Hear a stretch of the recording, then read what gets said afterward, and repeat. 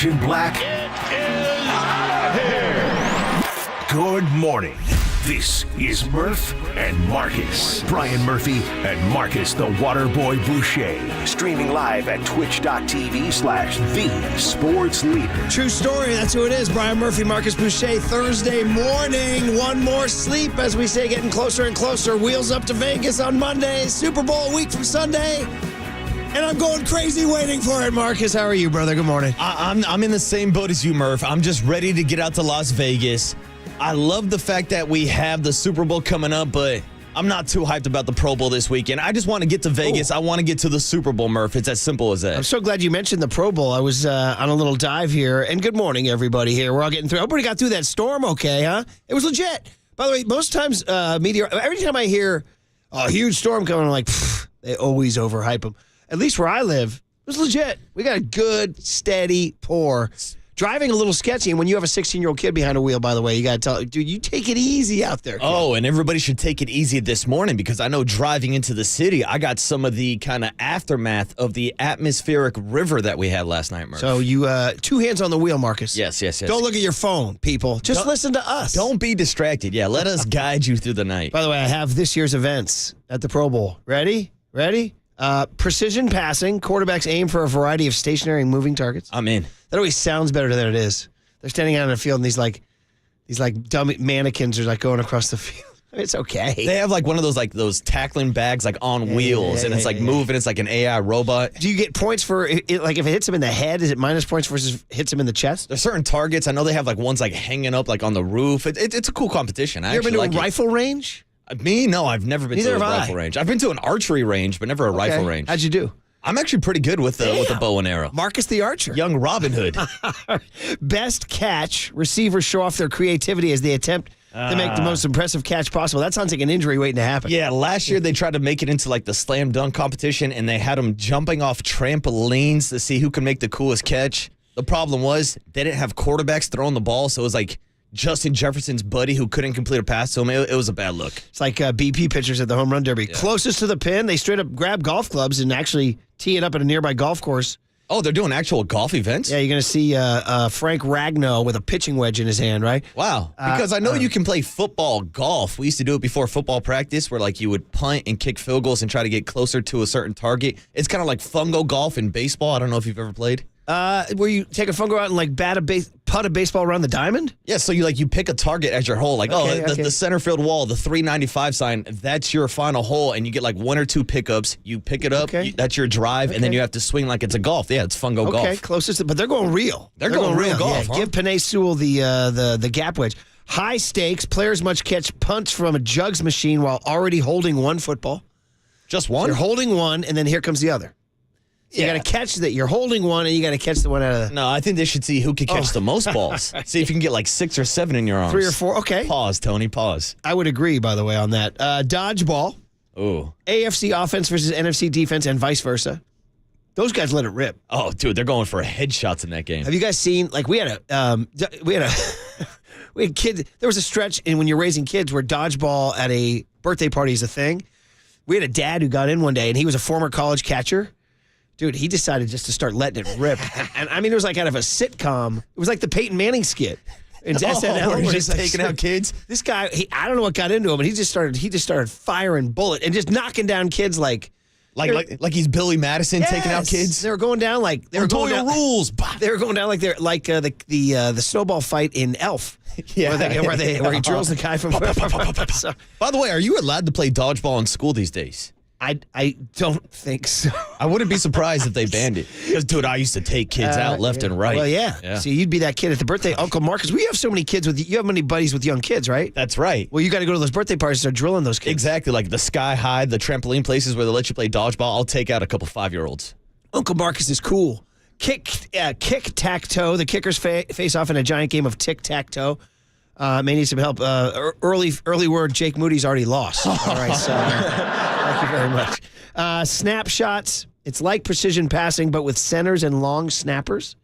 We're going to get some long snapper action, huh? Shout out to Tabor Pepper. Shout out to my guy, John Kondo, multiple-time Pro Bowler. Gridiron gauntlet, a relay race through an obstacle course. Oh, that one's kind of cool. They get everybody involved. Tug of war above a foam pit. Ooh. Okay. Where are we going, Squid Games? Move the chains. Teams of 5 linemen move 3,000 pounds of weights and a 2,000-pound wall across the finish line. That's the one. Now I'm excited. Did you used to watch World's Strongest Man on ESPN, brother? Oh, of course I did. Dude. Maybe some of the most underrated programming in the last 40 years. What was that big Polish guy's name that always won it? Ragnow or something like that? Oh, no, I just said Ragnow was the Lions guy. But it's like that.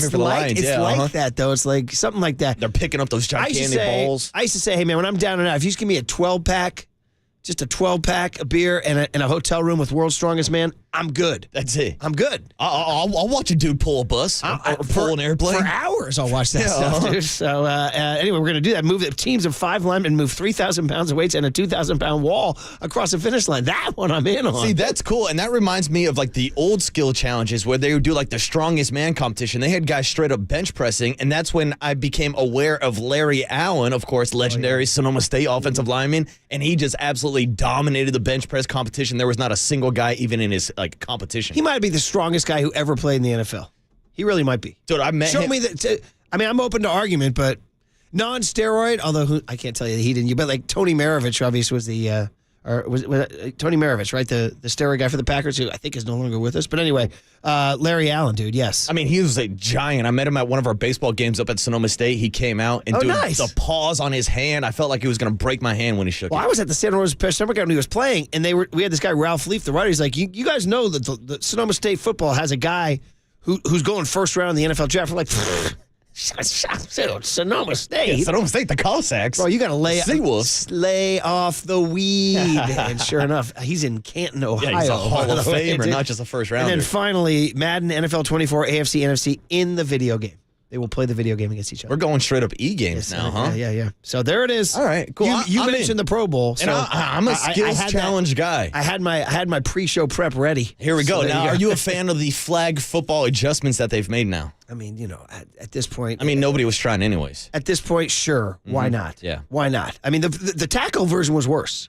The tackle version was like patently offensive. It was like, what are we doing, man? So might as well put flags on them. But that's the thing. Like, they used to at least try in the Pro Bowl game. Dude. Like when Sean Taylor was out here blowing up punters and stuff like that. Oh, it was legit. Because they played for money. And John Lynch talked about it on our show. Remember that? Did, yeah. He said you would run up a pretty big bar tab and you needed to get that money. And fourth quarter, they'd be like, bro, I brought my whole family out here and they went nuts at the mini bar. So I think actually last year when I was filling in for you guys on the morning show during the holidays, I asked John Lynch about the Pro Bowl and I asked him about the legendary Mai Tai story where he ordered a bunch of Mai Tais and he didn't want to go into it. Yeah, I was going to say, man. Yeah, sometimes you got the best questions when you don't ask. So yeah, he artfully danced around it. So anyway, how's your Wednesday night, buddy? It was good, man. It was chill. You know what I actually dove into? The NFL Network replay of Super Bowl 54. I dove in, Murph. I did my deep research and watched the 49ers loss against the Chiefs. Way to put is that, by the way, given your academic record in school, is this the first time you've actually done your homework ahead of time? I mean, Murph, I told you before, I do so much more homework for this show than I ever did in any part of my academic career. That is hilarious. I found my passion, Marcus's Murph. Teachers are listening right now going, where was this when I was asking for that assignment turned in? But now you found your passion. That's it, man. What did you see?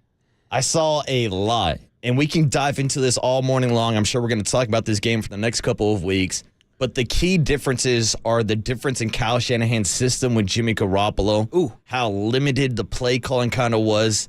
As Russell Wilson would say, Mr. Limited. Yeah, the lack of explosive plays. Like, it's noticeably different with Jimmy running the offense versus what we've seen with Brock Purdy. So that was my takeaway with the 49ers offense.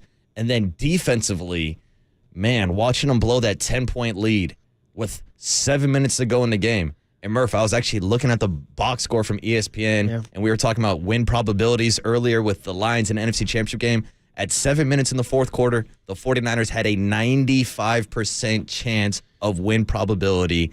And then Robert Saleh started playing soft defense. Then the 3rd and 15 conversion of Tyreek Hill. Then there's Sammy Watkins beating Richard Sherman.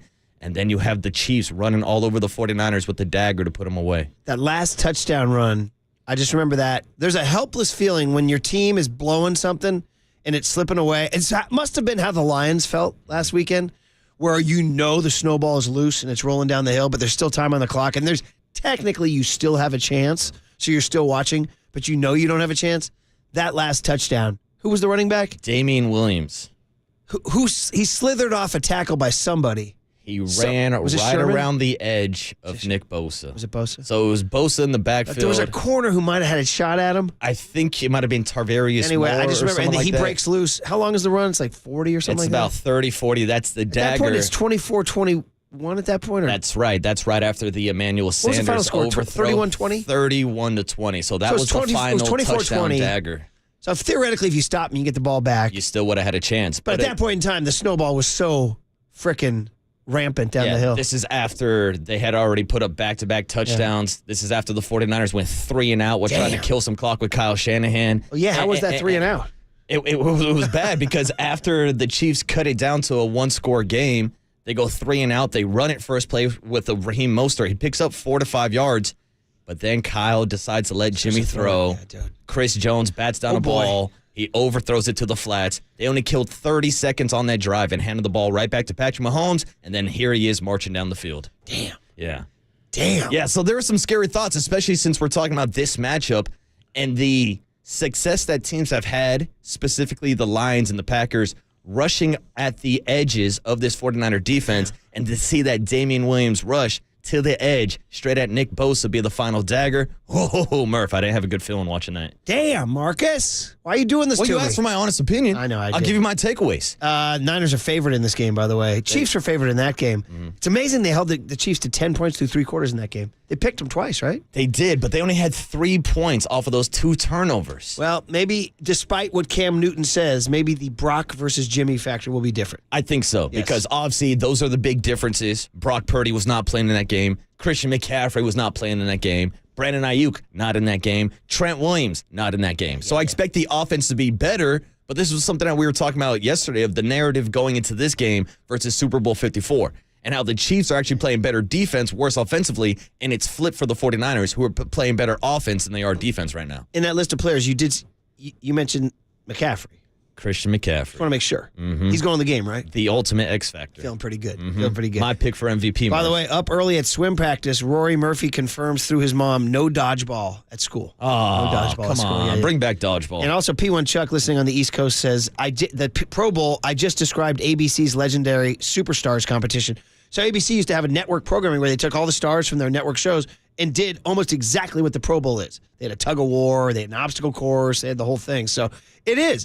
There is nothing new under the sun. They took ABC Superstars and made it the Pro Bowl. So I understand. We used to have famously Welcome Back Cotter's Gabe Kapler in like a 4x100 relay as the anchorman versus the Shirley from Laverne and Shirley. Dude, I'd watch this. Oh, it was utterly compelling. Sign and me I ain't up. gonna lie, that's the great unspoken for all the teenage boys was there were a lot of young, attractive ladies in shows back then. Three's Company, Farrah Fawcett Majors, and Charlie's Angels, and they had swim competition. I understand. You know what I mean? Yeah, I get you, so Murph. Things were happening. I get You know you. what I mean? Things were happening. I get you. All right, it is. By the way, happy February, everybody. It is February 1st. Do you know where your Blake Snell, Cody Bellinger, and Matt Chapman are? Where you see? All right, we'll get into that, obviously. 49ers Chiefs next Sunday, 3:30 kickoff. Niners 2-point favorites. We'll get into it. Hit the guest list on the other side on KNBR 104.5 and 680, the Sports Leader. Mr. Unlimited. Yeah, you gotta have a thought process of being unlimited. You gotta be unlimited. Tell them I'm unlimited. Richmond, shout out to you for supporting KNBR, Richmond's sports leader.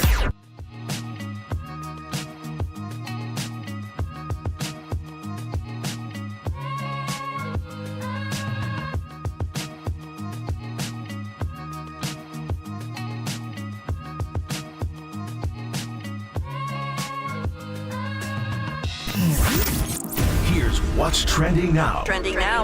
on KNBR.com. Steve Young stopped by the afternoon show yesterday with Tolbert and John Dickinson filling in.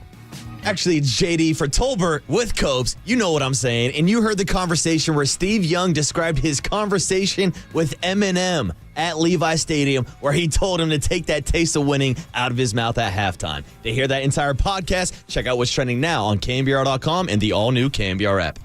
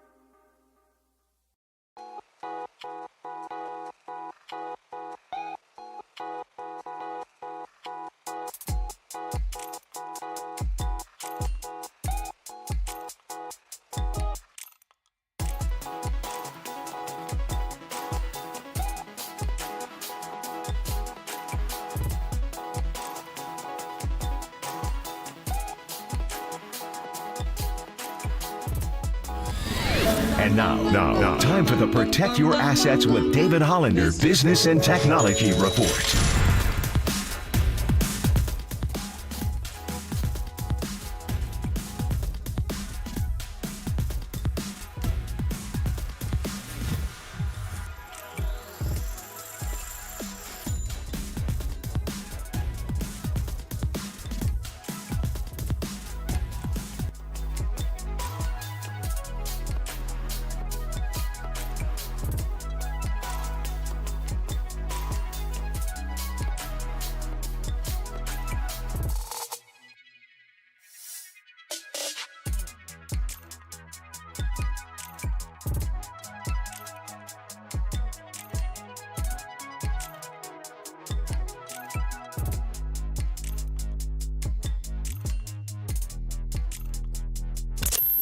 Murph and Marcus keep rolling on the sports leader and streaming live on YouTube at KNBR 1045. Yeah, it's too early. You can't. It's too early to get the taste in your mouth. I know, because when you haven't had success for so long. I know, yeah.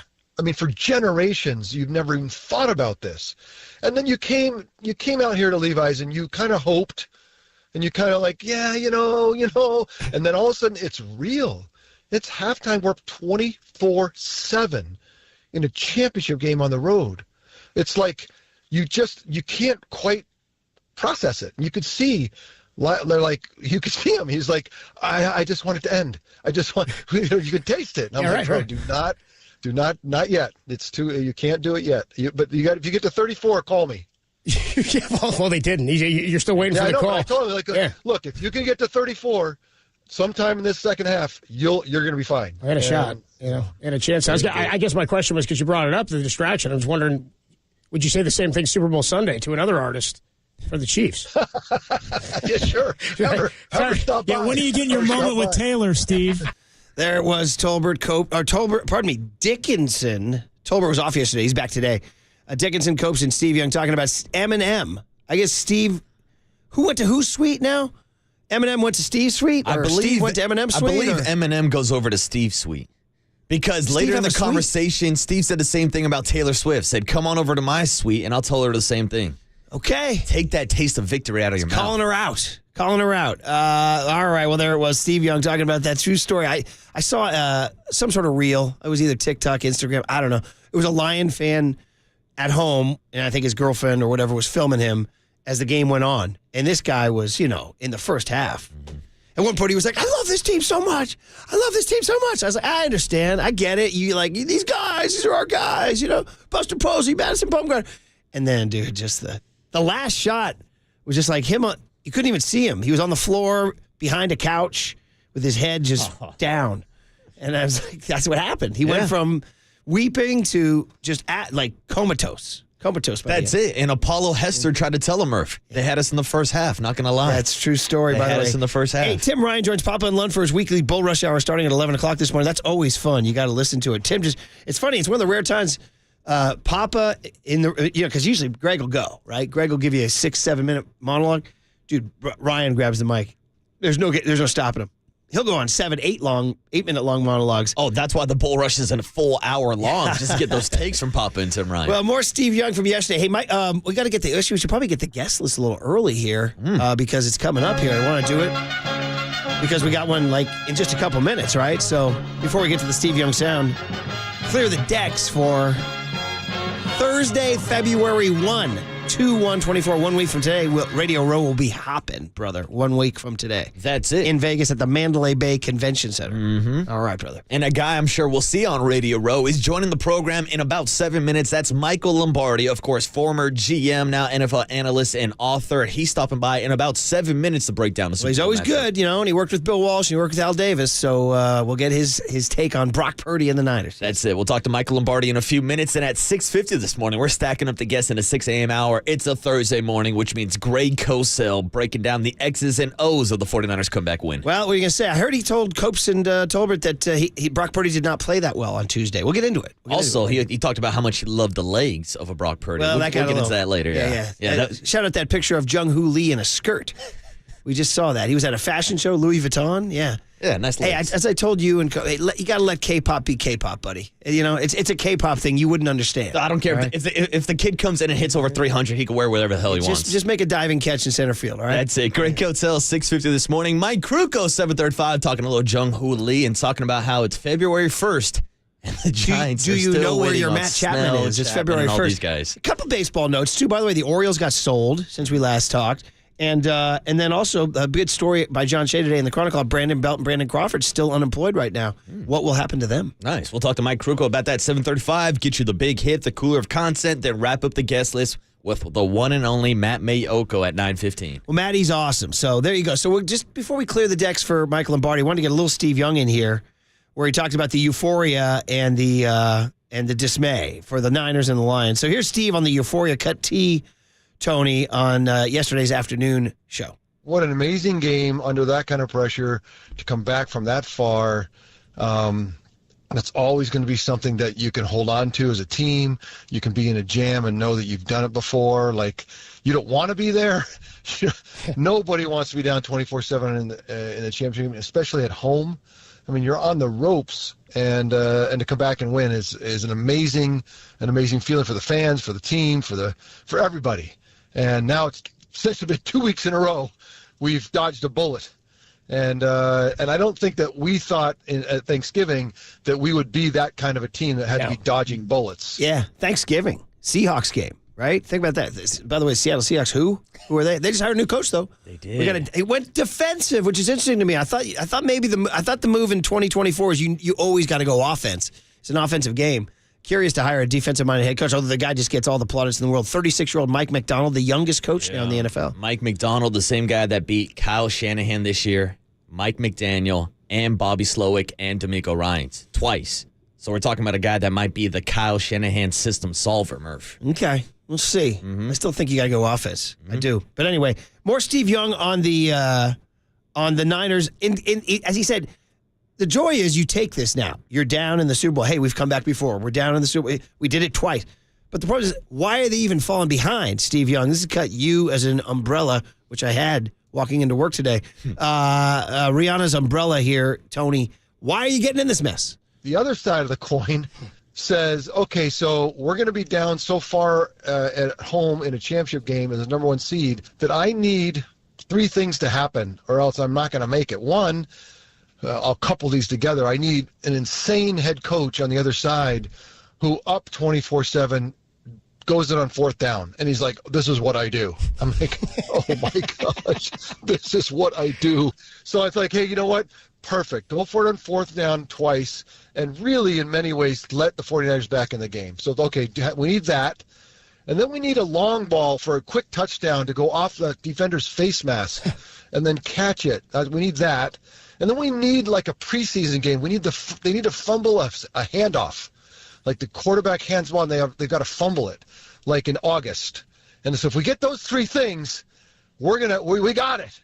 And we got them. And for all the good, there's a part of us that needs to, again, I said it last week after Green Bay, you've got to have the vulnerability and the honesty to say, how are we putting ourselves in this kind of a jam? Because we can't continue. Well, maybe we can, but I don't want to continue it this way anymore. Yeah, you got to be honest. Got to look in the mirror and say what's going wrong. As you talked about the run defense, setting the edge and all that. But to go back to my thing, he named three things. I told you, make three fewer mistakes than the other team, right? Simple as that. Fourth down go, the botched interception by Vildor, and then of course the fumble. There it is. All right, Mike Lombardi is good, and he's knows his stuff. He's been around the league a long time. He's got a great book out called Football Done Right. He worked with Al Davis, Bill Walsh. You see him, you hear him on ESPN, or was he NFL Network? Yeah, we'll figure it out. He's on KNBR. I know that. And he'll be talking to us next about Super Bowl 58 on KNBR 104.5 and 680, the Sports Leader. Purdy's legs and his pocket presence and his escapability. Oh, I think he has beautiful legs. Wouldn't you love to see him in a dress, Tom?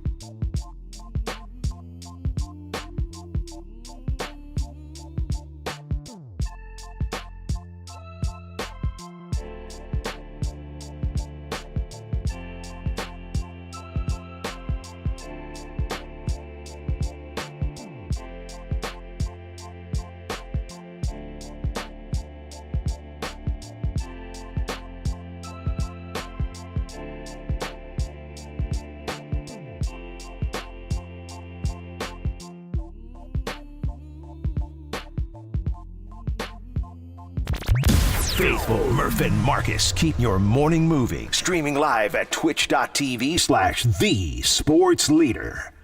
Every year we start, we know that's our goal. Every team usually talks that way.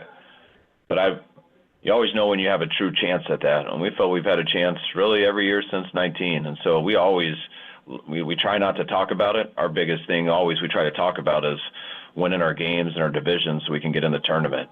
And then we look to the next thing with the playoffs and trying to give us our best situation in the playoffs. And kind of one step at a time, we kind of hit all those goals this year. And we just hit our second to last one last night, and we got one left. And Kyle Shanahan set to, of course, the umbrella we all had to use, my friend. So let's talk about it with really one of the great football conversations out there, of course.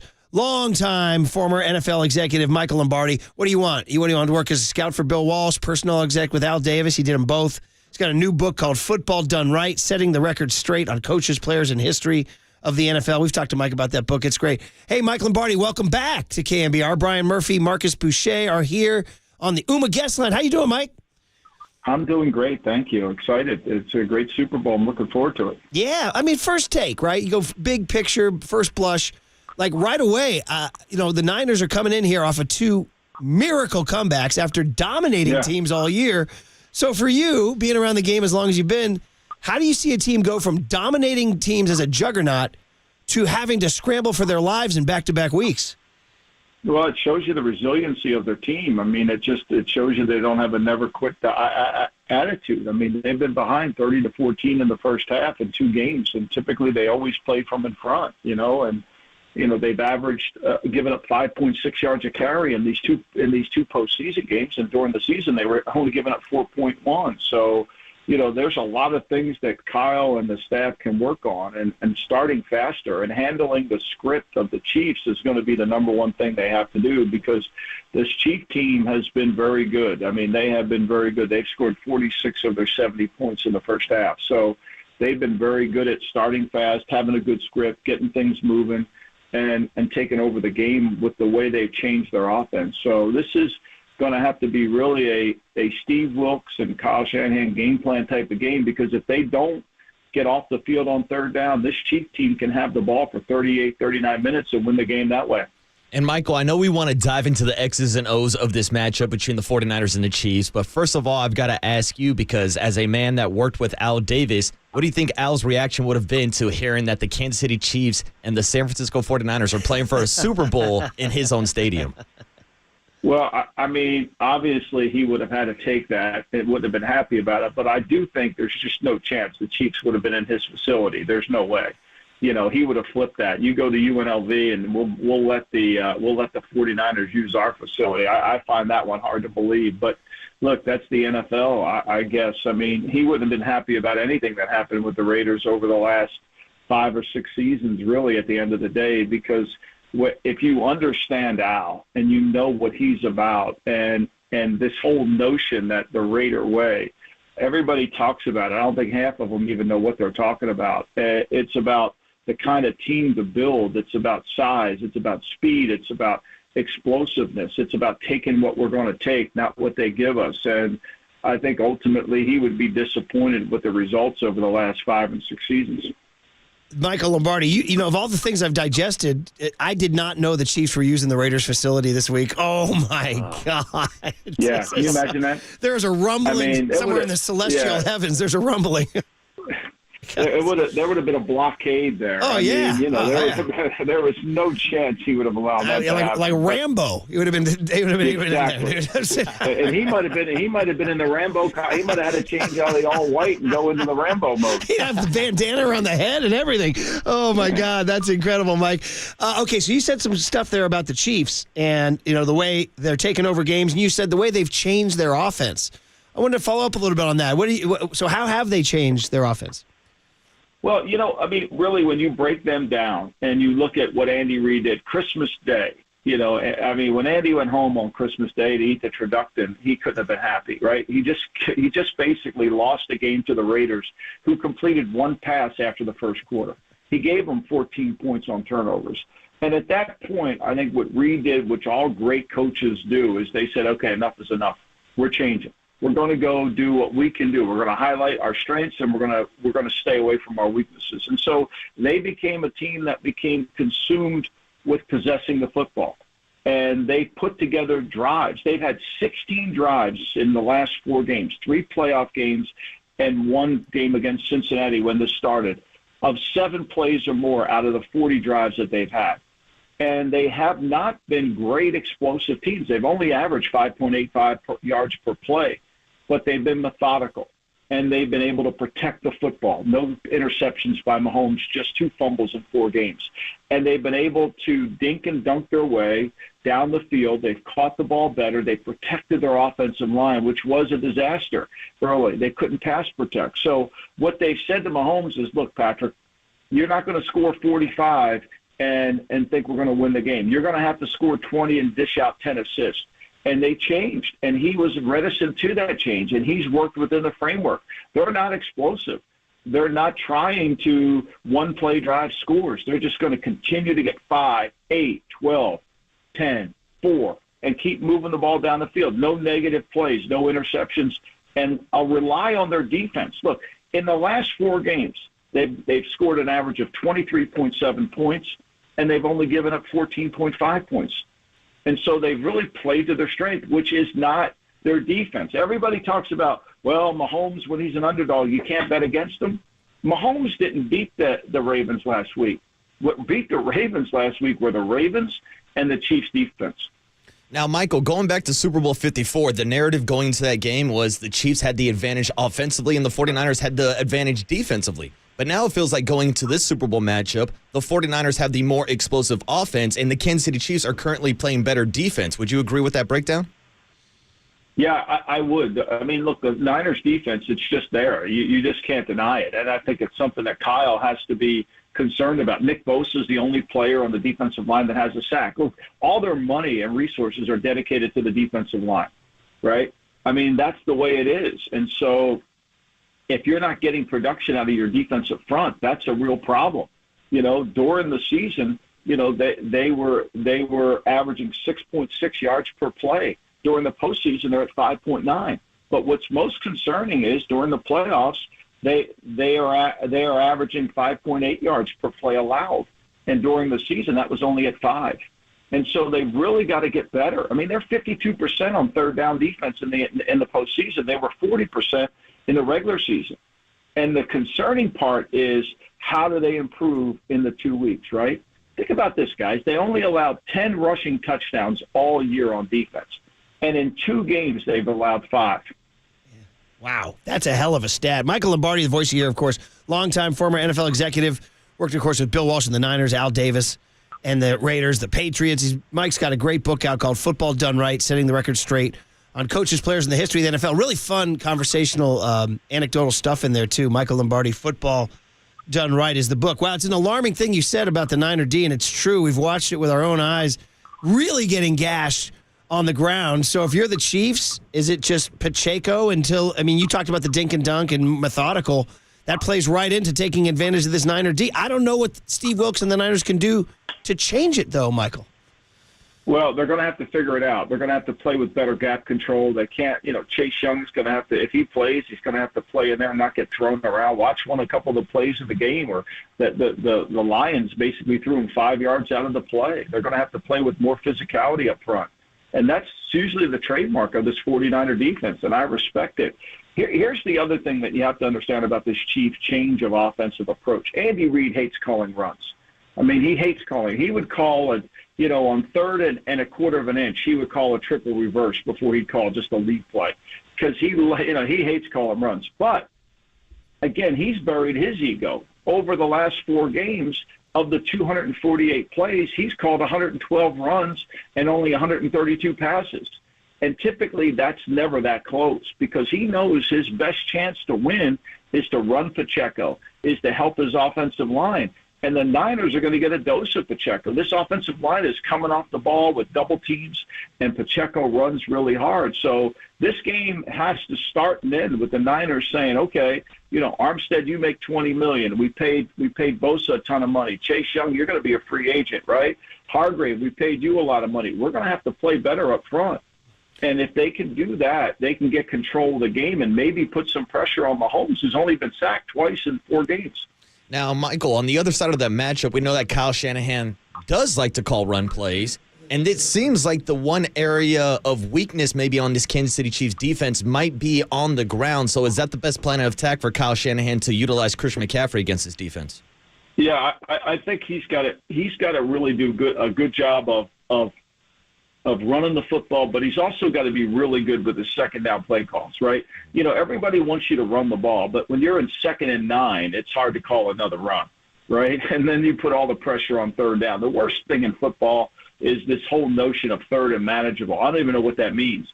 If you're a good 3rd down team, you convert 45% of the time, and that means you're giving the ball back to the defense 65% of the time. How is that manageable, right? So the best teams play what I call Canadian football, which is get 1st downs and 2 downs. And this game is going to really have to be Kyle's best second down call sheet. What does he do on 2nd down? Look, the Lions said really to them, that Lions said to the 49ers, we're not going to mess around with our formations. We're not going to play a guessing game here. We're going to line up with big people, and we're going to push you back. And we're going to see if you can beat us in the secondary if we push you up front. If your guards don't block better than they did, we're going to be in Purdy's face all day. And for the most part, they were able to do it. Now, as the game wore on, they got control. But I think that's going to be the Chiefs' recipe. Right. Remember the last game, guys? Garoppolo, they got a 10-point lead. They scored off the Tyreek Hill incredible play and the pass interference in the end zone. Right now it's a 3-point game, and they're in a 3rd down. And what happens? Chris Jones pushes the guard back into Garoppolo's face on an easy throw. It should have been a 1st down, and it wasn't. That's the game right there. That was the game then, and that's going to be the game on Sunday, is how this offensive line stops the inside pressure of the Chiefs. It's interesting, Mike Lombardi. We could talk to you for hours. I know we got to let you go, but Michael Lombardi, of course, longtime NFL exec, Football Done Right is his book. And you know, I wanted to follow up on that O-line, but because we're running out of time, we can't let you go without a comment on Brock Purdy. Obviously, every American, Taylor Swift's got a Brock Purdy take, I think, you know? And here he is. So, I mean, it's like I almost just want to kind of throw it out there. What's your opinion of Brock Purdy as a quarterback? I think it's the most ridiculous conversation of all. I don't understand it. America loves a comeback story. We love the underdog who reaches great heights. But poor Brock Purdy can't get that. I say this all the time. Kurt Warner, you know, he goes from the Packers as a free agent, works in a supermarket, goes to the Arena League, is a 3rd-string quarterback on the Rams, and then comes from behind and leads them to a Super Bowl. And we love the Kurt Warner story. Nobody called Kurt Warner a game manager when he had all those great players on the Rams offensive team. No one said that, right? They just loved him. Oh, what a great story, Kurt Warner. Poor Brock Purdy, he can't get any love. The guy's a good player. The guy is a really good player. If you don't think he's a good athlete, watch his run to tie the score up at 24-24 when Brian Branch is chasing him and can't catch him. Like, I think it's completely it's unfair to Brock Purdy. He's a really good player. He'll be a good player next year. He's going to be a good player in his career. I don't care he's a 7th round pick. I don't care he's Mr. Irrelevant. I'm just watching what I see, and I see a really good player. And I see a guy that saved their draft. Because if you go back through that draft, if they don't get Purdy in that draft, they're in a lot of hard time. And so, to me, I think it's a ridiculous narrative started by the worldwide leader who can't make up their own mind. Oh, love that rant, Michael. I'm going to bottle that and play it every day. Good stuff. I mean, listen, on the way out, it's just like some radio tradition. We're not on radio yet, but who you got? I mean, I'm still going through it. I just think the Niners have to play better. I think they can. I think the style, Kyle will be able to attack them, and I think this style will make it a close game. And I hope the 49ers can win it because, to me, you know, it was my first job. I'm rooting for them, so my heart's with them. I love it, Michael, and you're right. It's too early to make a call. I got you. Hey, great conversation. Everybody go get the book, Football Done Right, because it has all sorts of wonderful football historical observations, arguments, comparisons, and lists. Football Done Right by Michael Lombardi. Michael, we love the chat. We'll look forward to the next one down the road. Appreciate you. Yeah, thanks, Michael. Thank you so much. Yeah, that was really, really Teresa's red meat. And I mean, we're going back-to-back Lombardi and Cosell. I mean, what more do you want? What do you want? You got some science. We're blinding you with science, y'all. All right? And by the way, a listener checked in. We'll react to a lot of that stuff he had to say around 7:15. But we got to get to Cosell. And a listener wrote in on the obvious rejoin for Cosell, and it's coming up on KNBR 104.5 and 680, the sports leader.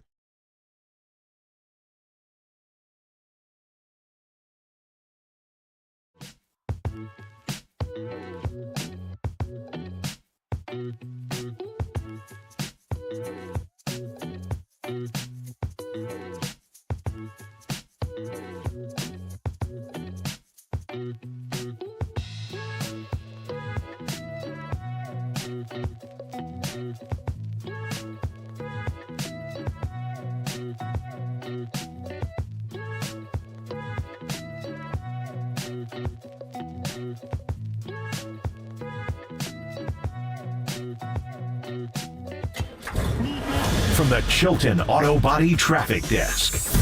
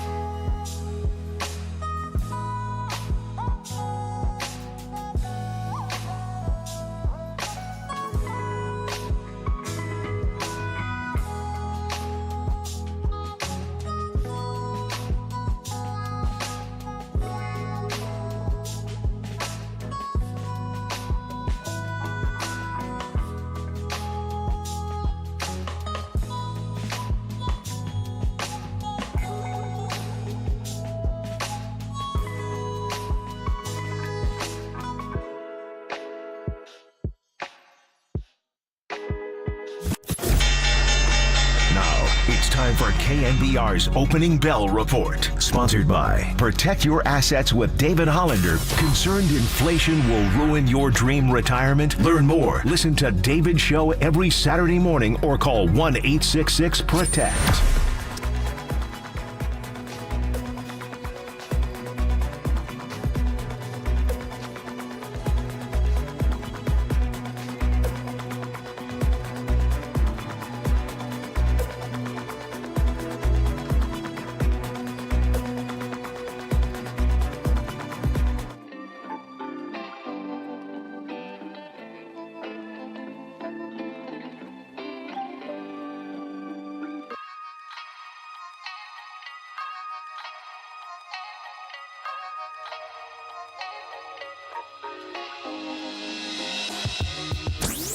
Faithful, time for Murph and Marcus to talk game tape with Greg Cosell of NFL Films and streaming live on KNBR.com and the KNBR app.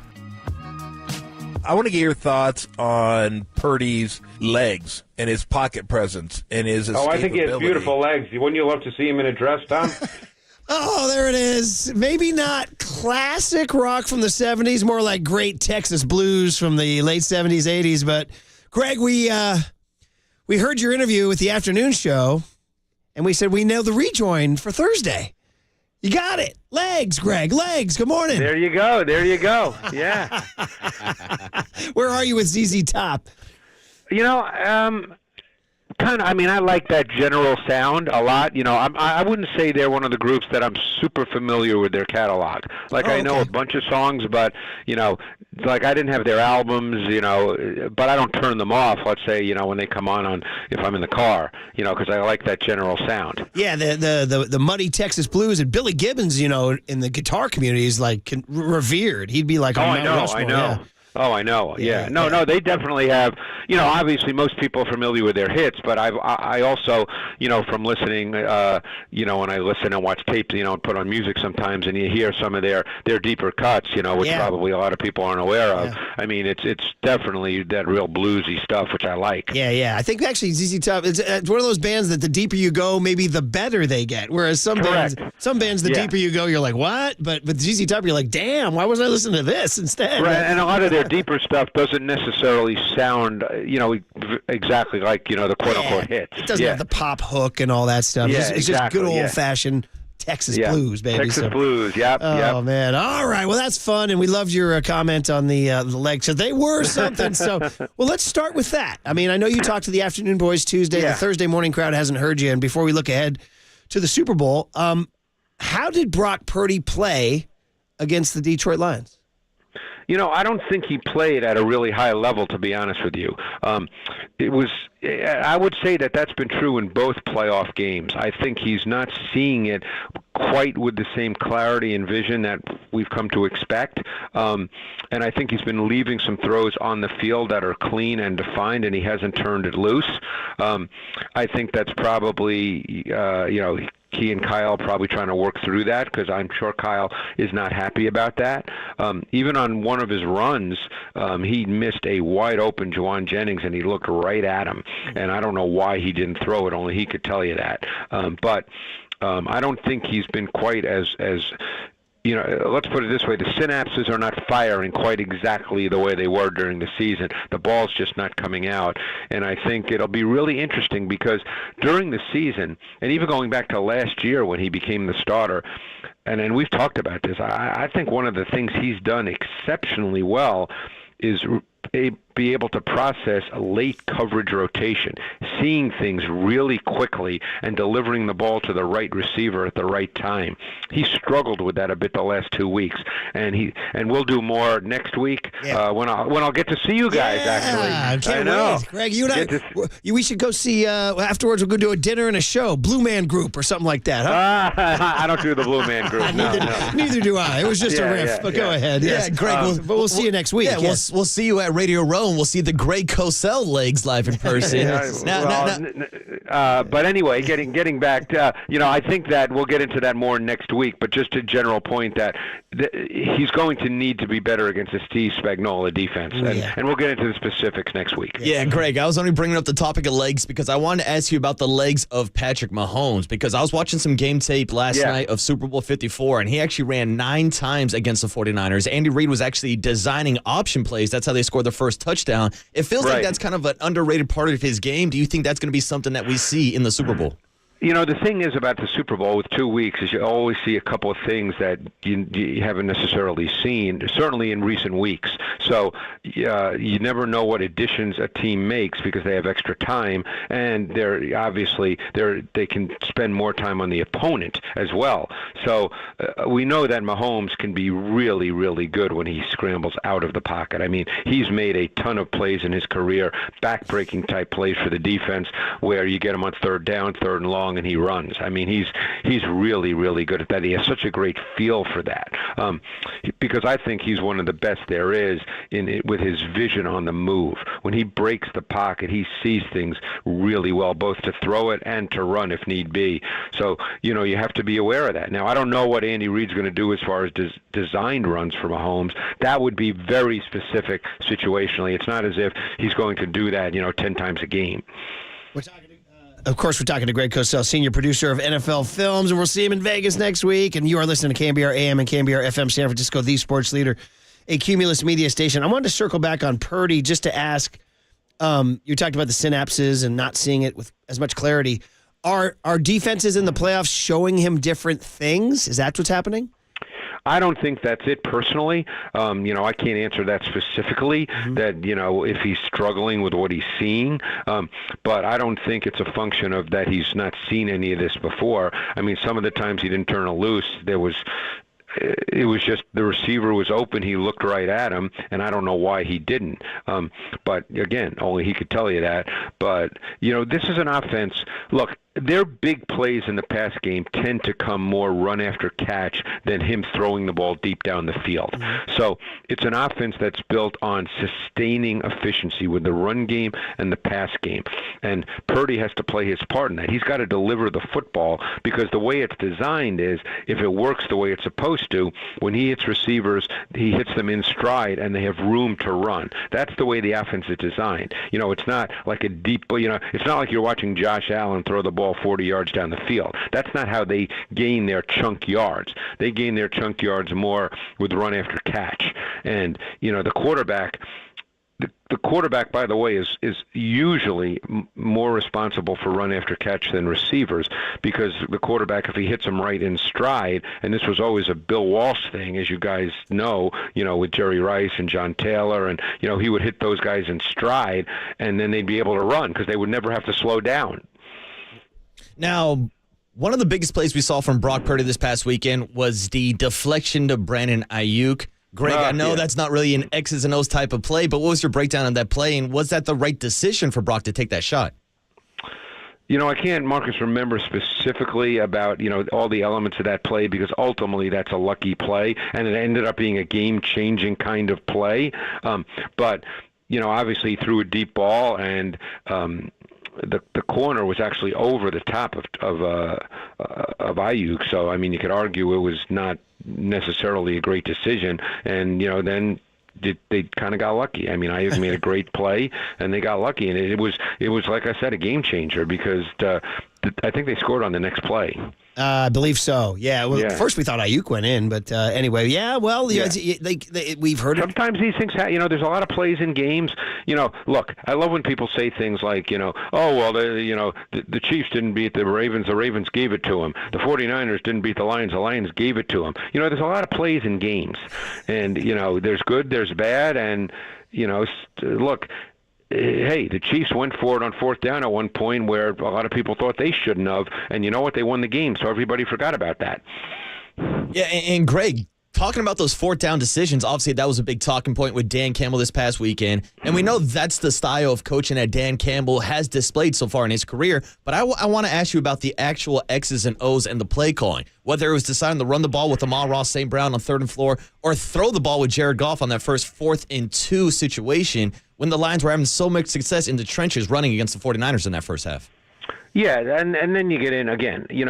Look, To be totally honest with you, Marcus, I'm not one of those people. I keep Twitter open when I'm watching these games more as comic relief. And smart people say really stupid things, on Twitter. A lot of guys I know who are smart, good football guys, do it the right way. And then you get into, their response to a specific play. And I always find that really kind of humorous. I mean, I thought the 4th and 2 play, if I'm remembering it correctly, the 4th and 2 play, I thought the 49ers did a great job on defense. That's the one where he ended up rolling out to his right and throwing an incompletion. That's the 4th and 3, the second one. 4th and 3, the first second one was he had a pass to Josh Reynolds. Yeah, which should have been caught. Right. And don't forget, Reynolds should have caught a 3rd and 9 later in the game on a crosser where he was wide open. So, I mean, these are that, as you get later in games, just before I get back to that 4th and 3, because I thought there was a great job of the Niners defense, and I'll tell you why in a sec. But as you get later in games, individual plays take on a greater relevance and significance because there's fewer plays remaining. Then you can start talking more about individual plays. But that 4th and 3, I thought that was great defense by Wilkes and great execution because they showed man coverage pre-snap. And Goff actually, I believe he checked to a play based on the fact that he read man, and then they dropped out into zone, and he did not have a throw. And then the TT stunt, the tackle stunt, got to him, and he had to run out of the pocket. And we all know, as good as Goff is, his game is not running out of the pocket. So I thought that was a great defensive call by Wilkes and great execution by the players. Well, that was a great defensive call. We're talking to Greg Cosell on the Yuma guest line. The thing on the defense that is worrying every 49er fan and maybe is showing up huge on your film is the rush defense. Without question. And the numbers are 182 rushing yards for Detroit and 136 for Green Bay. I guess, what everybody's pointing to, Greg, out here is the film on the Gibbs touchdown where Chase Young is jogging. Oh, yeah. Near him. Yeah. And but that's not, that's a problem, but that's not the issue with the run game. That's just sort of a symbol of what is the issue. What's going on? You go through those first 2-3 possessions by the Lions where they just marched right down the field and the run was really effective. The interior of the 49ers D-line, guys, was just getting moved. They were just getting moved. And when the D tackles get moved, they end up in the lap of your linebackers, and then your linebackers can't make plays. So that was happening way too much. And that's something, given the quality of the players. I mean, Hargreaves a good player. Armstead's a good player. Kinlaw's a quality player. This shouldn't be happening. And there, and we'll get into the more specifics of how the Chiefs run the ball next week. But in general, if your defensive tackles are being moved in the run game, you're not going to stop the run game. Now, sorry about jumping in there real quick. Just a memory lane here. You know what it reminded me of, Greg, was in 92 and 93. When the Niners got toppled by the Cowboys, Mark Tuinei, Nate Newton, Mark Stepnoski, John Giesick, Eric, that O-line in front of Emmett, that's the last time I can remember feeling so helpless as a 49er fan. Yeah, that was a great O-line. Great O-line. And that's what it looked like with the Lions. Yeah, no. And of course, I was amazed that Steve Wilkes was even, still on the staff after halftime. From looking at Twitter, he should have been fired at halftime. Yeah. I mean, I was amazed he was actually there. Right, but Greg, from a defensive standpoint, then what was the main kind of second half adjustment that Steve Wilkes made? I heard him talk about switching to more of man coverage in the second half. A couple of things stood out to me on tape. Clearly, the defensive line played better, number one. The Lions also ran the ball less, and again, that now you get into why they chose to do that. I mean, the game started to turn. There's always a feel to these games. And look, I'm sitting in my office watching tape that's very antiseptic. I'm sure when you're on the field, there's a feeling. Even if you're a fan in the stadium, there's a feeling. And then, coaches do feel a sense of, hey, we have to score here. We have to do this here. And all this is somewhat pre-planned. They know what they're going to call, but you start to get a different feeling. But anyway, getting back to two things besides just better D-line play, they did play a little more man. It wasn't dramatic, but they did play clearly a higher percentage of man coverage in the second half. And the other thing they started to do as far as pass rush, which they did not do much in the first half, was stunting. They started stunting a lot more. different kinds of stunts, and it was very, very effective. And that's something when they've chosen to do that, they've been very effective doing it, and that was a meaningful part of what happened in the second half on their defense. Well, as you know, we had your buddy Michael Lombardi on prior to you, and it's just like some of this is coming down to D-line just got to play better. That's it. Like, you know, I mean, it's like they got to push more. They got to stunt. They got to just. Well, they have to win more. You say that, you know, and Mike's obviously really good. He knows his stuff. But you know, look, at some point, football does come down to matchups. I mean, yeah, I remember, you know, a number of years ago, just talking to different guys who, you know, do games on Fox and CBS. You know, I'd get to talk to some of these guys, and I'd always say to them, "What's the first thing you look at when you prepare?" Because I don't do games like that. Obviously, I sit and watch tape, and the number one thing is individual matchups. You know, at some point in the league, you can have great tactics, great scheme, all that great stuff. But at some point, there's individual matchups. And if you're getting beat with individual matchups, you're going to have a tough time winning games. And what happens is fans or you know, whether it's people on Twitter or fans, whatever, think that if that's happening, it means the coach has a bad game plan. You know, you know how it works. There's three things that happen when teams aren't winning. There's three reasons that immediately start being thrown out there. Bad game plan, bad play calling, refs are against us. Those three things, people say that reflexively, and they know nothing about any of those things, but that's what they say reflexively. Yeah. Go ahead. Yeah, sticking on the defensive line, I wanted to ask you about Nick Bosa, who had 2 sacks this past weekend. Obviously, was getting pressure on Jared Goff, but outside of Nick Bosa, there hasn't been a single sack from this 49ers defensive line. So what's been your breakdown of the D-line so far this postseason? Well, I think Chase Young, and again, this is a tape point. You know, people might think this is a hot take. I don't do hot takes. I watch the tape. He's been a major disappointment as a pass rusher, Chase Young. He looks stiff. He's upright. He's not really been able to generate pressure in those one-on-one matchups we just spoke about. And I'm sure when they traded for him, they figured he'd be the bookend to Bosa, because Bosa looks good, but they just have not gotten much at all from a pass rush perspective from Young, nor have they gotten anything from Randy Gregory. So there really hasn't been anything on the other side of Nick Bosa. Man, that's a tough fight. You know, it's funny with the Cleve-Furl injury. You know what? He played really well for them. Yeah, and Bosa himself said, he didn't call out his teammates, but he said he gave max effort on every play, and he really did a good job setting the edge and run. And maybe that's a bigger deal than we 49ers fans realize. Oh, he was really, really good. I mean, he's not a pure pass rusher, you know, and that's one reason why, even though he was once the 4th pick in the draft, which was probably a disservice to him, unfortunately, but he's going to be one of those guys that plays in the league for 10, 12 years, and there'll always be a place for him because he's had a really good year with the Niners. I know he's on a 1-year deal, so who knows what happens next, but he's a really solid player for this team. Like I said, not a true pass rusher, but Young has really not given them, you know, what they expected. Hey, wrapping up here, Greg, it's great, and I can't wait for next week. We're going to really get into the Chiefs and the Niners, and that is the return of Deebo Samuel. I wondered if because it was the big deal was, oh, man, they played Green Bay without Deebo, and that affected them. When they got him back, did you see a difference?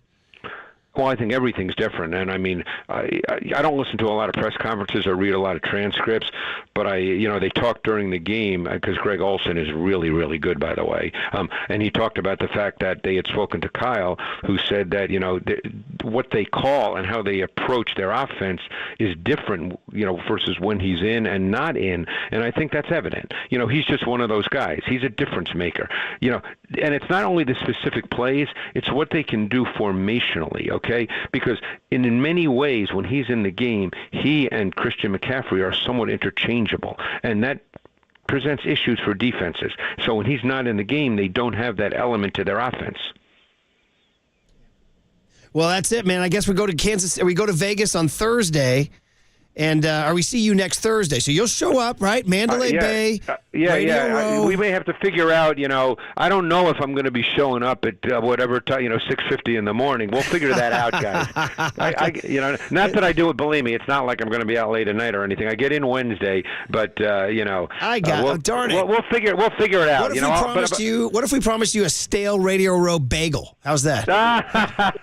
But only if it's stale. Otherwise, I know. Because I remember last time we saw you was Miami, And I think it was, and that's an East Coast time zone, so it was 9:50, right? Yeah, that was the Chiefs 49ers game, right? Yeah, and then I distinctly remember seeing you in New Orleans too, and that was 8:50. So 6:50 Pacific time zone. Yeah, that's a tough one. So everybody's going out for you guys, huh? But station, every show. I'll get to meet Tolbert. I've never met Tolbert. Oh, he's the tall one. Yeah. Well, that I knew. Believe me. And speaking of legs, he'll be in shorts. Yeah, he'll show off his legs. Well, he said that he's always in shorts. That's it, 365. Christmas morning. Yeah. Christmas morning, he's walking out to the tree in shorts. All right, Greg, well, we always ended on music. I've been thinking about you because I do have Sirius XM. Because when KNBR goes to commercial, I have to bop over. Right. And I know this is unpopular with some, but we talked about this. But did you know there's a dedicated Billy Joel channel right now? Of course, that's what I've been listening to nonstop since it came on. 79. And he actually has his first new song out since, I think, 17 years. I didn't know that. But by the way, and I did say this with respect. I saw him at Madison Square Garden. I love him, memories, the whole deal. That might be a guy who the deeper you get, maybe it starts to wear a little thin. Not for me. Okay, interesting. I mean, there's a lot of those songs that are not probably as well known that I think are great songs. Okay, well, we'll have to discuss over a cocktail in Vegas. We can over a stale bagel. Over a stale bagel. Can't wait to see you. We hope you'll be on East Coast time. You'll be up. You'll be pacing around. I get in Wednesday. I'm due to land Wednesday, I think around 10:30, in the morning, and then I'll probably head over there then. But you guys may be gone by that point. Yeah, but by Thursday morning, your body will have you up, and you'll have no choice but to come on down. You're probably right. I'll probably wake up at 4 in the morning and go, okay, I'm ready to rock and roll. Yeah. All right. Well, we'll look forward to it either way. Always enjoy it. Can't wait. Thanks, Greg. All right, guys. Appreciate it. Thanks. Greg Cosell in Vegas next week. Super Bowl in the Pacific time zone messes with the East Coast. Oh, big time. Those East Coast dudes don't know what to do when they come out to the West Coast. Yeah, especially like morning shows. They're like, no, I can't do that. It's 6:50. I can't do that. It's way too early. Welcome to our life. Well, wait, back to back, Lombardi and Cosell said some really good stuff. Let's dive into it next on KNBR 104.5 and 680, the Sports Leader. What if we promised you a stale Radio Row bagel? How's that? But only if it's stale. American Canyon, shout out to you for supporting KNBR, American Canyon's sports leader.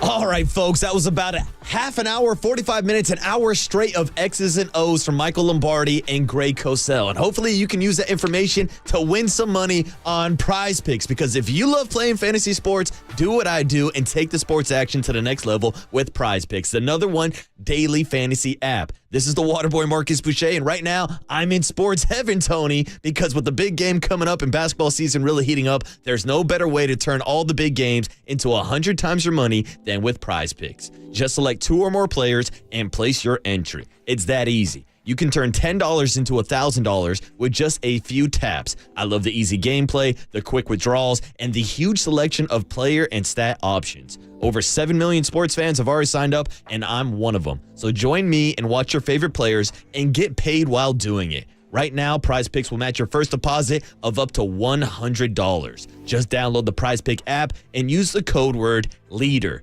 That's code word LEADER. Prize Picks. Pick more, pick less. It's that easy. From the Chilton Auto Body Traffic Desk.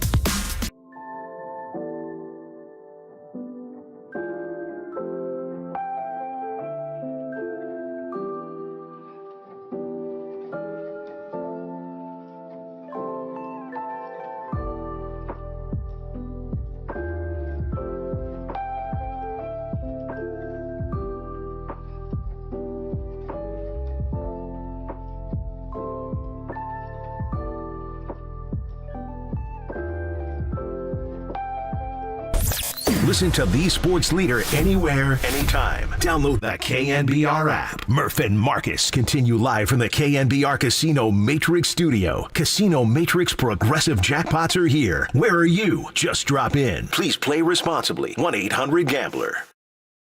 This game has to start and end with the Niners saying, okay, Armstead, you make $20 million. We paid Bosa a ton of money. Chase Young, you're going to be a free agent, right? Hargrave, we paid you a lot of money. We're going to have to play better up front. And if they can do that, they can get control of the game and maybe put some pressure on Mahomes, who's only been sacked twice in 4 games. Well, there's a lot going on here in this rejoin. Turn that up there, young boy. That's the clean version? All right.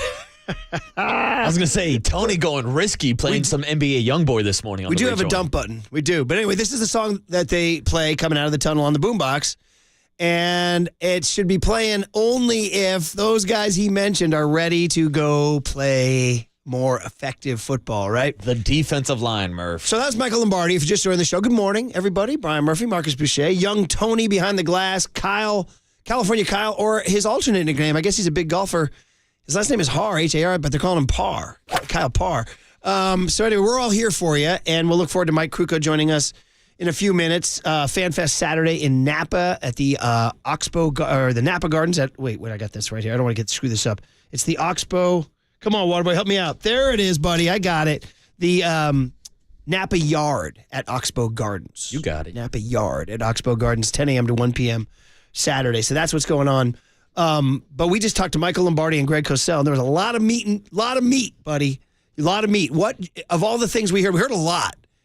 What jumped out to you the most? Because you just heard that, where Lombardi talked about the D-line on film. It ain't good. And the answer of how does it get better is not overly technical. It's having to win your physical matchup one-on-one. That's it. It all goes back to what Nick Bosa was telling the boys at halftime. Do your job. We talked a lot yesterday about gap responsibility and how Bosa and Chase Young have got to set the edge on the outside. And if they're getting down blocked by wide receivers, then somebody else has to step up and fill those gaps and force the boys back into the kind of momentum in the middle of the field. But the stat that kind of blew my mind that I didn't really put together that Michael Lombardi told us is that during the regular season, the 49ers only allowed 10 rushing touchdowns, which I knew that, but I didn't realize that they had allowed 5 rushing touchdowns in their 2 playoff matchups against the Packers and the Lions. It has been, the word that you keep coming back to is gash. Yeah. They're just getting gashed. And Cosell talked about it too. He said, guys, they were getting physically manhandled up front. Now, the Chiefs O-line, while good, is not, I think that Lions O-line is one of the best in the NFL. And this is something actually, just quick digression from the Cosell Lombardi answers, is something to talk about as 49ers fans and community, is how Kyle and John have built their O-line. And, hey, Kyle, hi, John, you're listening right now. They have not invested their resources in the offensive line. And that's an interesting strategy because, as we know, it's one in the trenches, baby, line of scrimmage. Look at the 5 offensive linemen. Okay, Trent Williams, left tackle, obviously. They traded for him. It wasn't a huge trade. What did they trade for him? A second and a third, was it? Or I think they got him for a better value than that. I think it was like a third and a fifth. Well, so, they got Trent Williams handed to him. By the way, the Washington Commanders joined the Boston Red Sox and Carolina Panthers on franchise probation. Red Sox traded Mookie Betts. Panthers traded Christian McCaffrey. Washington traded Trent Williams. You guys are like relegated for you can't show your face for 5 years when you trade those players, all right? Washington traded Trent Williams for a 5th-round draft pick in 2020 and a 3rd-round draft pick in 2021. Bro, that's criminal. Like, we talk about the highway robbery of the Christian McCaffrey trade. No, the Trent Williams trade is what we should be talking about. Okay, more. So to the point is, though, the Niners didn't have to invest a huge resource in that. They stole him. Left guard, Aaron Banks. Okay, that was a 2nd rounder. That's a pretty significant investment. That might be the highest investment. Center, Jake Brendel, I don't want to say got him off the street, basically. He was kind of bouncing around. Right guard is split between Burford and Feliciano. Burford was a 5th rounder, I believe. Mm-hmm. And Feliciano has he's just a journeyman, yeah. And listen, a good player. And then right tackle Colton McKivitz was a 5th or 6th rounder. Yeah, who originally, I believe, got cut from the 49er team and had to work his way back onto the roster. Yes. So they have not invested in gigantic, like the Lions went for it. Penei Sewell is a 1st round. You got it. And I'm wondering how that philosophy. So they put their money in They got, they traded a bunch for McCaffrey. They drafted Ayuk in the first round. They're a team that has spent its contracts on star players on the edges more than the trenches. Well, it's interesting because defensively, they have invested in the trenches. Yeah. Probably more than any other area on this team. Since John Lynch came in and took over as the GM of the 49ers, whether we're talking about Eric Armstead, DeForest Buckner, Solomon Thomas, like all these guys they draft. But even on this current roster, look at all the first rounders. Bosa first rounder. Yes. Chase Young first rounder. Cleve Furrow comes over from the Raiders. He was a first rounder. Hargrave was a huge addition this offseason. Like Eric Armstead, I just named first rounder. They have so much depth. At least that's what we thought about this defensive line. That's why it's surprising that they're the ones being moved around when you invest in guys like Javon Kinlaw or whoever's out there in the middle of that defense. Absolutely. And so there's going to have to be, you got to show up. You do have to show up. They paid Javon Hargrave a lot of money here too. 707 says on the Golden State Lumber and Building Materials text line, there's been no fire ever since the Eagles collapsed in the regular season. Niners have been skating into the Super Bowl, and he says, and they'll be fine. As if so the Niners are just like, without the Eagles, we're fine. Time to turn it on, Murph. Okay, all right. That's one way to go about it. 209 on the Golden State Lumber and Building Materials text line says, I think giving Kinlaw more run in the second half was a game changer. Armstead was getting blown off the ball. It's funny because Kinlaw has been a guy who, I watch him a lot. He gets pushed back. He does, but that's the thing. We see flashes from Kinlaw because he's so damn big, so strong. He's got such a strong lower half. When he can keep his pad level low, sometimes he will get some penetration on the guard, but you just can't bet on him to be consistently good in the run game. 209 says maybe Kyle believes he can scheme up runs and open wide receivers to get open, thus O-line is not as important. And 650 reminds us the Niners did spend some resources on an offensive tackle, Mike McGlinchey. Yeah. First rounder, top 10. Then he walked away and got paid by the Denver Broncos. So anyway, for me, of the Lombardi and Cosell conversations, the one that was interesting to me was about the Chiefs and how, and you've talked about this, you've asked this question of many guests this week, how they're not the same team from 2019. Not at all. There ain't no Tyreek Hill. And they have changed their offense. They are no longer the explosive, mighty, dangerous Chiefs. Lombardi actually used the words dink and dunk. And he said they become a time of possession, 5, 7, 5, 6, 5 yards team. And he said that's the danger is that they'll come out with a script and they'll control the ball on the clock and then they'll control the game. So Lombardi is basically saying that Patrick Mahomes is a system quarterback. Game manager, He's buddy. a game manager. I'm not even joking. On ESPN he the other is. day, they had the headline, is Patrick Mahomes the best game manager in the NFL? Well, he said, as Lombardi's take was, Mahomes did not beat the Ravens. He scored 17 points. By the way, yesterday I think I said the Ravens scored 7. They scored 10. That gnawed at me when I was going to bed last night. I was like, and listen, I make a mistake every segment, but that one hit me. I was like, damn, they scored 10, not 7. Anyway, they only scored 17 points. Now the Ravens D, Mike McDonald, new Seahawks head coach, of course. Have to deal with him. You say he's the Kyle Buster? I think he's the Shanahan system solver. Well. He beat Kyle Shanahan this year. He beat Mike McDaniel in the playoffs when they took down the Miami Dolphins. And they beat D'Amico Ryans and Bobby Slowick, who, of course, is from the Kyle Shanahan coaching tree, twice this season. We got egghead showdowns in the NFC West now. Yeah, I'm saying, man. He might be the stopper. The Kyle Whisperer or whatever, or the Shanahan stopper. But it is interesting to think of the Chiefs as a team that is now, and you brought this up many times now, they're defined by their defense and not their offense. It says Mahomes, but not really Mahomes. No, they've been winning games with their defense all year long. Like, this is the statistically worst year of Patrick Mahomes' career offensively. Yeah. He's not putting up the same numbers, whether it's the personnel around him, no Tyreek Hill, no Sammy Watkins, guys like that are gone. I asked a question the other day to Sam Farmer about the departure of Eric Bieniemy. Because there was a lot of talk about Eric Bieniemy getting a head coaching job. Obviously now, I believe he's still with the Washington Commanders. That might be a different situation for another day.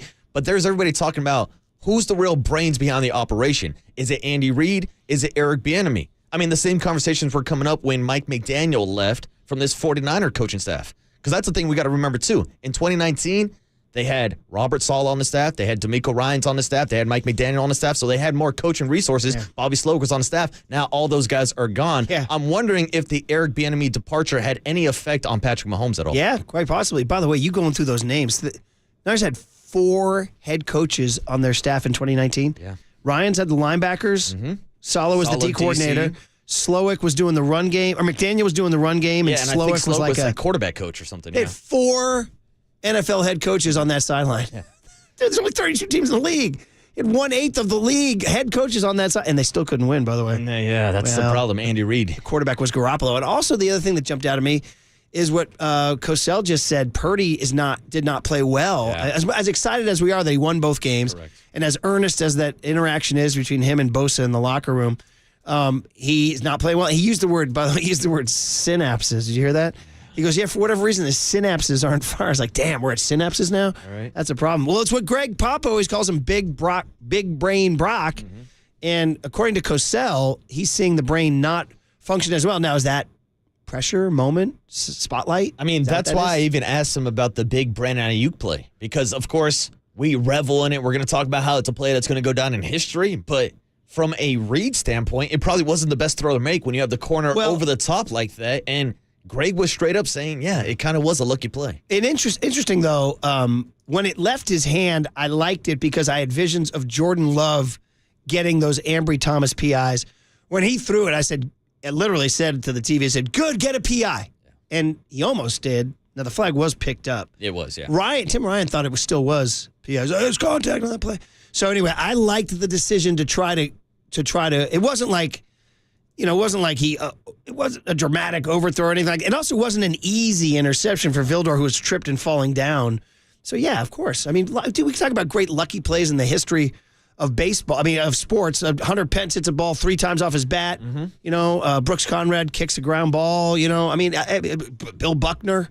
You know what I mean? Exactly. But I guess my point is like, I'm glad to see Brock Purdy taking those explosive shots and actually making those attempts, because that's going to be a big difference versus Super Bowl 54 when Jimmy was overthrowing Emmanuel Sanders and then ended the game on an interception when he was trying to go deep down the field. Yeah, we talked so much about that one play to Emmanuel Sanders. I got to go back. You watched it last night, but I got to go back. There had to be 10 other plays as important.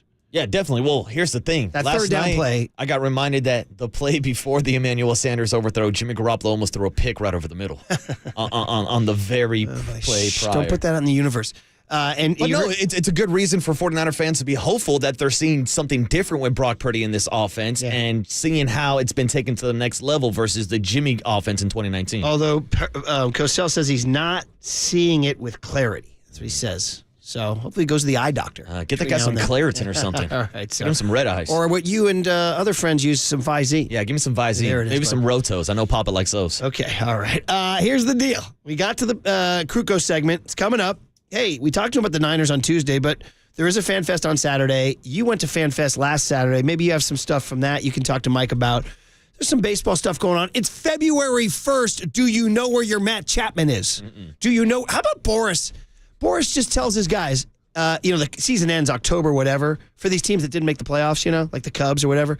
Bellinger, the season ends October 1. He's like, bro, just take the next 5 months off. I'll get you on Valentine's Day. Yeah. You know what I mean? It's literally, he just plays the long game. I mean, we've seen him do this before with guys like Bryce Harper, who signed in the middle of spring training last year. And for fans, it sucks. It flat out sucks as a baseball fan. But it's the world we're in, and it's February 1st, and the Giants report in 2 weeks.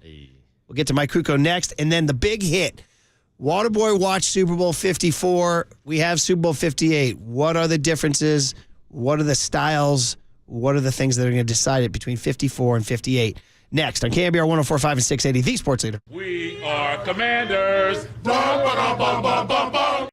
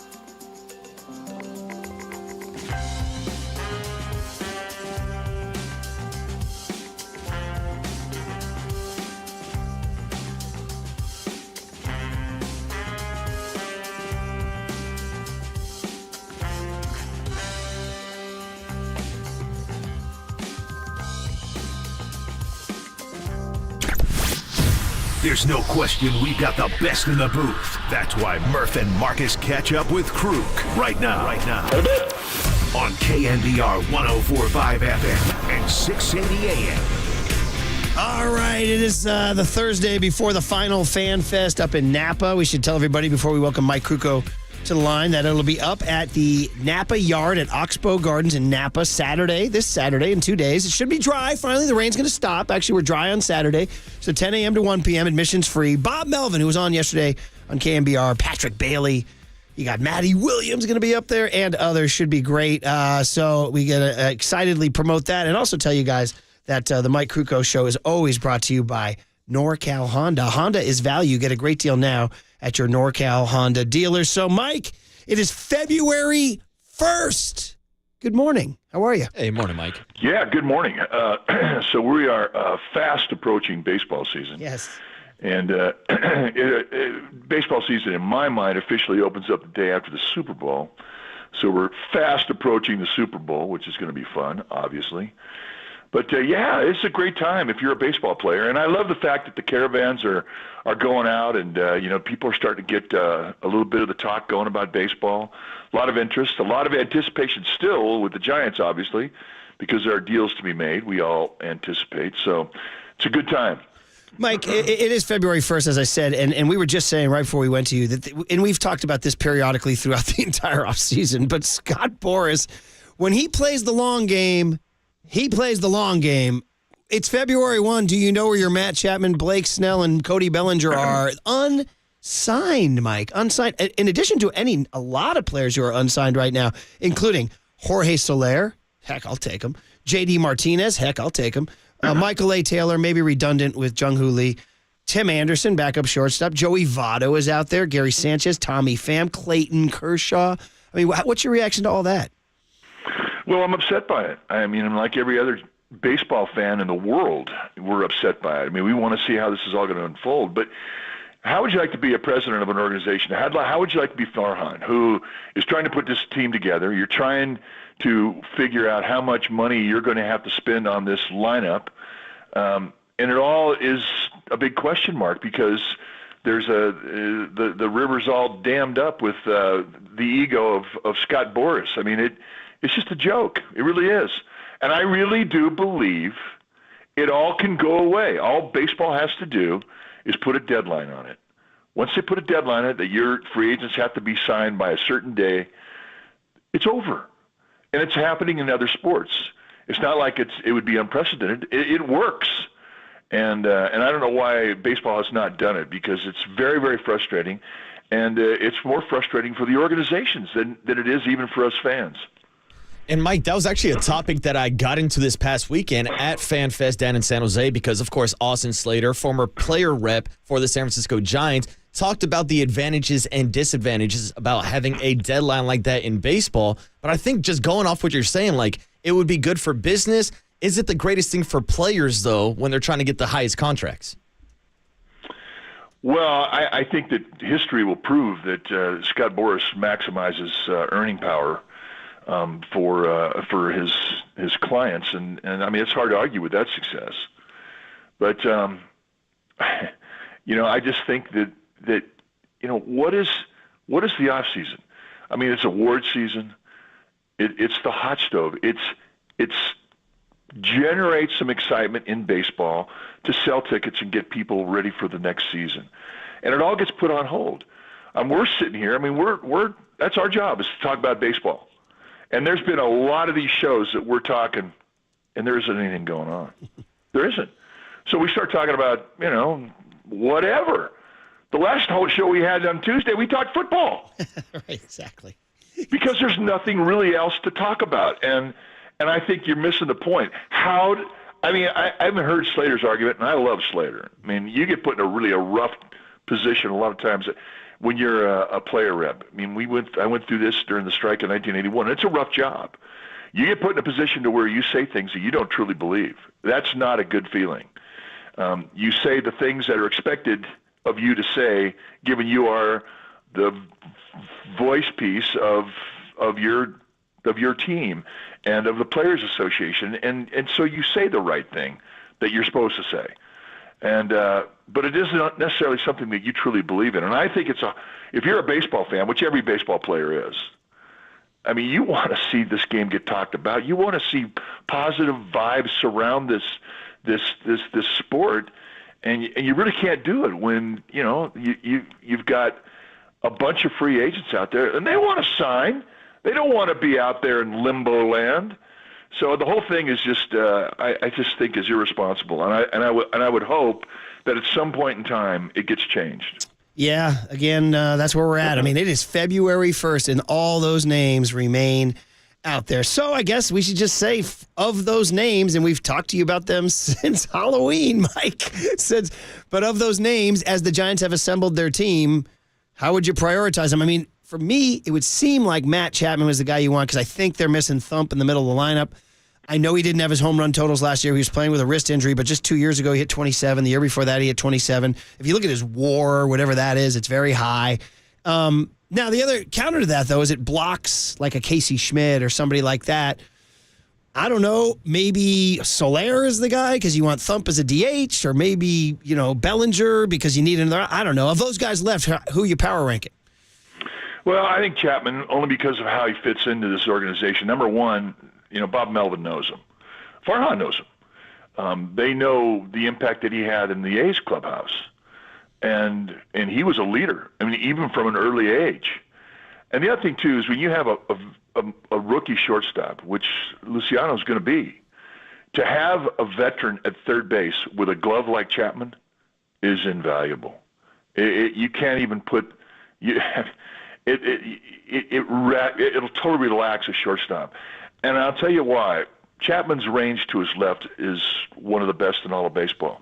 When you have a third baseman that has that type of range, especially to his left, then you can cheat your shortstop towards second base.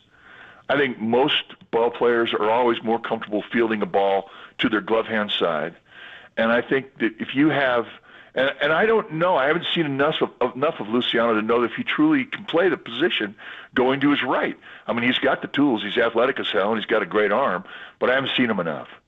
But when you have a third baseman that can take some of that pressure off, I think that makes that shortstop a better player right out of bed. And the other thing, I mentioned it about Chapman being a clubhouse leader at an early age with Oakland. You bring him over into the Giants clubhouse, and I truly believe that was one of the things that was lacking the last couple of years. They didn't have a guy like Posey or Bumgarner. They didn't have one. They had a lot of nice guys in there, but they didn't have somebody that would pull a guy aside and say, hey, get your head out of your back pocket. And Chapman will do that. And when you have that type of guy, I mean, it doesn't get a lot of play, but it means a whole lot to the attitude of your team. It makes you tougher. Mm-hmm. Yeah, and Mike, that's something that I noticed this past weekend at FanFest when I was talking to Tristan Beck and Kyle Harrison and some of the younger guys is that veteran experience. And I want to ask you about a veteran in this starting rotation for the Giants. That is, if he's going to be in the starting rotation, and that's Ross Stripling, someone we haven't talked too much about this offseason, but there was a viral video of him going around last week of him debuting the death ball in one of his bullpen sessions. What do you know about the pitch, the death ball, and what are your expectations for Ross Stripling this year? Well, I don't know about the death ball. I'm anxious to see it.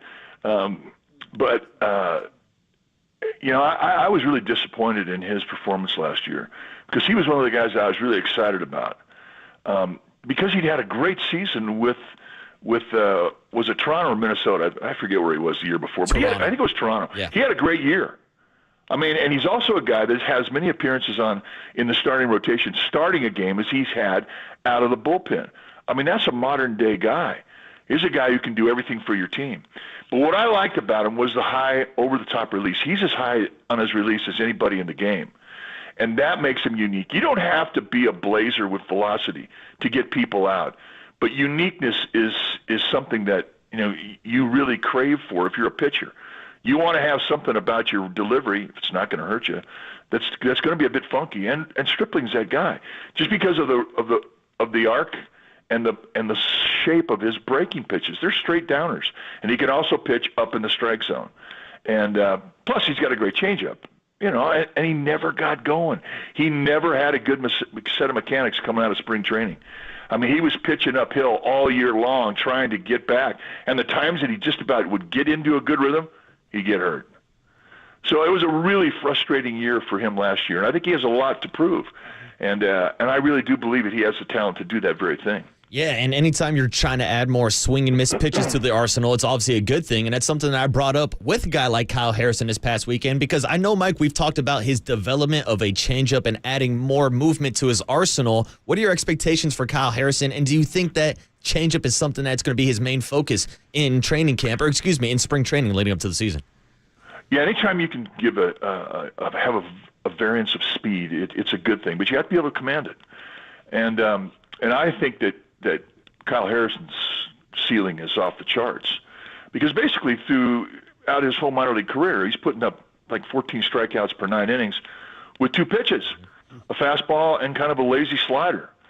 And, he's really done some homework to tighten up that slider. He's doing some homework to tighten up that changeup to where he can throw it in a 3-1, 3-0 count, 3-2 count. If you can't throw that pitch in every count, you can't count on it.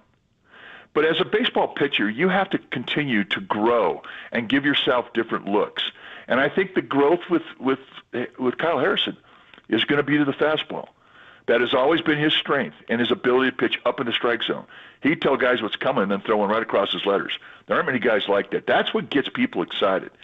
Because sooner or later, he's going to figure out a set of mechanics that allows him to pitch with a consistency to both sides of the plate. Then he has to discover the knee-high location with the fastball. There are 4 targets to the strike zone. The 2 up and away, up and in, down and away, down and in. And those are all different pitches. And if you consider you can change grips with a fastball from a 4-seam to a 2-seam, that's 8 different pitches. And a young pitcher who never gets to hit, he has to learn those things. That's one of the things I don't like about the DH. When you hit as a pitcher, you could see how effective a certain location, a certain movement is on a fastball. Well, that's all in front of Kyle Harrison. But right now, the fact that he's tightened up his slider and he's coming up with another changeup, that's going to make him effective. Because remember, the league doesn't know him. He's going to get a free pass through the first half of the season. If that changeup's working, he has a chance to be in that rotation and be a real factor in that team. Man, it's just he's the guy. Right now with the Giants roster, he's one of those guys that everybody's rallying around. Hey, on the way out, Mike, John Shea has a piece this morning on Brandon Belt and Brandon Crawford. It's February 1st, and neither guy has a team. Now, it's quite likely that, they might get something before now in spring training, but here's just your thoughts. They're 35, 36, I think, are the ages. And, you've talked to us about that time where it comes to an end and ripping the jersey off your back. And I don't know, what are your thoughts about both of those guys in their stage in their careers? Winners. And they fit into every clubhouse. That's the one thing about them. They will fit into every clubhouse. Whatever role they're asked to do, they'll be able to assume that role, both on the field and in the clubhouse. And I don't know if they can play every day anymore. I don't think they can. But they can make contribution to a team. And I think from Crawford's perspective, he's always been a Giant. And as much as we'd like to see him wear no other jersey in his career than the Giants jersey, it's a big deal to go to another team and just see how another organization runs their business. See if there really is grass greener on the other side. I think it is something that every professional player should do. And I think that Crawford will, and I think that he has something to bring to a team. Obviously his glove, but it's his presence in the clubhouse. It's one of the great things about walking into those clubhouses when the Giants were winning world championships, because right there as you walked in, you turned to your immediate right, and there was sitting Crawford, Belt first, and then Crawford. And those two guys combined were an incredible source of positive energy on a daily basis. They were funnier than hell. They were almost like a comedic team. They were, and they didn't miss anything. And they were calm. They brought calm. And what we've always talked about, the strength of those championship teams, was the calm. Even when when everything was running down your leg, it was the calm that they brought, and that won them 3 championships. And so those guys are winners, and wherever they wind up, they'll make a contribution to the good. Should be really interesting to see where they go, what uniform they're putting on in 3 weeks, if a uniform at all. All right, Mike, well, that's it. We leave another week without another big move, and so we'll go through the weekend. You'll hunker down with that snow. You guys are getting snow right now, right? No, we're still getting rain, but the snow's supposed to come tomorrow. So we haven't had much snow. But again, I'm at 5,000 feet. But if you go back and take a look at some of the pictures right now of Tahoe, Lake Tahoe, that's 6,300 feet. There's no snow on the ground either. So it's all coming. Okay, And they need it. Yeah, they need do. Snow. They do. I did see that. I think something's on the way. So have a great weekend. Put another log on the fire. And by Tuesday, Marcus and I will be in Las Vegas. So you'll hear the ambient noise of Radio Row. But we will still check in to see how you're doing. Yeah, what are you going there for? I don't understand. We're going to go scout out John Fisher's stadium proposal. That's what we're going to go to. All right, Mike. Have a great weekend. We'll talk Tuesday. At a bit. There he is, Mike Krukow, brought to you by NorCal Honda. Honda is value. Get a great deal now at your NorCal Honda dealers. You anticipate opening day or Belton Crawford on a roster? Not on the Giants roster. No, definitely not. But just I wonder, on any roster. I think Brandon Belt will. Belton had a pretty good year last year, actually. Go look at his numbers. I don't know. It's harder for me to see Brandon Crawford going somewhere else at this point. He in his turned career. 37 on January 21st. Yeah. It's like when the Giants signed Jimmy Rollins at the end of his run. He came to spring training and they didn't make the club. Yeah. But I remember we had him on in Scottsdale, and it was good to talk to, good Alameda kid, but that's what happens, man. And also, by the way, Patrick Bailey joins Tolbert and Copes at 3:30 this afternoon. All right, we're at the big hit. Somebody wrote in and said, I can't believe you dropped a, who was it, 209? Dropped a horse, 415. You dropped a baseball tranquilizer in the punch bowl at the Super Bowl party. Shame on you. That's very funny. That's a good text. Back to the big hit. Marcus watched Super Bowl 54 last night. We have the box score out. It's Super Bowl 58. Same teams, but what's different? Some of those thoughts next on KNBR on the big hit. 808 KNBR. We're always open for you guys on the Sports Leader. Go Niners.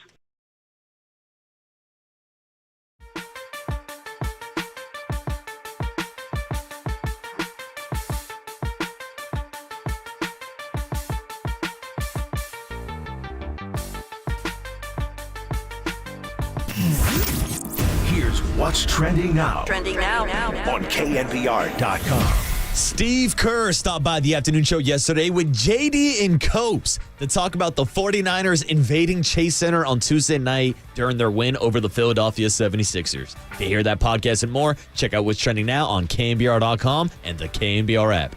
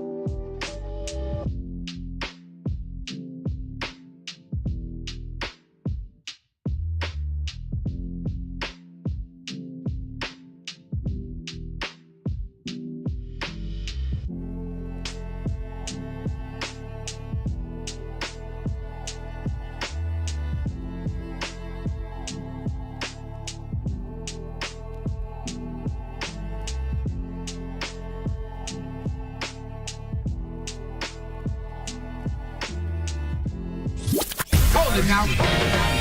This is The Big Hit.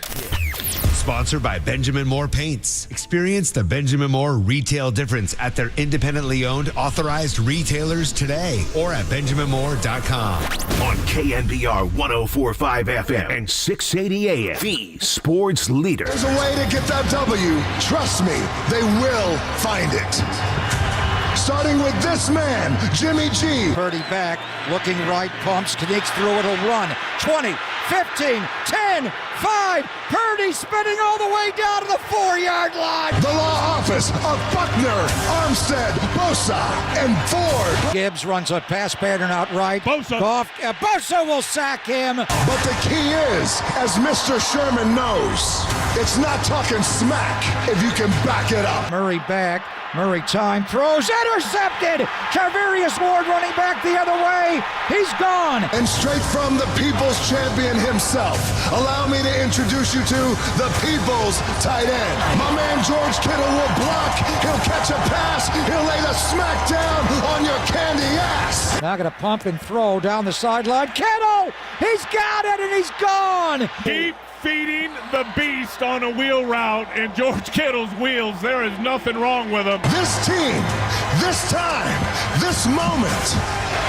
Here come the champions of the NFC. Oh, it was so good. It was so promising with The Rock introducing the Niners at Super Bowl 54 at Hard Rock Stadium in Miami, Florida. Dude, I forgot about The Rock doing the intro. Right before the pandemic hit. Right before COVID. There was February 2020. A month later, Rudy Gobert was rubbing microphones, and next thing you know, you and I were talking down the line. I was going to say, yeah, this was like a month right before I started working on the morning show 4 years ago. Oh, man. By the way, you are listening to KNBR AM and KNBR FM San Francisco, the sports leader, a Cumulus media station. 808 KNBR is the phone number to check in on the differences between Super Bowl 54 and 58.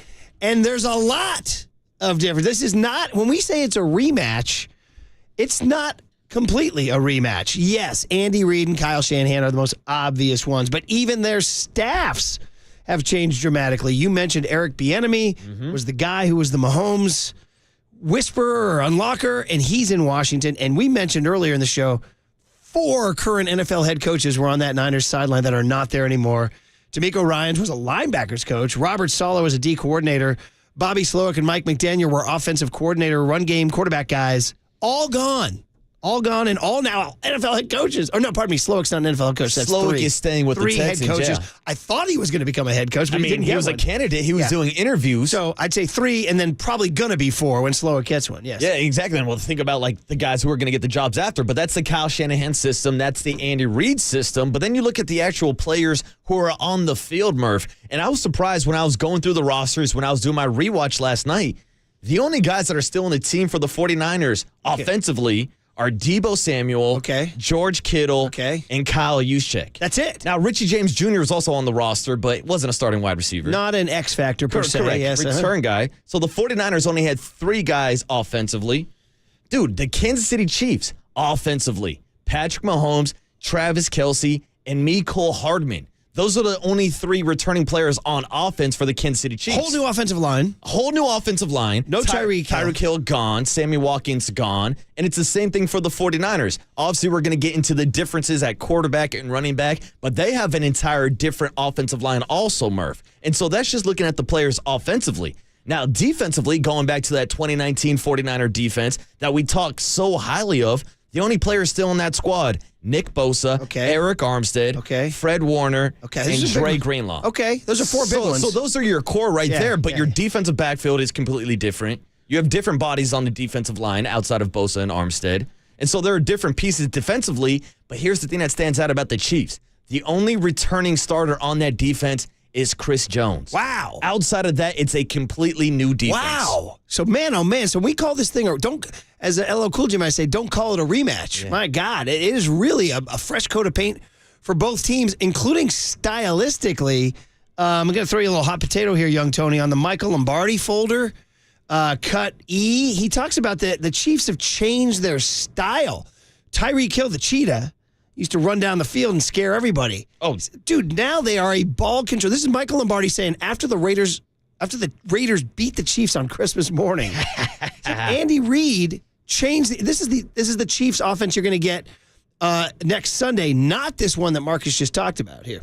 Well, it shows you the resiliency of their team. I mean, it shows you they don't have a never quit attitude. I mean, they've been behind 30-14 in the first half in 2 games, and typically they always play from in front, and they've averaged given up 5.6 yards a carry in these two postseason games, and during the season they were only abort here, buddy. Abort. That's the Niner answer. I was looking for the one on the Chiefs have changed their offense. That was cut E as in Edward, right? Unless it was mislabeled. Okay, we got it here. This is the Chiefs changing their style and becoming a dink and dunk team here. Lombardi. What they've said to Mahomes is, look, Patrick, you're not going to score 45 and think we're going to win the game. You're going to have to score 20 and dish out 10 assists.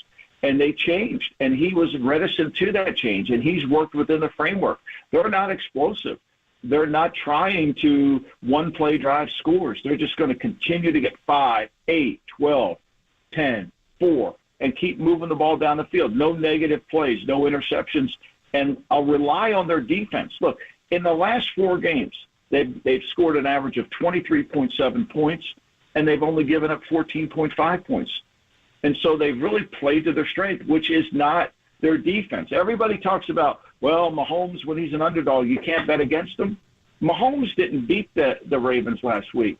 What beat the Ravens last week were the Ravens and the Chiefs' defense. Yeah, Chiefs' defense. You've been asking this all week, Marcus, about the script being flipped. Mm-hmm. In 2019, it was the explosive Chiefs offense and a vulnerable Chiefs defense versus a airtight Niner defense and a sketchy Niner offense. This year going in, you're looking at the Christian McCaffrey offense and the Brock Purdy offense and now a sketchy defense.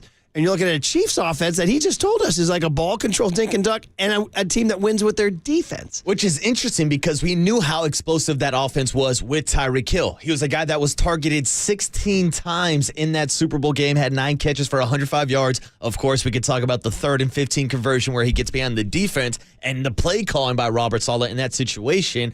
But for the majority of that game, the Kansas City Chiefs only had 10 points scored against that 49er defense. It wasn't until Robert Saleh, up 10 with 7 minutes left in the fourth quarter, started playing that kind of prevent defense, which opened up some of those explosive plays. Are you saying it was Saleh all along? I mean, here's the thing. The Butler did it? Kyle Shanahan gets so much blame for blowing the lead, and trust me, I don't think it was a great play calling, the 3-and-out after Kansas City cut the game to 20-17. I thought there was bad play calling by letting Jimmy G pass. But we got to talk about the fact that the 49ers defense, which was one of the best defenses in the league that year, allowed 21 straight points unanswered in the fourth quarter, and Patrick Mahomes, Travis Kelsey, and Damian Williams were tearing them up in the fourth quarter. Damn, Damian. What are you doing to me? 209 comes in and says, like Marcus, I watched the NFL Network showing of the Super Bowl of the Niners-Chiefs. 209 says, I can't believe we lost that game after watching it again. His argument is, unfortunately, Jimmy G cost us that game. He had his moment and failed. Did the tape look bad for Jimmy? The tape looked, I don't want to say bad, because Jimmy did a good job executing Kyle's system for the majority of the game. But you can see how limited that system was. It was all play-action passes, 10 to 15-yard ins and dagger routes over the middle. Really didn't take any shots downfield until, of course, the Emmanuel Sanders overthrow and the interception that he threw at the end of the game. Had a bad interception in the first half, but didn't really kill him too badly. But there's just a noticeable difference, whether it's the explosive plays, the mobility of a Brock Purdy. It seems like it's an entire different offense in that Kyle Shanahan system with Brock Purdy versus Jimmy Garoppolo. Mobility is a big thing. Yeah. I mean, we used to joke about Tim Ryan used to call him Jimmy Jukes, but that was like almost more tongue-in-cheek because he did it so rarely. And when he did it, it was surprising. And it was exciting when he scrambled for 8 on 3rd and 6. But Purdy, it's different. Like, it's legit. Like George Kittle said, he'd like to see him do it more.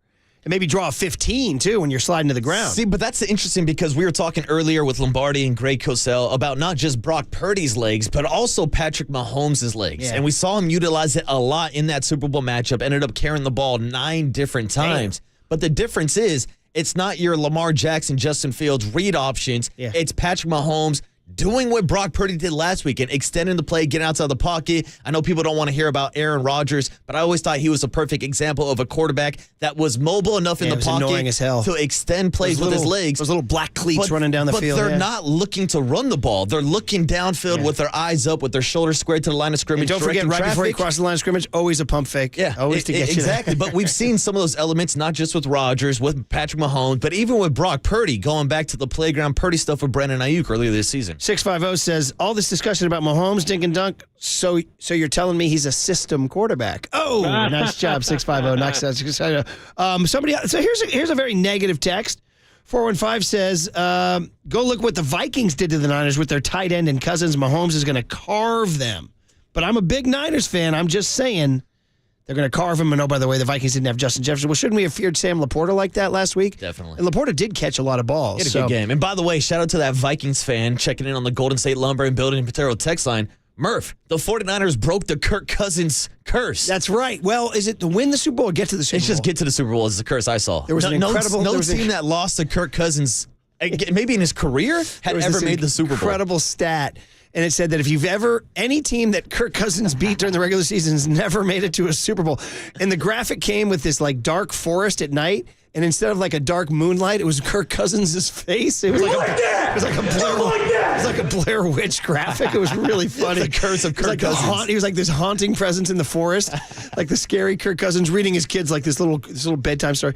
By the way, you talk about Mahomes' legs. Yeah. That's ironic given the thing that's gone viral the last 2 days, the shot of him shirtless, where he's been busted for a dad bod. Join the club, Patrick. He's got a little tiny roll right there around the gut that is definitely not the Tom Brady thirst trap 8-pack.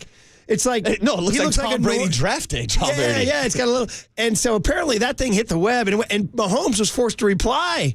He said, "Oh, why do you got to do me like that?" He's like, "I got kids. I got a family." He wrote hashtag like I have kids. Yeah. So it is funny because he is not the Greek god at all. He's got a little tiny... No, he's not a physical specimen, but the legs are definitely an underrated aspect of his game, in my opinion. And even going back to that Super Bowl, they scored their first touchdown with Andy Reid calling up like a reverse pivot option to the outside. Like they had another play where it's 4th and 2, and they ran an option play with Patrick Mahomes. So we'll see Andy Reid get into his bag, get creative, and I wonder if there's going to be some design runs for Patrick Mahomes, because even last year with the busted ankle in the Super Bowl, he was running all over that Eagles defense. Somebody brought this up, this is like bye week Andy Reid now. I think it was Sam Farmer last week. He's like, Andy Reid off a bye, and this is essentially Andy Reid off a bye. Andy's going to get into his bag. Of course, tell that to Andy Reid for the first 20 years of his career. Andy Reid off a bye. We did ask for calls. You guys are checking in. We're going to start in Morgan Hill. I just read a piece on SF Gate or whatever that Morgan Hill is like where some Niners live. They like it down there. A little quiet.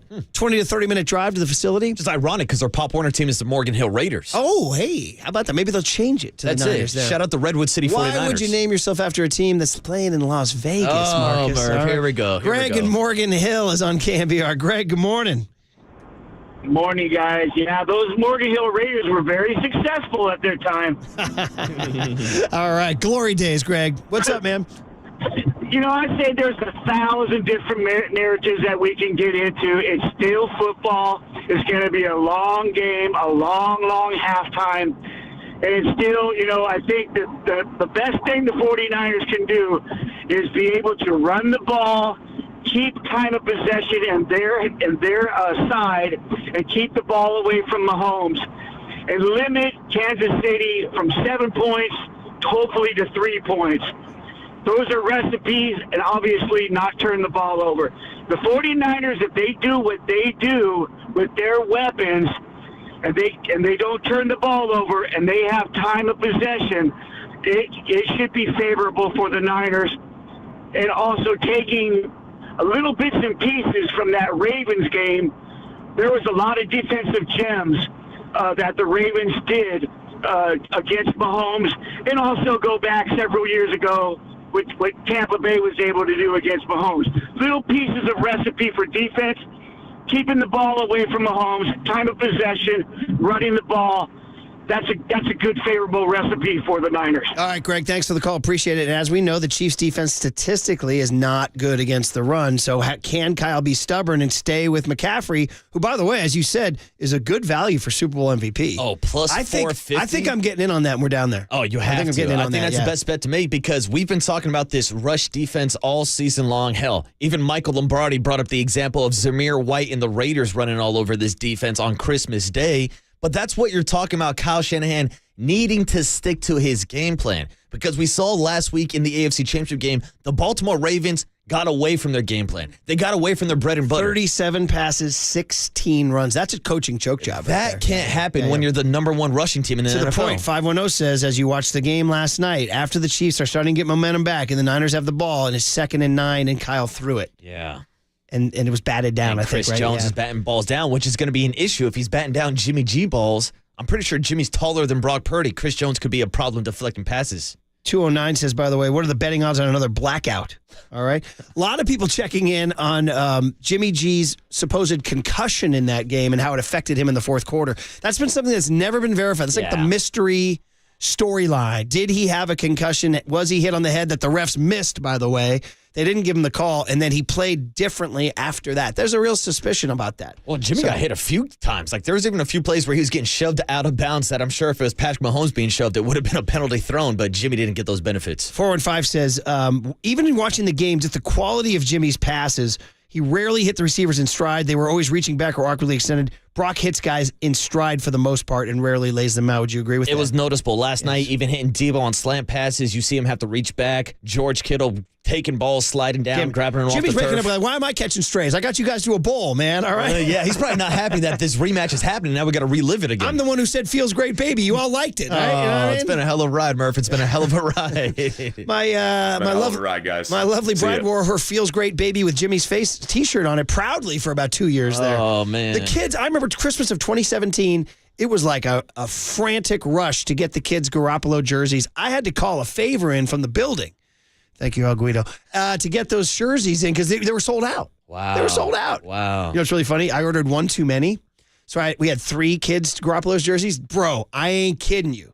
Frickin' yesterday, I was cleaning up a little mess in the room by my bed, like this book. I haven't read this book. I haven't touched this book. Dude, right behind my little nightstand in the plastic bag, kids Jimmy G jersey, unopened. Who wants it, by the way? Does anybody want it?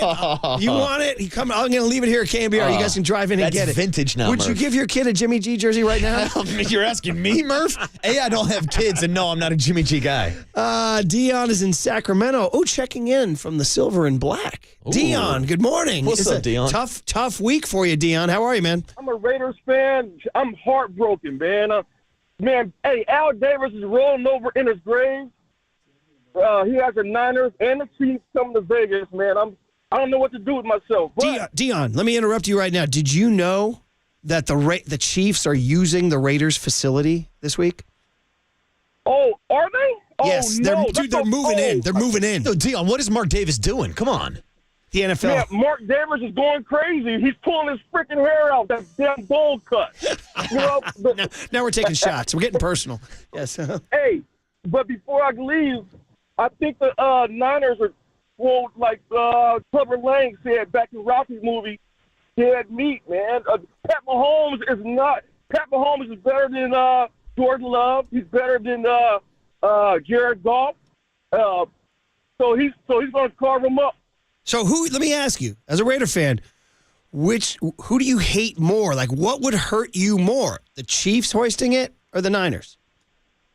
I think it would hurt me more if the Niners would hoist it because all of my family, they're all Niners fans. You got a personal situation. See, that's it. Right, so it's personal, man. So I don't want – so to be honest with you, I would love the game to end in a freaking tie. That's awesome. Thanks, fellas. Dion, hey, let me ask you a question. Are you even going to watch the game? Oh, he hung up. Because, dude, you know, there's been 58 Super Bowls. I've been online for about 50 of them, or 51. I have vague memories of a Vikings-Steelers game in Tulane, but it was very fuzzy. Kind of came online, Cowboys-Steelers 75-ish. So I've been online for about 51 of the 58 Super Bowls where I can remember them. Wow. Dude, one I've watched them all, start to finish, except for, by the way, the Ravens New York Giants one. I think I might have faded out in the second half of that one. But I'm talking about I was hyped and watched them all, except for one, Waterboy, one where I've told this story before. I will never get over. I'm not over it to this day. 1990. NFC Championship. Niners going for the three-peat. The three-peat that would have sealed them forever because no team's going to win 3 in a row. I don't care. Not Brady, not Mahomes, not Jimmy. No team's going to win 3 in a row. And Joe and the 99ers were going to win 3 in a row. They had the New York Giants at home. And then, of course, it's just unspeakable. I can't even talk about it. I know the 0-2 World Series was painful for everybody. Of course it was. My guts were on the floor.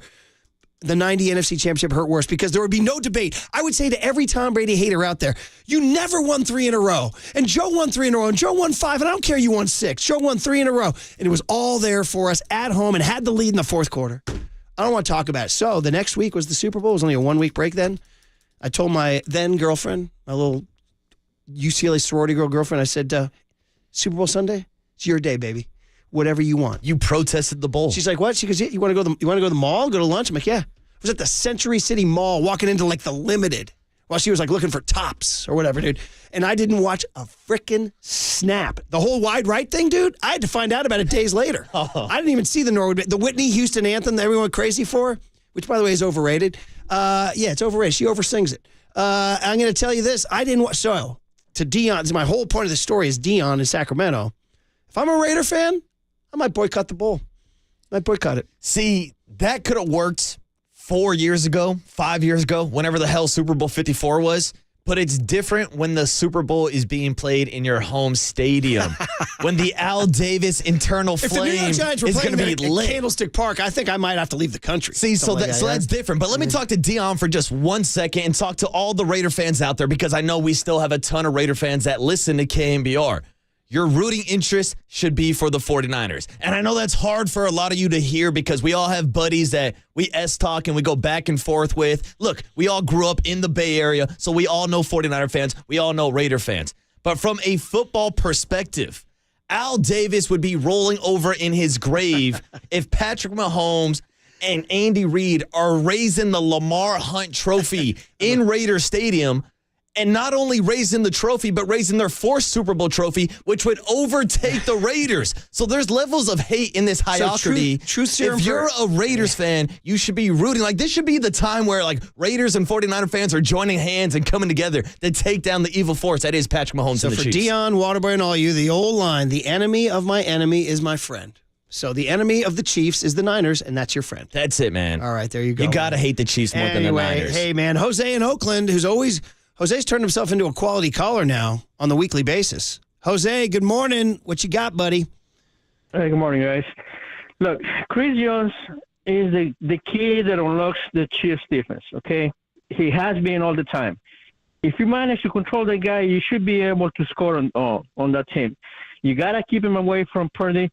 As far as Purdy, he's not a game manager. To me, he is the field general, okay? He is the one that actually commands the offense, which is the same offense that Jimmy had. And I was a Jimmy G fan, but he was never able to command that team. As far as the Chiefs offense control, Travis Kelsey, he is Mahomes' favorite target. If you are able to control him, Mahomes can run around all day. He won't be able to hold on to the ball throughout the game without getting sacked, and he won't be able to throw the ball. It's so simple if they actually plan for it. So I really hope the Wilkes is planning for it, and I really, really hope the Kyle is also planning not to put a lame tight end to try to cover Chris Jones like he did last year on the NFC Championship game. Triple team if you have to, but keep him away from Purdy. Jose, you're a great call. By the way, is it true? People have written in saying, does Jose have beef with Steve Wilkes? No, I don't. I have beef with his game plan. Like I said, because it looks like the guy has a game plan on the second half of the game. It's like he waits for the first half of the game to see how it's going. It's like you have all week. What you been doing? You're supposed to be planning for the first half of the game and not just for the second half. No wait until you're way behind to start planning. Oh, what do I do now? He's the kind of defensive coordinator that reacts to what's going on instead of dictating I mean, he's in charge of the defense. He should be dictating what the offense is able to do against them instead of reacting to what the offense is doing to him. Jose, you're a great caller. Don't be a stranger. Have a great week, man. Thanks for the call. We appreciate it. That's a great way to end the big hit. I was going to say, dude, I love Jose's takes all the times, but just to give him my quick response, it's hard to game plan for Chris Jones because the Chiefs and Spags will move him all over that defensive line. So he'll probably start on the interior going against Brendel and Banks and Burford or Feliciano, but they will move him to the outside in pass rush situation, which, of course, creates a one-on-one matchup against him and Colton McKivitz. Oh, boy. Okay. Well, that's when Brock runs. Yeah. That's when Brock runs. Oh, run, By the way, Brock, Spagnuolo it's a great name, isn't it? Spagnuolo. I feel like it should be a dish. Like linguine Spagnuolo. You know what I mean? I'm having the spag. And then you can nickname it. What'd you have? I had the spags. I had the spags last night. Right, exactly. So anyway, thank you, Jose. What he's talking about is, and I still try to watch Seinfeld reruns and induct the kids. Jose is saying he wants Steve Wilkes to have hand. Remember the episode about hand? Whether George is in a relationship where he feels like the girlfriend is kind of dictating the terms. He goes, I don't have the upper hand. And Jerry's like, hand. Everybody wants hand. You got to get hand. And he's like, it's hard to get it, but once you get it, you can't lose it. That's it. And that's Jose in Oakland is saying he wants Steve Wilkes to come out and show hand. He wants Steve Wilkes to come out with the first half game plan. There it is. All right, guys. Cooler content is robust. Are you ready for more Cam Newton hating Brock Purdy, among other things? Here we go again, huh? Kelsey beef with Justin Tucker. Lots of stuff on KNBR 104.5 and 680, the Sports Team. I got beef with his game plans on the second half of the game. It's like he waits for the first half of the game to see how it's going. It's like, you have all week. What you been doing? Milpitas, shout out to you for supporting KNBR. Milpitas' sports leader.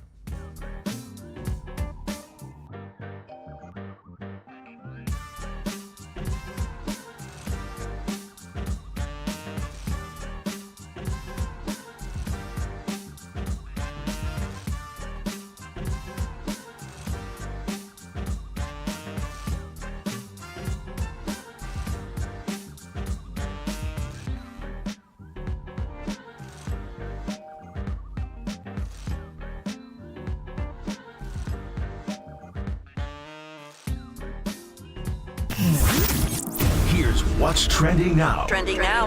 On KNBR.com. Steve Young stopped by the afternoon show yesterday with JD and Copes to talk about the 49ers' comeback win against the Detroit Lions in the NFC Championship game and his conversation at halftime with Eminem. To hear that podcast and more, check out what's trending now on KNBR.com and the all-new KNBR app.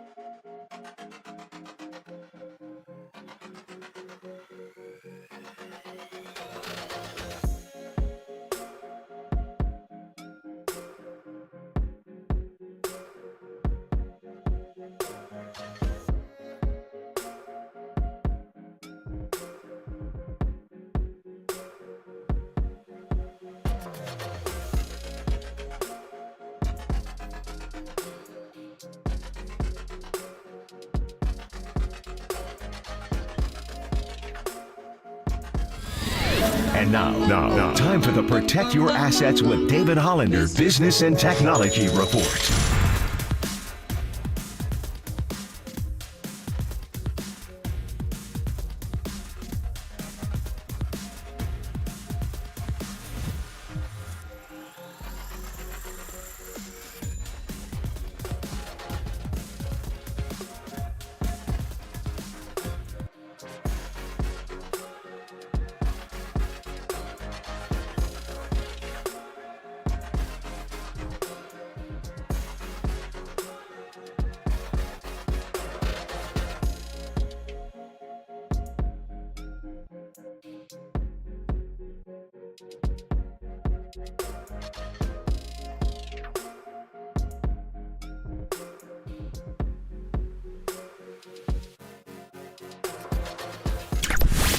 All right, everyone, chill. This is the cooler. You're not sending me to the cooler of content. Sponsored by Mancini Sleep World. Sleep better, live better. Visit sleepworld.com. And by Marin Health. Marin Health Medical Center and Marin Health Medical Network world-class care. Closer than you think. On the sports leader. By the way, shout out to Seinfeld Army who said when I talking about Steve Wilkes needs hand, like George wanted hand. Multiple Seinfeld fans texted in 559-415-650 saying, don't forget the great line at the end when she dumps him. Get that, young Tony? There? Little PG-13 humor there. And by the way, I really stoked the fires with the anti-Whitney Houston. Listen, I'm a huge Whitney Houston fan. Huge. I have vinyl. I have Whitney on vinyl. I'm very sad that she's no longer with us. But I felt that anthem was oversung, like American Idol style. Give me the Jose Feliciano understated anthem over the Whitney Houston overstated. And plus, it was lip-synced. It was pre-recorded. It wasn't live? No. So I thought that was the whole listen, like, it was magic good. I'm not behind telling it. you it was a disaster, but I'm just saying it was. I think it was also the Iraq War was just starting. People were all hyped up, but nothing like a country getting hyped for war. But anyway, 808 KNBR. I just thought, a little more subtlety goes a long way. Goes a long way now, especially in music. You know what I mean? I got your guy you, Larry Murph. June, he doesn't oversing. No, he does not oversing. All right. There By the are way, people out there. 16-year-old Declan Murphy comes home from his nighttime water polo practice, wet hair, earbuds in, just mutters as he does. He goes, I said, hey, I got to go to bed. Good night. He's giving me a little good night hug, and he goes, shout out to Waterboy. I said, what? He goes, turn me on to Larry June. It's my guy now. So there you go. Me and Big D, the 1%er of Larry June listeners. And you, 1%. Well, I mean, shout out to the 1%. Murph, I'm a 1%er. Like, you know how they do the Spotify end of the year rap? I think I was in the 0.01% of Larry June listeners on Spotify. Is Larry going to come to your house and like give you a bouquet or something? That's my Uncle June, Murph. That's He's Uncle June. Come give you a ribbon or something, dude. I heard he lives in Marin. Dude, he's born and raised in San Francisco. Yeah, I think he's up in the North Bay now. Yeah. Shout out Uncle June, 6 a.m. Sausalito, Murph. You know all about it. You and Declan can have a watch party, but you can't give him the party favors that you use. Hey, you know what I mean? Not quite yet, Big D. Not quite yet. All right, guys. All right. This Mahomes, okay, I confess. I did not. You got to help me out on the whole Justin Tucker, Mahomes, and Kelsey thing. There was some sort of pregame incident where Tucker was warming up and Mahomes and Kelsey told him not to warm up there? Or was there a physical incident? What happened? Oh, so Travis Kelsey and Patrick Mahomes are basically just big bullies, Murph. Here's Justin Tucker stretching out, getting his pregame warm-ups ready. He's got his own like little placeholder that he uses to kick field goals. Okay. And Patrick Mahomes starts warming up right next to him. And he's like intentionally like throwing like passes on air, but swinging his foot and kicking the placeholder out of the way. Ooh. So he's kicking the equipment of Justin Tucker. There's a little playground bullying. And then here comes Taylor Swift's boyfriend, Travis Kelsey. He straight up picks up Justin Tucker's helmet, throws it into the end zone, and decides to also kick the rest of his equipment. Oh. So, yeah, there's a little bit of bullying big going time on. Beef. Picking on a kicker, that's kind of out of bounds, isn't it? Pick on someone your own size, right? I see it from both perspectives. Like, if you're Travis Kelsey, you're like, I'm not going to let a kicker dictate my warm-up routine, and I'm sure they have the same warm-up routine, but we see this all the time from kickers. Like, Robbie Gould used to be in the middle of, marching band cheerleaders and all that, he didn't give a damn where he warmed up now at. everybody's explaining it. Patrick Mahomes is on 610 Sports KC with Carrington and Harrison. Here's his explanation. I've had like 7 years of kind of doing that same warm-up routine, and there's only been, I think, like 3 occasions where there's been a kicker that wasn't because you usually talk to the guys, so there's been a kicker that wasn't necessarily moving out the way, or you weren't kind of sharing the field in the right way, and I mean, it was in Baltimore all 3 times, so He does that little stuff, I think, to try to get under our skin.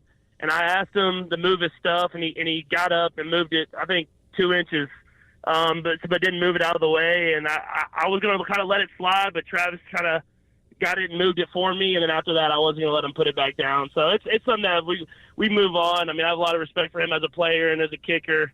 One of the best kickers of all time, probably the best kicker of all time. But at the same time, you got to have respect for each team, and we all share the field, and we try to do that in a respectful way. Okay, so he's saying so Tucker was in the wrong place. So, see, that's where the kind of discourse is, because we should point out that Justin Tucker was on the Chiefs side of the field, was on the Chiefs end zone. Well, now... But it's also like the free roam of a kicker. Ooh, we were just bringing up Robbie Gold. These guys warm up all over the field. Hey, young Tony, book Robbie Gold for his take on this here. Yeah, but Travis and Jason Kelsey in their Heights podcast, the one that got him hooked up with Taylor Swift, right?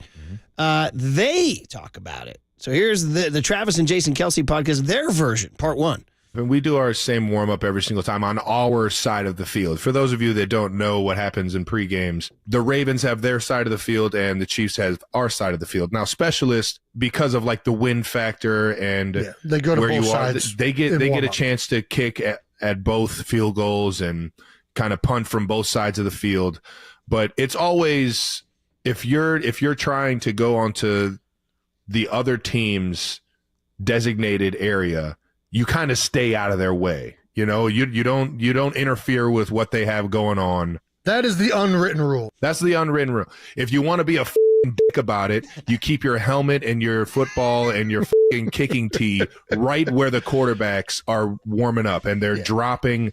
Eyes are looking left and they got a helmet down by their feet. It's actually kind of dangerous, really, but like if you're not going to pick that up, I'll happily move that for you. I love how he started very calm and then snappage right halfway through. Blanking, if you want to be won't move his stuff. That's really funny, man. If you want to be a dick about it, he just turned the corner right there off the top ropes. Oh man! But I get it. It's Justin Tucker's home stadium. And he does this, sounds like, all the time. If the 3 instances that Patrick Mahomes has had have all been with Justin Tucker. By the way, as a baseball fan, I want to defend baseball. People say, oh, baseball with its unwritten rules. Well, it sounds like football has the same problem. The unwritten rules of football. This is like, oh, your etiquette in baseball. It sounds like a golf, actually. Like, hey, man, don't hit into my foursome. Kind of, you know. Kyle just got excited when I said that right there. Is Kyle the kind of guy that hits into the foursome ahead of him? By the way, there are viral videos of foursomes throwing down like brawls on the golf course when guys hit into other groups. Wow. Oh, dude, it's great. Go Google it. There's some epic, of course, there may have been a couple of pops involved. You know what I mean? I was going to say, hitting into foursomes. I know about the other foursomes. And check the ice shed. It's filled with beer as they do that. Kelsey and Mahomes went on the Pat McAfee show.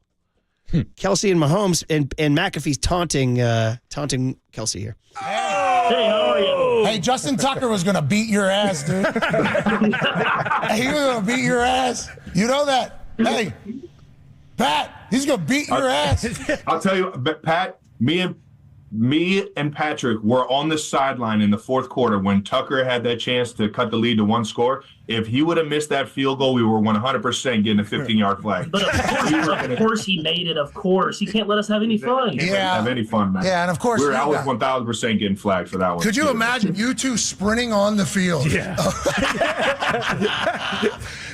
Your guys' relationship is sweet, too. You and Patrick. An absolutely beautiful thing. By the way, nice juice, McAfee, to get Kelsey and Mahomes a week before the Super Bowl. Huh? It was pretty funny. Yeah, he was doing his hit with Kelsey, and then Patrick Mahomes just kind of popped his face in screen real quick, and that's when McAfee started calling him out, saying, yeah, Justin Tucker was going to beat your ass. Shout out to years ago, we had Dwight Clark on from the Super Bowl. He's in the back of a town car, and he was in the limo with Joe Montana. And he's like, hey, boys. He called. He's like, hey, you guys want to talk to my friend Joe? And just hit past the hand. Montana. We had Montana and Clark passing the phone back and forth. Nice. Hey, quickly, a little bit. I did tease Cam Newton. I hate to even give this guy oxygen, but here he is again. If you want to fuel some hatred, Cam Newton's your guy. I've never said that Brock Purdy was trash. What I did say is Brock Purdy is a game manager. That's not hate. That's just what I feel to be facts. But I still reserve the right to say this. To be labeled a game changer, Brock Purdy has to be the best player on the offensive side of the ball. And that's not the case. And who's the best player? Christian McCaffrey. Man, look, I ain't recanting shit. Whoa. Hey now, young Kyle. Kyle with a little bogey there. Yeah, I was going to say, Cam Newton going off the script young there. Tony, pardon me. Kyle, that's a bogey on me. Throwing the stones at you there, buddy. Put a double for me down on the card. All right, guys. Well, anyway, he went on to say that he's the 10th best player on the Niners. Correct. Okay, I'm not going to argue McCaffrey is a better player, but you're talking about you're comparing him to some of the best players of his generation. Correct. Trent Williams is a Hall of Famer. I mean, and George Kittle is probably a Hall of Famer. Nick Bosa on a trajectory to be a Hall of Famer. So there's no shame in being the 6th or 7th best guy when the first 5 guys are Hall of Famers, dude. So. Well, I want to back it up to his argument of how you can't be a game changer if you're not the best player on offense. Does that mean that Deebo Samuel then is not a game changer? George Kittle is not a game changer? Yeah. Is Travis Kelsey not a game changer because Patrick Mahomes is the best player on that offense? Even his argument about Christian McCaffrey is the best player on your offense. Well, all right, Cam Newton, let's go back to Carolina. When you were playing with Christian McCaffrey, does that mean that he wasn't a game changer because he wasn't the best player on his team? Yeah, but we cleaned up this bit here. Here's the back end of Cam Newton here. Want to just be honest, if you add in the defensive talent and you add in the offensive talent, Brock Purdy is the 10th best player on his team. Okay, cool. Did he have a great game? Yes. Is he been playing out of his mind? Yes. Is he a quarterback that's hot? Yes.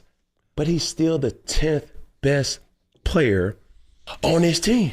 Okay. You know what he is also, Murph? Yeah. One of the lowest paid players on his team. Yeah, and we'll see. Hopefully he can outplay Cam Newton in the Super Bowl not diving on a fumble. Yeah, he wasn't changing the game in that one, yeah. All right, so there you go. Anyway, it was a robust cooler content. We didn't even get to all of it. We'll have to kick some of it over to later in the show. But that was fun, man. Hey, everybody, thank you for that.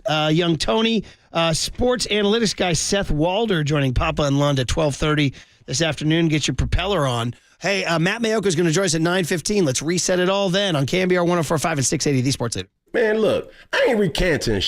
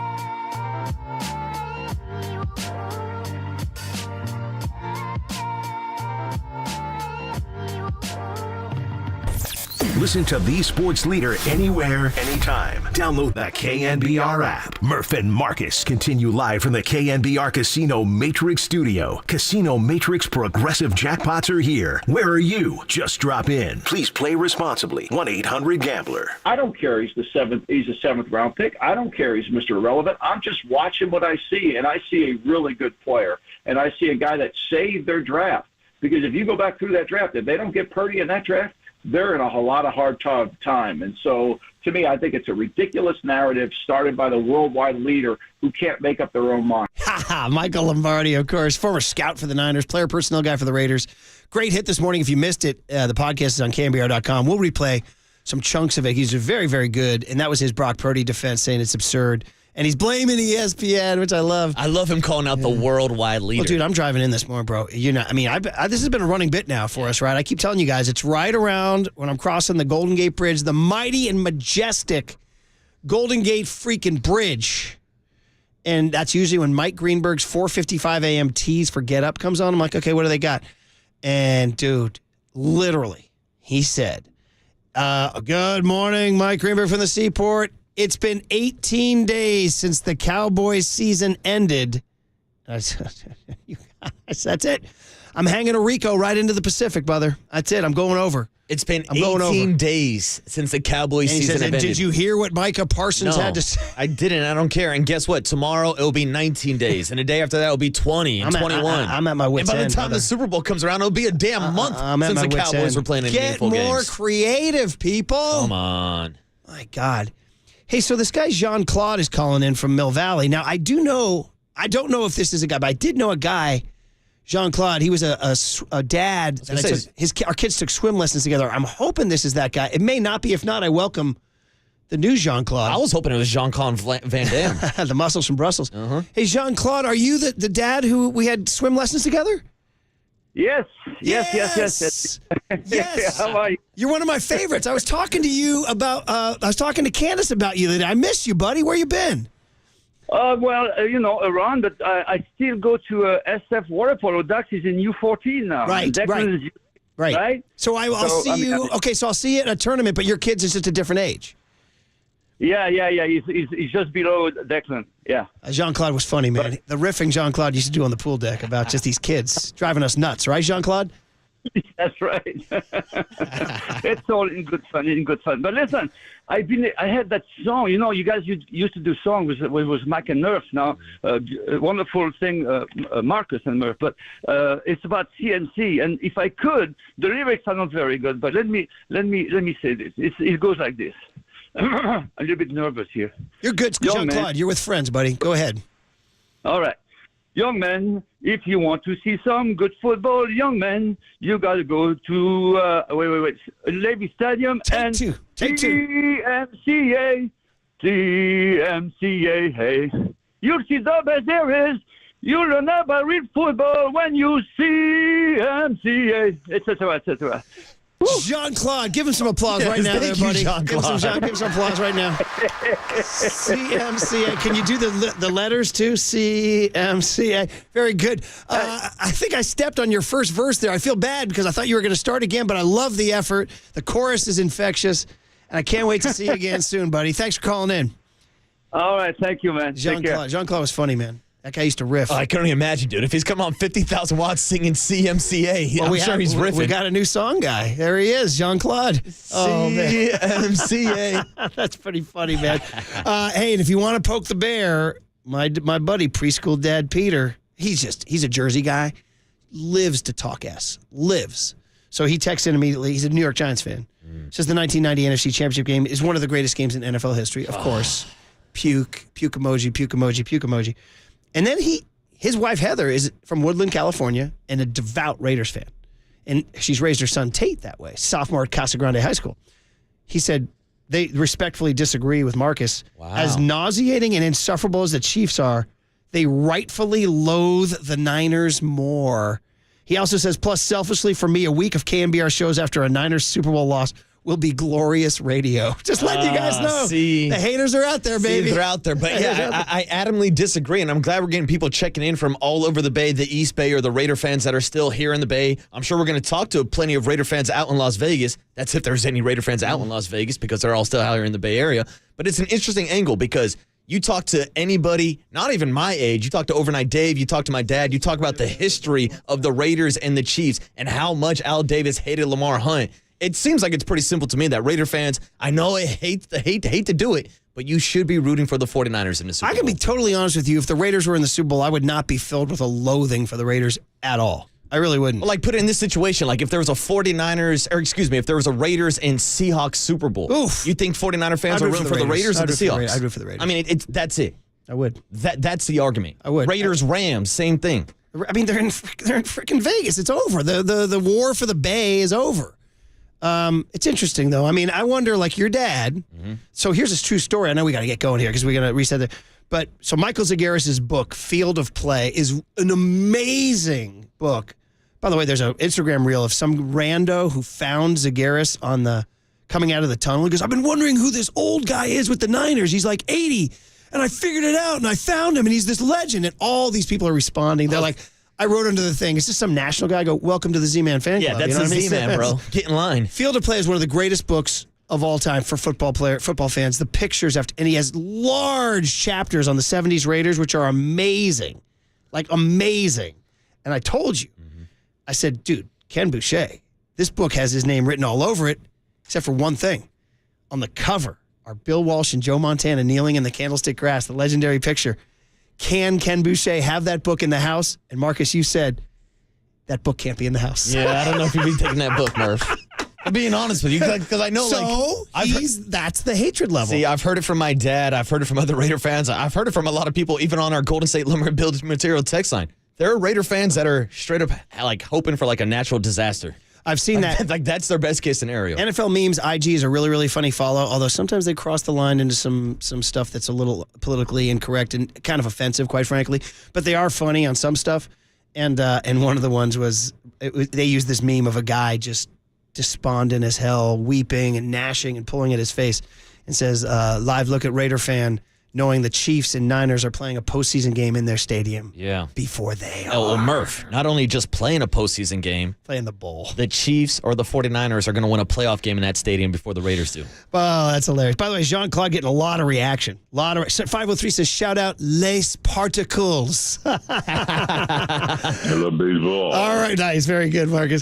Okay, Lombardi had some great stuff to say about the new Chiefs, Brock Purdy narrative, and what Al Davis would think about all this stuff next on KNBR 104.5 and 680, the Sports Leader. CMCA.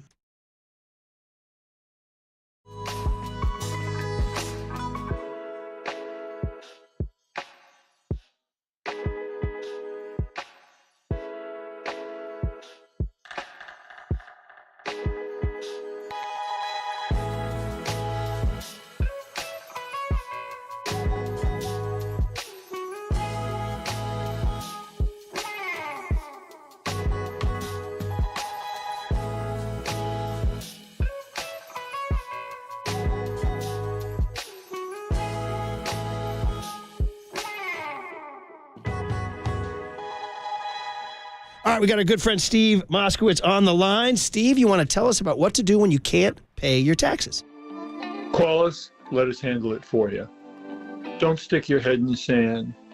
Don't wait for one of these new IRS agents to come in, ruin your business, your life, your marriage. And there's a lot of good options. The first thing we do is we listen to you. We hear your needs, your financial needs, your family needs, your business needs. We understand what you need. Then we go to the government and we want to work out a deal that everybody can live with, and then come back and give you a sweet deal so you can go about your life, your business, and enjoy things like sit back and enjoy the 49ers in the Super Bowl and not be biting your fingernails to the elbow, feel like you're drowning. Just turn this over to us. We have a lot of experience in it.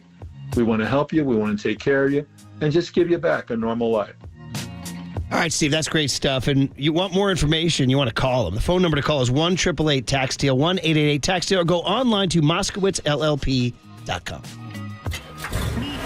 from the Chilton Auto Body Traffic Desk.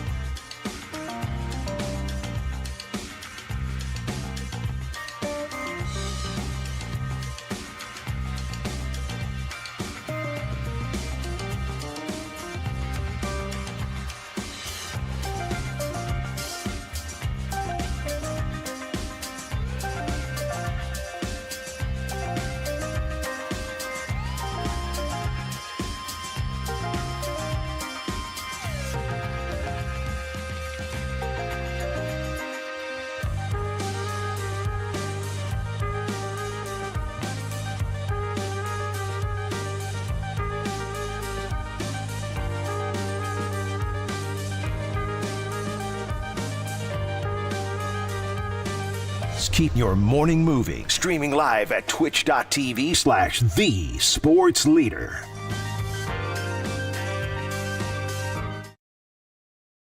Take two. CMCA, hey. You'll see the best there is. You'll never read football when you see CMCA. Jean-Claude, man. I'm telling you, so Declan was like, I don't know, 6 or something, and we were taking swim lessons at the Mill Valley Community Center, and Jean-Claude, his kid was taking swim lessons too, and we're just sitting on the deck of just a grinding, humid indoor pool, and he was just riffing. I was like, this French guy's funny, man.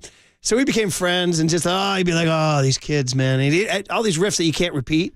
And then when the kids come around, you're like, hey, great to see you. You did good, buddy. Then he turns away. He's like, these kids, man, wearing me out. So I was like, I love Jean-Claude's dry humor. And we lost touch because our kids grew up. And now I see on the phone, it says Jean-Claude from Mill Valley. I'm like, is that him? And sure enough, he said, I know you guys aren't doing songs as much anymore, but can I try CMCA? And you CMCA. You just heard it. CMCA, hey. You'll see the best there is. You'll never read football when you CMCA. And then capped it with a great laugh. Yes. CMCA. Dude, Jean-Claude. So, and first of all, just the sound of him with the French accent is absolutely amazing. But you guys should have seen Murph's face if you're not watching on the live stream, because we had a whole segment planned with breaking news about NFL coaches, and then Murph sees Jean-Claude on the call screener and just threw everything out the window. I think the energy's turning the Niners' way right now. You are listening to KNBR AM and KNBR FM San Francisco, the sports leader, a Cumulus media station. So do you want to hit those Fox News chimes then? So the Washington Commanders have hired Dan Quinn, Cowboys defensive coordinator, thus, I believe, closing the door on Bill Belichick in the hiring. So that's it, right? Because the Seattle Seahawks hired Mike McDonald. Correct. No more job openings, and we heard all offseason long, Belichick to the Commanders, Belichick to the Commanders, and it was the one job remaining, but they're going with Dan Quinn, the guy that just got embarrassed in the playoffs versus arguably one of the greatest coaches of all time. It's just an absolute, shocker that Bill Belichick is not coaching. However, it may not be if you read what Tom Brady Sr. had to say this morning in the Boston Globe. Did you see this, buddy? I missed this. Okay, Boston Globe. And Tom Sr., by the way, right, he's listening right now down at Cal Club. He's probably having a cup of coffee after he played a morning 9. Shout out the glorious California Golf Club down there. Shout out Al Jamison and the crew. And Tom Brady Sr., who's been on KNBR a number of times, been on our show, likes to talk, right? He calls himself the original, right? Tom Brady Sr. The right? OG Tom Brady. So here's what he told the Boston Globe. Bill is tough, meaning Belichick. He runs a military system. It's a different generation. Bill is a great, great, great coach, but his interpersonal skills are horrible. And that's the bottom line. How many times has he said back in 15 or 16 that he wanted to win without Tommy? Do you remember that? Did he say that? I guess he did. Did he publicly state it? When he went without Tommy, he didn't know what he was losing. You're losing more than just a quarterback. Ego sometimes gets in the way of things. I think that did with Bill. Now he's in a situation where he's gotten crucified for the last few years by everybody, and a lot of luster has come off his rose. Ooh. Woo! Ooh, by the way, I love it's Belichick's season, I guess, right now. By the way, I love the fact that Tom Brady Sr. still calls Tom Brady Tommy. Yeah, well, there you go. Yeah, anyway, KNBR, grown men who go by Ronnie Lott. Mm-hmm. You know what I mean? Danny Amendola. I'm just coming to the top of my mind. I like guys who still go by that stuff.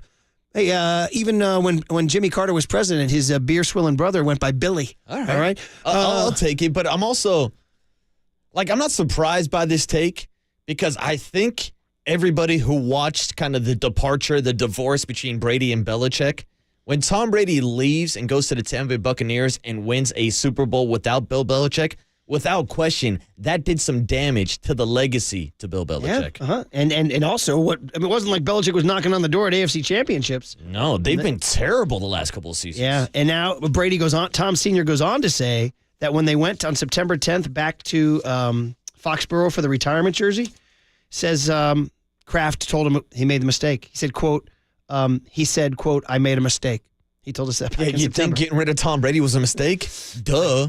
Gosh, Tommy Brady. Yeah. Still making news. By the way, somebody wrote in on the text line, the Golden State Lumber and Building Materials text line. I forget the area code.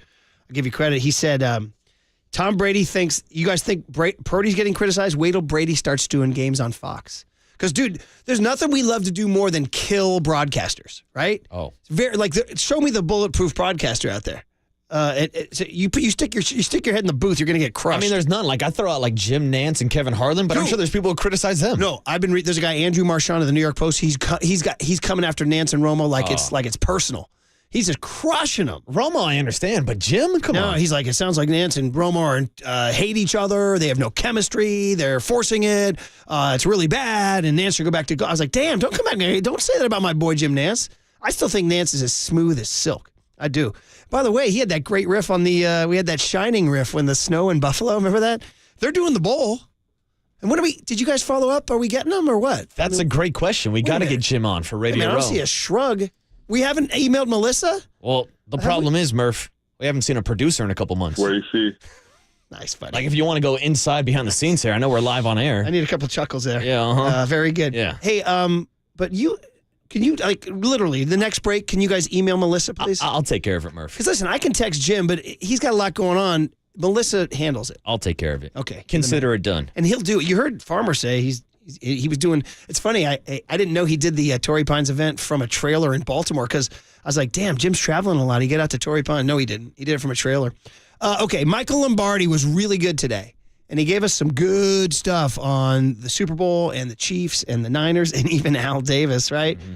So, Young Tone, let's start with that Chiefs more methodical thing.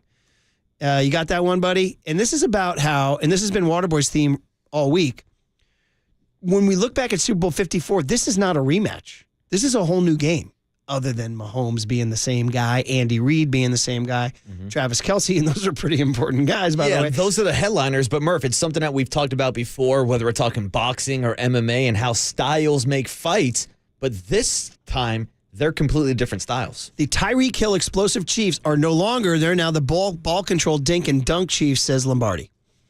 What they've said to Mahomes is, look, Patrick, you're not going to score 45 and think we're going to win the game. You're going to have to score 20 and dish out 10 assists. And they changed, and he was reticent to that change, and he's worked within the framework. They're not explosive. They're not trying to one-play drive scores. They're just going to continue to get 5, 8, 12, 10, 4, and keep moving the ball down the field. No negative plays, no interceptions, and I'll rely on their defense. Look, in the last 4 games, they've scored an average of 23.7 points, and they've only given up 14.5 points. And so they've really played to their strength, which is not their defense. Everybody talks about, well, Mahomes, when he's an underdog, you can't bet against him. Mahomes didn't beat the Ravens last week. What beat the Ravens last week were the Ravens and the Chiefs' defense. How about that? What a statement. These are no longer the Patty Mahomes explosive Chiefs are no more. The dink and dunk. By the way, I was getting chills down my spine when he was like 5, 8, 10, 12, 4. I was like, damn, I could see that happening. Because if you just ask Mahomes to dink and dunk his way down the field, he'll do it beautifully. He'll do it. And I think a big reason for this kind of style change with Andy Reid and Patrick Mahomes is because of the personnel talent around him, obviously. Well, the receivers were terrible. I mean, they were completely awful. Now, Rashee Rice, rookie, has been having a pretty good season. Shout out mid-segment Reed's got me a second-place money. He's the number 1 wide receiver now, but whether we're talking about guys like Kadarius Toney or the return of McCole Hardman or Marquez Valdez-Scantling, like these guys have been dropping balls all season long. So I think Andy Reid recognized that, especially after that loss against the Raiders on Christmas Day, that they needed to change their offense just for more dink and dump and get Kelsey involved because you don't have that cast surrounding him. Reid gets a ton of credit for, at this stage in his career, going home on Christmas night and saying, I got to do something different. I got to play to my strengths and minimize my weaknesses. So really interesting. Now, speaking of weaknesses, the Niner run defense is just glaring. I hate that word, they've been getting gashed. It's like, every time I say that, I can just picture Jameer Giver, David Montgomery. Like the first 4 plays of that game is like, oh my God, Aaron Jones, 53 yards, Jameson Williams on the end around. With Greenlaw pulling at the jersey at the end. Trying to pull his flag with the out. Threads coming out there. And it's just been bad. And there's really no magic fix. But the Niners have and Lombardi says, dude, you invested in that D-line.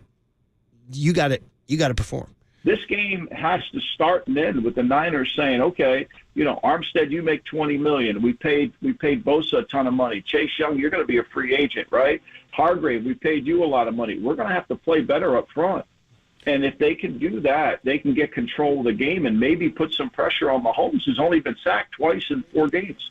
Yeah, and that's the thing. Patrick Mahomes wasn't sacked until the 4th quarter of that game against the Baltimore Ravens. So that's another angle with Nick Bosa having the only sacks for the 49ers in the postseason. But getting back to the topic of stopping the run, whether it's Bosa, whether it's Young, setting the edges, or even what we talked about with Greg Cosell earlier today with Armstead and Hargrave being moved out in the middle.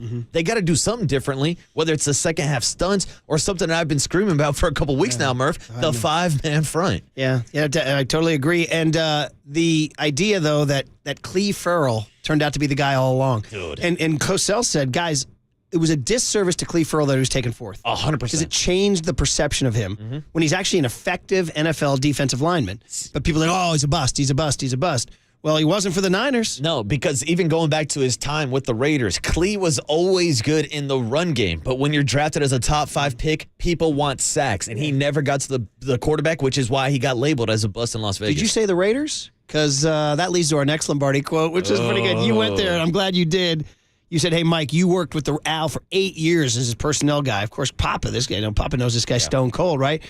And you said, dude, the Chiefs are using his facility. The Niners and the Chiefs are playing in his stadium. How, in God's name, is Al Davis from the Great Beyond handling this, Mike? Well, I mean, obviously he would have had to take that. It wouldn't have been happy about it. But I do think there's just no chance the Chiefs would have been in his facility. There's no way. He would have flipped that. You go to UNLV and we'll let the 49ers use our facility. I find that one hard to believe. But look, that's the NFL, I guess. I mean, he wouldn't have been happy about anything that happened with the Raiders over the last 5 or 6 seasons, really, at the end of the day, because if you understand Al and you know what he's about and this whole notion that the Raider way, everybody talks about it. I don't think half of them even know what they're talking about. It's about the kind of team to build. It's about size. It's about speed. It's about explosiveness. It's about taking what we're going to take, not what they give us. And I think ultimately he would be disappointed with the results over the last 5 and 6 seasons. Yeah, he would. And I love that take. He's like, he just wouldn't let the Chiefs use their facility. And the NFL's like, no, the Chiefs are going to use your facility. No, they're not. What are you going to do about it? I'm going Rambo. Give me the headband. Give me the headband and some sandbags. Not in my house, Al. He'd be up there. I mean, the famous cut we used to play all the time. Nothing is over. Nothing. I mean, I see the last man in the building being Al Davis, you know what I mean? With the Rambo headband on, the silver and black headband on. Oh, dude. The long Stallone hair, too. The Al Davis hair grown out. Al Davis trying to protect the big Al. To preschool dad's Peter point about hating the Niners more, Lombardi said he would let the Niners use his facility before the Chiefs. Oh, without even question, I think it would be the same thing. And that's something that maybe we should have asked either Michael Lombardi or David Lombardi or Matt Barrows, who I'm sure we'll talk to before the Super Bowl starts, because they had all the details. If the Chiefs are using the Raiders facility, does that mean they're also using their home locker room? Yeah. Dude, can I get the Rocky? Dude, hey, dude, one of the great lines in Rocky, when things are going bad for our guy, the Stallion, and Mickey gives his locker away. Yo, Rock, I dig your locker, man. That guy said when Rocky opens his locker and the clip outs are from Ebony and Jet magazine. And the brother in the ring goes, yo, man, I dig your locker. One of the great lines in Rocky. That's what the Chiefs are doing. Mahomes is turning to Al Davis. Yo, Al, I dig your locker, man. Like, dude, if the Chiefs, this is funny, if the Chiefs win, I'm going to hear nonstop jokes about the smell of champagne in the locker room for years and years to come. Like, this can't happen. The Chiefs can't win at the Big Al. You going Steph, Cleveland? Their locker room smells like champagne? Exactly. And the fact that it's the Kansas City Chiefs who would overtake the Raiders with 4 Super Bowl titles, you can't let it do it. Come on, 49ers. Do it for Al Davis. Do it for the Bay. Hell, do it for Mac Dre, who had his life taken out in Kansas City. I'll tell you funny. Tonight's our Little League draft. And just to show you how crazy Little League dads are. So 1 year going in, this is several years ago with our older kid, we were picking team names, and I got the Giants, and this other dad wanted it. He was pissed. And his team had won the 9-year-old championship like 3 years ago. The 9-year-old championship, 9-year-old. Yeah. And he was wearing that hat, and he's like, so you took the Giants from me, huh? I'm like, hey, man. Things got to happen. He took off his hat, his 9-year-old hat. He goes, still smells like champagne. Oh, for a 9-year-old Little League team? Is that all time? That's unreal. Is that all time? Still smells like apple juice. Still smells like sparkling cider, yeah. Draft tonight, Waterboy. Dreams and nightmares tonight. Dreams and nightmares. I hope you got your big board ready, Murph. There's nothing like the heartbreak of like, it's shaping up. I'm going to get him. I'm going to get this kid. I'm going to get this kid. I'm going to get this kid. Right before we're taking that kid. Oh! All right, Matt Mayoko, NBC Sports Bay Area next on the Sports Leader. Nothing is over! Nothing! San Rafael, shout out to you for supporting KNBR, San Rafael's sports leader.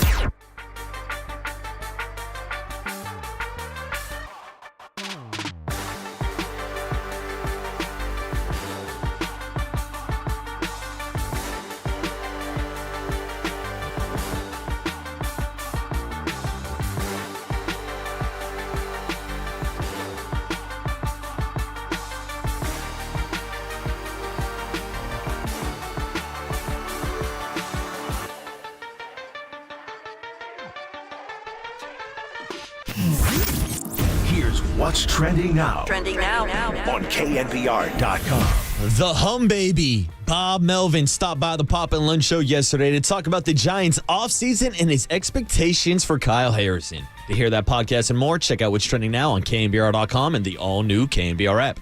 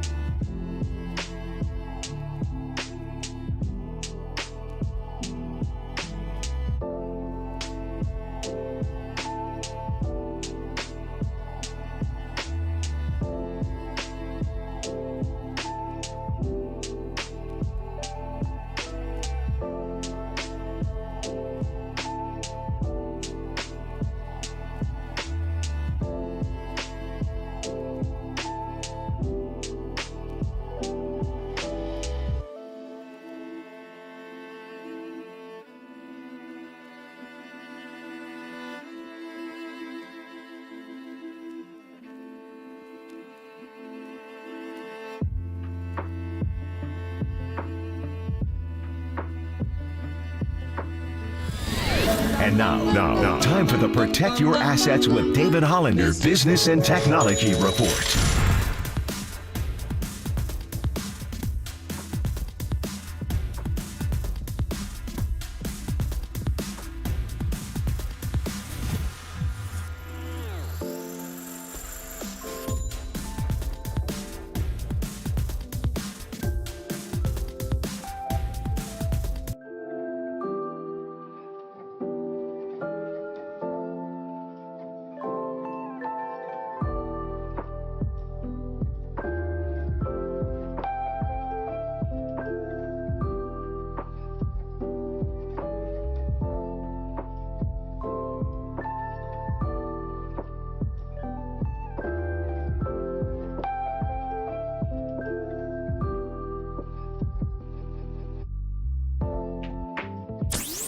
Faithful, Murph and Marcus keep rolling with NBC Sports Bay Area 49ers insider Matt Mayoko. Sponsored by Golden State. Since 1954, when you succeed, they succeed. Visit them today at goldenstatelumber.com. And by Amici's East Coast Pizzeria. When you want the best pizza in town, Amici's delivers. It's Murph, Marcus, and Mayoko on KNBR. Streaming live at twitch.tv/thesportsleader. If the Chiefs start running the football effectively and turn it and going between the 20s, running the football really efficiently, that's not what we want, because we want Patrick Mahomes under duress early. We want him third and long. We want him trying to be Superman, trying to overcome, a deficit early. Like, those are the kind of things you want to put him in that jam, so he has to be Superman for 4 quarters, not just for, a couple.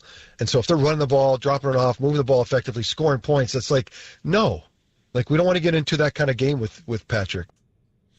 Okay, Steve Young talking about what's going to happen, man. And this is getting closer and closer, but it's still too far away. Our last hit with Maddie before Vegas, baby. Vegas.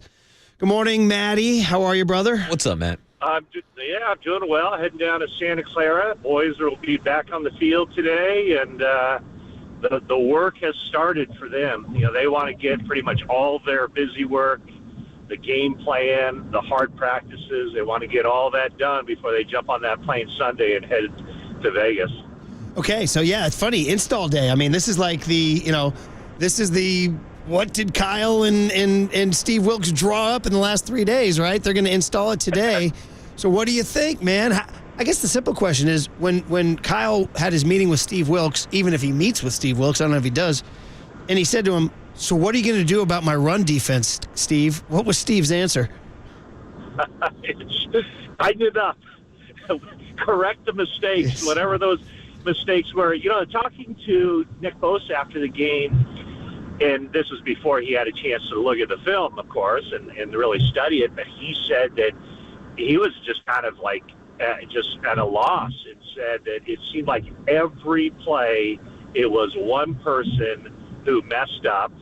And not only that, it was a different person, who messed up on every play, leaving their gap responsibility, getting sucked in by, misdirection or whatever the case may be, the pursuit angle not being correct.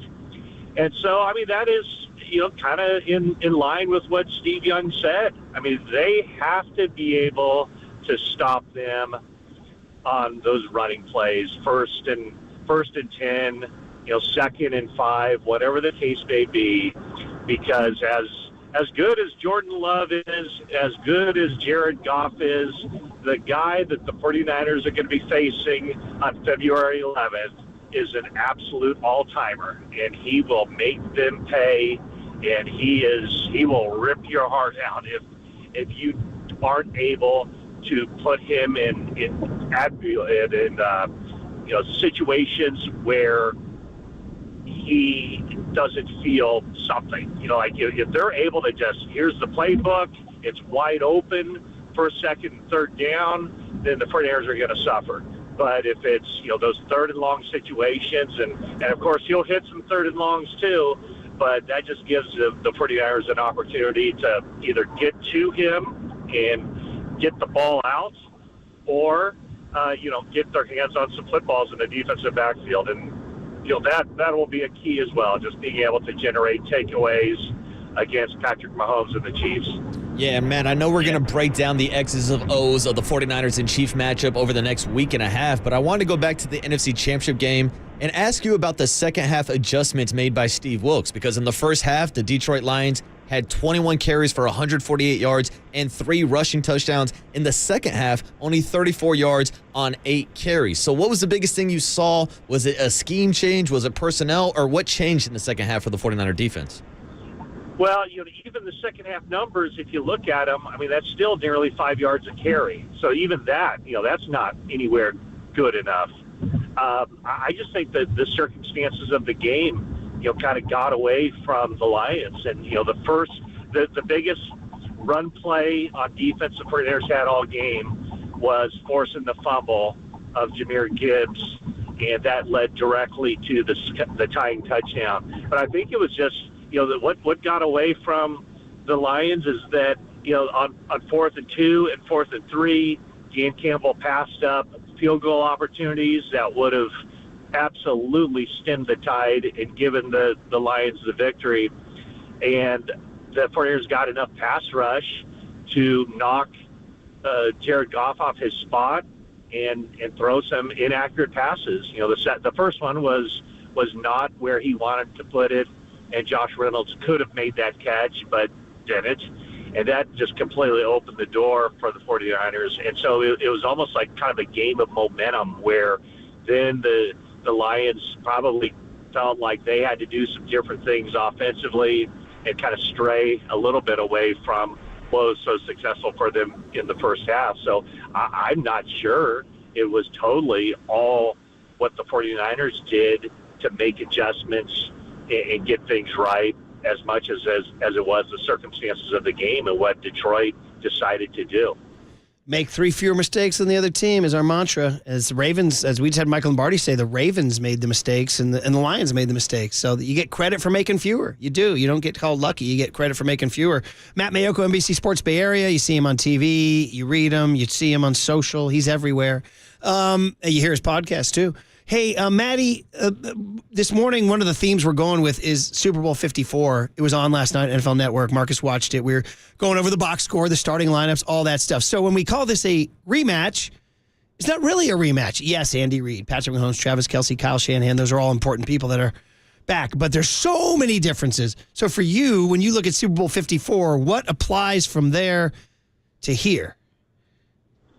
Yeah, no, that's a good question. And there are only 10 starters on both teams combined back in this game.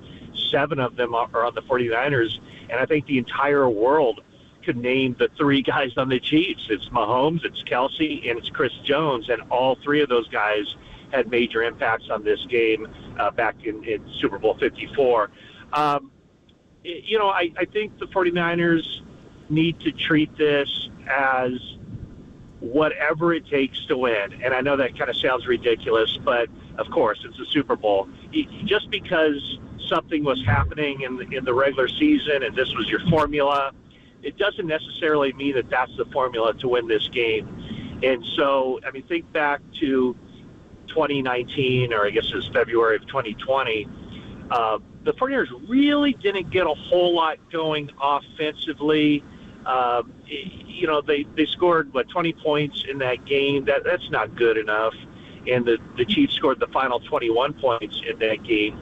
The Chiefs switched things up middle of the fourth quarter and said, let's go hurry up. And they got tempo on their side. I think they kept the 49ers defense out there, and so they were able to kind of wear them down a little bit.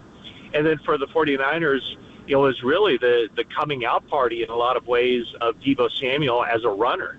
And so they found some weaknesses in that Chiefs defense, and they got him for 3 times, 3 runs on jet sweeps. He picked up 50-something yards, and then Deebo Samuel didn't touch the ball again for the final 22 minutes of that game. So, I think at that point, there was no Brandon Ayuk on the other side. It was an aging Emmanuel Sanders. Yes, George Kittle was out there.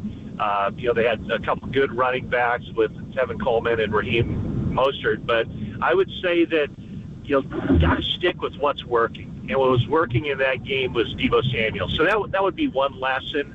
I think that I guess this kind of goes without saying, but Robbie Gould was sent out there for a couple of short field goals, relatively short field goals. And in this game, when the 49ers get within striking distance, they have to put the ball in the end zone. This is a different Patrick Mahomes than the Patrick Mahomes the 49ers saw 4 years ago. This guy is an all-time great player already at this stage in his career, in the same breath as Joe Montana and Tom Brady. And so think about this twofold. You need to score 7 points. You can't settle for 3. And even to take it a step further, you can't put it on the foot of Jake Moody, the rookie. This is his first Super Bowl.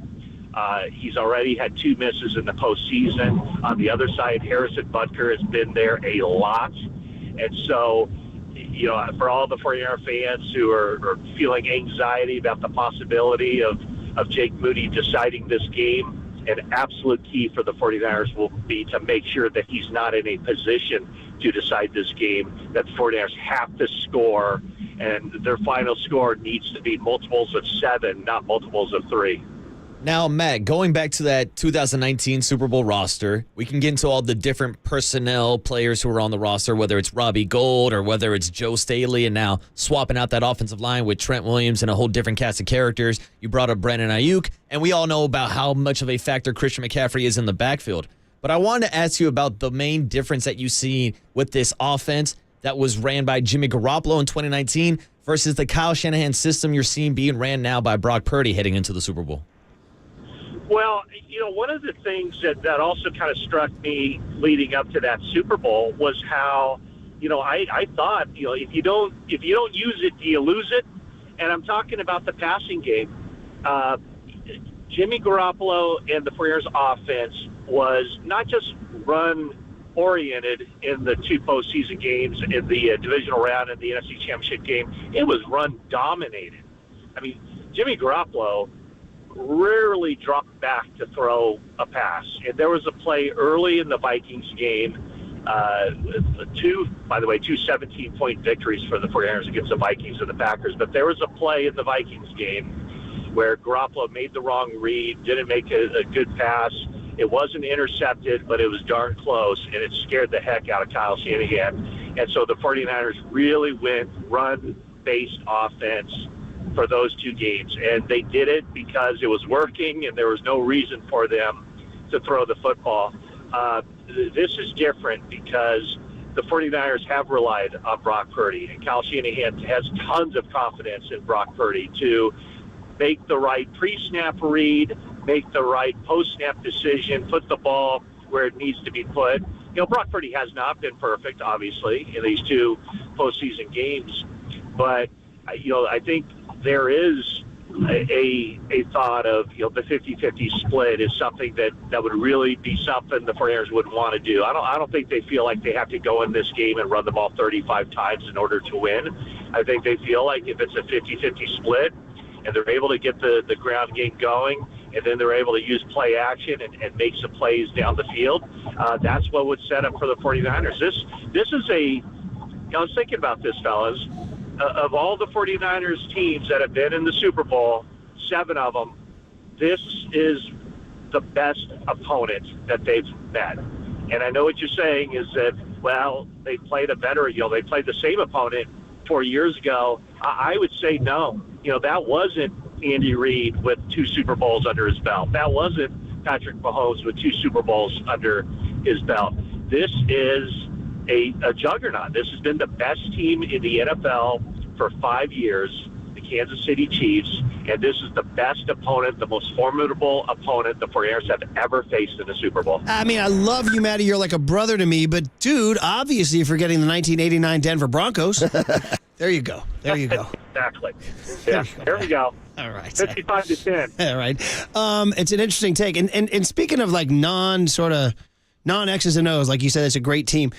My guy John Platts, the Stanford broadcaster, he's great. And he sent me in a text saying why the Niners are going to win. And he pointed to the fact that he doesn't think the Bills or the Ravens had a passing attack like the Niners do. But he also went off the field into motivation and how he called it the San Juan Hill, if you're a Teddy Roosevelt historian here, for George Kittle and and Trent Williams and some of the old, some of these guys who've been there before and may not get back versus how hard it is to repeat. It's a reason why it's been 20 years since a team has repeated. Like the Chiefs, they just can't have the same edge that they had a year ago. Where do you come down on that sort of non-analytics motivation theme? I think now I don't buy it because who's there more pressure on? Is pressure going to play a part in this? Is there more pressure on the team that hasn't won it and desperately wants it and feels like legacies are at stake here? Kyle Shanahan's legacy, George Kittle, 4 years ago, I will be back. I guarantee it. That's a lot of buildup to get to this point. Or is there more pressure on the team that has just won it, just won it last year? Are they more relaxed? They've been there. Will they play more of their brand of football? I don't know. I think once it kicks off, stuff will happen that will determine the game. And here's another point that I don't think should be sold short. I mean, I don't know how this impacts. The 49ers have not played their best football. The 49ers have not played well start to finish in their two playoff games, the Packers and the Lions. And you know what? Those are fine football teams, but they're not to the level of those teams in the AFC. And now look what the Chiefs have done. The Chiefs went to Buffalo and beat Josh Allen and the Buffalo Bills. And then they went to Baltimore and beat the Baltimore Ravens with Lamar Jackson, who will be announced, I'm sure, next week as the league MVP. So if you look, just on paper of what the Chiefs have in front of them, you could make the argument, and it'd be a very strong argument, that this is the third biggest challenge that they will have faced in the postseason, facing the 49ers on a 49ers team that coming into this game hasn't been playing well and facing them on a neutral field. So, we know. I mean, I've seen the 49ers. You've all seen the 49ers. We know they have it in them because of their star power, because of their coaching, because Brock Purdy never ceases to amaze. But let's also face the fact that they better turn this thing around because they cannot have the kind of game that they had against the Packers, where they did not play well for about 54 minutes of that game. They can certainly not have the kind of game that they had against the Lions, where they did not play well for the first 30 minutes of that game. They're going to have to put together their best effort of the season. Not only their best effort, but their best execution, their best everything, their best game plan, because this is a great challenge, and the 49ers are going to have to bring it on February 11th. Yeah, and just to wrap it up here, Matt, my final question, I wanted to ask you about something that Patrick Mahomes and the Kansas City Chiefs were able to do that the 49ers were not able to do this season, and that's beat the Baltimore Ravens and that Mike McDonald defense. Now the news has come out that Mike McDonald will now be the head coach of the Seattle Seahawks, and Matt, we saw him this year beat Kyle Shanahan. We saw him beat Mike McDaniels and the Dolphins in the playoffs. We saw him beat DeMeco Ryans and Bobby Slowick. So do you think the Seattle Seahawks looked at that and feel like they're bringing in the Kyle Shanahan system stopper? Maybe, yeah, they might have, but I think also, there are merits that and I don't know him, but from what I understand, he's a very impressive guy. It did kind of strike me, though, that, a lot of times whenever you move on from one coach, you kind of do the opposite a little bit as far as the hire. And so it did surprise me a little bit that the Seahawks went from one defensive-minded head coach to another defensive-minded head coach. And so, yeah, I'm sure that was definitely part of what Seattle saw and thought that, okay, the 49ers are not going away. I know a lot will be put on this game, and rightfully so. It's a Super Bowl. But, the 49ers are not going away. It would be tough. It's always tough to get back to this point. So Seattle, I'm sure, looked at that and looked at the 49ers roster and how it stacks up next year, too, and thought that would be a good way to put themselves in the ball game and get themselves back to prominence. All right, Matty, we talked about it. You're flying in, Sunday? Is that it? I'll be flying in the early Monday morning. Okay. When are you guys going? Right after the show Monday. So we land Monday afternoon. And then So you'll be there, media row, Tuesday through Friday. Yeah. And then, as they say, Katie bar the door, right? That's exactly what they say. They say it if it's 1890 and you're in County Limerick. That's what they say. All right, guys. Well, Matty. What I'll try to do, gentlemen, is I'll try. I don't know what the schedule is, but I'll try to make an in-person appearance next Thursday. How's that? Well, yeah. Except for where are when the teams do their media? Because I know they're staying 30 minutes outside of Vegas. Are they coming to you guys to do the media, or are you guys going to them? No, we are going to them. So we'll be on shuttle buses or whatever the case may be, heading out to Lake Las Vegas. That's what they're calling Las Vegas Lake. That's what they're calling I've never heard of it. But I look forward to seeing it. Viva Lake Las Vegas. All right, there you go. Yes. All right, Matty. We'll see you down there, bud. Yeah, thanks, Matt. Okay, sounds great. Thanks, guys. Thanks for the call. Yeah, 415 says 84 Dolphins, Miami, Marino. That was a pretty good one, too. That's true. That's a pretty good call, 415. Those Marino teams came in forget it. So, Matty, we'll have to take that up next week. All right, guys, we'll finish strong on the other side. Of course, today was a day where we talked about Super Bowl 54, how it compares. We can get back into that. 808 KNBR is the phone number if you have any Jean-Claude level songs. And, of course, Mike Lombardi had some really interesting things to say about the Chiefs defense and the Niners offense and Brock Purdy. We can get into that, too. All next on KNBR 104.5 and 680, the Sports Leader. Vegas, baby, Vegas!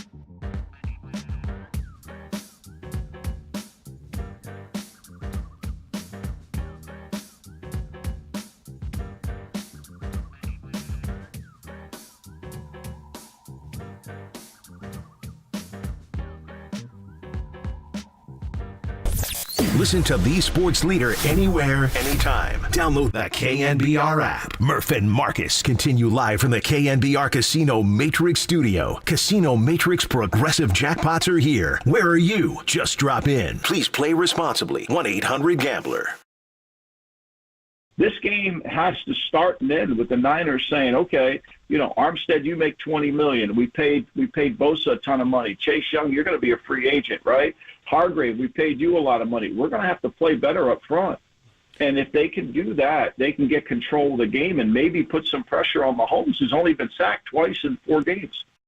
Michael Lombardi came on early this morning, of course, longtime NFL exec, was a scout for Bill Walsh in the 80s, was Al Davis's personnel guy in the 90s. Now he's, of course, talks for a living and writes a book and everything. And he gave us a really good, I thought it was a very thorough, comprehensive breakdown about the real things that are happening in this game, and that the Chiefs that you think of as the Tyreek Hill Cheetah Chiefs are different. They're a much more ball control offense and wins with their defense. By the way, after we've built up this storyline all week and next week, it's going to be like a 49-47 shootout. It's going to be, exactly. There's going to be nonstop points left and right. I mean, that's the thing about Mahomes is it's just like it's so dangerous at any point in time. He can go downfield. The only question is, will the receiver catch it, right? That's it, and that's the scariest part, knowing that Patrick Mahomes can drop 30, 40 on you on any given night. But then when you throw in the fact that the Kansas City Chiefs have been the second best scoring defense in the NFL the entire season, only allowing 17 points per game. And then you look at what they did in the playoffs, taking down Mike McDaniels and the Miami Dolphins. Then the next week he goes into Buffalo, takes down Josh Allen and the Bills, and then the next week they go into Baltimore and take down Lamar Jackson. I mean, those are 3 great wins. Yeah. Dolphins, Bills, Ravens. And think about it. More impressive than Packers, Lions. And those are 3 elite offenses. Like, people will tell you, like, those are the top, like, when you're talking about, like, who's got the best offense in the league, I think all 3 of those teams get thrown into those categories, and they average like 13.7 points per game total. Once again, Steve Spagnuolo, the guy you probably need to talk about more than Andy Reid. And again, Spagnuolo, fun to say, sounds like a pasta dish. I had the linguine Spagnuolo over at the down at Fiordi Italia. Whoa, you talking Italians? All right, more Lombardi because he's good. And you guys, if you missed him early this morning, about this Chiefs offense. So obviously Pacheco is a huge threat. Obviously Travis Kelsey, Taylor Swift's boyfriend, will be out there. By the way, digression, my lovely bride had a theory. Some people think it's not real, the romance, that it's like a marketing ploy by both of them, And she says the only thing that adds to that, and this is a woman who is fashion conscious, she said the reason why she thinks it might not be real is because how suspicious is it that the Chiefs wear red and Taylor Swift's entire thing is red? Like, that's been the name of her album.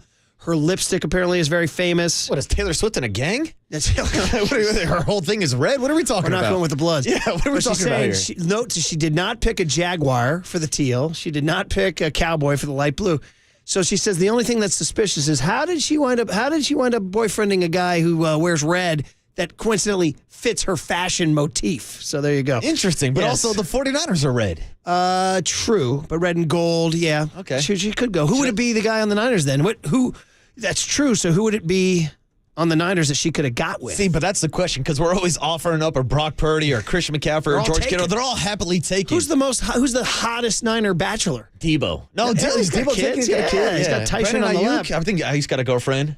Bosa? Ooh, Nick Bosa. Hey, Nick Bosa. He might be too much for her to handle. I don't know. He's like, with those bull rush moves and all that. Hey, Nick Bosa. I don't know. Maybe she maybe she and her agent did negotiations with Bosa and Kelsey, and Kelsey's price was better or something. I don't know, Who knows? And I get there was conspiracies early on because of Taylor Swift and the marketing for her new Eras Tour movie that was in theaters and stuff like that, but I think we're at the point of no return. You see them holding hands and making out on the field after the AFC Championship See that game. NFL film's caught him saying, Tay, I'm going to go celebrate with the boys, and kissed her. So once he calls her Tay, I think everything's good. That's it. Anyway, here is Lombardi on that offense with Kelsey and Mahomes. So Niners, how do you slow them down? Well, they're going to have to figure it out. They're going to have to play with better gap control. They can't, Chase Young's going to have to, if he plays, he's going to have to play in there and not get thrown around. Watch a couple of the plays of the game where the Lions basically threw him 5 yards out of the play. They're going to have to play with more physicality up front. And that's usually the trademark of this 49er defense, and I respect it. Here's the other thing that you have to understand about this Chiefs change of offensive approach. Andy Reid hates calling runs. I mean, he hates calling. He would call it, on 3rd and a quarter of an inch, he would call a triple reverse before he'd call just a lead play because he hates calling runs. But again, he's buried his ego. Over the last 4 games, of the 248 plays, he's called 112 runs and only 132 passes. And typically that's never that close because he knows his best chance to win is to run Pacheco, is to help his offensive line. And the Niners are going to get a dose of Pacheco. This offensive line is coming off the ball with double teams, and Pacheco runs really hard. Damn, that Niner D-line, that gap control, that physicality just been missing. And I don't know if you can wave a wand. I mean, is it rest? Is it eat your spinach? I mean, what is it? 5-man lines, as you say? I mean, I've been talking about the scheme change for a while, whether or not you throw a 5th man on that front. But you hear Michael Lombardi breaking it down. He's absolutely right. If Isaiah Pacheco gets going, which it looks like it's going to happen against this 49er Russian defense, then that sets up 2nd and 3rd, 3rd and 3, all these short down conversions for Patrick Mahomes. And when he's out here dinking and dumping with the best of them, you got Travis Kelsey over the middle. This Chiefs offense is damn near unstoppable. It's a daunting challenge, and I remain baffled that the Niners are Vegas favorites. I really am. They just remain 2-point favorites. Lombardi, by the way, Candace checks in. She says, yes, to Marcus's point about the Niners, she says, if you look, the Niners red is slightly maroonish, whereas the Chiefs red is a bright cherry red that exactly matches her lipstick. I was in the back of my head, I was like, is this like a lipstick shade thing we're talking about? Thank you, Candace, for clarifying. And then if you want to get into Purdy, I mean, listen, who was it that he's just got to be great? Now, Greg Cosell had some tough stuff to say about Purdy. I mean, not tough, that's an overstatement, but he said he wasn't playing at his best in these last 2 games. And he said, it's the thing Greg Papa talks about all the time. He calls him Big Brain Brock. And he's saying the brain was not snapping, was not firing. Greg, I wrote it down here. Greg said exactly, he's not playing at a high level. He's not seeing it real clearly. And he's leaving throws on the field. He also said the synapses aren't firing the same. Maybe he's having too many of the gummies that you find there, Waterboy. Those are supposed to help the synapses. Oh, are they? I thought they relaxed the synapses. But anyway, so that's something. I mean, the whole point of Brock is processing. I mean, it is. It's even going back to the Green Bay Packers game where he almost threw a pick 6 to Darnell Savage to start the game. And Brock talked about it after, about how that play kind of changed the way that he was making decisions in the game, which you don't want one play to dictate how you're going to play for the entire game. But that was also the game where he constantly was just checking it down to Christian McCaffrey, missing a lot of those checkdowns, I'll point out. Bad, yes. But that's the difference between the processing chip that Greg Cosell's talking about. So this is cut Amazon Mary. Lombardi, though, despite Cosell's criticisms of Purdy's processing, he's just had it. Like the latest Cam Newton thing. Oh, he's the 10th best player, everything. And I told you, there's national shows that I heard this. I was like, what just happened here? What's going on? Lombardi's had it. I think it's the most ridiculous conversation of all.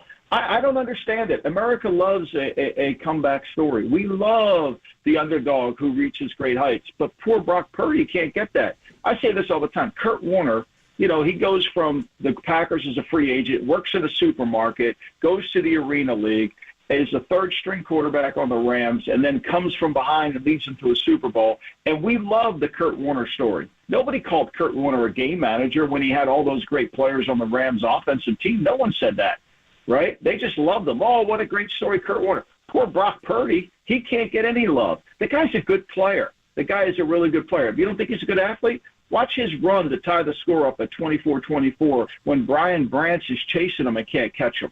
Like, I think it's completely it's unfair to Brock Purdy. He's a really good player. He'll be a good player next year. He's going to be a good player in his career. Yeah, the 2 runs, actually, I was watching those again. He involve a couple of great plant foot jukes. Like nice jukes. Like that's legit. Like he really shakes his guy. I think it's Azevedo or the linebacker one time and Branch maybe the other time, but it's Jimmy juking the guy. Pardon me. It's Brock juking the guy. That's pretty good. And that's something that we talk about a lot with Brock Purdy and his footwork in the pocket and how he's able to escape pressure. But you saw it on full display. I know we were talking earlier about guys like Mahomes and Aaron Rodgers, how they get outside the pocket but still keep their eyes downfield to make plays. That's what Brock Purdy has been doing all season. But last week in the NFC Championship game, we saw him actually tuck the ball and pick up those 21-yard chunks. I think he switched hands on one of the runs too, didn't he? Yeah, and he probably would have had a touchdown if he didn't bounce into Debo. Debo kind of cost him, which might actually change the narrative had he run that ball in for a touchdown. It would have been an epic touchdown run. And by the way, just one other, and probably we should talk about this as the days go on. He said, supposed to be the underdog. You're supposed to love him, like Rocky, Kurt Warner, and he's not getting that. I told you, I got in the car on Monday, and they were like, we're supposed to like underdogs, but this guy, it was the Sirius XM Mad Dog show. They're like, nothing moves the needle. I'm just not buying this guy. He's not interesting. He's not interesting. Was Kurt Warner really that? He was not really that interesting other than he won the Super Bowl. He's just a nice guy. I don't know. Was Tom Brady really that interesting? No. I don't think so. But he had the draft story of 199, 6th round, whatever the hell it was. Yeah, exactly. So anyway, man. Well, he's going to, can you imagine? Well, the vision, Young Tone, the vision, if it comes, will they find that interesting then? Or will they call him Trent Dilfer and Brad Johnson, if they will, as the confetti's coming down in Vegas? Yeah. Much to the dismay of Raiders fans. Maybe somebody suggested, how come my vision didn't include Jerry Rice, who's arguably the greatest football player of all time? Yes, I said it. Because it's just Jerry's like available 24/7, 365. Jerry doesn't miss a game. Need somebody a little more rare to make it cool. You know what I mean? So Jerry's like the John Legend of NFL players. Like you need a gig, John Legend will play it. You know, you need somebody, Jerry will be there. So anyway, but I'll take Jerry. If it's Jerry, I'll take Jerry. Murph, here's the thing. I don't think it matters who the hell is handing over that Lombardi trophy as long as they get it. That's the point of the vision. Tim Ryan will tell you, and we had him on when he joined, I think it was 2014 or 13 when Tim Ryan joined the broadcast. Was it even earlier? So I know Eric Davis was doing the Saints game because remember, got him on the call. So 2013 or so when Tim Ryan joined, he did his initial interview on our show, on the morning show. And he said it then in 2013. He goes, yeah, guys. He goes, and his sign off to us then was, yeah, now it's time to party with Lombardi. It was the first time we'd heard it. Well, it's 10 years later. Yeah. And Tim Ryan's still growing his hair out until they get that Lombardi. All right. Mark Spears joins Tolbert and Copes today at 2:50 this afternoon. Warriors actually play tomorrow night. Okay, we'll hand it over to Papa and Lund next on KNBR 104.5 and 680, the Sports Leader. Jimmy Jukes. From the Chilton Auto Body Traffic Desk.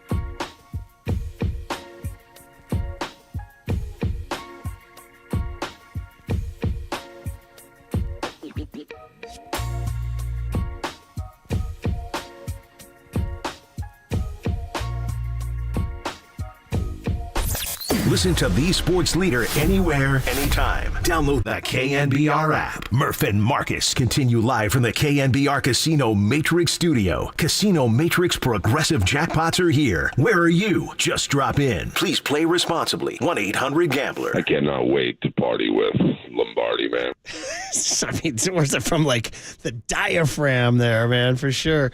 Guys, 925 says George Seifert, the last head coach to win the Super Bowl, should be the one handing out the Lombardi. That's pretty good. I'll take that. 831 says, I have a vision. CMC's wearing a Super Bowl champs hat and holding the Lombardi high above his head. And did you guys see the Chronicle went there today and wrote about the possible parade? They went there. Ooh. It's taboo in the sports world to ever mention it, but then they also have to plan for it. You know what I mean? So it's like, shh, don't talk about it. We got to plan for it. Shh, don't talk about it, but we got to plan for it. So they said sources whispering say it would be Thursday, February 15th. Down Market Street in San Francisco. Ooh, in San Francisco, not in Santa Clara, Murph. Don't kill me for saying it. I'm just reading what's in the paper. Not that Lawrence Expressway or San Tomas or El Camino down on the 408. Maybe a secondary one there. Well, the Patriots play in Foxborough, and they do it through Boston, right? That's true, and it's a journey to get out to Foxborough. Although it's closer than Santa Clara. So yeah, but it's a way worse drive. I've made both trips. They're both one terrible. more show before the weekend, and then I already gave you your Pro Bowl menu. I think the Pro Bowl competitions might start tonight, Murph, so we can break it down tomorrow. All right. Papa and Lunder down there in Santa Clara. You boys, boots on the ground. Dry day. No rain, right? You're gonna get. What are you out of your mind? It rained all the way down I got here. Sorel boots on. I'm ready after skiing. But it looks good now. It's starting to clear right now. Oh, is it? Honestly? Really? Oh, it was God. pouring all the way down here. 5 but seconds I'm ago. right now. Yeah, okay. Look at that. It wasn't when I was walking in from my car. Thank God. It's clear right now. I'm not looking that direction. Like, what are you gonna believe? At 1 o'clock, is it going to be dry for practice? Is all we care about. According to my iPhone app, but then again, there's the iPhone app, and then there's the real world. Those apps are never It right. rained all the way down. Roberta Gonzalez, is it going to rain at 1 o'clock or not? Yeah, it was raining all the way down here. Phil Martin, reach out to us. Let's get. So we had your buddy Lombardi on, Greg, early Which in the one? morning. Michael Lombardi. Yes, What was Michael saying? I heard him. He had a Is he lot going to go to with say. Harbaugh? Is he going to the Chargers? You know, we didn't ask him that. Damn. Maybe next interview we'll ask him that. But we asked him about Al letting the Chiefs use the facility. He said Al would not have let it happen. He had no choice. He said. Did Michael tell the story about when the Raiders went Super Bowl 37 to San Diego? And Marty Schottenheimer had to clear out his office? I was there because my bag inadvertently went to the Charger facility. I went there to get it, and I saw Marty. He was literally boxing up his stuff in the office, and I said, you better deadbolt that. You know where Al's going right away. Straight to the Where's office. that 50 power playbook? What's LaDainian running? Yeah. All right, 50 guys. power behind O'Neal. Take it away. And when it's time, hey, thanks to young Kyle and Tony and Marcus, see you tomorrow. And when it's time for a change, think Speedy Oil Change and Auto Service. Your trusted oil change, tune-up, and brake experts. You are listening to KNBR AM and KNBR FM San Francisco, the sports leader, a Cumulus media station. I've never said that Brock Purdy was trash. What I did say is Brock Purdy is a game manager. Man, look, I ain't recanting shit. Brock Purdy is the 10th best player on this team.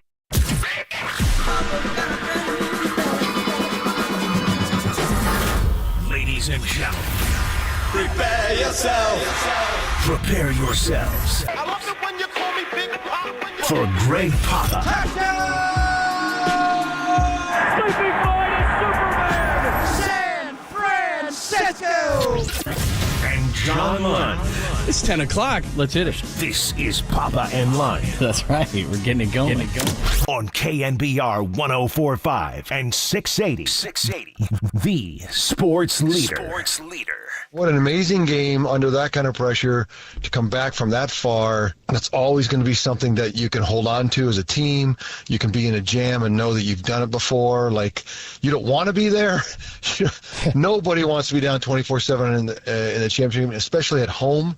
I mean, you're on the ropes, and to come back and win is an amazing feeling for the fans, for the team, for everybody. And now it's essentially been 2 weeks in a row we've dodged a bullet.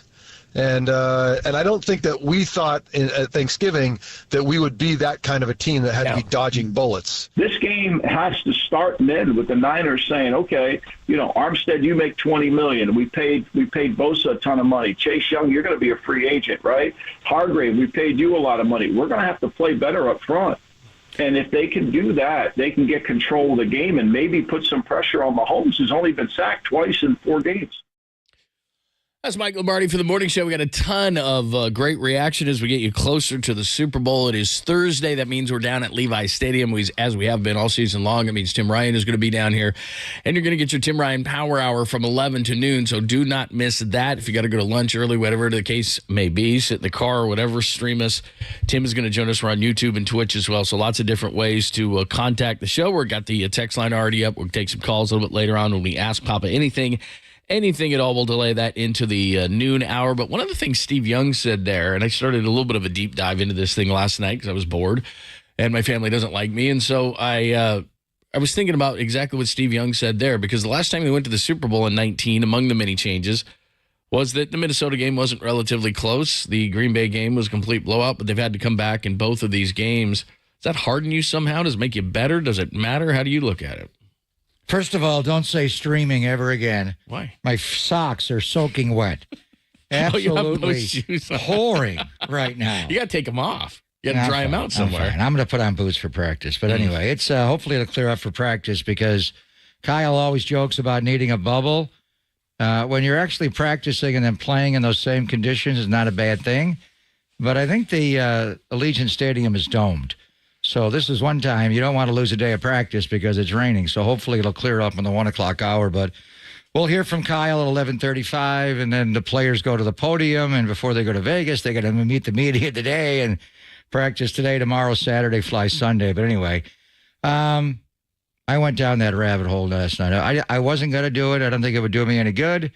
But as I'm reading about the Kansas City Chiefs, John, the NFL Network pops on a replay of Super Bowl 54. I ain't watching that. So I started watching. You did? I watched it.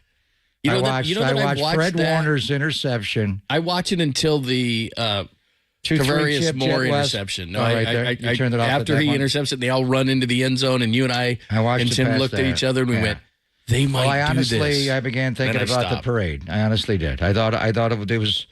And then the Wasp play and everything. But it was just, I mean, the characters in that game, it's like, what number is that? Emmanuel Mosley wearing 41? What's going on here? Yeah, that's before you could choose any number you wanted. He picked number 4 later. Now he's a Detroit Lion and tore his ACL for a second straight year. But anyway, just how young.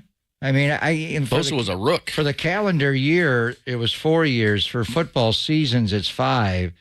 But just how young Kyle was. Kyle was a baby. Mahomes. Any gray yet? No, he had no gray yet. No gray at all. No play for Mr. Gray. Well, I remember talking to him after his birthday, because that year was the epic shootout with Drew Brees and Sean Payton in the Dome in the 48-45. And I think his birthday was right after that game. And he said how many years that game aged him. But the last 4 years have aged you, Coach. And who ages faster, a president or an NFL head football coach that has lost in the championship game twice, 2 years in a row, and the Super Bowl with 7 minutes to go. Anyway, those are always when you go from age 39 to age 44, you get it shows. But how old? I'll take your word for it. Even Andy Reid. Yeah, you're not there yet.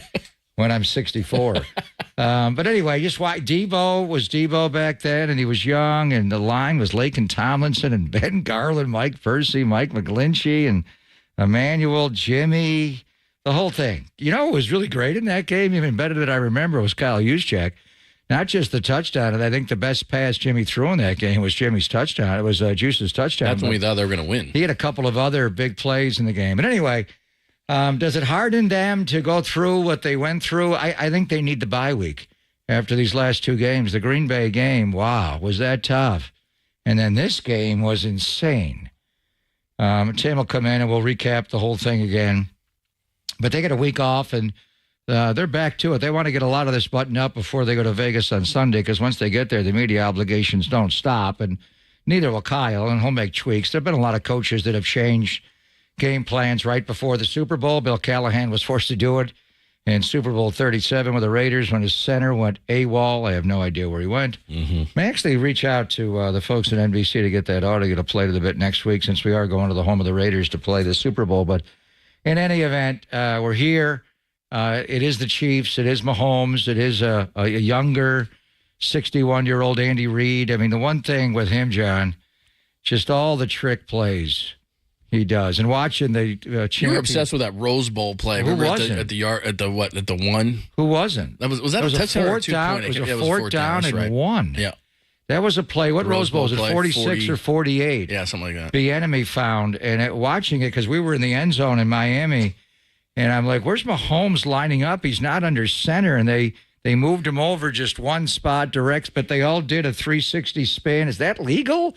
And then what did they do against the Raiders last year? The snow globe play where they got in the huddle. They all went ring around the rosy, and they come out of it in the championship game. He in a fourth down or maybe 3rd and 1, 4th and 1, a short yardage situation.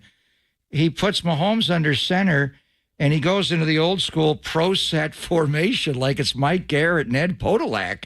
Like, what's he doing? And then he shifts out of it with Richie James, the former Niner turned chief, going in motion, the orbit motion that Debo does out of it, but he leaves Pacheco up in that spot where he's in a fullback spot where he gets the quick handoff, and it was a 360 spin. Andy Reid he's so creative in what they do. They are different now. This is a different team than we saw in the Super Bowl in Miami, Super Bowl 54, John. How many times do they run 13 personnel where they have 3 tight ends on the field, not just Kelsey, who really, I think in that formation, you treat him like a wide receiver and not the other 2 tight ends, Blake Bell, the former Niner, Noah Gray, are tight ends. Kelsey is not. I don't know how you code it. Tim will talk about it. But they're just different. They're more of a power, and they're throwing shorter, obviously, Mahomes and his ability to manipulate the pass rush. But I wasn't going to go down that rabbit hole, but I did go back and watch Super Bowl 54. Now I'm done with it. I think it's a great question to ask because if it does come on, I do. I watch it to a certain point. I wonder if other Niner fans do. Do they watch it all the way through? A lot of games, I'm like you. I'll go down a rabbit hole. I'll watch a game. I'm entertained by it. However long I have, I'll watch games. I'll even probably watch a lot of them to the end. I've never watched that game to the end. Even after we talked about it the next day? No.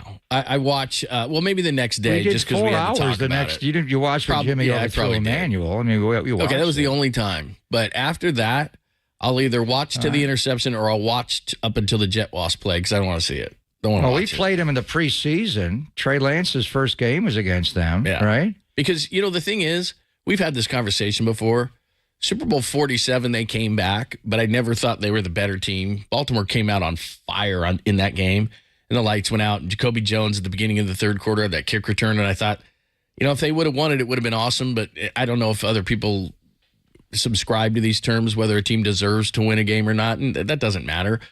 But still, Baltimore was the better team that day. I thought up until that point, and then the Avalanche came, the 49ers were the better team, and we were in that booth in Miami thinking they're going to win this thing.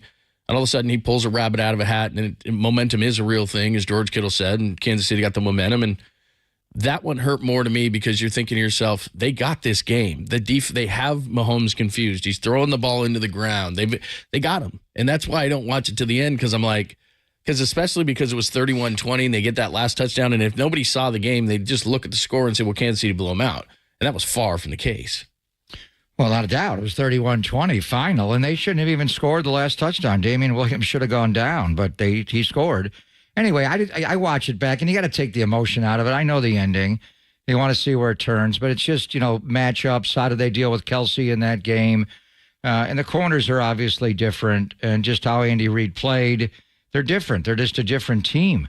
The Niners are a different team, obviously, with quarterback change, the defensive changes, the change of going from, to Christian McCaffrey now. I was surprised how much Tevin Coleman was a part of that game. I'd forgotten that. Mostert had 220 yards and 4 touchdowns in the championship game. Coleman had over 100 yards in the Minnesota game in the divisional. But anyway, it's going to be talked about a lot because it is a rematch, and to have a rematch come back in just 5 years' time, 5 seasons' time, 4 years later, it's obviously happened before. Bills and Cowboys played back-to-back years, but I think it's the 5th rematch, John, where you have this close proximity. But it's interesting how it wasn't that long ago, but really it was a long time ago, and all these guys have aged a lot in the 4-year calendar time in the 5 seasons since Super Bowl 54. Honestly, they couldn't be, even though there's a lot of similar players. I heard an interview with Patrick Mahomes yesterday in Kansas City. Does a weekly radio show on a sports station in Kansas City, and he was talking about how many players are similar as I was listening to it, I was thinking, you guys couldn't be more different. You know, Kansas City's defense and the way that they approach now. It used to be a big play offense. It's not. It's a dink and dunk, get it down the field, 12, 14 play kind of an offense. Their defense is completely different. The 49ers, and this is something we need to get into today, and I want to ask Tim specifically as a former defensive lineman. I looked at the teams, and I looked at that Super Bowl, and I looked at the NFC Championship game and the difference and the amount of snaps that the D-line played. We'll get into this a little bit later specifically, but I am blown away by how poorly the defensive line is playing in the first half. Even though the first half against the they played much better. No. I'm talking go back to any team. I ran the stats. Any team that has run the ball over 20 times against the 49ers this year averages 5 yards a carry. Yeah, the yards per rush is why. But I'm saying is they played much better in the second half against Detroit than the first half. But this is a season-long problem that now the better teams are taking advantage of. I think, well, look at the numbers when they lost Talanoa Hufanga. Yeah, it could be that. There's a lot of different things. That was later in the year when he tore his ACL. But I mean, with Arizona running for 234, whatever. I mean, all these different things. If a team runs the ball 20 or more times against the 49ers, they give up 5 yards a carry on the season. Don't let them run it 20 times. Yeah, so get the lead and play we'll ahead. Get into it. And look, I don't want to make this all about Kansas City love because there's ways that the 49ers can win this Super Bowl, and they are actually the favorite, which I don't know. It should be a coin toss to me, but this is a vastly different game. But my biggest confusion to the whole thing, and Tim's going to join us at 11 o'clock, is how a line that, at least from a name standpoint, is this talented and should be and is being paid as such, is so poor against the run and isn't really getting after the quarterback outside of Nick Bosa. Well, I mean, what you're basing it on is guys who were drafted high that now are on their second team, or in some cases their third team. But I'm basing it on Eric Armstead. I'm basing it on Hargrave. Eric played well in the second half. That twist stunt between he and the Gravedigger on the 4th and 3 was one of the big plays in the game. A lot of it is just fitting in the guy next to you. And, Armstead was gone a long time. He missed a lot of games. There wasn't any certainty he was going to come back for sure. He and Hargrave and Nick are going to have to lean on. Without Cleve Ferrell, Chase Young is playing more, and we're basing Chase Young on his draft status, and likewise with Randy Gregory. And I'm a little surprised Sebastian Joseph Day hasn't played better, but they did play well enough and made big enough plays in the second half to win that game. They did not play well in the first half, and they've got to solve the pin and the pull and the toss crack. Andy Reid may do it differently with jet sweep motion like he did last year with Mecole Hardman. He's back on the Chiefs with a different number. He's not wearing 17. Richie James Jr. has taken that number. He's wearing 12. But, the defensive line has got to play better. This Kansas City offensive line is interesting. Allegretti is playing well. I thought the injury they would have at guard with Joe Tooney would bring him down. But like Detroit's young left guard, John, he played well on the game on Sunday, and they were just creative in how they got after that. And, Andy Reid, he's a lot of influences on this football team, obviously, but I would think more than anything it's the offensive line, being a former offensive lineman. And they just do it differently with their line, but it's going to be a challenge. And you may have to change, by quarter, make your adjustment after the first quarter, if not earlier, and then have a whole different game plan for the second half with Steve Wilks. And the big thing they couldn't do is they just could not get off blocks. That crunch play, the double team was devouring them in the first half, and you'll see that in this game, and they just could not shed.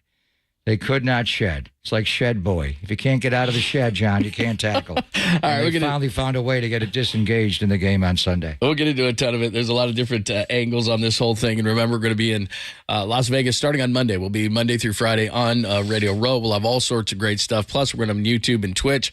We'll do all sorts of podcasts, all sorts of different stuff that we'll be doing. We'll have it for you. Plus, we're going to be live on Media Night, which is going to be on Monday night, which is going to be a lot of fun as well. So make sure not only do you tune in the rest of the week, next week is going to be a lot of fun as well, and all the shows are going to be down there.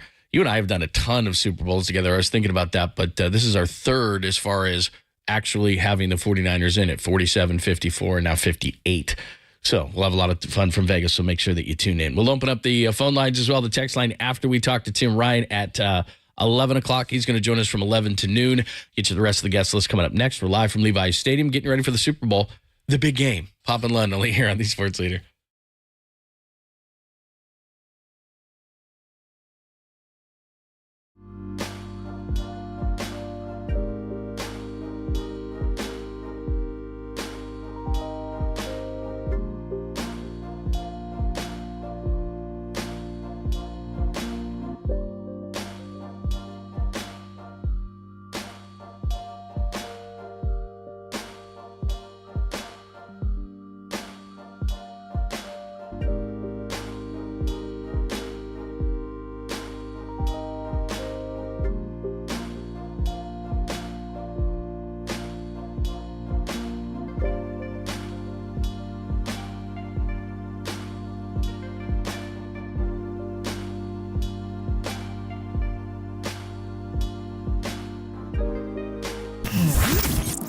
Here's what's trending now. Trending now. On KNBR.com. Former NFL executive Mike Lombardi joined Murph and Marcus this morning to discuss how the 49ers match up against the Chiefs ahead of Super Bowl 58. That podcast and more trending right now on KNBR.com and the KNBR app.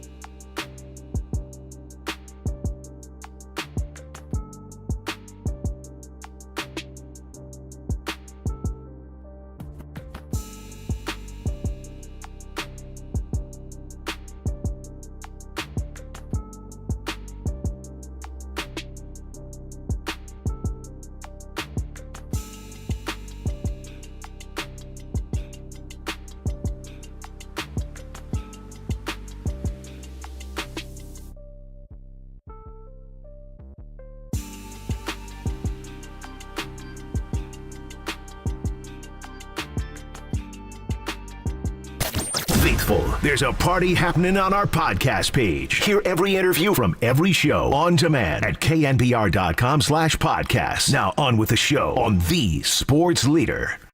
He wins games. That's all he does. He comes back and, you can find knocks on him. He can't come back and win a game. We did that twice this postseason. You look at his numbers, and if you took his name out of there and you just showed numbers from the last 2 years, I think it'd be a completely different conversation. But when I look at a guy like him, if you're studying Brock, you're like, all right, what does he do well? I think he's quick with the football. I think he knows where he's going. He showed the ability to scramble. But then at the end of the day, I think if you're writing a scouting report on Brock Purdy, it says winner. And I think there's a lot to be said for that. And I think people are starting to kind of come around on that a little bit. Obviously, he's got dudes around him. He's got Trent, he's got Christian, he's got Debo, he's got Ayuk, he's got Kittle. Obviously, Kyle is phenomenal as a play caller. That's not his fault that he's in that system and had the success he's had. I think he wins football games, and you watch how guys talk about him in the locker room. They love him and they believe in him. And man, I root for guys that do it the right way, like I kind of talked about, and I'm a big fan of his.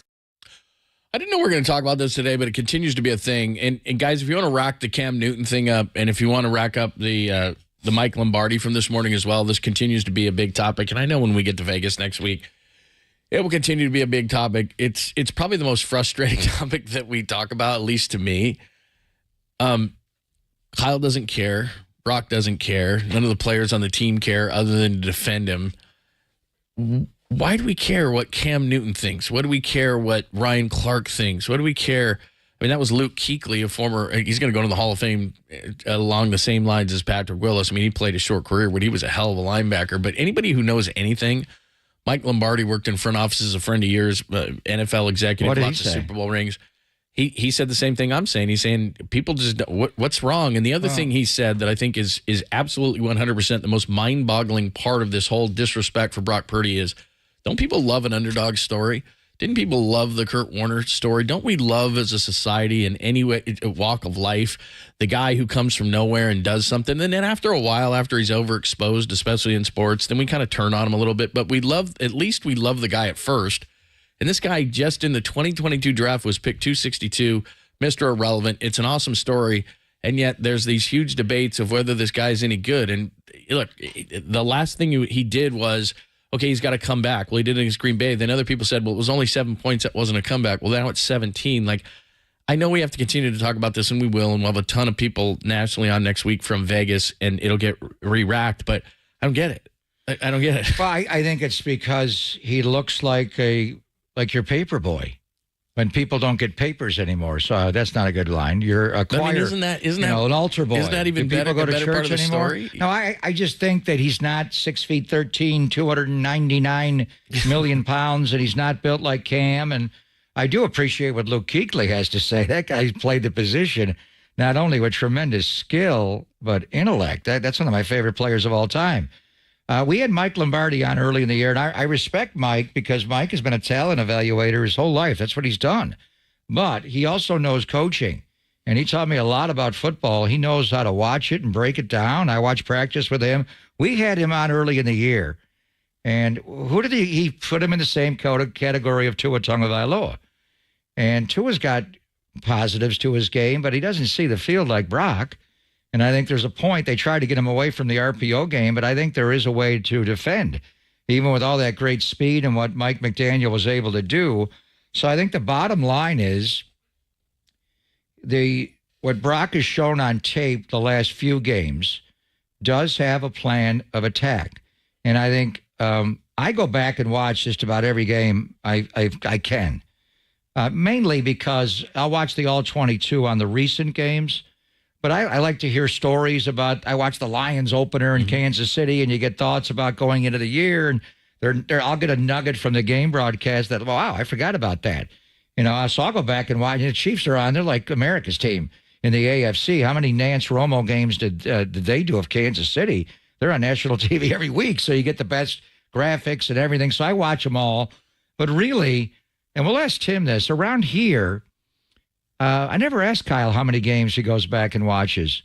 John Lynch watches the previous 4 games. He does not watch anything before 4. I'm sure Kyle watches as many as he can.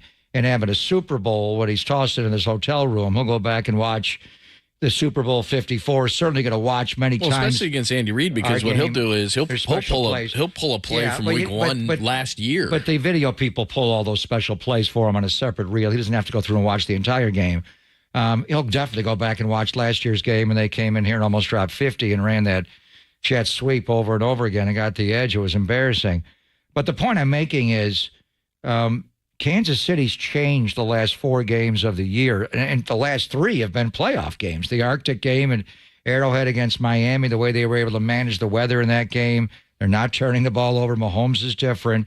And then obviously the last 2, Mahomes never played a road playoff game. He went to Orchard Park and beat the Bills. He went to M&T Bank Stadium and beat the Ravens. Well, the defense did. Well, he did too. He made barely. They didn't score in the second half. John, they were up 17-0 at halftime. Yeah. You managed the game differently. No, he did great, but the defense and the Ravens not running the ball. Okay, then you say the Niners sucked. They shouldn't be here because they were so bad in the first half. No, I'm not saying that at all. He was fine in the second half. He was okay. The defense and the Ravens not running the ball were the top two things of why they got here. away from it was the red zone takeaways. The punch out by L'Jarius Sneed on Zay Flowers. Patrick Mahomes played like Johnny Unitas the way he managed that game in Baltimore. And in the first half, they had the ball for 2/3 of the time.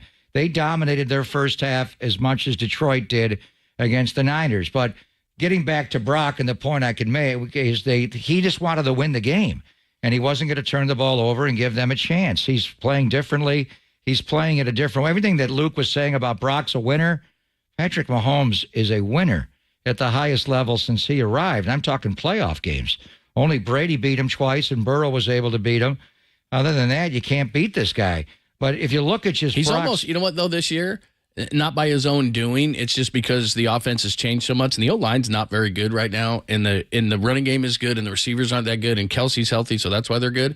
And it's not a product of Mahomes in this way, but they're winning almost like when Peyton Manning won the Super Bowl with Denver. Yes, they are. Peyton Manning had no legs left. He got but hold benched on. I understand that. I'm not saying that he's Peyton Manning. What I'm saying is that when they won that Super Bowl here, they ran the ball and they played defense. When they won it with Terrell Davis, they ran the ball and they played defense. That's what they're doing. Mahomes is not playing poorly. I'm not suggesting that, and I'm not suggesting he's Peyton Manning. But what I'm saying is that's how they are winning. They are winning. I would invite them to run the ball as much as they want to run the ball in this game with Pacheco. I would play coverage and let him run the ball. Ultimately, you've got to stop him, and you've got to stop 87, and you got to stop whoever he's throwing the ball to, and you got to stop him breaking, contain, and running. He had a run at the end of the first half of the Baltimore game. We were talking about Brock changing arms. He did the same thing in the low red zone. It was unbelievable the way he got out to his left and he put the ball on the outside arm so they wouldn't punch it out. Peyton Manning was crippled that year.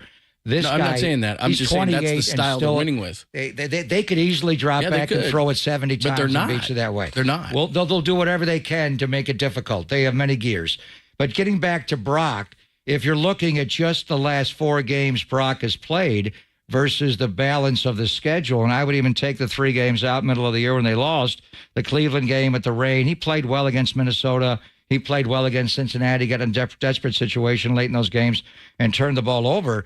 But if you're watching just the last 4 games, the Baltimore game, there were trap coverages in that game. Green Bay stole a lot of that game plan. So did the Lions. They all will. That game that Baltimore played, and now their defensive coordinator, Mike McDonald's the head coach in Seattle. So we'll see if he can teach his players that game plan. But the Washington game, even though they won that game, there were a lot of moments on tape where Brock just did not see the field in that game. And that's what Lombardi said this morning. He said his greatest power is that ability to dissect quickly, and he's not doing that. There were times without question, that's why we call him Big Brain Brock. They all missed. Mahomes missed a wide open, I think it was Rashee Rice on an in-cut. He just missed him because the pressure got to him and he looked away at the wrong moment. It's easy to say when you're watching it back, and in the moment it's hard. But he's played better games than the Washington game off the Baltimore nightmare on Christmas. And I think that was a lot of scheme, and they went at the Shanahan system as much as Brock. Brock's just doing what he's taught to do, but they trapped him in that game. He threw 4 picks. The Washington game, even though they won the game on New Year's Eve, there were moments there where he just didn't see. He didn't see Juszczyk get dropped early. He didn't see Debo out of a bunch formation. They dropped him in a point of the bunch. Anyway, then the Ram game, he didn't play. And then obviously the Green Bay game, most of the game was not Brock. He saved it at the end. And in this last game, it wasn't as glaring against Detroit, but he did get trapped in a coverage over the middle to Malcolm Rodriguez, and they hit him. And there was moments where, why do they not believe in Brock? Well, he's 6 feet 5/8 of an inch tall. And there are times where you see it, where, Aiden Hutchinson can't beat Trent all the way to the pocket and collapse the pocket. So what does he do? He blocks his shot. Where Josh Paschal, their defensive end, can't get all the way there. What does he do? He literally blocks the ball right out of his release. It comes out sideways, and it gets intercepted by Malcolm Rodriguez. If he's 6'4", 6'5", do those balls get tipped? I don't know. Even big quarterbacks get tipped. It hasn't been a persistent problem, but it is a game plan. And when you get into these ultimate games, Drew Brees there's nobody more surgical than Drew Brees. And I think that's the comp for Brock. I believe the one Super Bowl he won was amazing, but I think he would have had more. He would have had multiple Super Bowls if he was taller.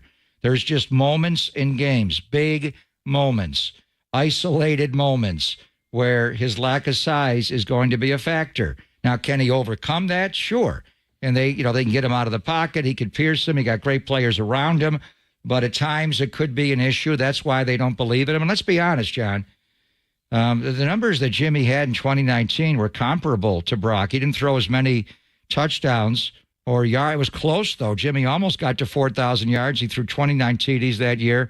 The interceptions were 13 versus Brock's 11. And he also fumbled. Jimmy fumbled 10 times that year and lost 5. They didn't have as much, they didn't need him as much in the playoff games because they ran all over the Vikings and Packers. But, what is the memory of everybody here is the post route to Emmanuel Sanders when he overthrew him.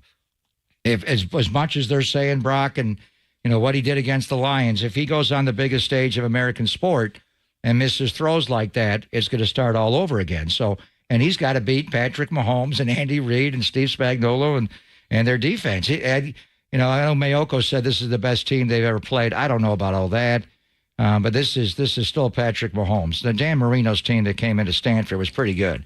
You had good teams there, but I don't know. I'd have to look at all the rosters, but I just know when I watch this team, and I'm not looking at the stats the entire year, I'm just watching who they are in January, they still are the Kansas City Chiefs. All right, we'll get more into it. Tim Ryan at the top of the hour from 11 to noon. The Tim Ryan Power Hour. Do not miss that. We got an Ask Papa. We'll open everything up as well. And again, we'll be off to Las Vegas, and we'll spend next week in Vegas. It'll be awesome.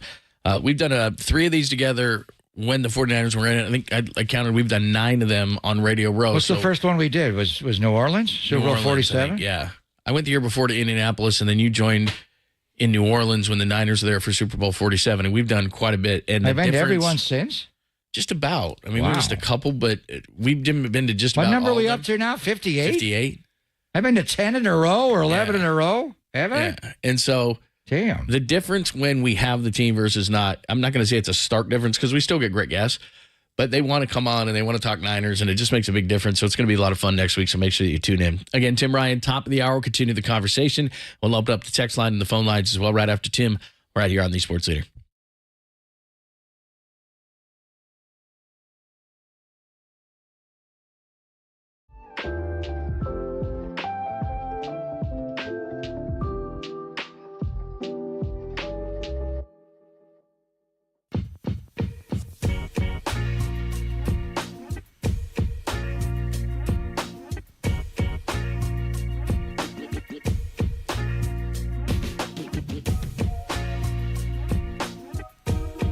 Begin laser ignition sequence. Oh, hey there. It's a Laser Eye Center of Silicon Valley. That's Papa. We both had the CLR procedure from the Laser Eye Center of Silicon Valley. And there you go. CLR. Very nice. Very nice. Papa can actually see the field now. It is absolutely great. Before he was just kind of freestyling. I hope that was Christian McCaffrey this score, but now clearly he could see, and it was. I was like, "Wow, I'm impressed." So I went and had the same procedure done at Laser Eye Center, the CLR. Now, look, here's the thing that is really cool. First of all, they want whatever procedure is going to work best for you, and it's a free consultation. So you can ask them about CLR. That's what worked for Papa and I, and it's the permanent solution to readers, glasses, contacts, and here's a great bonus: you're never going to develop cataracts. So it is awesome. Now, there's all sorts of different procedures that they do that might work best for you. So get your free consultation today at lasereyeclr.com. That's lasereyeclr.com. Or simply call today to get to 877-GET-2020. That's 877-GET-2020. It's a free consultation. So there's all sorts of great. All I can tell you is with CLR, worked best for me. I had a LASIK procedure years ago at a different place. It wasn't that it didn't work. It just didn't work maybe as well as I thought. Maybe I had unrealistic expectations, whatever, but everybody is different. So when I talked to the Laser Eye Center of Silicon Valley, this clicked for me. So whatever it is that you want to do, they want what works best for you. So get that free consultation today. Ask them about CLR and the other procedures they do. LaserEyeCLR.com or call 877-GET-2020.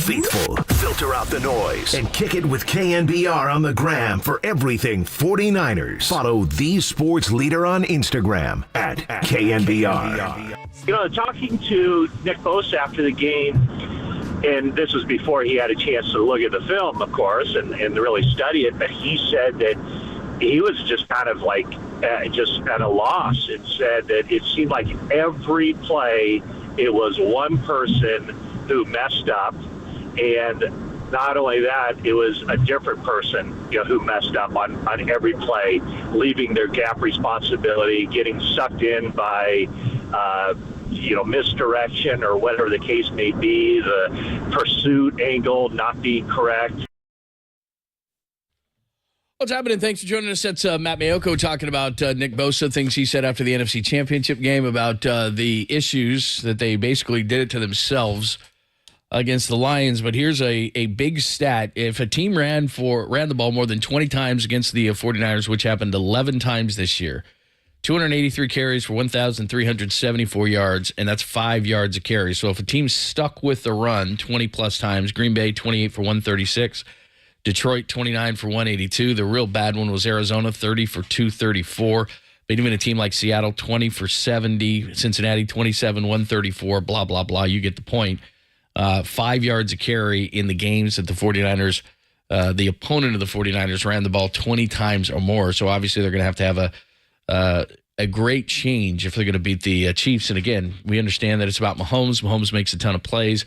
The offense is different for the Chiefs. In 2019, Patrick Mahomes averaged 8.4 yards per completion. He's down to 7 yards per completion. A lot of dink and dunk stuff and guys running after and running the football and playing great defense is what the Chiefs are. And again, in 2019, the offense of the Chiefs versus the defense of the Niners. This time, it's going to be the defense of the Chiefs versus the offense of the Niners. So that's going to be the deal. But everything's got to start with stopping the running game. And we got to get to Tim Ryan and talk about what they have to do, because Pop, before the show today, I was looking at the 2019 starting defensive line in Super Bowl 54. Bosa, Armstead, Buckner, Sheldon Day were the starters.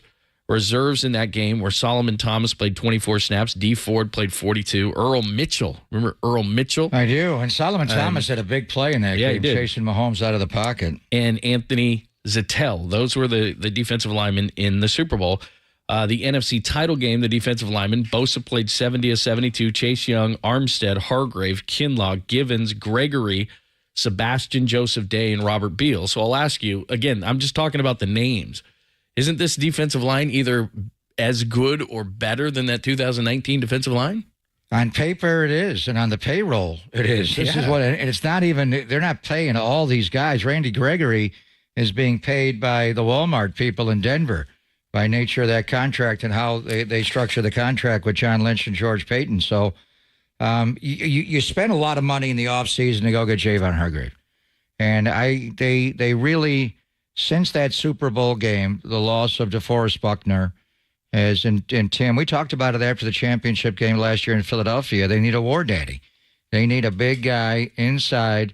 And I thought, how they going to get that war daddy? You know, where you don't have a first round pick. How are you going to do it? Kinlaw, they drafted to be DeForest Buckner, and he's playing. He had his best year by far. There is no doubt. But they know how to attack him. And they did the same thing to DeForest Buckner, where because of the size, and Armstead as well, and Tim will call it the crunch, the duo, where they have a guard in the center and they get on those guys. And I remember DeForest Buckner one game against Arizona, the first play of the game, it was like he was on roller skates. They just pushed him right out of there. They ran right behind. So if you pick out one spot on the line and you double team that guy, the other guys can't get there in time. So, but they invested a lot. John Lynch, state of the franchise, sat down with us and told the story. He and Kyle went over to Jed's house on a Saturday, and it was like they were going to confessional. They had to, like, what did he say? It was like asking a girl out of the date. They basically had to say, can we go out and get the highest paid defensive player in free agency, like 10 minutes into free agency? And I know we were, what were they last year? Very high in defense. You couldn't believe when that happened. They got Javon Hargrave like an hour and 1 minute in, and Jed said, yeah, is he a difference maker? And there's been a lot of games. First half of the year, Javon Hargrave was digging graves. He was the grave digger. And then he got into a little bit of a lull when they hit that. They got tired. He got an injury. I think he's flashing, but he hasn't been as consistent. And then in the month of October, they realized what they needed. They went out and got Randy Gregory. Yeah, two guys. They went out and got Chase Young before the deadline. October the 5th, they got Randy Gregory on Halloween, right up against the deadline. That was like 90 minutes before the deadline.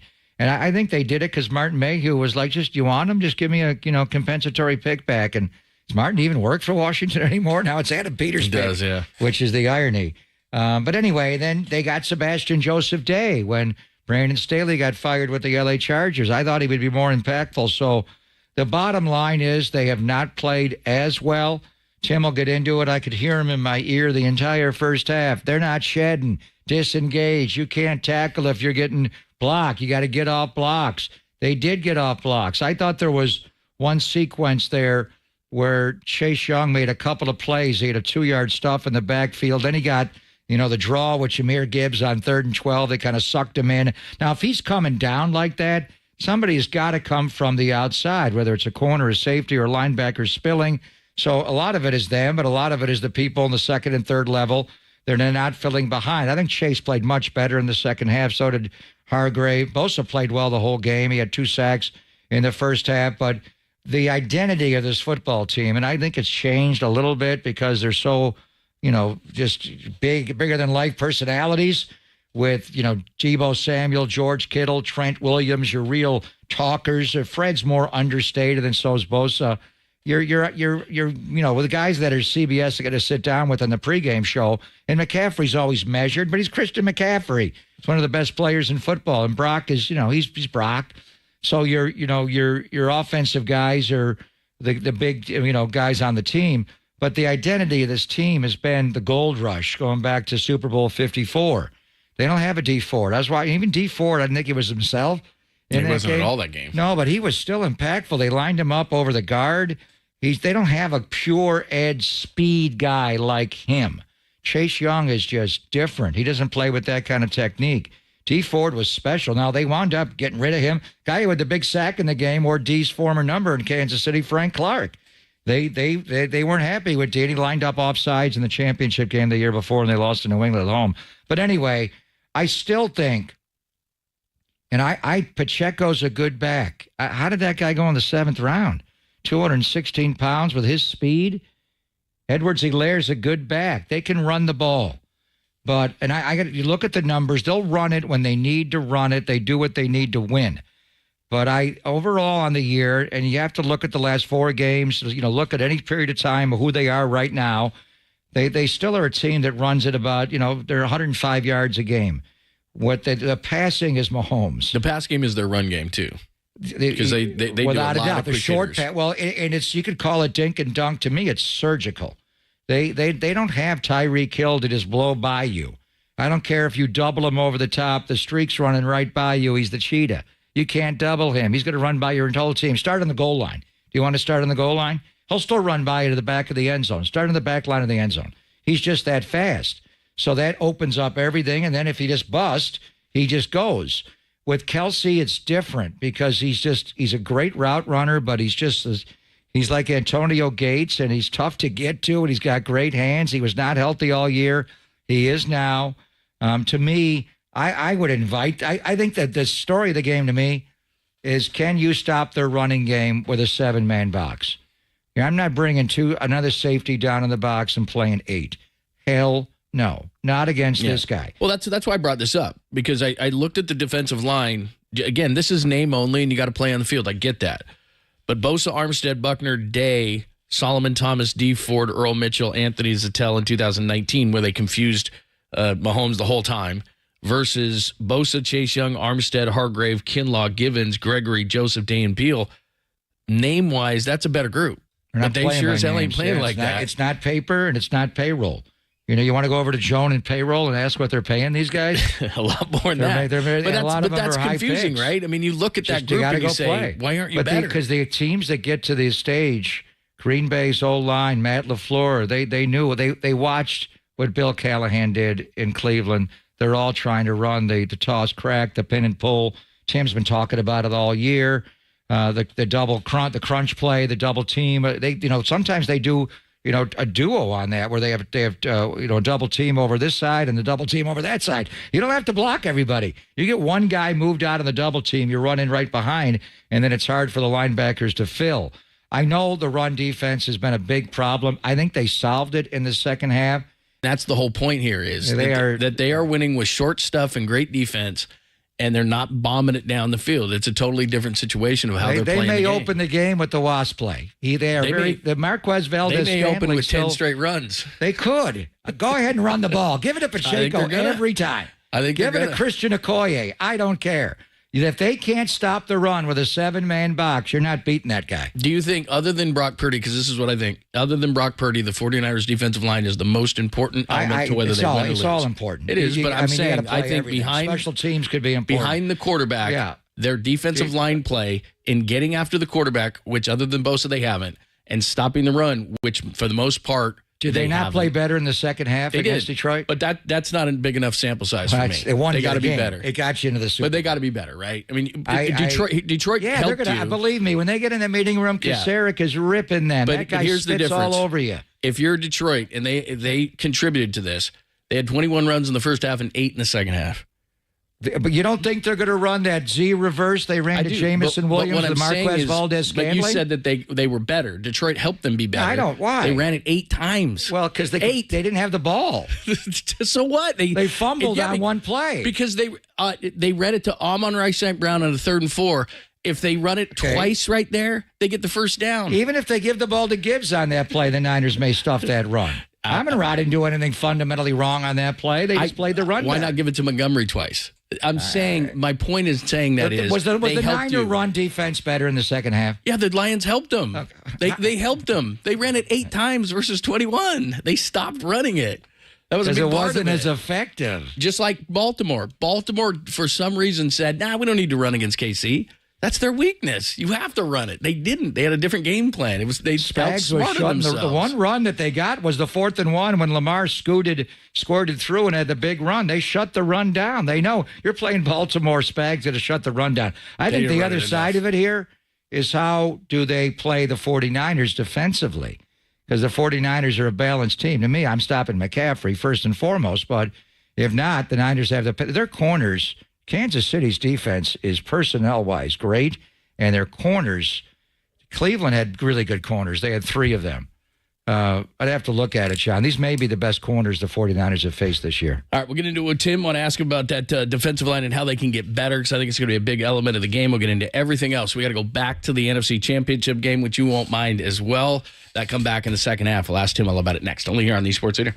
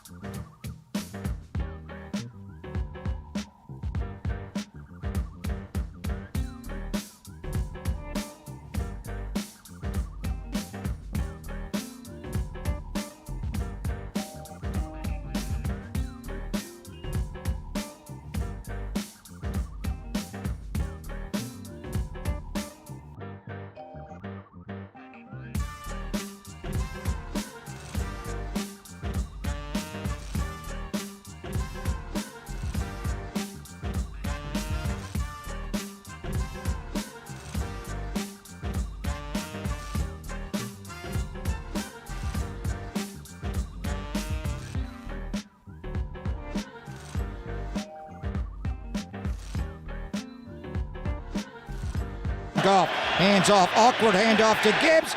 And he fumbled the ball. He got hit. He fumbled the ball. The 49ers have the ball. Bang! Eric Armstead recovers the fumble. Not a clean handoff by Goff. As he ran into Gibbs, then Gibbs got hit. He fumbled the ball, and Eric Armstead took it. Yes, the Tim Ryan Power Hour. It's Bob and Lund on KNBR AM and FM San Francisco, the sports leader, a Cumulus Media station. We do this every Thursday from 11 to noon, and we have a ton of fun doing it. Yeah, that was your best ball out of all Sorry, time. man. No, bro, man. we're both Tip, yeah. rip, Just the tip. Just the tip. Yeah. We're both deaf because of it. You screamed pretty loud on that one. Hey, That was it. That was the game. Right? That was after the Ayuk play. If After you're not they all score. in, you're not in at all. And then Johnny. the next possession on the first play, Gibbs gets that fumble, and now we're rolling. Well, the game, I mean, obviously the first half, and we can get into some of the challenges with the run defense and that offense that looked like a juggernaut for the Lions, and they had been most of the year. I mean, you go back and watch them, they're pretty damn good. That back is... We knew about Montgomery running between the tackles, and he had some runs, but Jahmyr Gibbs is going to be a problem for a lot of people in this league for a long time. And they schemed it up pretty good, and Ben Johnson obviously does a great job. And they were able to get the 49ers in the first half. Second half, coming out and scoring a field goal, obviously that drive stalled a little bit, and they ended up settling for 3. Glad the Moody man made that one. And then... Here we go with Detroit on offense, and they get a couple runs. They get the Laporta 7 route, in the little out to the flat. And then you get to the 4th down call, and really the 3rd down call, which kept them and forced the 4th down. Tremendous run defense by Javon Kinlaw, who really played a good game. He's playing his best football here down the stretch in the last couple of weeks when you watch him and turn on the tape. I don't care what the stat sheet says. And Fred Warner. So those guys have a big run D down. They get him into the 4th down. And if you watch throughout that game, other than a couple of drops, when Goff was incomplete, the defense got him off his spot. The defensive line got him off his spot. And that was the biggest, I think, ambition going in, was to get him to reset his feet. He's clearly in rhythm when he's setting his feet and ripping it. He can carve up anybody. When you get him to reset his feet, it's a different animal. And just to explain that to people, it's not like he has to have the pressure on him. It's even just a slight movement, right? Move up, move right, move left. One of the biggest plays of the game is right before half when he slid just subtly to his left. Tom Brady, like he had Jahmyr Gibbs open in the back of the end zone. Tim, he just missed him. Flat out missed him. And again, force him to reset his feet. And that gets him out of rhythm. He is a rhythm thrower. It's 1, 2, bang, there it is on the first read. So I thought once that 4th down happened and Bosa blew the doors off the edge, and Taylor Decker even jumped early over at left tackle. Bosa slips. He's going to get the sack. He slips and goes down, but gets up. Guess what? Now Goff's got to slide to the right. Now Kinlaw's got a nice bull rush up inside, so he can't step up and ends up throwing that slider, which was a tough catch, obviously, and ended up being dropped. Could have been caught, but was a tough catch. Once that happened, then the offense took over, go down and score. Then the front tip rip by T. Gipp. Then they're able to capitalize on that. Then the next drive is a 3-and-out. I mean, they never let go of momentum for the rest of that game on defense. And I think Dan Campbell should have kicked the field goal to tie it up at 27. He chose not to. They gave up some plays in garbage time at the end when they finally got in and were able to score. I don't know why he got away from the pin and pull run game. Kyle never got away from the run game, and they came out in the second half. And I'll tell you what, the offensive line in this game, again, the way this group strains to block up front. And, the first drive, they end up missing the field goal. Second drive, a scoring drive. It was right at the end of the first quarter, and I know I went back and watched the game on TV, and they showed the Kittle pancake on Hutchinson. But you go back and look at that play. John Feliciano pancaked Aleem McNeil. Colton McKivitz working on Anzalone, the middle linebacker, who ended up making the tackle, but as he was getting pancaked by McKivitz. They opened the physical card right there and they never let it go for the rest of the game. The next play was the stiff arm on C.J. Gardner-Johnson from Christian McCaffrey, and they never let the physical card go at that point. And I think credit to the offensive line, 2 sacks late, obviously coverage sacks in the game, and then what Brock was able to do with his legs and with his arm in big moments. The biggest comeback ever at Levi's, right? Kyle was 0-19 or whatever, down 17. Before that, in the 3 previous years, there was never a comeback like that. The crowd was absolutely lit. They were as loud as I've ever seen them. The euphoria after the game was measurable. I mean, it was awesome. And to be in that locker room and to be around those players, and so happy for these guys. Pop, you're around them. I'm around them all the time. And the commitment and the work and the sacrifice. And they make a lot of money. Not a lot of people can do what these guys do in terms of the commitment and what they're putting their bodies through. And to come out in a game like that where it looked like the faith tank was starting to get a little low, bro. I kept looking at him, and he's like, we're all right. And then he would say something, and I'd say, we're all right. Good thing there's a lot of time during left. The commercials, the mics go dead. Oh, man. But it was the comeback was as much fun as you and I have ever had in any game. Yeah. It was amazing. But John and I were talking, and it is what it is. I could hear you all first half. You got to disengage. Right. You got to shed. The duo, the crunch play on the guards, the same stuff that's been plaguing this team. The numbers in the first half, as John, tossing and turning all night, 21 carries, 148 yards, 7 yards a carry, 7 missed tackles. Ugly. Second half, 8 carries for Detroit, 34 yards, still 4.3 yards a carry, only 2 missed tackles. Did they get away from the run game? Did the Niners take the run game away? What concern do we have? A little about of the both. 49er A run little defense both. going to Kansas City? Yeah, well, I think this is a different run game when you look at the Kansas City Chiefs. They're 20th, 19th, or 20th in rushing offense, although I will say, and going back and watching their playoff games, they flipped the script and gotten more balanced and have committed more to the run game. It was a few things in the game. I mean, number one, let's give Detroit some credit in terms of what kind of running team they are and the vision of that back and the ability to bounce and, whether a play was designed to go up inside or not, like the dead leg he threw on Jair Brown. I mean, that play's got to go up inside. He sees that that's loaded with a defender, boom, right around the corner. And just his speed is ridiculous. So it was a few things. I think going back and watching the tape, linebacker fits weren't great. And some of those inside runs, the long one to Montgomery comes to mind. They had every gap loaded up except the A gap. Should have been somebody in there right down the middle. The pin and pull plays, I'll give Amon-Ra St. Brown some credit. That dude can freaking block. And you knew that going in if you watched the tape. So, they're running that counter to the weak side. Diamador Lenore and nickel, and that's a tough job now because you're trying to cover their best receiver. You don't know what the play is, right? And now all of a sudden he comes out and he's digging you out. You got to try to see the run and trigger a little bit faster. First play of the game, he's getting just absolutely I'll say this, and I know they won't tell him, but I might hold Chris Jones every down in this Super Bowl. I don't think they're calling holding. I don't think these referees are going to have an impact one way or another on the game. Bill Vinovich, Eric Fisher. Lost play. Oh, God. Hold him every play? Hold every play. We'll take 2. Just hold him every play. Absolutely. So so that first play, he's absolutely wrapped up by Amon-Ra St. Brown. Fred can't get over the top. Eric's got a penetration up front, and he's not unable to get anything on the guard that gets a free release to Fred. I mean, there's so many answers to what, and most of it is fixable. It's not like they're just coming out and just pounding it at the 49ers. They schemed him up with some good runs. They got him on the other counter on the 3rd and 12 or whatever it was. And I think the 49ers were in defensively. And it looked like, when you go back and watch the tape, they had 5 guys to the left of the ball. 5 guys. And then they had Chase out at right defensive end. He's the only guy to the right, offense's left, defense's right side of the ball.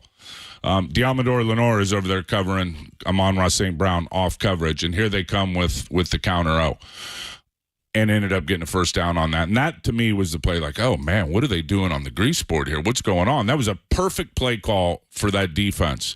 However, I will say if it's played right from a technique standpoint, and this is where I think Chase being here half the season has kind of reared its ugly head a little bit in terms of what his job description is on that play. So when I go back and look at that, and it's the 3-by-1, right? 3 D linemen on this side and then 1 over here. When they're in that, they're running some type of a twist game with 2 coming this way and him wrapping underneath and a backer coming. There's always a stunt or a twist that works off of that. So I think that's what the play call was.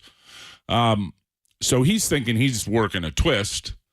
Now all of a sudden they run the counter and here comes Penei Sewell running in his face. Now, I think if they anticipated the counter, he's going to smash that and set the edge and make that ball cut back up inside where the other defenders are coming right on their twist and on their stunts. But I think in his mind and in this defense, his mind was like, I'm working a pass rush game. So he's already 2 steps in, and now he's thinking about coming underneath, and wow, there's the tackle now right in your face. He ends up spilling it, bounces it to the outside. There's nobody out there. Amon-Ra St. Brown's got a good block, and they end up getting a big one on that one. The tunnel screen early in the game caught him in a fire zone. But other than that, I think it's fixable. I think there was so many good things by the defense. The second 4th down, showing man coverage. Yeah. The jam by Logan Ryan on Amon-Ra St. Brown, and we called it right in the game when we saw him. You were on it right away. Ambry's out, now he's in. He pressed him. Well, he got up on the line in the slot. He got up on the line of scrimmage and absolutely just 2-hand shiver right to the chest. It's a 4th down. That's their number 1 receiver. Everyone else, Fred's running with a guy. They're showing man coverage the whole way, and then they drop into zone. Talked about that going into the game. You got to get the picture cloudy for Jared Goff. Get him thinking just for, is it man, is it zone? Oh, and then obviously the timing messed up by Jam and St. Brown, Amon-Ra St. Brown, and then the D-line went to work with a twist inside. They get him moving. He's got to end up throwing it away.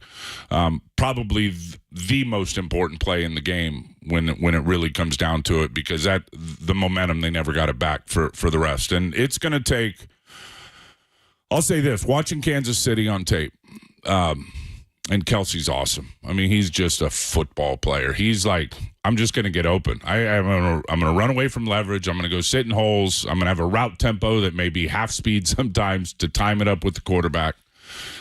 He's just a great football player, and you could see that in the postseason in terms of his numbers. But I think Detroit was a harder nut to crack in terms of an offense, a balanced offense.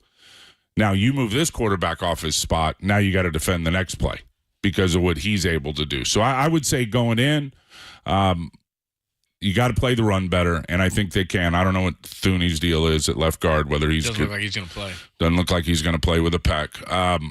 Their tackles don't block like the Lions. Was pretty good, though. He's pretty good, but he's not Thuney. No, and their tackles don't block like the Lions tackles block with Taylor and Donovan Smith. You know, Bosa's career started against Donovan Smith, and it's going to end in his 5th year against. And he had a couple missed sacks in that game, if you remember. I do. So I love that matchup there, but at the end of the day, it's, you know, and they got to stop the run and do better at that. They got to take care of Mahomes, and they cannot get drugged to the playground. He is a straight baller, period. And the chemistry that he's got with his tight end and what he's able to do, it's pretty amazing. So if you're Wilkes, I think you're showing him different coverages throughout the game. You're mixing your man, you're mixing your zone. Your D-line's got to be disciplined in their rush lanes. You've got to get those takeaway opportunities because he will put it up. If they're trailing or he'll press, and he's going to give his guys a shot, 14 interceptions, and let's hope that they have the drops like they had all year long. And then we'll get in. I'm sure we'll hit a break, but get into the other side of the ball, which is it's going to take the best effort by this offense, to me, watching Kansas City on tape than they've had all year. And they've played good defenses. Baltimore comes to mind. Obviously, we know the outcome of that game. Cleveland comes to mind. This group is, I think they run the second most press in pro football. And Steve Spagnuolo is a Super Bowl winning coordinator. He's done it. He did it with the Giants. He's done it multiple times with the Kansas City Chiefs. And he is going to count on Trent McDuffie, L'Jarius Sneed, Jalen Watson, Joshua Williams, all those guys, when they're out there press the holy hell out of those wideouts. Then he can take every other player he's got in the box. They like to keep two deep safeties back, and then he'll use the other 7 players, and they will blitz the holy hell out of the line of scrimmage and run blitzes, pass blitzes. Linebackers are very active, very aggressive. Chris Jones, you got to get as many hands on him as you can, so you're going to have to mix up the plan on him in terms of some double teams in the pass game. You can get him in the run game, but this is going to take a huge effort by the offense. All right, we'll finish up on the Lions game. What changed at halftime? We'll finish up that conversation, then we'll get right into the Chiefs and full-time into the Chiefs. Much different than the team we saw in Super Bowl 54. We'll get into all those conversations next. The Tim Ryan Power Hours were live from Levi's on a Thursday, only here on the Sports Leader.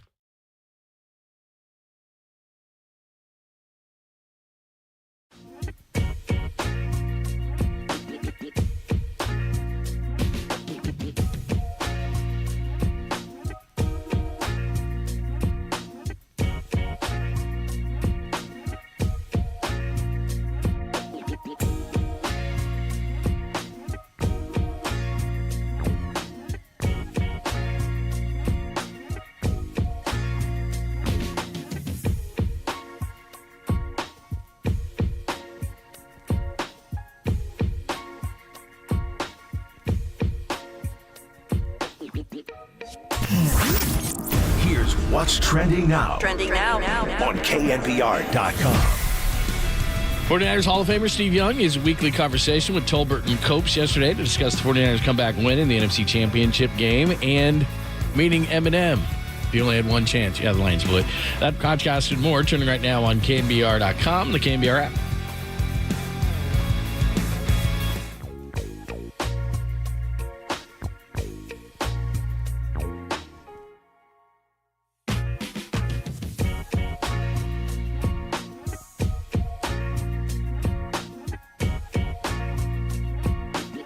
Hey, there's something about Sunday and playoff football. You take a morning walk to the store for burgers and beers. You tidy up the house to make room for 10 fellow football fans. And your biggest Sunday chore is loading a case of Bud Light into the fridge. And you get ready for a full day with the quote-unquote family, which is anyone wearing the same team colors.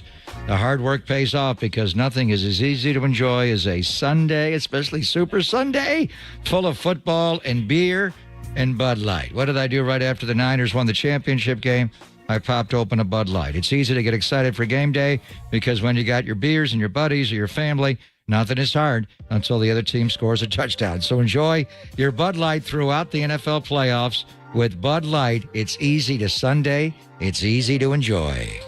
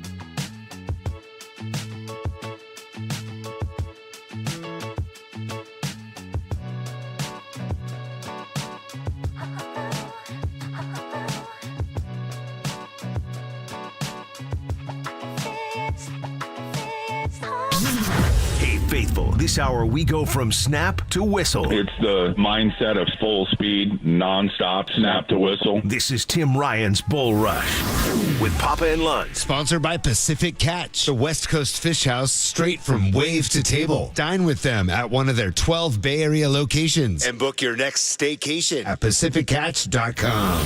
On KNBR 104.5 and 680, the sports leader. Purdy out of the shotgun, drops a couple of steps, going to take a deep shot to Brandon Ayuk. It's deflected. Oh, he caught it! Caught! Ayuk caught it out of the air. A flag is also down. Did Ayuk score? He got touchdown on the 2-yard line. That's going to be DPI and a deflection, and Brandon Ayuk never gave up on the football and came down with it. Levi's ladybug lob. The snatch. The dive on the 5. Thinking about this all day since you started. Okay. The BA ricochet. Yeah, the BA. That's ricochet. our winner. Well, I like the ricochet BA reel ricochet? in. The ricochet reel in. The BA ricochet or BA ricochet? Oh, you like this one too. In 1951, early November. Don't be drinking my coffee, Is that dog. yours? What do you got in there? Is there a little Bailey's in there? I'm getting a little, That ain't strong enough. all of a sudden, it's getting foggy in here. 1951, Detroit Lions, regular season game, not the playoff game. R.C. Owens, catch from Y.A. Tittle, the first one, the alley-oop, was born. So do we call it the alley-ook? No, you because know what? He doesn't like that one at all. Yeah, I don't like. I dismissed that the alley oop was the throwback to Juwan with the one-handed snatch up in the air. That was the alley oop. You got to float it over the rim. It really wasn't an alley oop. You got to float it over the rim. It wasn't technically. No, it wasn't. No, it was a ricochet off the grill. So the BA ricochet and those Inspector Gadget long arms just reeled it in. What a great play by him. Then what a great route by him to get the touchdown, and Brock sliding to the left and slamming it in that hole between the safety and the corner. Man, it's just the momentum that at that point in the game, and you could just feel the surge. I mean, everybody in the stadium could feel the surge. And then the defense is complementing the offense by responding with big defensive stops, and they never slowed them down. And anytime they had a chance, and nobody's going to keep these guys from doing their thing. Deebo Samuel in that game, and I mean, you could sense his sense of urgency and the dog and the willpower and the horsepower that he's got. He had that big laser screen on that second drive, and then he takes a big hit. First hit I saw on his left shoulder in the game by Kirby Joseph, and I told Bob, he just took a hit on his left shoulder, first big one of the game. Oh, the safety that hit him's not getting up. Kirby Joseph was down on that play. I don't know what happened to him, and then the next play, Chauncey Gardner-Johnson comes in, and that was the deep shot to the BA ricochet. The BA ricochet. Brock with his legs, and we've been talking about that all year. I mean, his short area quickness and the way that he uses geometry to his advantage. Like, he's not the fastest guy out there. It reminded me of a high school quarterback I played with. Marty Morningweg's little brother Shannon was our quarterback. We had Marty on. When was Marty's before great. The Green Bay game? Marty's great. Oh, he was hilarious. He talks just like an Oak Grove Eagle, which is beautiful. We all kind of have that same, and especially his group. I ran balls for that team. I was a ball boy on that team in like 79, 80, and he was a great quarterback, and then obviously a great coach and ended up being head coach of the Lions. But his little brother Shannon was that way from Pop Warner all the way on. He wasn't the fastest guy. I don't know what he ran, but the way that he would use angles and run flat to gain ground and then cut when the guy would start to get on him in terms of pursuit. Just, all the cutbacks, all the angles, making the right cuts at the right time. Brock is really, really good at that. So I'm fired up for him, and he was running at the right time, and that is an absolute killer as a defense when you think you got him. You get him to third down, and now the quarterback takes off. You got it all covered on the back end. Now the quarterback finds a crack, takes off, makes you pay for it, and you're on the field for at least 3 more downs. So, I'm just going to steal his line that he's been using since the end of the game. One more. And what a story it would be for, the national narrative and all the slander on Brock Purdy all year, what he's been able to achieve and how he's been able to come back in these playoff games with his arm and with his legs. We're going to jump next segment into the Chiefs and start looking at that. But you were in there after the game with all the families, and we could hear them whooping it up in there and everything, and then we finally got in there. But What was said and who said it at halftime? I know Bosa talked. I know Warner talked. I know Wilkes talked. I mean, what was halftime like? Well, I wasn't in there at halftime, but I know that they made their mind up as a defense that they were going to come out there and play some more man coverage. And whether it was, cover one or whatever they were running, it came out and it benefited them in the second half. And they started playing good football. Guys, defensive linemen, say what you want about Chase, and I know everybody's made a big deal out of the Gibbs touchdown because he was loafing and got caught loafing. Well, to me, and it was a loaf. I think he was dog tired. I mean, I really do. I think, when you're out of gas, you're out of gas. I don't know how many plays that drive was, but it appeared to me that he was out of gas. There were so many plays in that game, a handful or more, where he dominated the guy in front of him, especially in the run game. And when he had that one tackle, and it was right after I think I said in the game, these guys got to get off blocks. Unless you shed the offensive lineman and disengage and get rid of them, John, typically they're going to keep blocking. That's kind of what they do.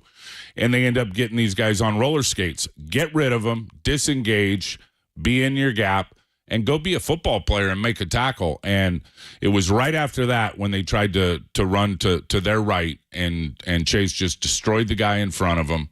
Traditional run defense, disengage, shed, tackle for loss.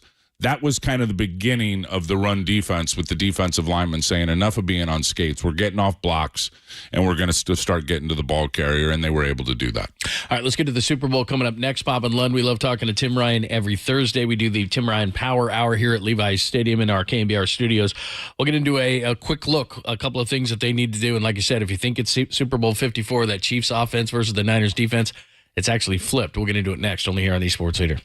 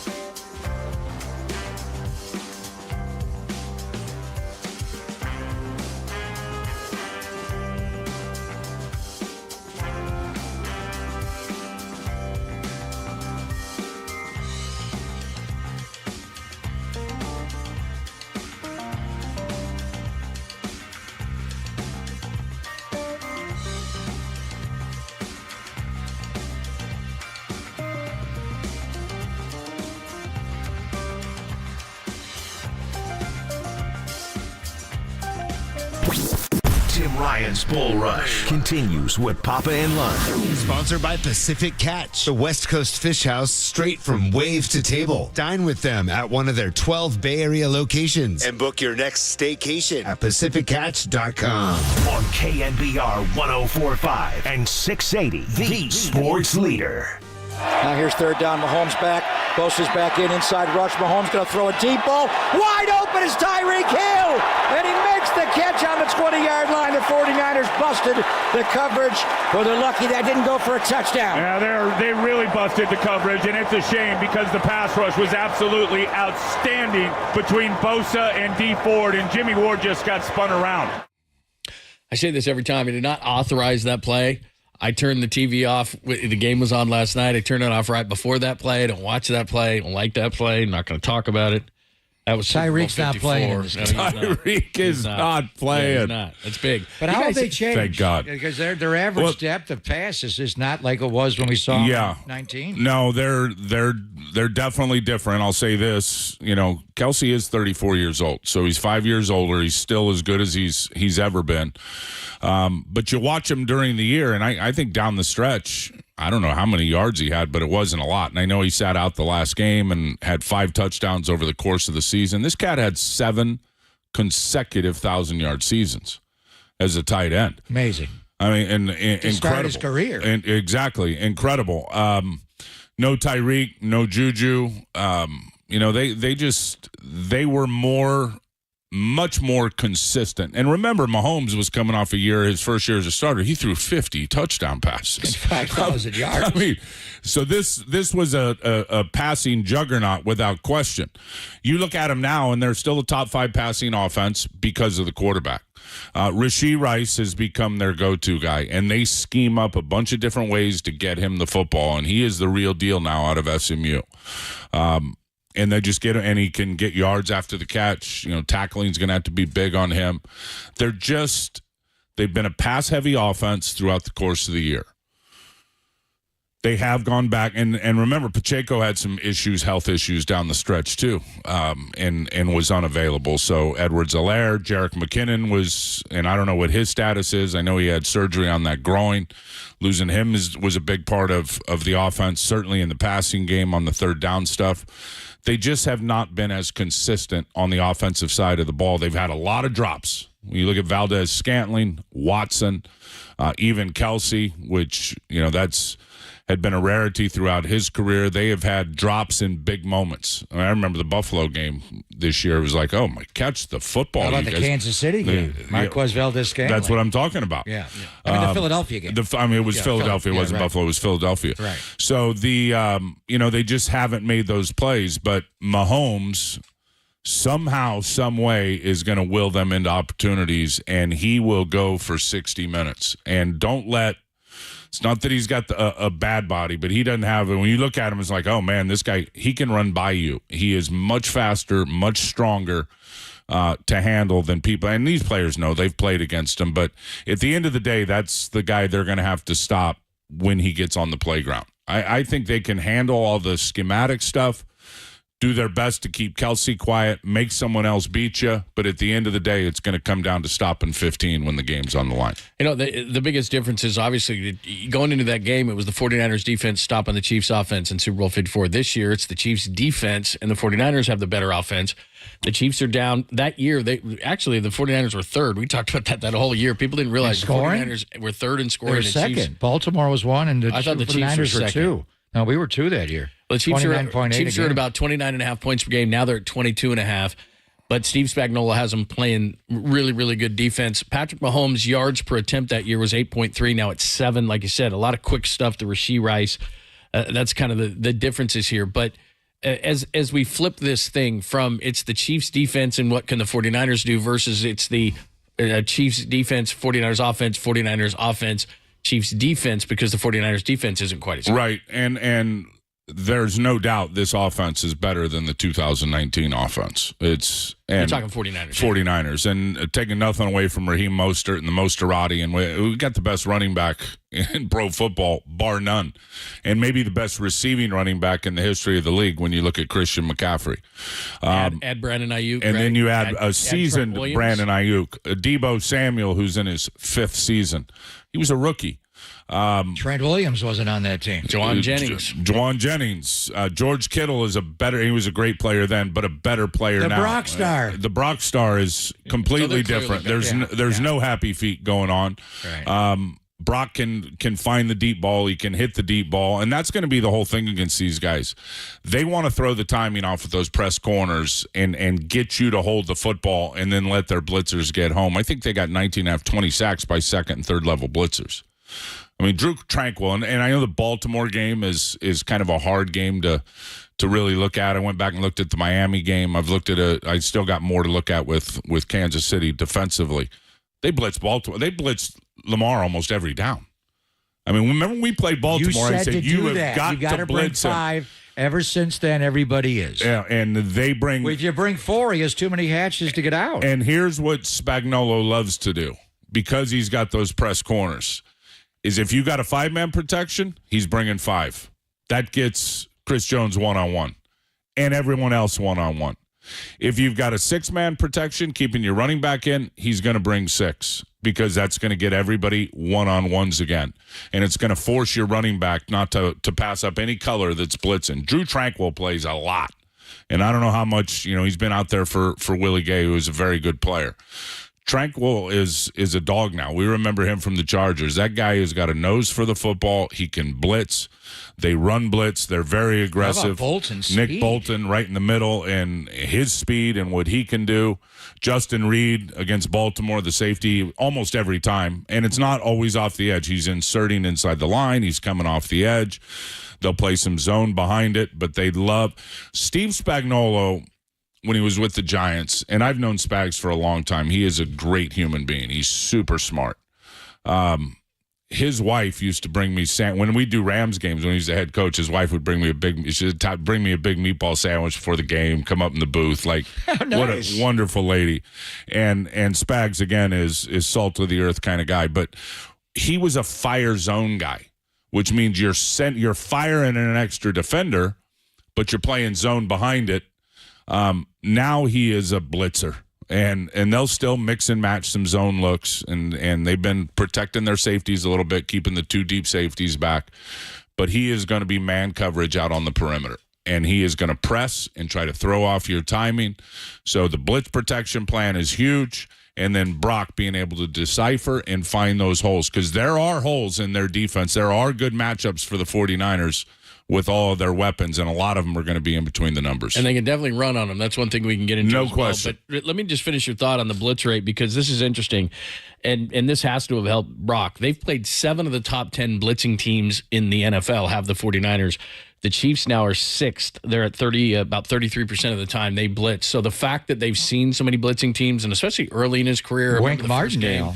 Yeah, exactly. The Miami last year, all the 0 blitzes. Even go back to his first start against Todd Bowles, where he thought he could blitz the hell out of Brock. So you don't blitz Mahomes. Mahomes will kill you against the blitz. But they're going to blitz. They are going to blitz, and the question is can the guys that are getting pressed gain separation? They have good corners. They've got outstanding corners. And great, you think about Cleveland, I mean, they're going to bring the house. They're going to have run-through blitzes, rundowns, which they're already blitzing your play-action game, right? That's an advantage in the play-action game. And now you've got to get separation out on the perimeter on guys that are nasty jammers and playing press coverage. That's going to be the big challenge. It's not that can Brock find it. Yes, Brock can find it. Can Brock throw great balls versus tight coverage with guys on the move? And can guys gain separation out on the perimeter? And that's where I think this team is so much better, the 49ers. I mean, you go back to even 2 years ago as they were, BA was continuing to grow and develop the Rams game in the NFC Championship. Couldn't beat man coverage. And any big down, short down and distance, they were just going to press, get up in your grill, and challenge the wide receivers. because of the addition of McCaffrey, because of the growth and development of Brandon Ayuk, because of the growth and development of Kittle. He's much more physical at the top of his routes, right at the top of his stem, using his body to flash free. Debo has gotten better. But the wild card and the biggest addition has been the firepower of Christian McCaffrey and the route running and the versatility to be able to beat man coverage. So at the end of the day, they got to run it and they got to beat man coverage, and it is going to be a big-time matchup against this Kansas City Chiefs defense. Yeah, just jumping back over to Kelsey. Rashee Rice, you're going to go to him a lot, but the guy he goes to in big situations, third down, fourth down, the catches he made early in the game against Baltimore. The throwback on the sprint, right? Just unbelievable, Yep. everything. And he's not fey. He reminds me so much of the great Antonio Gates from the Chargers days, where how does he get open? But this guy, and Gates used his big body, basketball player. Kelsey is similar, the way he leans into you, leans away. And he uses his brain. Right. He is so smart at identifying what you're in. That's the thing that allows him to find. It's not that he's just running to an open spot, and it's easy to say that. Well, he knows where the open spot's going to be based on your coverage, your rotation, footwork of the linebacker. I mean, he's the kind of guy that'll come up, and if he notices, and he'll find something on tape. Every time Fred Warner is mugged up, he'll find something. His left foot is behind he's staggered with his right foot forward when he's dropping. He's staggered with his left foot forward when he's blitzing. I mean, and I don't know if that's just an hypothetical. That's the kind of thing that Kelsey picks up on. And now he knows where the hole in the coverage is going to be. That's why he can jog to the hole. Right. Because he just times it up with Mahomes. It's really a great talent that he has as a tempo route runner because of what he sees pre-snap, confirmed post-snap. Now he goes and finds it, and Mahomes has great confidence that he's going to be able to do that. So what do you do with him? No free access. Jam him the way Logan Ryan did Amon-Ra? You got to get hands on him for sure, and you got to mix and match all your coverage looks. Man, zone, different types of zone. And then at times have help on him. There might be opportunities that I would say if I'm Steve Wilkes, and they're never going to vice a guy like they used to do with Calvin Johnson, but or Antonio Gates. Or Antonio Remember how the Gates. Chiefs played him like a gunner. Right. You get four hands on him right away and make him go to Rashee Rice or find Valdez Scantling or Watson. Belichick did that. Go somewhere else with the football. Kelsey. You can't let Travis Kelsey just beat you with one zone beater after another, just sitting in the hole and drop stepping for 6 or 7 yards. No, and that's the whole difference between 2019 when you had Hill, and I know Watkins wasn't great, but he beat Sherman down that sideline. I mean, they had a lot of talent in the receiver room, and you said, geez, who do we give up? Well, now, all due respect to Rashee Rice, he's a nice player, but they're really hitting him with quick hitters is what they do, and Valdez Scantling is going to drop a couple in the game, so it's all about Kelsey.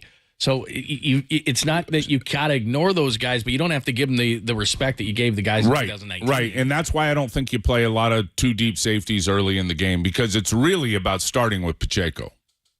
Absolutely. Who is a violent, wild runner. And what you see is what you get every freaking down. That guy runs hard.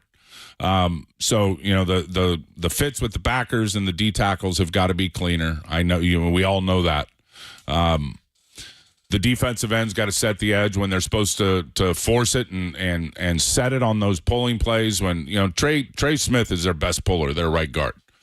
So if Chase is out at right end and he's pulling out there, is the job description to spill it, get under it, or is the job description to set the edge and force it up inside? We'll see as this week goes along what the plan is. But you got to be detail oriented with all that stuff. Because you got to stop Pacheco first and get him into those third and longs and then be able to do the work on Kelsey and be great tacklers. All right, a few more thoughts, and we'll look at the 49ers offense versus the Chiefs defense coming up next, and a couple of more thoughts with Tim Ryan. Then at about 10 past the hour, in about 25 minutes, we'll do Ask Papa Anything at all. Normally we do that at 11:50. We're going to hang out with Tim a little bit longer. And then we'll do Ask Papa coming up at about 10 past. So you can jump on the phone lines and on the text line. Same one, 415-808-5627, 415-808-KNBR. You can start lining those up on the text. We're also on YouTube and Twitch as well. So you can ask the questions. Just use hashtag Ask Papa. We'll do all that coming up next, only here on the Sports Leader.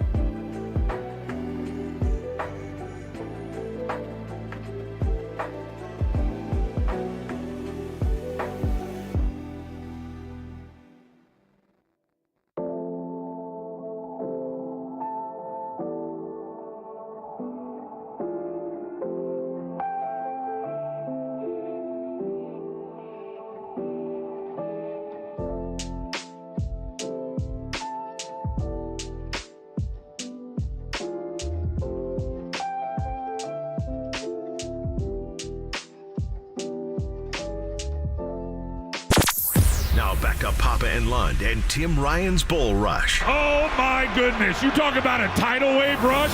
Sponsored by Pacific Catch, the West Coast Fish House straight from wave to table. Dine with them at one of their 12 Bay Area locations and book your next staycation at PacificCatch.com. This is KNBR 104.5 and 680, the sports leader.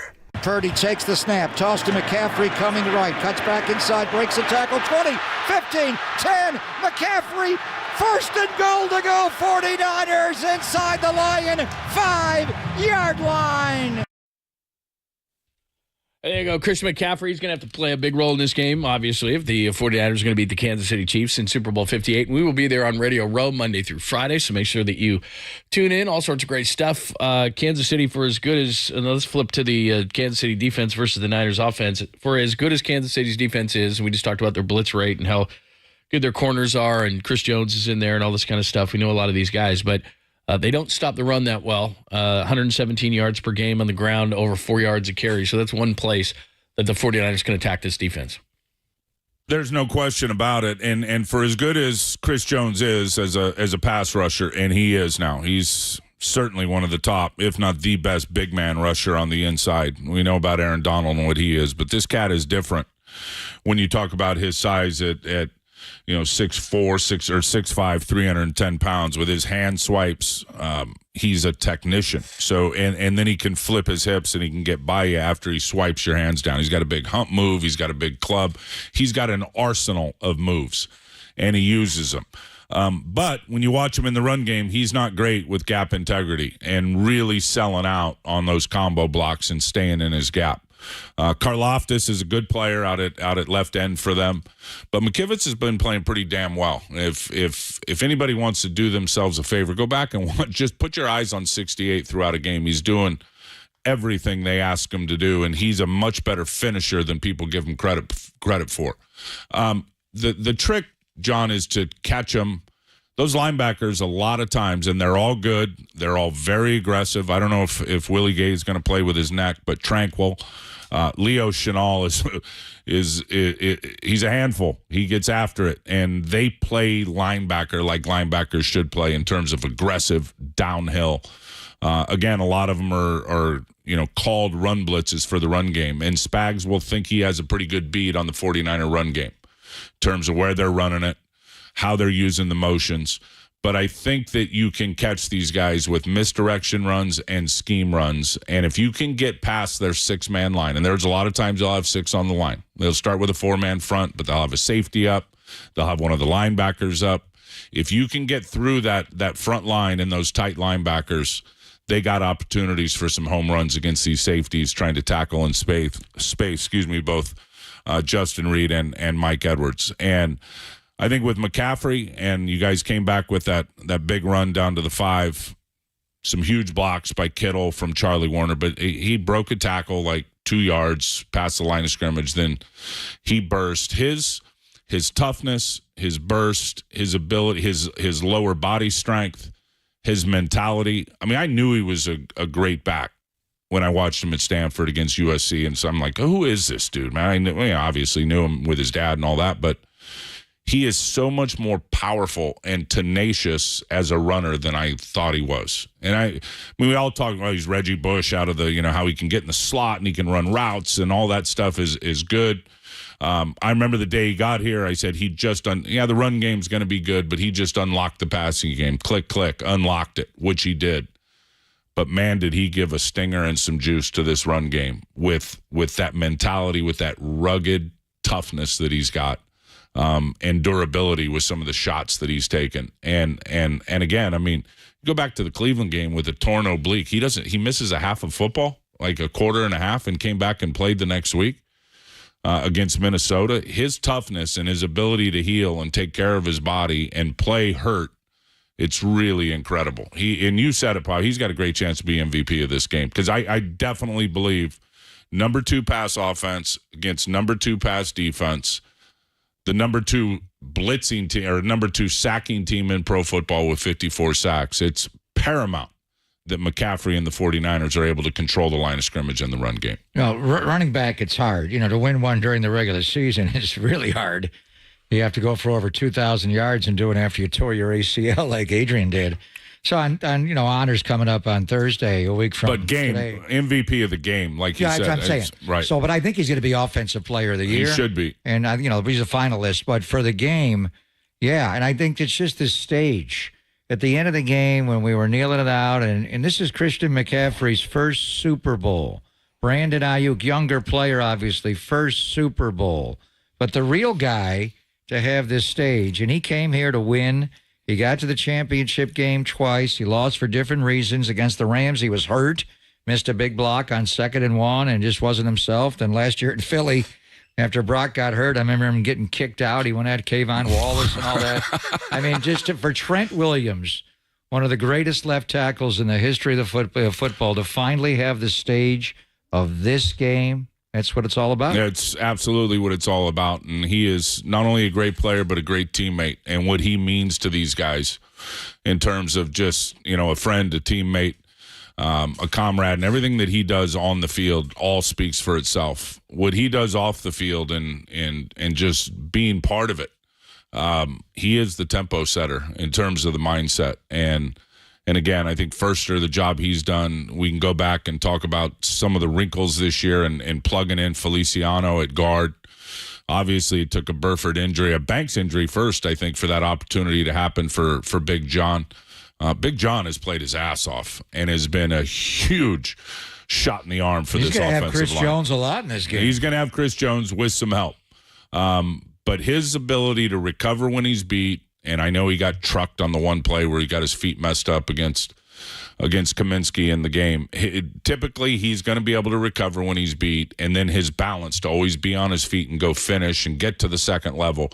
You get to the second level on these linebackers, you can engulf them. They're not the biggest group of linebackers. They're aggressive, they're tenacious, but you get a 320-pound body on him that's got some balance, and Feliciano's got all of that. It's going to provide some running lanes for McCaffrey. But yeah, let me go back to that just real quick, because in the playoffs, the Ravens are getting criticized because only on 16 carries for 81 yards, and out of those 16, only 8 were designed runs. In the previous week, Buffalo went 39 for 182 against these guys, and when Kansas City loses this year in their 6 losses, it's 31 rushes on average for 135 yards. So clearly, defensively, now you've got to be able to throw the ball, which they can, but it is a Christian McCaffrey game. It's written all over. Yeah, I agree, and I don't know what the MO of Baltimore was in that game. And I know losing the rookie early in the year put a damper on their run game.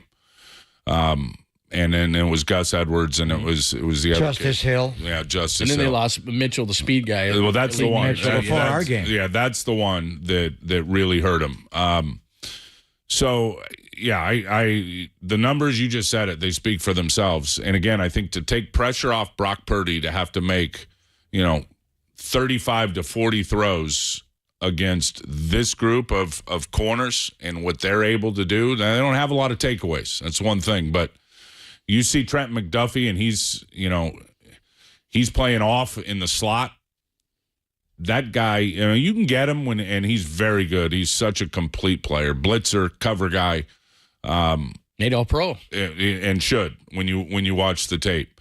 When he's got his eyes to you can. These guys, Juwan can still beat him at the top of the break and gain some separation.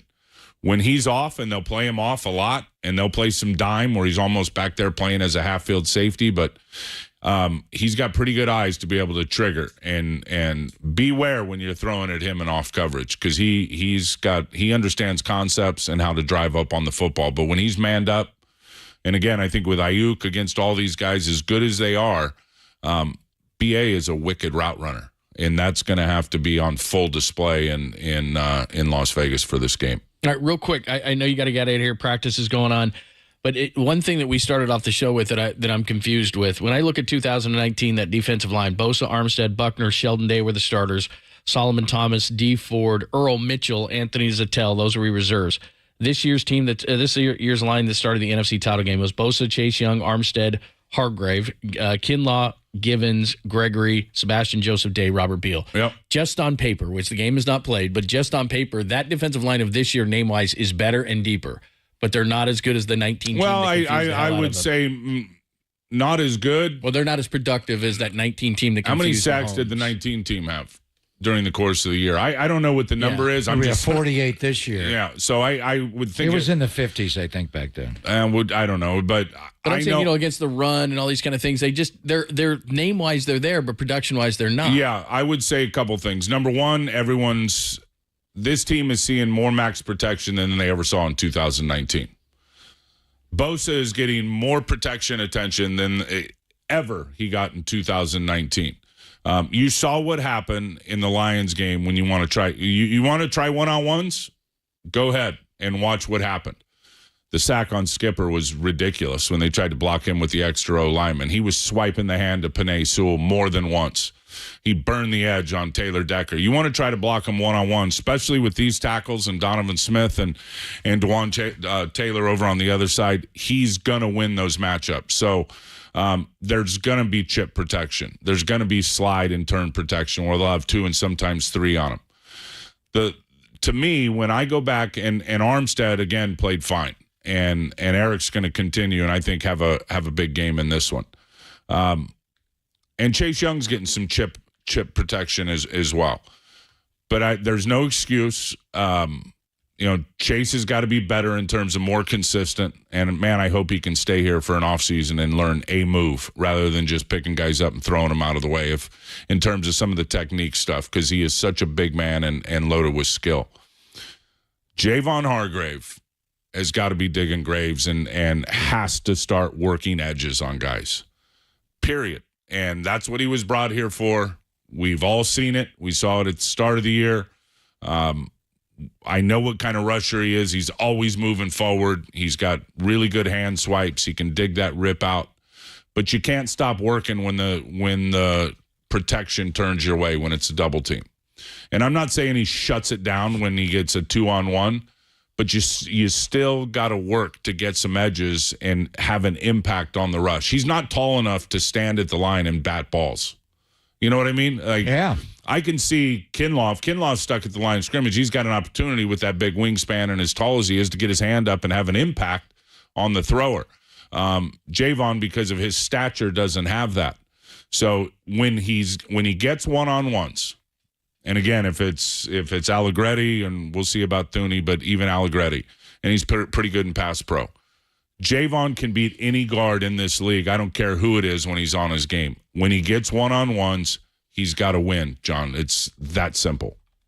Great stuff, man. All right, bro. We'll see you in Vegas. Sounds good. Looking Radio forward to Row it. for you guys? Yeah, all week. You grinded? You coming by at all? You grinded? Come visit us. I'll come sell something over there. Everybody's selling something. That's how you could get paid big, Everybody's selling bro, something. You could get paid big Hi, time. Tim Ryan here. No free content. Exactly. What do you got for me? That's what we do. We do 10 minutes of a commercial or 10 minutes of an interview, and then the guy's like, boy, your face looks smooth. Is that a Gillette razor? That's a Gillette razor. Oh, yeah, I use Gillette disposable razors. I mean, hold on, let me read the card. I mean, looking forward to it, man. Great win. Happy for the faithful. Let's go start filling up that other hand with number 6. Sounds good, man. Thanks, bro. Good stuff. Man. That is the great Tim Ryan, T-Rock, and we will be in Las Vegas next week. It's going to be great to be hanging out with Tim and Greg in Las Vegas next week. Make sure that you are with us all week long. It's going to be a great time. It is Pop and London on KNBR AM and FM San Francisco, the sports leader, a Cumulus media station. Questions, comments, thoughts as we move on to the Super Bowl, as we move on to the Chiefs. If you want to still talk about the Lions, we can. We haven't hit up any words today, but we can.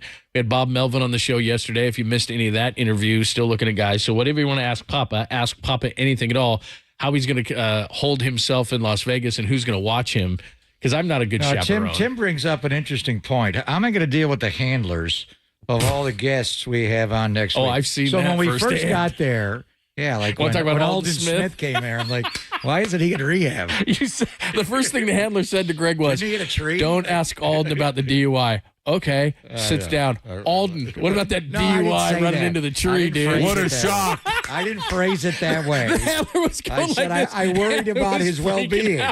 Honestly, I wanted to save the guy's life. It was funny. So, but when they first started coming, it was all ED, and I don't mean Eric Davis. Oh, it was all. everything. Remember getting prostate cancer? God. Mike Haynes, Yeah. sat down with us and encouraged me to get. We're all, I lost my brother to that, so I know. Then it Yeah, went. there was a lot of ED. Then it went to CBD. Yeah, that was Franco that was the last Harris couple is trying to years. sell us weed. I'm like, Franco, I'm good. In And Miami, that's all it now was. it's Jake Plummer and mushrooms. Yeah, that's right. It's just gone. Remember you almost choked on that Yeah, bar he I gave actually you? had a mushroom. I thought you were going to die. I didn't get any buzzed on it, but I think I my anaphylactic food seizure fixed it. So the handlers just take over. One thing we got to say, John, the Niners are in the Super Bowl. Yeah. We got to stay on that track and talk. We'll talk football. We'll have fun. But when we start getting into Franco Harris trying to sell us weed, and God rest his soul. We lost Franco last year at age 75. No, there was a couple. I had forgotten the whole dog and pony show that is. Oh, and it is. used to be Radio Row. Now it's Media Row, and the podcasters take over. But it's the handlers that really run the deal. Yeah. They need to stay in their lane. I wouldn't call it a meeting yesterday, but I went out and talked to our producers who are all awesome, and Walter and everybody, and they started giving me names, and after about 3 or 4 names that were thrown out there, I said, look, like you just said, I said the Niners in the Super Bowl, and we don't need to talk. You know, there was a certain person last year, Hall of Famer, that was about 900 years old, and he had difficulty and everything like that. I said, we're not doing that again. The Niners are in the Super Bowl. Purple people eater. I love the guy. And we're going to talk about the game. But there's so many people that are there for different reasons. Like I get it. Oscar De La Hoya. Yeah. I think we want Oscar De La Hoya. He's Mr. Vegas. He's one of the. Yeah. Especially if his woman shows up with him. We want that. That's right. Yeah. Anyway, but I think, when the handlers start taking over our show, like we're the producer and you're waiting for them, and it's a little much. You get a little impatient. I kind of have to brace myself, like, just sit over there. We'll talk to them when we're ready. It's our show. Maybe and the Niners are in the Super Bowl. Right. Maybe I'll warn the handlers that the one trait about you that everybody should know by now is if you tell Greg, I don't like this, producers to he's start going to with. do that. It takes a special producer like Walter or some I work with on TV. Oh man. We'll handle it. The Alden one. That's not the only one, but that's the funniest one. That was more. You were actually watching out for the guy. And where is he? Where is he at right now? Right. Did anybody ever help that more guy? Chances. I was amazed that he got through that year, which is fine. Season's over now. Do you really need to go to the Super Bowl? Yeah. You need to get your life in order. Don't come see me. Go see Betty Ford. So, whatever it is. But I mean, and then we knew him at the Raiders, and how good would Dallas? How good would Alden Smith's career be? Be a Hall of Famer. He had the most sacks in his first 42 games or whatever it was. 2 years, he and the freak Javon Curse. It was incredible. I think the big thing next week, obviously, is the game and then honors. Yeah. And I think we know the awards. Christian will win Offensive Player of the Year. How they're going to finish for MVP when one of the Niners finished second. And then I think the big thing is Patrick Willis. Will he be a Hall of Famer? That would be cool. That's one that maybe among all the things we do on Radio Row, that is the most fun because Super Bowl 50 here in the Bay Area, Eddie D went in and we had him on, and Chris Dolman back in the day got in and we had him on. Like we've had a lot of guys, local guys who got in and then we had him on that week. Man, that sucked. Some of them. Yeah. But I mean, Roger Craig should be in, but I don't think we had him on that year, or any of the years. But we've had a handful of guys on who got in as 49ers or local guys, and we had them on, and that was really cool. So hopefully, I know Patrick will be down there, and we're friends with Patrick, so that'd be really cool to get him on. Well, and the whole thing has changed. It used to be the Saturday before the game. They would have a separate show. Yeah. Now they're doing it as part of NFL Honors. Right. So I imagine he may even be around, whatever they're calling it, the Communications Row, Podcasting Row. Yeah. What is it, Media Row now? Media Row, yeah. It used to be Radio Row. Radio has been pushed aside. Anyway, whether it's during the week, but hopefully we'll get him on the day after, and he's a Hall of Famer because it'll be announced on Thursday during honors. Like many, when every time we bring it up, like you're going in, they don't want to do that, right? They don't want to talk about it, so it'll be. But nice. I think you made the point. Zach Thomas went in last year. Is it possible Luke Kuechly would go over him this year? Probably not. It's a pecking order. I think it's going to be Patrick this year and Luke Kuechly next year, right? Yeah. All right, let's open it up. The text line is wide open. The Golden State Lumber and Building Materials text line is wide open. It's the same number to call into the show. Ask Papa anything at all, anything in regard to this Super Bowl, things you're feeling good about, things you're concerned about. 415-808-5627, 415-808-KNBR. Answer the eternal question, or at least it's the eternal question lately, which is why can't Brock Purdy get more love? We got that again going on today. So any of those questions, any of those comments, anything off the board you can go with as well. 415-808-5627, 415-808-KNBR. Either text it, call it, or we're also on YouTube and Twitch as well, and you can get the conversation there. Just use hashtag AskPapa. We'll do it all coming up next, only here on the Sports Center.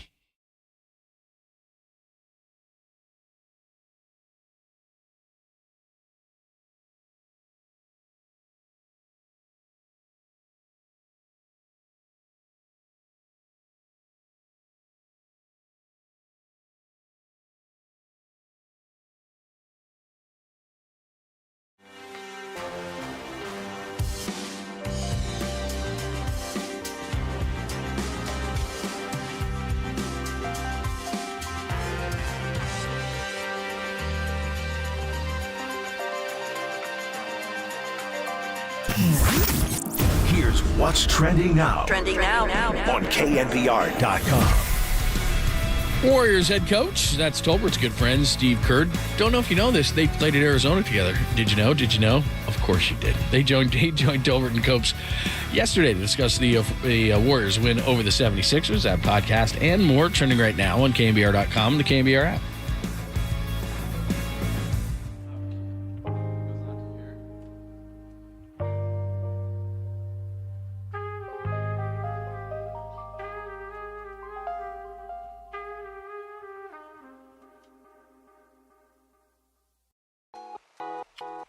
It is always great to talk to our good friend Steve Moskowitz. He has the answers to your tax issues, including the tough one. What do you do if you can't pay your taxes? What do you do, Steve? What do you do is you call us. And the bottom line is there's so many people feel like they got pushed off a deck and they're drowning. They got all this water over their head. And that's how they feel about their tax debt. It doesn't have to be. And some people make the mistake of sticking their head in the sand. You don't want to do that.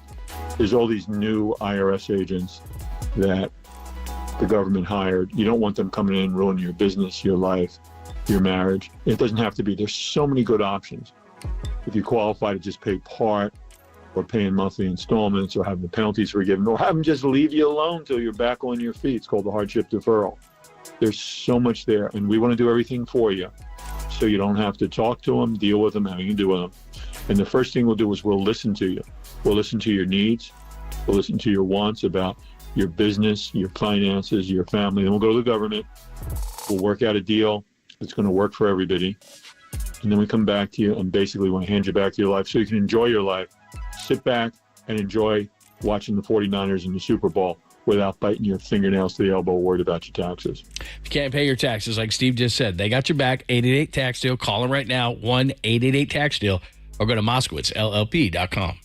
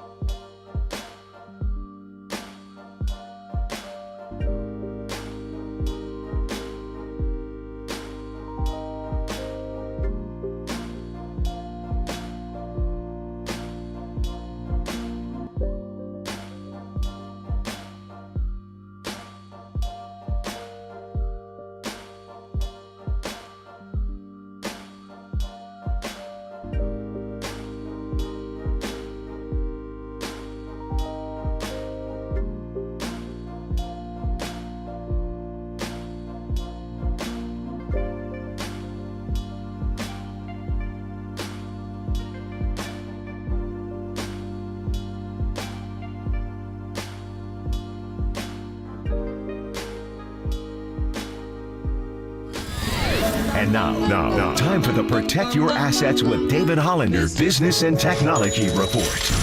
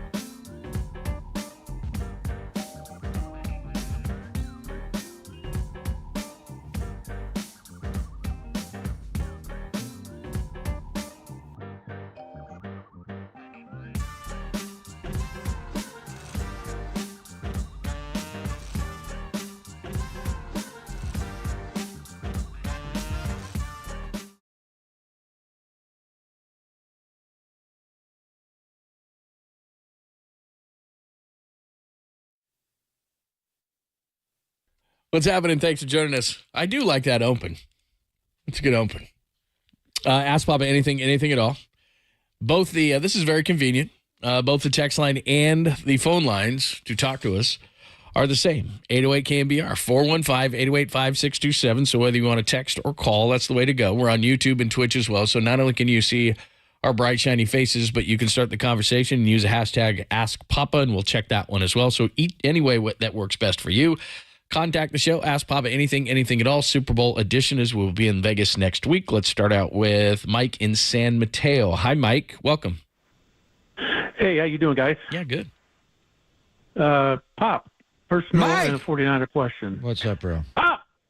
So, 49ers, how devastating was the loss of Cleveland Farrell, and did you foresee that in the deficiencies they now have on the pin and pull on the edge? I did. We talked about it. Cleveland is, people are fixating on Chase Young being a second overall pick in the draft. Cleveland was a fourth overall pick in the draft to the Raiders. And I remember when we went to Legion Stadium in the preseason and going back to scrimmage them in Henderson, the Raiders, and how excited he was. He was going to make his 49er debut against them in the preseason. And he had a sack in that game right away.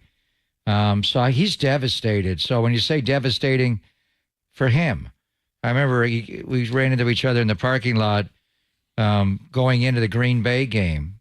And I said, you be back for next week? And he shook his head. And he got the news and he had surgery and it's the knee. And so he's done. He can't play anymore. He's missed the entire postseason. I know we were all worried about that last game against the Rams. How do you play? And, well, they didn't get out of it clean. They had one injury, and it was significant to lose Cleveland Farrell. And it was just, the card came out that day. I thought, damn. And I said it right away, John. I mean, when people got Chase Young, he could go right in the starting lineup. I went, whoa, hold on. And he never did. When Cleveland was healthy, Cleveland started every game, even the Ram game at the end, and he was an edge setter. He just did his job. And he was here throughout the entirety of the offseason to defend Chase Young and Randy Gregory and even Sebastian Joseph Day. It's hard to learn this system, especially for Joseph Day. He's been a two-gapper his whole career, and it's just been difficult for him. I thought with his get off and his 10-yard split, he'd pick up on it. He liked it, and he never did it before, to be able to shoot a gap and play half a body. He just hasn't been able to take it, and he's not playing as well. But, yeah, so it's a loss. There's no doubt. And also there's a trickle-down, Mike, when Chase Young goes into the starting lineup and he's with the Alphas, now he's not with the Bravos. So you're a little bit light there. And your starters and backups, yep. Yeah, Alphas are your starters, the Bravos are your backups, the Turbos, the pass rush. They have the Charlies. That's what Kaczmarek and Darryl Tapp call it. Also, Mike Brown's son is assistant coach on that D-line, a good player in college. Anyway, it's been a loss. Has it been devastating to him personally? Yes. He's going to miss the Super Bowl in the Raider Stadium. He would have loved that. But I think they'll overcome it. They're here in this game. It has meant for, some not so sound edges in the run game. And, Chase, it's technique a lot, it's effort. We could see it when they traded for him, John, just watching his tape in Washington. I was very indifferent about it, but you got him for a compensatory pick. We'll see where it goes this offseason. So it's been hard for the team to overcome it. They have been able to because they're in this game, Mike, but for Cleveland Ferrell, to use the right word. It's devastating that he can't play in the Super Bowl. Ask Papa anything at all. I'm going to quickly answer a question on the text line. Devin asks how much a team makes for winning the Super Bowl versus losing it. It's $157,000 to win and $82,000 to lose. Per player. Right. That ain't bad. Let's go to Ryan in San Jose. Hi, Ryan. Welcome. Hey, it's great to be on. Hey, man. What's going on? How are you, bro? Yeah. Hey, it's great to be on. I had a question. There's obviously been a lot of, hatred towards Brock Purdy, but I look at it as jealousy disguised as hatred. Because let's be realistic. If these teams, these fan bases of these teams that have voiced their opinion about Brock Purdy, if they had a chance to have him on their team, I'm pretty sure like 90+% of them would. And if he were to go on to win this Super Bowl, do you think it would be too premature to start comparing him to Joe Montana? Ooh. Well, if he beats Patrick Mahomes, to me it would be a lot like Joe beating Dan Marino in Super Bowl 19. And Marino was just a young guy then, but he was at the height of his powers, first full year starting, and he was just shattering the record. And from a pure talent standpoint. So that wasn't Joe's first. It was Joe's second. I don't know. Let's just see how he plays. I mean, Joe had his mistakes here and there. I remember people criticizing Joe that all he does is throw a 6-yard slant and Jerry Rice runs it the other 80 yards. So looking back on it, it's like Joe never made a mistake. But I'm not all into that. I think this is a big challenge for him. And he's not playing against Patrick Mahomes. He's playing against Steve Spagnuolo's defense and those corners and Chris Jones and their linebackers and everything. Reed. I mean, so that's what's on his mind. But he's just got to be himself, John. This game is it's a big game. The whole world's watching, just the flash bulbs when kickoff starts, and it's different. And he has been a little out of sorts for some of these games. He's big brain Brock, but everybody, remember earlier in the year, they were saying he's a artificial intelligence and he's not real. And yeah, he is. And this is big. He hasn't been in an environment like this. He's been in bowl games in college and NFL playoff games and championship games are big, but the Super Bowl is just, wow. It can be overwhelming. So just get his, I think they really want to defer in this game for sure, just to settle in. But the other side of it is if he beats Patrick Mahomes, my God, what a huge accomplishment that'll be. But if it goes the other way, and Jimmy was going to be the MVP of that game until all hell broke loose and he missed Emmanuel on the post play. What if it goes the other way? Are they all up in Brock's business again? And is Mike Florio saying they're going to talk Brady out of 100%. Retirement? And that's just the way it works. So yeah, look, that's the way the whole season has gone.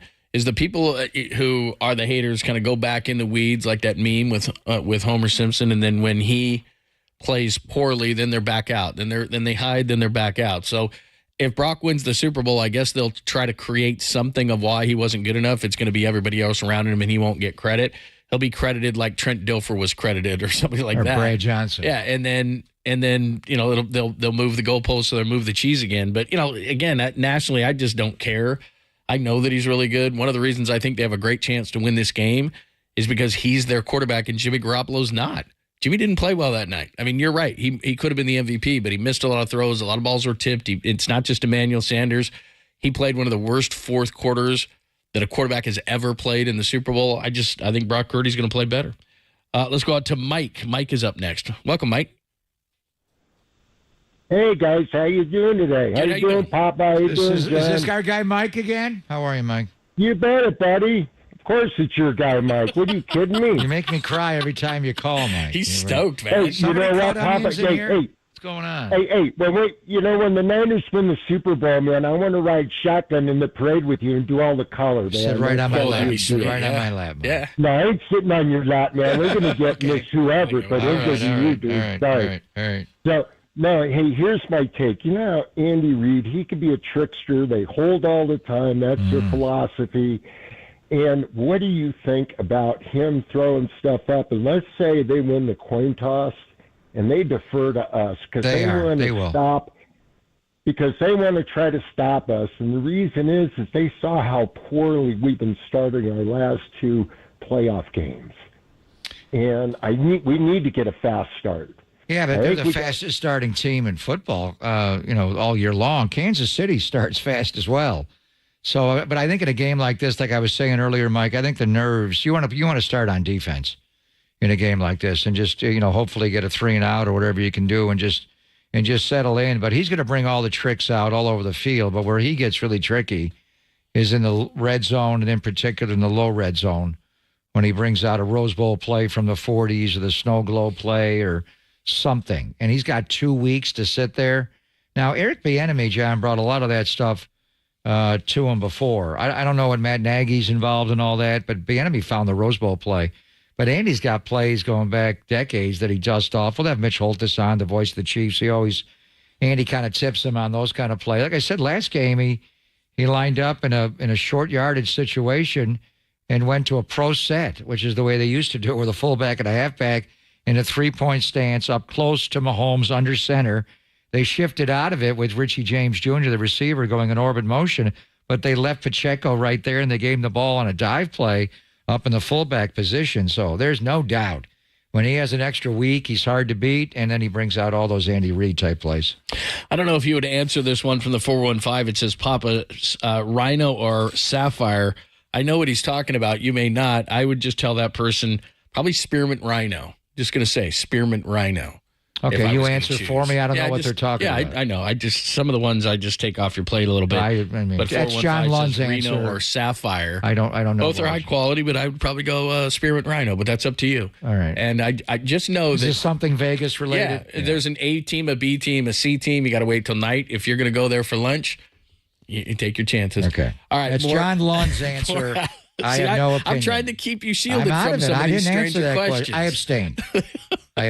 All right, more Ask Papa, top of the hour, the foreplay. The guys are speaking today. Kyle Shanahan has spoken. I saw Fred Warner up there speaking, so we'll get to some of that in the 1 o'clock hour and specifically the foreplay at 1 o'clock. If you want to continue to ask Papa questions about the Super Bowl before we head off to Las Vegas, 415-828-5627, 415-808-KNBR. That would get you through on the text or the phone. We'll do it all coming up next on the Sports Leader.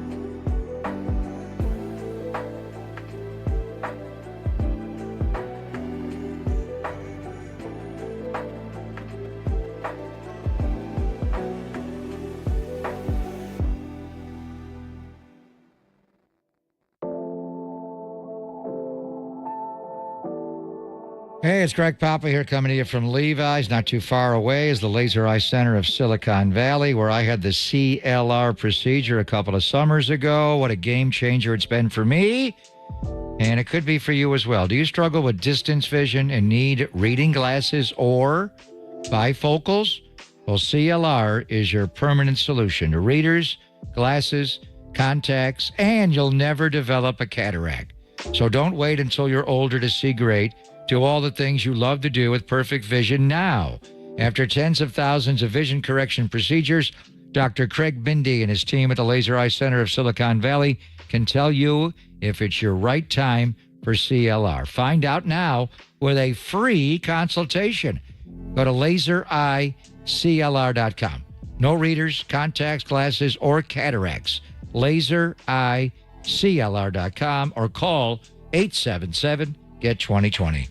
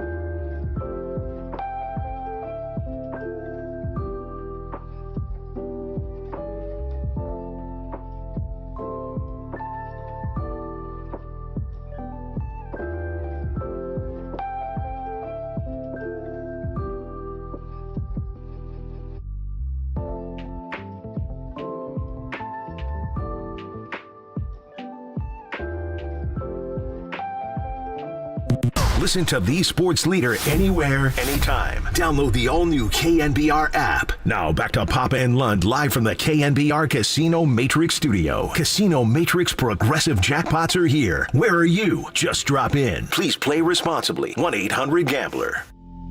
If memory serves, last year McCaffrey had just been traded to San Francisco. The first game was against you guys. What impresses you about now the ways that they've been able to figure out how to use him in different ways compared to that first game when they were just going to beat the number? Yeah, sure. Kyle's one of the most creative guys in the league. You knew he's going to find ways to maximize them, the different tools that he has. McCaffrey's got phenomenal tools. Can catch, block, run. I mean, he does it all. And Kyle's exploited even more than what it had been before. So. And, of course, is Andy Reid, head coach of the Chiefs. 49ers and Chiefs will be at Radio Row or Media Row next week in Las Vegas. So, again, we'll get back to Ask Papa anything at all. But one of our favorites, Seth Walder from ESPN Sports Analytics. Make sure that you check him out at Seth Walder on X and all his great content. He joins us courtesy of the Uma Guest Line. How are you? I'm doing great. How are you? Yeah, we're good. Have you already started drilling down on the Super Bowl, on your Super Bowl analytics? You know, a little bit, but I was delayed this year because there was so much fourth down controversy coming off the NFC Championship game. I'm not even joking. Like, my first 2 days were just like literally filled with all talking fourth down. And you know what? It was fun. So it's all good. And that's why we have 2 weeks, right? So It's okay. We're going to miss Dan Campbell Gamble. Yeah. Because he brought us a lot of content going into the NFC Championship game, Seth, and then obviously during it and after. So let's just start with it. I mean, would the Niners be here if he made a couple of different choices on fourth down? So give me your thoughts. 4th and 2 on the Niner 28-yard line, leading by 14 points with 7:03 left. In the third quarter, he could have tried a 46-yard field goal from Michael Badgley. He did not. Nick Bosa with the inside bull rush on Taylor Decker. Got Jared Goff just off the spot a little bit. He pronated his wrist, and the ball went a little wide, catchable, but not right in the box to Josh Reynolds. He dropped it. So did he make the right call? Did he make the wrong call? Go back to that 4th and 2 that kind of flipped the title game. You know, we had it as razor thin, super close, right on the edge where I think you could really justify either option. And I say that because there is some uncertainty. Like when we estimate, well, firstly, we're evaluating the decision. And when we do that, we're estimating, you know, the probability that you kick that if you kick the field goal, the probability you convert. And if you go for it, the probability that you convert the first down. And there is some wiggle room there, right? Like there are some factors that are outside the purview of the model. And that's why I think, because it was so close, we had it favored going for it by 0.2 percentage points. If he kicked it, I would not have criticized him. The one thing I will say is the biggest factor that I think we're not accounting for there is that we use league average kicker information, and the Lions did not have a league average kicker. They had Michael Badgley, who was below average. And so if you just nudge down and think, okay, he's probably a little less likely, maybe even just a couple percentage points to make that field goal. We had it at 76%. What if it was 73%? That makes a difference. So if you ask me which way he should have gone, I would say go, but I do think both options were justifiable. Yeah, I'm looking at your numbers here. Field goal said 38-8, goal said 39-1. On that one, and again, to remind people, the fourth quarter one. Right. You talk about the other one. Yeah, the 4th and 3 at the 30 with 7:32 left. Would have tied it at 27. That's one that I was looking at. In regards, I'm looking at your first look at 49ers Chiefs, and I think the one thing I want 49ers fans to realize, who might be casual listeners, casual viewers, whatever, is this is not Super Bowl 54 in which Patrick Mahomes is thrown all down the field. They're a big explosive offense to Tyreek Hill. They have it's flipped. It's the Chiefs defense against the 49ers offense before it was the Chiefs offense against the 49ers defense. Yeah, that's right. I mean, it's totally different. And to me, that's like maybe the central question of this Super Bowl, which is like, what are you getting from Kansas City's offense? Because it feels hand-wavy to me, but maybe not totally incorrect to be like, well, this is an offense that honestly struggled for large swaths of this regular season. And then we've seen Mahomes play really well at times in the postseason, and we know what he's capable of. So are we just supposed to say like, oh yeah, when the lights shine brightest, Mahomes can still do it? I don't know. That's tricky for me. Firstly, it hasn't been all on him. I don't think he certainly hasn't had his best season. The receivers have played a huge role here, and the number that stood out to me was that if you look at just passes where he actually passes the ball, Patrick Mahomes ranks 17th in QBR this year, which is incredibly low. Like, he was first 1 year ago in that same area. Now, part of the reason why he's great is because the other two ways a pass play can go, getting sacked or scrambling, he's great at that. He won't get sacked. He doesn't. He refuses to get sacked, and that's avoiding drive killers. It's sort of like a silent weapon that he has. And then when he does scramble, he's hyper successful at doing so. And so he's able to mitigate the fact that the passing game, whether it's on him or whether it's on the receivers, has been less effective this year because he's been so effective in the other areas. All right, just going back to the analytics in the championship game, and I want to get your thoughts on what Andy Reid's going to do, because I seen him. He's not going to be like Dan Gamble, but he is aggressive on fourth down. He did it on the first series against Baltimore in the title game, which was huge, but he picks his spots. But just the crunching of the numbers, is it pure numbers? I mean, we were there calling the game, and the Niners are down 24-7 at halftime. They have a reasonably good drive to start the second half. They get a field goal, though. It's 24-10. There's 7 minutes and 46 seconds to go when they run this play, this 4th and 2.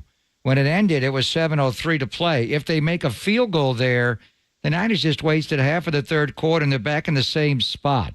Levi's was lit, Seth. It was just on. If you're going to let the Lions, the 49ers back in the game, you give them a chance to get a turnover on a fourth down. So is there any human element? George Kittle was talking momentum. If you're not going to talk momentum and analytics, you don't know what you're. So how do you factor in? It's not just week 5 in the middle of the year, this is the championship game. Is there a way to quantify that with the analytics? So I think this is a really interesting question. I saw George Kittle's comments, and it comes back to this idea of momentum, right? And I think I'm not going to say that momentum doesn't exist, because I certainly hear players. What I will say is that we haven't seen statistical evidence of it existing. So when we create win probability or these decision analysis models, it is looking at it from the sense of simply what is the current game state, and it doesn't matter how we got here. So it's true that if there is momentum, we might not be factoring that in. However, I will say that the attempts to find momentum in the data have all fallen flat. So an easy way to do that would be what's a momentum turning play? Usually a turnover, right? We would say that fourth down stop that you were talking about, right? Okay, that changed everything, didn't it? Right. Well, you could make the case. People say, I'll use one because I know it's been looked at, which is you throw an interception. People say, what a momentum turning play. And so we would think that drives coming off of a turnover should result in more scores the other direction. But we don't see that. And so once you account for how long a drive they need to go, area of the field. So, I understand the question, certainly, but from the model's perspective too, it's the idea of going up 3 scores, I hear that, but the model that's where it really shines, is knowing the value of the 7 versus the 3. And I do want to stress that it's not 7 versus 3, because the field goal is not a guarantee. And if you can keep the drive alive, even if you can't score, you can also end up in a situation where you're just kicking a much, much easier field goal. And all that could have been helpful to Detroit. I don't know. I mean, it's because he went for it on fourth down, and that's not even choosing. It's not like he chose Josh Reynolds to drop the ball. Did Jahmyr Gibbs fumble because that happened? I don't see that. I think he fumbled because he fumbled. Seth Walder's joining us. Does a great job with ESPN Analytics at Seth Walder. You need to be following him. And then going back to your first quick look at the Super Bowl, and this is really what everybody's talking about so far around here. Again, to go back to Super Bowl 54, but it's not even really that. It's ever since Kyle Shanahan took over, the defense has been great, and whether it's Robert Saleh or DeMeco Ryans, and now it's to Steve Wilks. And as you point out here, what's the biggest difference with Steve Wilks as 49ers defensive coordinator? And it's clearly right now the panic among 49ers fans is stopping the run. Yeah, yeah, that's right. Well, it's true. But, I mean, if you're playing even – let me say it this way. Even in the current state, if you had to play the Chiefs and have a weakness on one side of the ball, I mean, I would choose weakness, the weakness being the run all day long. I think the 49ers are – like it's fine to be where they're at and be in a situation where they're better at stopping the pass. That's what I would want. If the Chiefs are going to have to rely on their ground game, I mean, you're the best offense in football. I think that should be fine for you, that you do that and take the ball out of Patrick Mahomes' hands. To me, I would not be that worried about that if I'm San Francisco. Like, you're going to have a weakness somewhere, and that's where I would pick. All right, going back to Andy Reid and just comparing him to Dan Campbell, there's no comparison. I mean, Dan's the most aggressive coach when it comes to, fourth downs, 2-point conversions, everything that he does. And the Lions went for it 41 times, converted 20. Kansas City had the same percentage on fourth downs, 50, but it was half. They were 10 out of 20. But I do watch Coach Reid situationally be aggressive. And that fourth down on the first series against Baltimore in the championship game was a huge play, and what a catch by Kelsey. So as you look at Andy Reid, when it comes to these kind of analytics and whether or not he's going to be aggressive on fourth down, it is situational. But how would you categorize Andy? Yeah, I think the way you described it to me is right, which is like situational. He's a guy that sometimes I think gets overly conservative, not just in game management, but like I'm thinking also back to like when they had a dominant passing game and they would sometimes get out way ahead and get a little too conservative. But at the same time, I think in these big spots, he probably tends to get more optimal. I mean, I'm blanking on the exact situation, but I remember from the playoffs a couple of years ago when I think the quote was, "There's no tomorrow, let's go." And so to me, yeah, I think that he probably has, he certainly is going to he's not afraid to go for it in fourth down. And I would give him the nod in terms of like which coach is better at fourth downs in this Super Bowl. I would give it to Reid because I think that's a weakness for Shanahan. Seth, great stuff, man. We look forward to all of your analytics leading up to and after the Super Bowl, and we appreciate your time. Thank you so much. Thank you. You're the best. Thank you, Seth. Yeah, he's got great numbers, and you should check out their preview of the Super Bowl. We will play some of this audio for you in the 1 o'clock hour. Kyle's gone to the podium, Fred Warner, a number of different players, but this is the best quote so far because we remember Super Bowl 54, and on the Jet Boss play, Nick being held up high by Eric Fisher, then the left tackle of the Chiefs. He was asked about the Chiefs' offensive line, and his quote was short and sweet: "They hold a lot." It sounds like Nick. So that was great. All right, we'll finish up Ask Papa then in the 1 o'clock hour, give you a foreplay, and the rest of the sound from today that you got to hear is the 49ers hit the podium for the first time talking about the Super Bowl. We'll get into all that next, only here on the Sports Leader.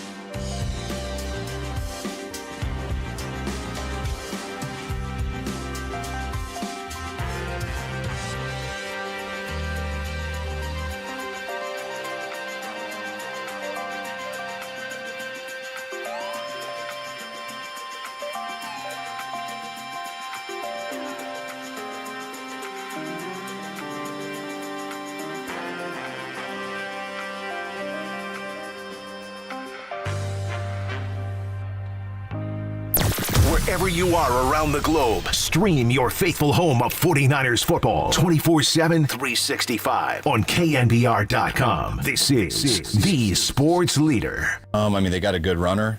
He runs hard. He is always the same. He's one of the more consistent players in this league. Every single run, first run to the last run, whenever you turn on the clip, cold weather, on the road, at home, he runs extremely hard. He's our type of runner that we like. And that's the best thing. And they got some good blockers. They got a scheme they mix up. And when you're real scary in the pass game, too, that always helps the run game. That's Kyle Shanahan from earlier today. We'll play more of Kyle in the 1 o'clock hour, play a foreplay, kind of a cornucopia of everybody going to the podium, and then we'll drill down a little bit, let you hear a little bit of Kyle in the 1 o'clock hour, a little bit of long form there, and get you caught up on everything Super Bowl. And do remember, we're going to be on Radio Row. All of the shows are going to be on Radio Row next week, live from Vegas, starting at 6 a.m., of course, with Murph and Marcus. We'll be there 10 to 2, and Tolbert and Copes will be there 2 to 6. We'll have all sorts of stuff as well. JD, John Dickinson's going to be down there, our super reporter, so we'll have all the players, everything covered for you. So make sure you tune in all day, all night, all week from Super Bowl 58 in Las Vegas next week. You can ask Papa anything right now, anything at all, till the top of the hour, and we'll give you the foreplay. 415-808-5627, 415-808-KNBR. And this is probably the question of the week. And this comes from on the Golden State Lumber and Building Materials text line from Rick in L.A. He says, how are we going to play Travis Kelsey? He says, I was thinking maybe Greenlaw man up on him. I don't know if he's big enough, physical enough, but how do you cover Kelsey? We're going to ask that about a million times.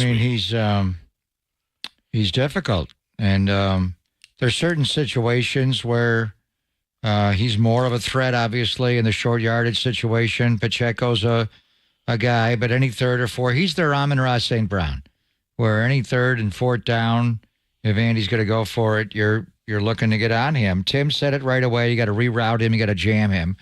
You cannot give him a clean release, a free release off the line of scrimmage.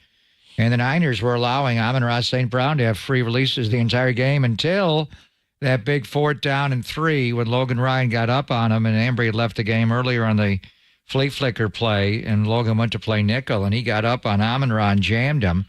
They didn't run with him across the field. He let him go, and they played zone behind it. Look at that. Carlos, car ram. I thought it was just a random person, but it's Carlos Ramirez. Carlos Ramirez here. He was probably at the podium. Yeah, he's the best. But I don't know. If it's Dre has a hard time with tight ends. I remember T.J. Hawkinson in some big situations, and it's going to be a tough assignment. This guy's better than all of them. If you had to put a stopwatch on him right now, he probably couldn't break 5 seconds. Maybe he could. But he'd be close. And he reminds me a lot of Antonio Gates, the great Charger. And Antonio was even slower. He couldn't run at all. But one thing Kelsey does is vary his speed. He looks like he's just jogging, and then he gives you a little more, and he's able to run to the opening. And he's pretty impressive that way. I think Jair Brown may get him a little some. If he comes over to Charvarius Ward's side, he could pick him up. Obviously physically, someone like Lenore. I think you code him like he's just a wide receiver. And they've got the 2 other tight ends. They run a lot of 13 personnel, which is 3 tight ends on the field with Noah Gray and the former Niner, the Belldozer, Blake Bell. But with Kelsey, you got to almost treat him like a wide receiver. So we'll see how they match up. But you got to, at times, in and out him. The ultimate thing is when the Chiefs played Antonio Gates, they would treat him like a gunner, and they would just vice him right off the line, or Belichick did that some. In certain situations, that's pretty dramatic, but this is the Super Bowl. But our friend Carram is here. Carlos Ramirez. What's happening? He met all the Giants. He met all the Niners. How are you, man? Good. When are you going to Vegas? Friday afternoon. We have shows. You're talking a week from tomorrow, not tomorrow. Yes, okay. yes. Okay. Dante, Rod, and I are doing shows Monday to Friday from the studio, and then we fly out Friday afternoon. Where's your spot in Vegas? Luxor. Oh, that's where we're going to be. Yeah. Oh, yeah. So what time do you get in on Friday? 6:30-ish, 7 p.m. So we'll already be gone then. So I think so. All right, so what's your game day plan? How long are you guys going on? Oh, that's a good one. I think we're going on from 1:30 p.m. Ooh, we have a 2-hour show? 1 hour 30 pregame show, I think, if I'm not mistaken. Then we have a 2-hour, Oh, wow. Then we have a 2-hour Even if they win the Super Bowl? Yes, 2-hour post-game show. I remember some Warriors games. We might go later. We might for go like longer. 5 hours in Cleveland. Yeah, we're just dicing it up. It's going to be a fun week of coverage. Matt's going to be there. Jennifer's going to be there. Laura's going to be there, too, for the whole week. Yeah, she'll be out there for Radio Row. Will she have that Super Bowl hat that you wore in Miami, the big Super Bowl trophy hat? That wasn't hers. That was given to me. I just saw you wear it. I just want you to wear it again. That's my friend. I'm actually speaking at their... That was amazing. No, that wasn't Laura's. That was given. Whatever it was, so, that was awesome. Yeah. I don't know if you know, we just had a very interesting interaction with Jet York and the media room. What do you mean? He came into the media room? Yes, he did. They took us out from the auditorium. Wow. We spoke with Kyle, Nick Bosa, Fred Warner, and then they took us back to the media room, and Jet York was there waiting for us. So he had an impromptu media meeting. He hasn't done that very much. I know. That's why it was really remarkable. And he gave a lot of good quotes. And I asked him about Christian McCaffrey because he went on to say I think one of the highlights was he pulled the curtain back on Kyle Shanahan coming up to him the first week of training camp last season. And he says, because someone asked him about his relationship with Kyle Shanahan, and he said, what he appreciates the most about Kyle is his honesty. And he says, this guy's coming up to me after we invested $20+ million on Jimmy Garoppolo and the amount of draft capital we invested on Trey Lance. And Kyle came up to Jet after the first week of training camp and said, listen, we got to talk. And Jet says, well, that's never good. What's up? He said, I think our third stringer might be our best quarterback. Yeah, I've heard this story. And he was, okay, so what do we do? Well, we do nothing. I think I'm not going to move anything. You're going back to last year. Yes, last season. Brock's rookie year. Yes. So this is not a revelation for anyone. Yeah, I've heard this. And the one that really struck me was I asked him about the Christian McCaffrey situation, the draft, the trade, how did that go about, how that happened. And it turns out it was... Wait a minute, go back to Brock. Okay. So, I mean, what was he saying? Eventually, I mean... Trey started that year, got carted off the field. Jimmy picked it up, got carted off the field. What was the point he was making? No, the point is that even though before he was so honest, Kyle, he didn't lie about, hey, yeah, Trey's way better than Brock. Don't worry. He wasn't trying to cover up the fact that they made a mistake or that they went all in on Trey. He's just saying, listen, I don't care if I make a mistake. I'm going to be honest with you and let you know how things are. I might change my mind at some point. Right. But at this point, training camp week 1, I believe our best quarterback is our third stringer. I don't care we're paying $20 million to this guy or we invested 3 number 1 picks on this guy. At some point, I believe, that's Jet York's words from Kyle, this guy's going to end up being our franchise quarterback. And he said, I'm not going to shift the quarterback depth chart. I'm not going to shift or change anything. Things I think will eventually happen. And they did. Yeah, organically. But yes. What was interesting about that, his first game was against Kansas City. Jet said off that. the bench. Mm-hmm. And I remember there was a play over the middle where he threw a pick in the end zone. I thought Jawan Jennings didn't reach out enough. But I was saying a lot of those things to John and other people about how much I believed in Brock. And everybody jumped me about it because he threw a pick. Mm-hmm. And I know Jed York after that game said, you said Brock was that good and he threw a pick. And he mentioned a pass he threw up to the stands. And I think he gave like a snarky comment to Kyle afterwards. Like, really? This guy? I don't know what you're seeing here. And 2 years after, here we are. And then the other one was he basically said it was him, Jed, and John Lynch convincing Kyle to give up the draft capital to bring Christian McCaffrey here. They were all in McCaffrey, but it sounded like from Jet's perspective, it was both him and John, the ones who convinced Kyle Shanahan to invest the amount of capital it took. That was a lot. 2, to 3, bring 4, and a freezer fifth. Because he being Kyle is the guy who, is going to put the draft capital into the defensive side of the football and all that stuff. It was really fascinating. They're thinking about doing some cross promotion with Leeds United overseas for the game, maybe a watch party. They're starting to see what they do. This year's game for sure. This year's game, yeah. It was really, really fascinating to see. And you see the difference, John and Greg, about how a guy like Jed goes about his business and a guy like Jerry Jones does. Someone asked him about, why don't you speak more? Why aren't you more in front of the camera? And he said, my job is to build a football team that speaks for itself.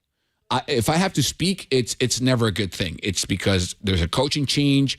There's something happening outside of football that I need to address. I think my job is to build a football organization that speaks for itself.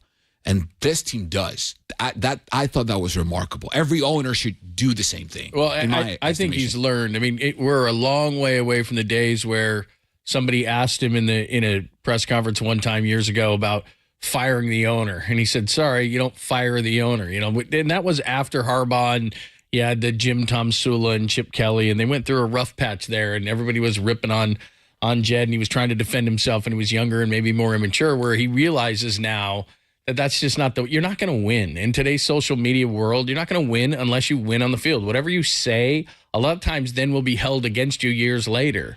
And so now he realizes that, look, like you said, there's nothing to be gained by saying anything. And he's even gotten smart enough to even when they win, he doesn't get out in front of it. He does his job. He does what he's supposed to do.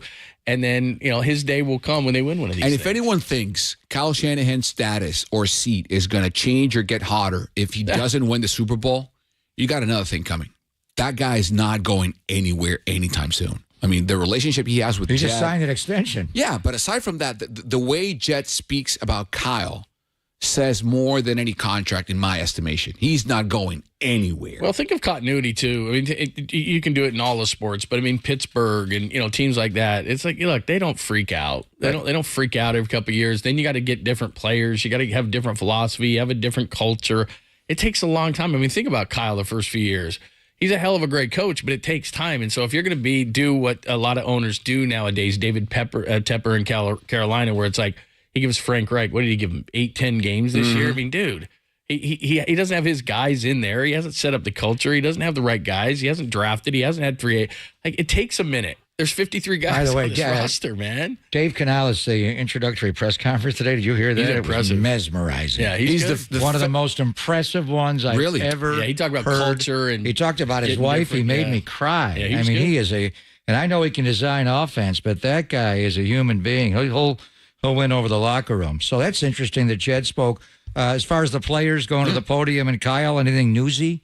No, I asked Bosa. I mean, Nick is of not many words, but I think there's a nerve. Very direct. Yes, there's a nerve there. When I asked him in a good way about what emotions does facing the same team you faced and beat you 4 years ago in the Super Bowl with the same quarterback, same head coach, even the same uniforms they're going to wear from that game 4 years ago, and he did offer. Something along the lines of, I do have to bottle that up and keep it contained and then unleash it come game day. There's a nerve there. There's a soft spot there. It's not just another Super Bowl. It's not just, hey, we no matter who they're going to face here, it's going to be a big game. But the fact that it's the same team they faced 4 years ago, it's a story. Especially when Eric Fisher held him on the biggest play of the game and he didn't get a call. And I thought that was, I did see the part where, and his dad has been on with us many times, and his dad, John Bosa, former first-round pick of the Miami Dolphins. John wants Nick to say more about getting held and be outspoken about it. And he did say in his very direct way, what do you think of their offensive line? He says, well, they hold a lot. And then they asked him about the play, and he said yes. And then even someone asked Jed about the play, and Jed said yes, he was held. I hope he was held. And the referee's the same. Yeah. You can't blame the referee on pass interference calls, but you can on holding. Well, especially egregious ones like that. Well, Bill Vinovich, the umpire and the referee make the call. They're behind the quarterback. That's his assignment, especially on that side of the field. Juwan Taylor, the only lineman, Creed Humphrey and Joe Tooney is somebody Nick saw last year when they came in October. Most of the line is completely different from the Super Bowl, but the one guy, and I know he said the line about they hold a lot, and Fisher's retired, but Juwan Taylor, their new right tackle, he had 17 accepted penalties this year, 5 Leads more the than NFL. Any tackle, and Donovan Smith allowed 42 quarterback pressures, just 12 games played. So both those tackles, I think, are vulnerable. Did Brock go to the podium today? No. It was just Kyle, Fred Warner, Bosa, and Fred, and then we just got we were sent basically to the media room to get Jed. Yeah, because he doesn't talk very much. No, I think that was cool. We'll see what happens. We have practice later on today, and then that's going to be it. And then tomorrow the same. When do you fly out? With the team on Sunday. On Sunday? We're going Sunday. You too, John? Yeah, we're going out on Sunday, and We'll try to behave ourselves. And you brought up Dave Canales. He's the 5th Hispanic American coach in NFL history. Who are the other 4? Ron Rivera, Tom Flores, Ron Rivera, Tom Hearns, and who? Kearns? Tommy Hearns, the hitman? No, I don't remember him. Former Rams coach. I know. Yeah, right. Going back. And who's the other one? Brian Flores. Right. Brian Flores. He's the 5th. Oh, right. Right. Mm-hmm. Yeah, by the way, Jim Harbaugh is being introduced right now by the Spanoses in L.A. He is awkward. This will he be hasn't an started awkward talking yet. He hasn't started talking Yeah, yet. he is socially awkward. Think he's going to wear khakis? Oh, well. Sorry, Tom Fears is the other one. Tom Fears, Tom Flores, Ron Rivera, Brian Flores, and now Dave Canales. Watch Canales' press conference. Yeah, it is. I will. I heard it driving down. Riveting. Mm-hmm. Never heard a coach quite talk like that. Well, he was incredible. He gave a ton of credit to Pete Carroll because he was around Pete for many years, and he was in Tampa, and then, of course, going to Carolina. What's just your early read on it? How you feeling about it, Niners and Chiefs? I think the key is going to be the run game. That's the thing they ask the most, both Nick and Fred, and they both acknowledge they haven't done the defense, not just themselves. They haven't done a good job on stopping any run game, let alone the Lions was perhaps the worst ever, not just on a single game. But I think the key is for them to stop the run, stop Pacheco, have him on second long, third long, and turn Mahomes into a pocket passer, contain him as much as possible. To me, that's the key. If you have a bad start like they had against the Packers and the Lions, it's going to be a wrap. Both Reed and Mahomes are not going to make the same mistakes that Dan Gamble and Jared Goff made. Goff is a statue. Mahomes is not that dude.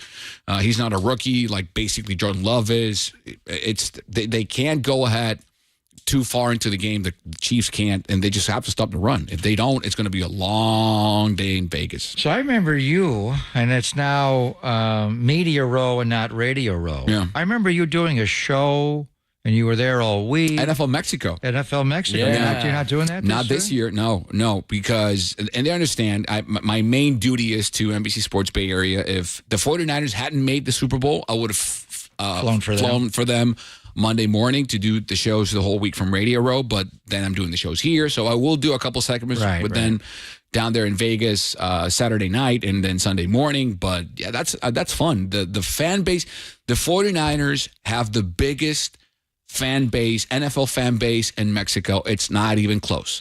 No, Tassio. There you go. There you go. So there's a large contingent of Mexican fans expected in Vegas. This season, they started broadcasting the games on the biggest radio network in Mexico. First time, I think it's 20-plus radio stations that they broadcast the games from here, from Levi Stadium live and on the road, too. It's a big thing. Did Jed say anything about going to Europe? Was that asked? No. I asked him about the Leeds thing and the cross promotion. It sounds like it's something they're considering doing. Maybe a watch party up at Leeds. The team plays for Super Bowl Sunday this year. Yeah, they play against Rotherham on Saturday, February 10th. So there might be something. I'm guessing maybe fly people from Leeds here, do a watch party up in Leeds or something. It's a good opportunity for them to showcase the 49ers brand in England, and likewise do the same with Leeds here in the States. So we'll see if that happens. Good stuff, man. Carlos, see you, buddy. See you in Vegas. Text me when you get in. I will. Yeah, you're the best, man. Thank you, man. We can't wait to see you. You know I listen to you both every day. So I know I get your text. That's where I get all the information from. Rod Brooks, our good friend our good friend Dante Whitner, and Carlos will keep you up to date on NBC Sports Bay Area on all your 49ers news, and then on game day as well. Like they said, pre and post, they do an awesome job, and Carlos is great. So make sure you tune in with the guys. All right, we do have the foreplay coming up next. Those pieces of sound that Carlos was just talking about. We got some Kyle Shanahan, Fred Warner, Nick Bosa, and a bonus Steve Young from yesterday. We'll do it next only here on the Sports Leader.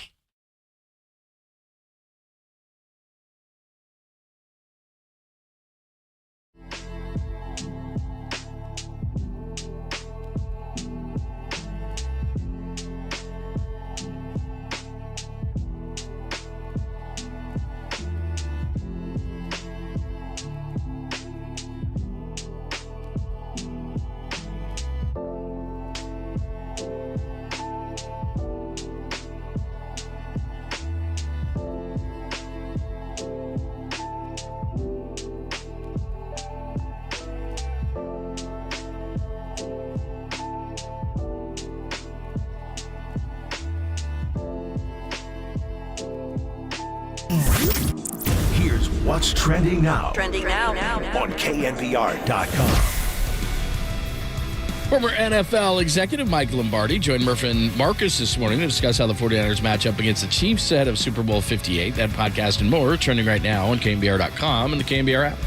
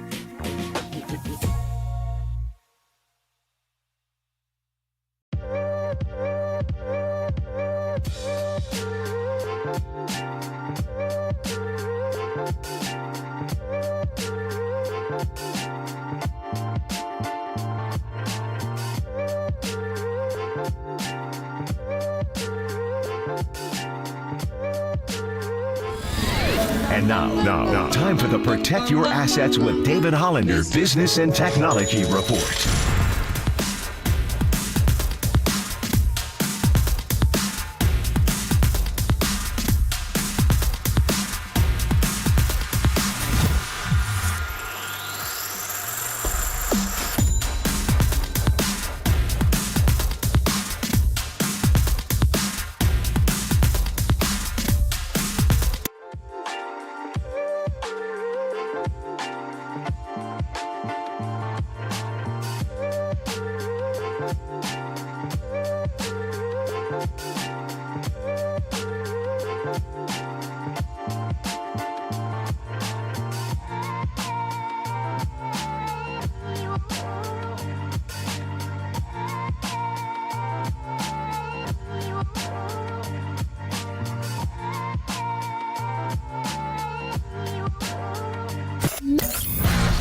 Time for some foreplay with Papa in Lund. I'm Dirk Diggler. 4 chunks of audio that really get you going.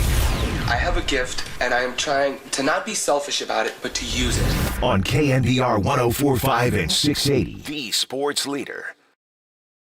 Thanks for joining us, Papa and Lund, as we're live from Levi Stadium. We did the hour with Tim Ryan, as we always do, the Power Hour. If you miss it, go to KNBR.com.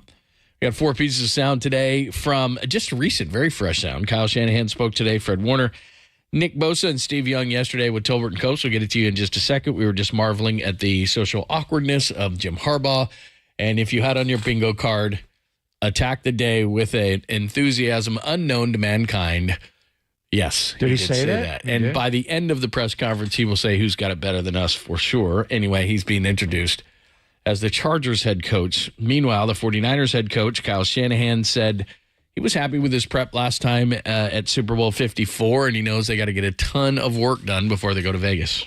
I was real happy with our preparation last time. I had been to a Super Bowl before as a coach, just 4 years before that.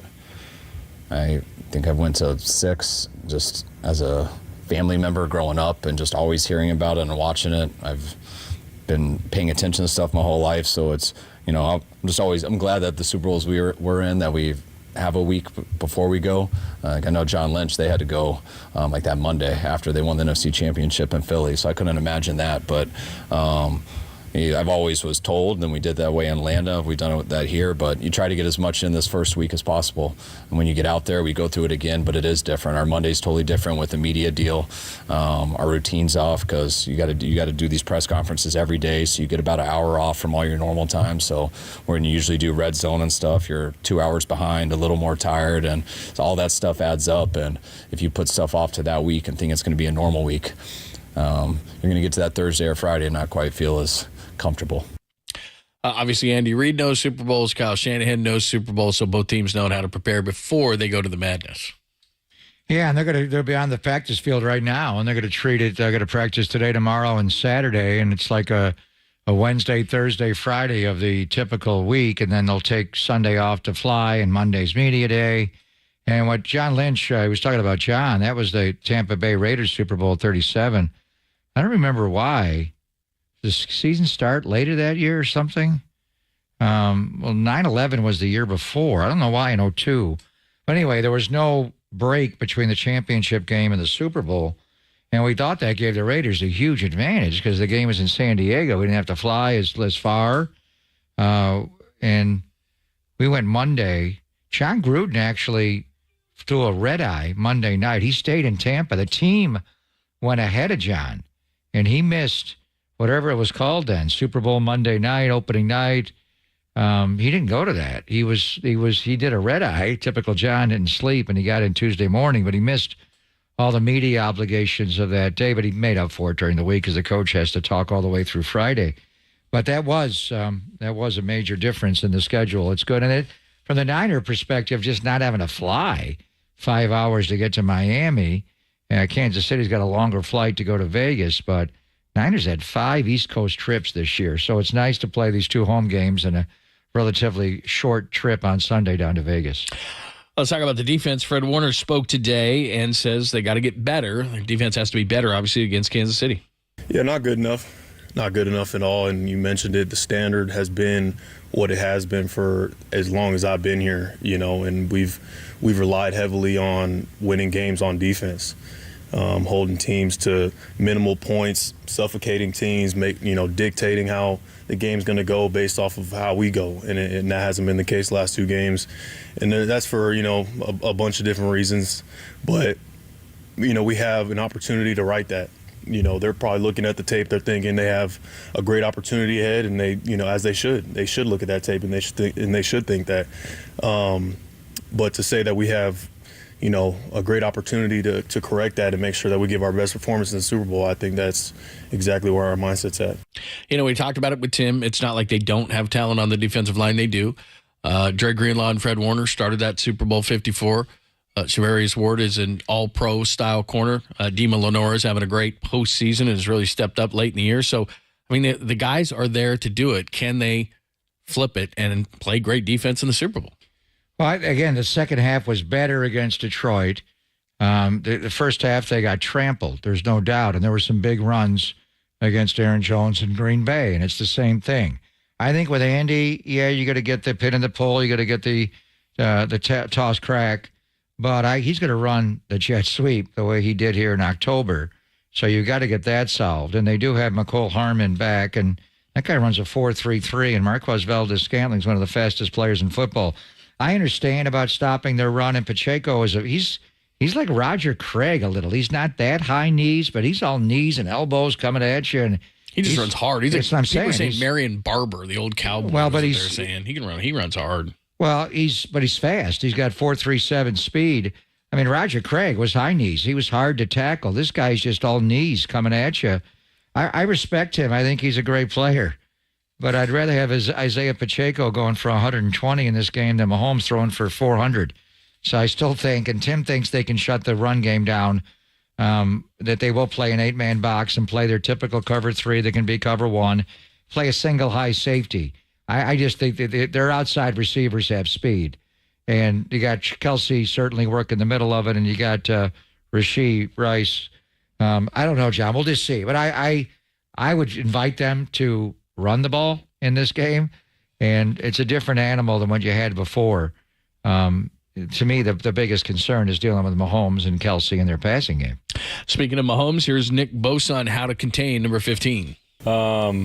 I think keeping him in the pocket as best as he can is one of the big things, just because he loves to improvise and do all that stuff. And then full-on effort, Kyle called it defensive line stamina is the key to the game.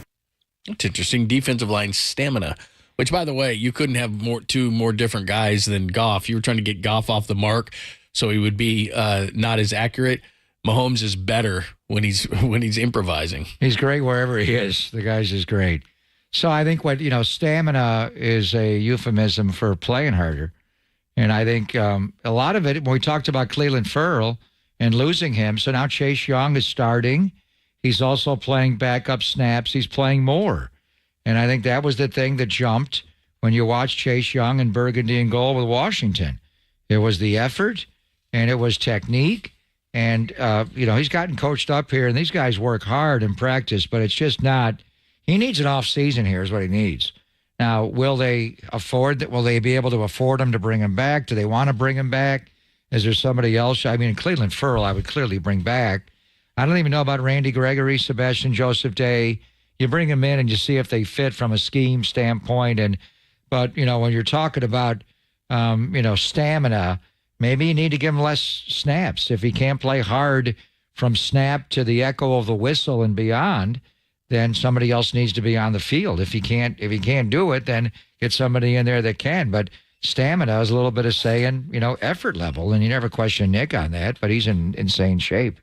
All right, we started the show again with a little bit of Brock Purdy talk, and everybody talks about Brock Purdy slander. That's become a term, and there was more of it yesterday. But then guys who actually played the game and know what the game is like Luke Kuechly, defended Brock Purdy. Here is Steve Young yesterday with Tolbert and Copes talking more about the national Brock Purdy slander. Here's another hurdle. Like, set him up, just knock him down. And I think at some point, like with other quarterbacks that have accomplished great things, you knock them all down and then people just get quiet. They just move on, right? And it's like it's nothing to see here. And so I think that's where Brock would be fun to get to. It's where he doesn't have to put up with it. But until then, it's just natural. And then even when you do, it's like, well, then you got to do it 3 more times. You got to do, like it never ends, in some ways. So I don't think you get away from it, but I think that the noise will abate as he continues to just kind of perform. And people's heads are going to blow off nationally if he wins the Super Bowl. They're not going to know what to do. But they're going to pounce if he doesn't. Brace for that. We're watching Harbaugh being introduced, and Justin Herbert. People kind of rolled their eyes a little bit when he got the contract that he got. But when you look at his ability, he's kind of the anti-Brock, where he's just big and long and what an arm, and he can run. He's just like, you'd make him in a laboratory. But he doesn't win. Now, is that all on the head coach and game management? Some. But there's this Brock is just a winner. At Iowa State, it's a tough conference to win. He won enough there. And since he's arrived here, he didn't lose it all last year till the championship game when he played 6 snaps. He got off to a 5-0 start this year and lost 3 in a row. Then later, had a few missteps on Christmas. But really, he's just a winner. Has it all gone perfectly? No. But in the end, he finds a way. But in this challenge, John, you've got the uber-talented, maybe the most talented quarterback, and he, too, was a winner. Ever since the guy arrived, they've played nothing but in the championship game, and it's hard to beat him. And he proved he can win on the road. He's proved everything. So this will be a great matchup without, and this is probably, in a lot of respects, Brock's biggest hurdle to get over Spags' defense and having to, shoot it out maybe with the great Patrick Mahomes. All right, there you go. That is your foreplay, the 4 pieces of sound you needed to hear today. Good stuff from Kyle Shanahan talking about the prep this week. Fred Warner admitting the fact that this defense has to be better in the Super Bowl if they want a chance. Nick Bosa on how to contain Patrick Mahomes, which is the opposite of what it was to contain Jared Goff last week. And little Steve Young, it's never going to stop for Brock Purdy. Coming up next, we will get back to Ask Papa Anything at all. A lot of good ones on the Golden State Lumber and Building Materials text line. You can call the show as well. Then we've got some remnants to the top of the hour in Tolbert and Copes. Hit up the lines at 415-808-5627. That is your text and call-in line at the same time. That is magical, I know. 415-808-5627, 415-808-KNBR. We'll do it next only here on the Sports Leader.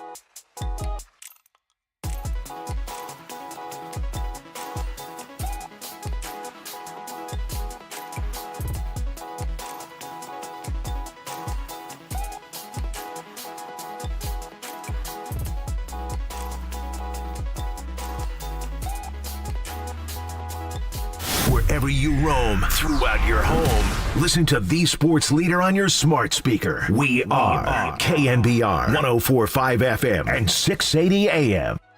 Really talk much about Brock, but I mean that's a good example of Kyle's directness. Last year in preseason, I think week 1 of training camp, which you have a quarter, I think $20 million to. You have a guy that you drafted with investing 3 first-round picks into, and he grabs me after practice. He's like, "Hey man, we got to talk," and that's generally not a good thing when you're talking. Like, "All right, what's up?" And he's like, "I think our third-string quarterback's our best quarterback."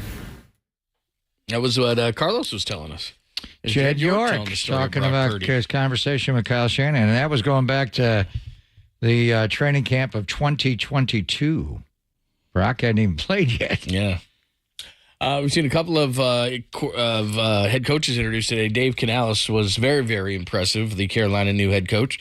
Jim Harbaugh was his awkward self with the Chargers, and now Mike McDonald's being introduced as the head coach of the Seahawks. He was the defensive coordinator of the Ravens. You can ask Papa anything at all. 415-808-5627, 415-808-KNBR.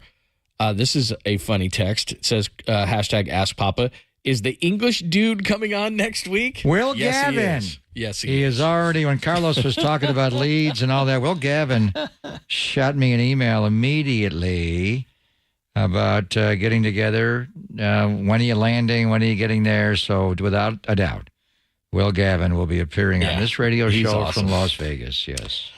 650, I think I know the answer, or at least a couple of answers to this question, but I'll ask you this. This from the 650. Pop, CMC comp past or present? Oh, wow. Wow. I've been thinking about that.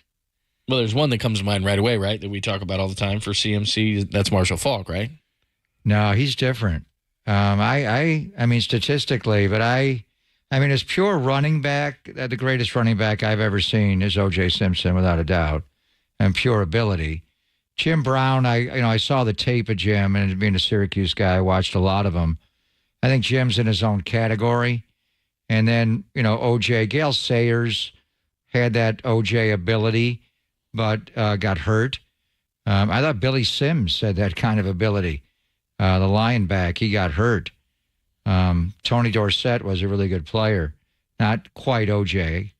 And then, you get into LaDainian and his jump cutting ability and Adrian. There's been a lot of great ones. I would say for the complete package of what he did, and O.J. got better catching the balls in 75. He caught a lot of passes and scored 25 touchdowns that year. But, Walter Payton and Marcus Allen were complete backs where they could do everything.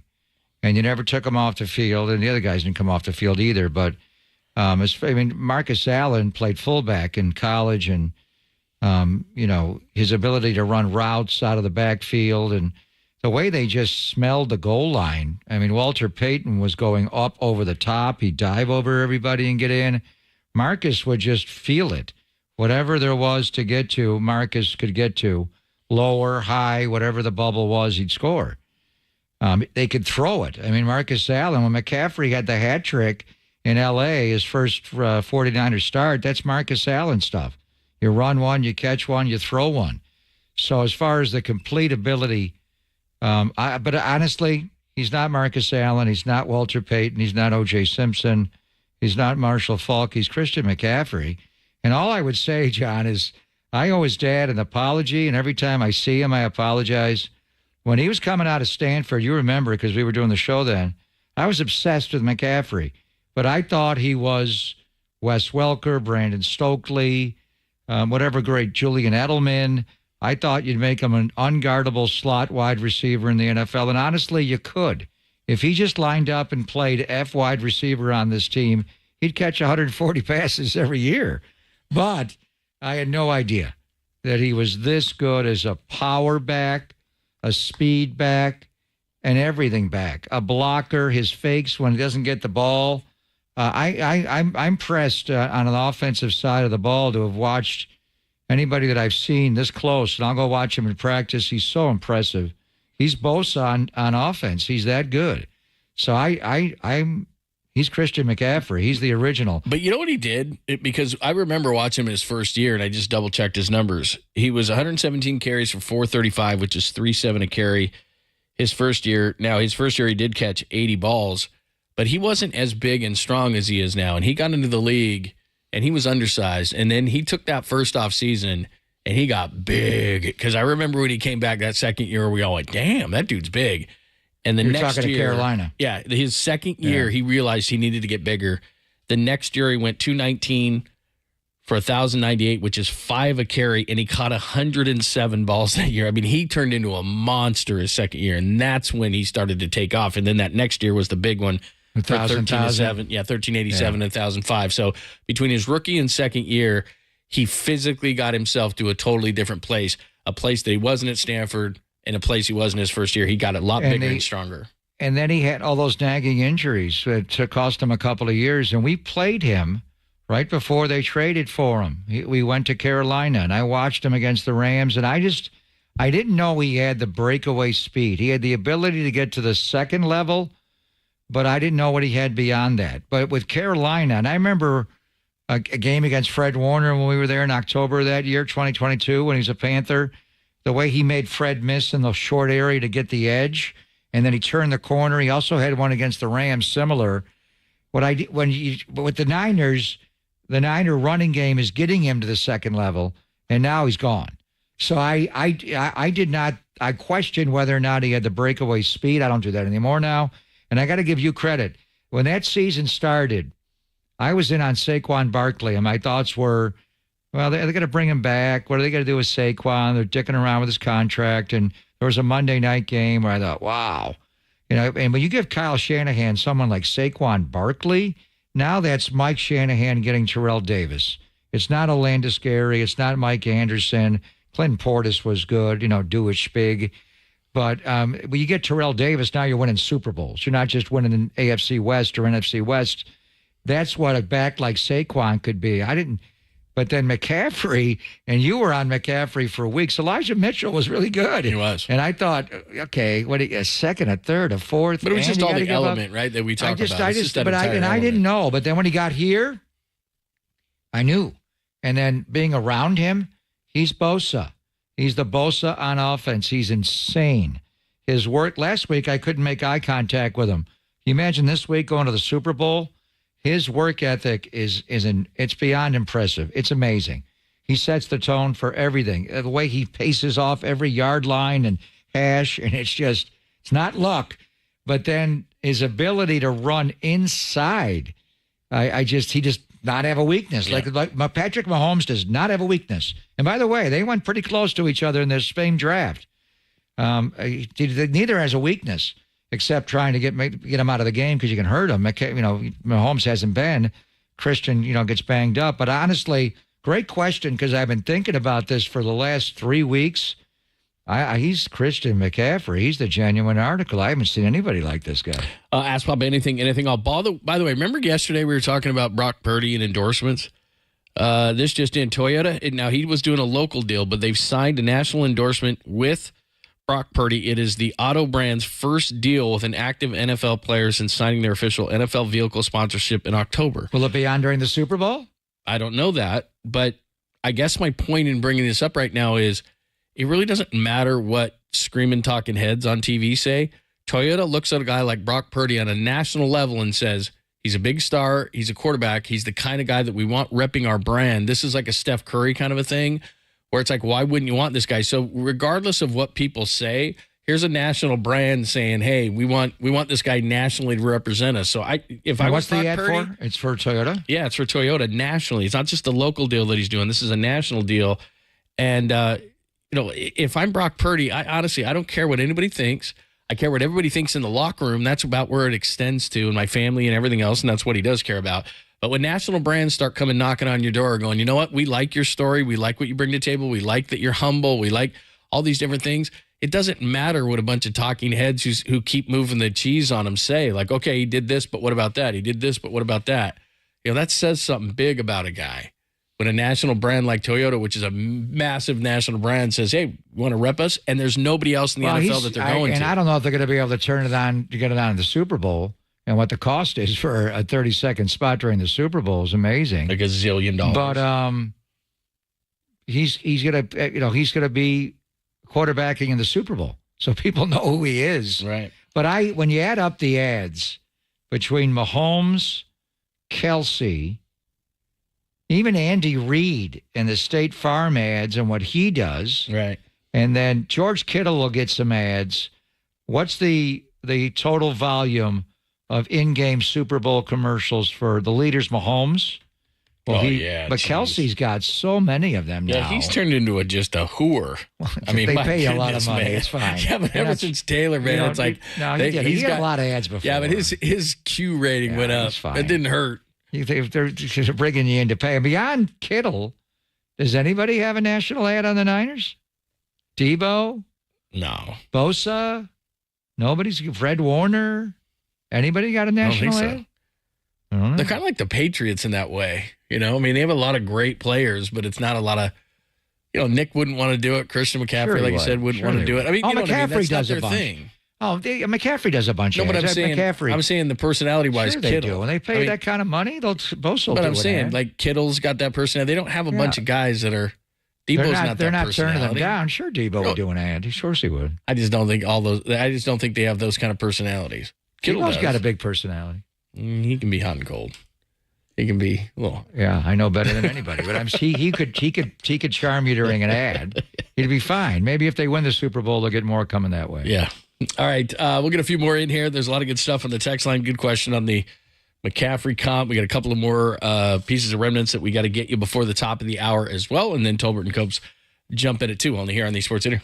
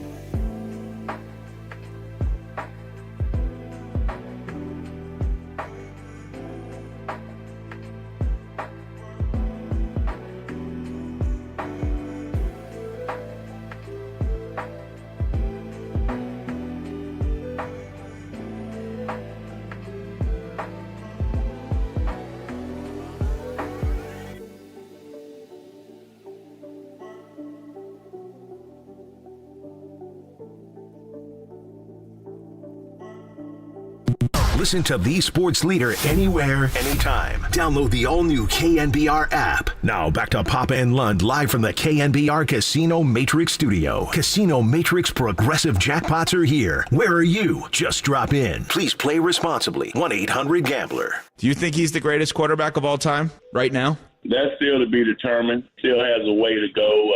I have mad respect for Tom Brady, and I grew up as a Joe Montana fan. Those guys are that ilk. So he's on the right trajectory, but right now I would still say those guys are better. I mean, I think he's the most athletic quarterback that we've seen. I think he can do a lot more things than some of those other guys could do, but the name of the game is winning, and those guys won at a great rate. Right now, Patrick, is doing what he needs to do, but those guys, to me, still have the nod. But, I mean, he's coming.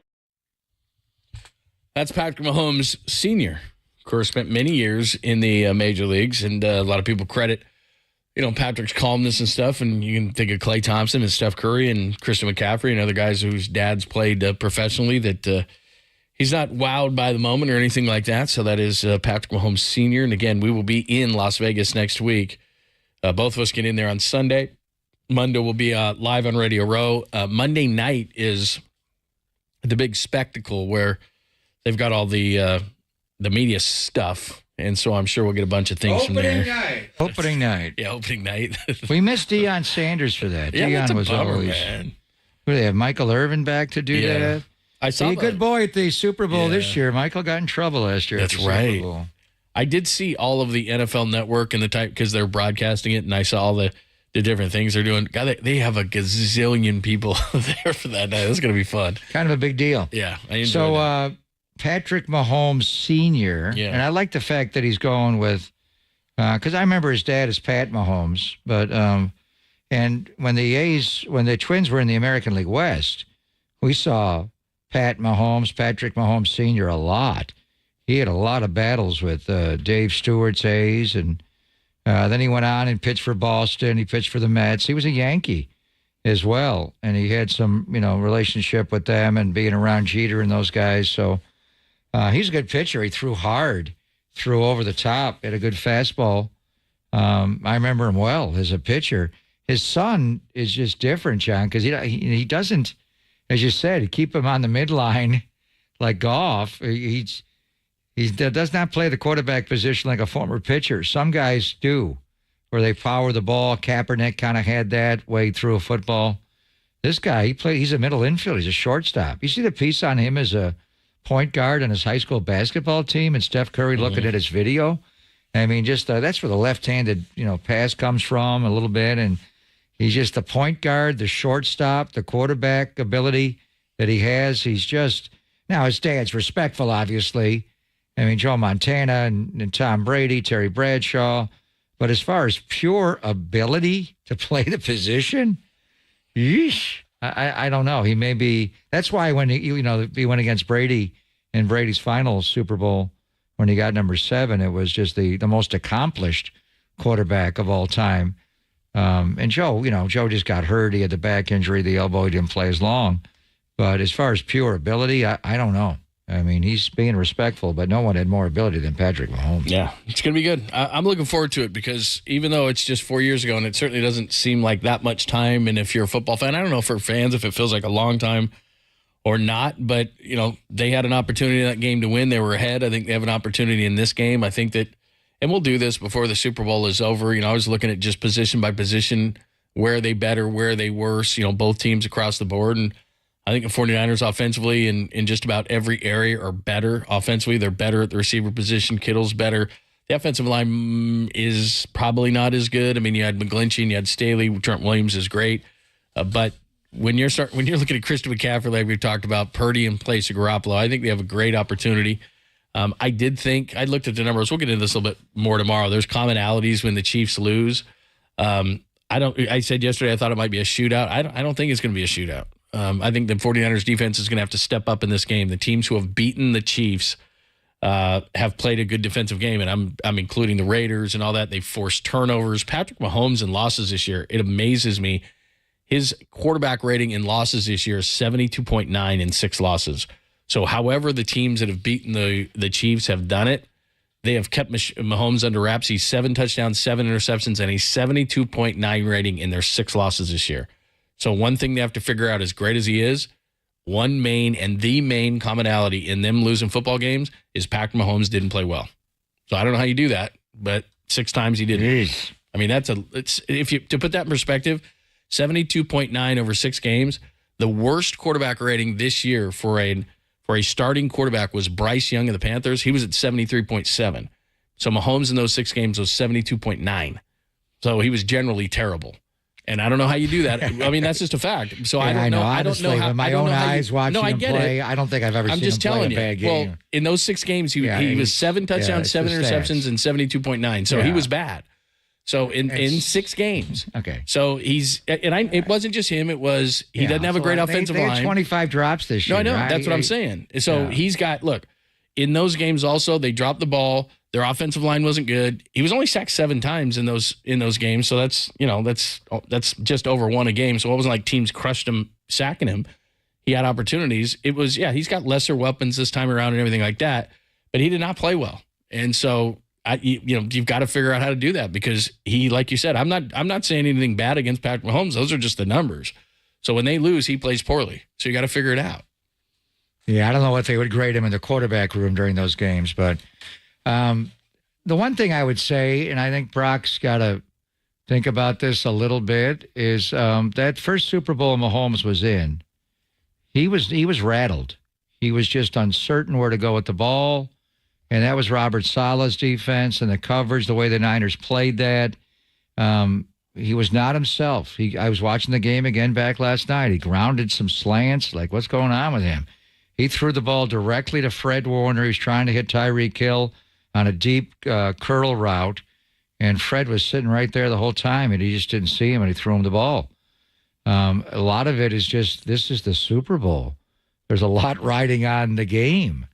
And I remember having Lee Steinberg on that week, and he did get his contract extension, and it was huge, and they've redone it since. But just everything that Patrick Mahomes, where his career path is, and even the Tampa game where they beat him the next year, that was more the offensive line breaking down, and he made some unbelievable throws almost on the ground, horizontal. It was like, wait, it was just, and he still almost was able to will them to stay in the game. But they got routed in that game. They scored like 9 points. So just the one thing is you got to settle into this game. It is overwhelming if you've never been in it, even for a quarterback as acclaimed as Mahomes. When you're in it for the first time, it's just different. Now, they know Allegiant Stadium. It helps that the Niners played there. They played a preseason game there. And even though Brock and the guys didn't play, they were there on January the 1st of last year to play the Raiders. Just the sight lines there a little bit different. The feel of the game is different.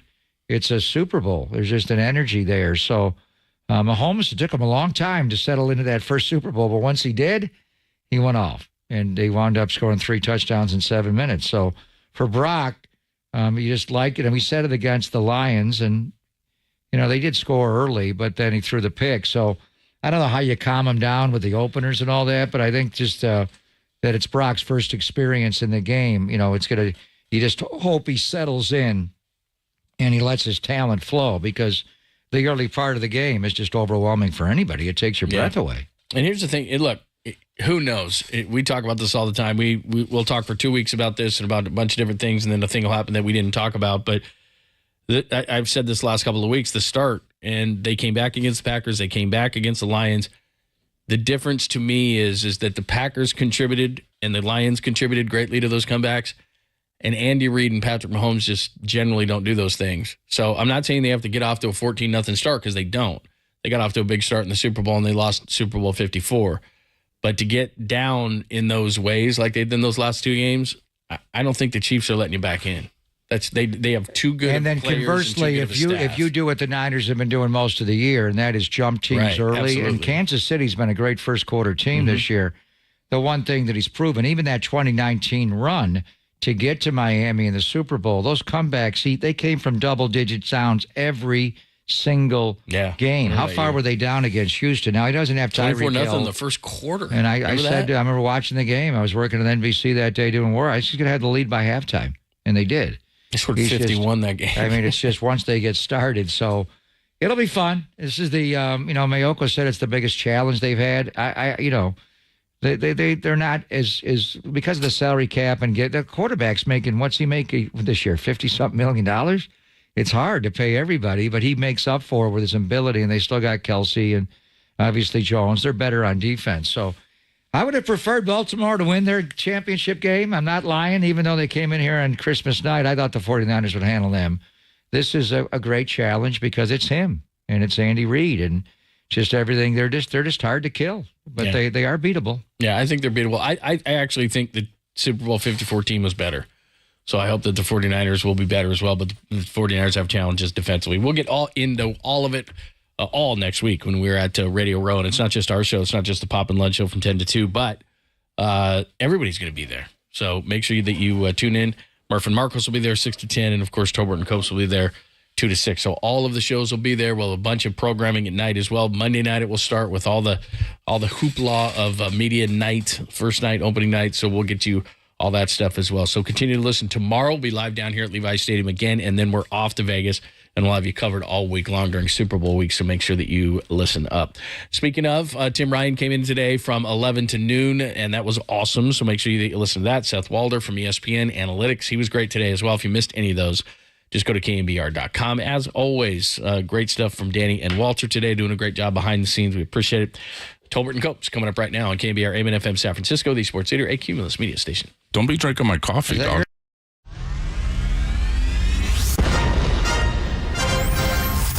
The NBA brought him to the Bay. While his co-host was born and raised here. Adam, that is great co-host work right there. That is amazing. You're lucky to have Adam, Tommy. Oh, absolutely. It's time for Tolbert and Copes. Let's get it on! Tom Tolbert. Yeah, thank you. Now if I could ever get some beer. And Adam Copeland. Adam Copeland has arrived! On KNBR 104.5 and 680, the sports leader.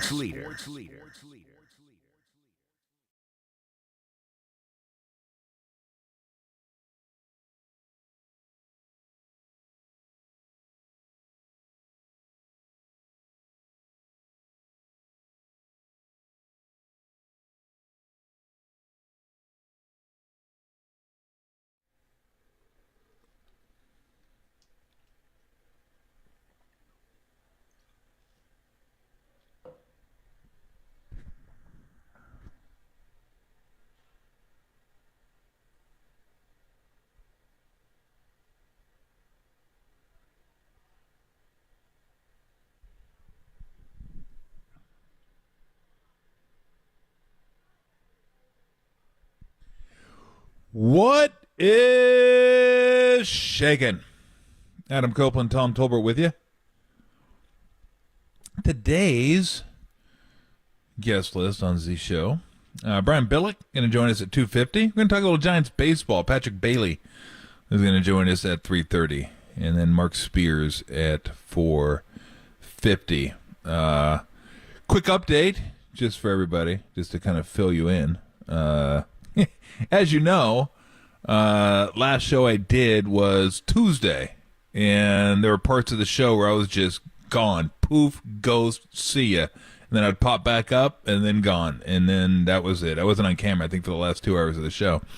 Reason being is, look, the worst part about being on the air is you just don't want to die on the air. You know, like that's not good for anybody. Like you don't need people watching that. You know, people need that in their heads. I don't care because I'm going to be gone anyway, so it's not going to be that big a deal.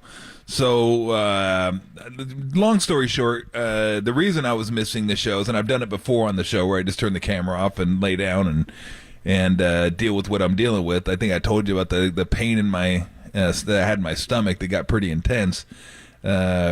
My gallbladder has been put on death row recently, so in a few months it'll be walking the plank unless it gets a last-minute call from the gallbladder governor. I don't foresee that coming in the future. Usually so doesn't. No, it usually doesn't. It does not.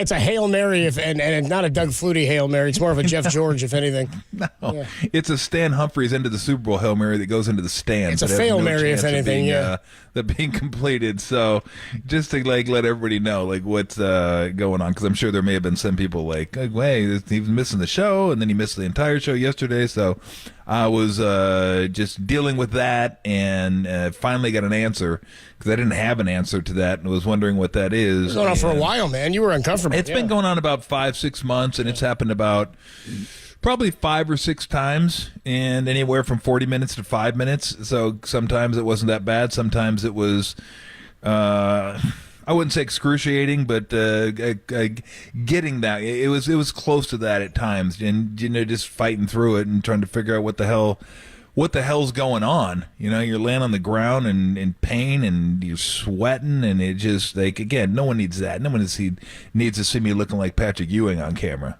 Sweat just dripping everywhere. So that was the deal, and got checked out. Aorta's good. So I got that going for me, which is nice. So that's very stable. But yeah, the gallbladder didn't make it. And I talked to my mom yesterday, and she goes, "Oh yeah, I don't know if I ever told you, your dad had his gallbladder taken out too." I'm like, "Well, what else do I have to look forward to?" What? He had a bad aorta. I got the bad aorta. He had the gallbladder bad. And I got a bad. He goes, "Is there anything else that you're not telling me here that I need to look forward to?" And she's like, "No." She goes, "It was no. After that, he was okay. They had different surgeries back then, so she's like, well, he did have a lot of scarring, and the scarring, kind of got tangled up in his intestines." And I'm like, well, I think I'm okay there. I'm hoping I'm okay there. Jeez. Since I don't have how I have the scar right here. He had a full zipper that went from top of the sternum to below the belly button. I mean, it was a full on thick scar zipper, because he had so many surgeries. They went in there so many times. They were like, "Don't even close it. Just put some teeth on that thing. Just put a zipper there. Put some teeth on that thing, and we'll one zip you. Oh no, it broke off, dude. We gotta close it up." Yeah. Nothing worse when that little track thing breaks off of your sweatshirt, it's the worst. You lose a couple teeth. It's like, oh, what are you gonna do now? Or the woman that gets caught in the cloth. You gotta carefully try to get it, try and rip it out, dude. So we're all glad you're. Again, not fantastic news, but relative to it is. It's funny. I just got through talking to Steve a little bit ago, and we're thrilled that you're okay, man. It's so funny that when you get older, everything becomes relative. Because when they and I told him this, I go, when they told me it was gallstones and your gallbladder needs to be removed, I'm like, nice. I go, good nice, deal. Yeah. Just take it out, cut that ass out. That's good. Yeah, you're just everything's on a scale now, and you're like, yeah, that's I'm not going to say that's great news, but on the bad scale, 1 to 10, it's like a 2. It's like well, okay, whatever, we're good. Just go in there and get it taken care of. We're all solid. So so everybody's. You have your appendix? You still got that thing? Okay, I still got the appendix. I kicked mine to the curb. I was trying to lose some weight, and I was like, what's that, 2 ounces? I get rid of that thing. Take it out. Yeah, I remember telling Steve after I had the aortic surgery, I got done, because when I went in, I think I was probably about 290. I was trying to walk at that point, and I was starting to do some stuff. But when I came back after the surgery, I would say in the first 2 months, I was down to 250. I looked like Skeletor, and it got scary after a while. But I remember telling Steve, because he asked me about everything and my weight, and John Lund can tell you, when I walked into the studio for the first time, because I did a lot of the shows from home and then walked in the studio, I think he was thinking, what the hell happened to this dude? Where'd he go? He's gone. And I remember telling him, I tried so many ways to lose weight, whether it's dieting or exercise, lifting, whatever. And to some success or another, you would have it, but it's always constant. You're always trying to keep it going. And it just got to a point, I'm like, I've tried everything. I go, let's try aortic dissection surgery and see how that works. And I go, it's been beautiful. It's quick.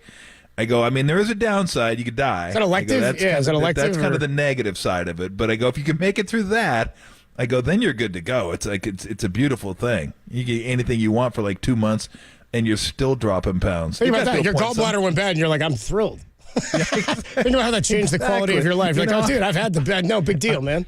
Yeah, there's this 8 Gallbladder, pounds. what is that? I've been hard to, it's hard to shed these 8 pounds, and I'm just thinking, I need another surgery. I need to get in there and lose a little weight. So anyway, that's the update. Everyone's caught up, but I do feel good, and I'll probably have it removed in a few months. But if it happens, which it could, because your gallbladder is there mainly to break down fat. So fatty foods are what kind of set it off a little bit. And I didn't really think about this. I didn't put 2 and 2 together, because when you think fatty foods, you think of like sugary stuff and all that.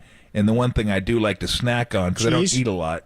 Cheese and the gabagool. Oh, nuts. Yeah, nuts, like so pistachios and almonds and stuff like that. Those are really high. You do the gabagool too. You'll sit there with some meats and a little bit of meat. I told the kids, only one of them got the joke when I said it, because I said it relatively quickly. I FaceTimed them and talked to them, and I just said, I got to stay off the nuts. So no more pistachios, almonds, D's nuts, peanuts. I got to lay off all that stuff. And, who got it? Which one? Haley's the one that goes, come on, Dad. Nice. Come on, Haley. That a girl. So I go, well done. I'm proud of you. I'm proud of you. You got that one. So I'm not going to guarantee you, but if you know, like if you are like watching the live stream, you're listening to the show, and all of a sudden I'm gone for like 10 minutes or half an hour, and then pop back on the show, just envision me laying down somewhere, sweating, dealing with this for like a half an hour until it goes away. But I'll be good, and I'll pop back on. But if it does happen, then that's what it's going to be. So everyone's there. Everyone's caught up on my recent medical history. Not that anybody wanted to hear it, but I just thought I would explain, and there we go. We're off and running. Calls on Galls. 808 KNBR is the number to Gall. Or goals. We can do that too. Calls on Galls. Galls or goals. Who do you think's going to win the bowl? And you're either take, or do you still have your gallbladder? We want to know it right here on Tolbert and Copes. 503 checks in on the Golden State Lumber and Building Material text line. Says the gallbladder and the appendix are like the catalytic converter of the car. Not needed to function, but valuable on the black market. Exactly. Great for the 503. And then back to the zipper. Hilarious. Back to the zipper combo here. 831 says worst thing you can get caught in the zipper is the Frank and Beans. Oh, that ain't good. Yeah, well, we got a bleeder. Yeah, we're going something about Mary. So we are glad you're back. We're glad you had the peace of mind, and we all know what's going on, man. And again, think about that. You had the serious surgery, got yourself some weight loss out of it, and now you're like, man, everything else is smooth sailing. Now it's I'm good to go. Let's get back to the Frank and Beans. I'm good to go. Well, let's. I know you called in yesterday, and you were on the phone with the guys in the control room, because I could see them. They told me, they're like, "Hey, Tom's on the phone. He's okay. Everything's good." Yep. I was waiting all day to find out what was going on with you, and you were okay. And we had Steve Young on. Yep. When you called. Steve Young will react to his interview. He had an amazing response to his conversation with Eminem, which apparently that meeting went down at halftime. We were all texting about it immediately. We're like, Steve with Lil Wayne and then Steve with Eminem is the most hysterical combination of people you could see. But it's like he got invited over to their suite or something like that. So he goes over and he tells us the story. He also picked his own song entering yesterday. I didn't have to do anything about this. We'll get a recap of what Steve had to say yesterday. We'll get you a little bit of the sound bites. If you missed any of Steve Young, a little recap for Tom. It was a lot of fun. Steve getting a little salty, and he's kind of like the death whisperer, it sounds like, of teams in the playoffs. We'll talk about that next. Only here. Tom's back on the Sports Leader.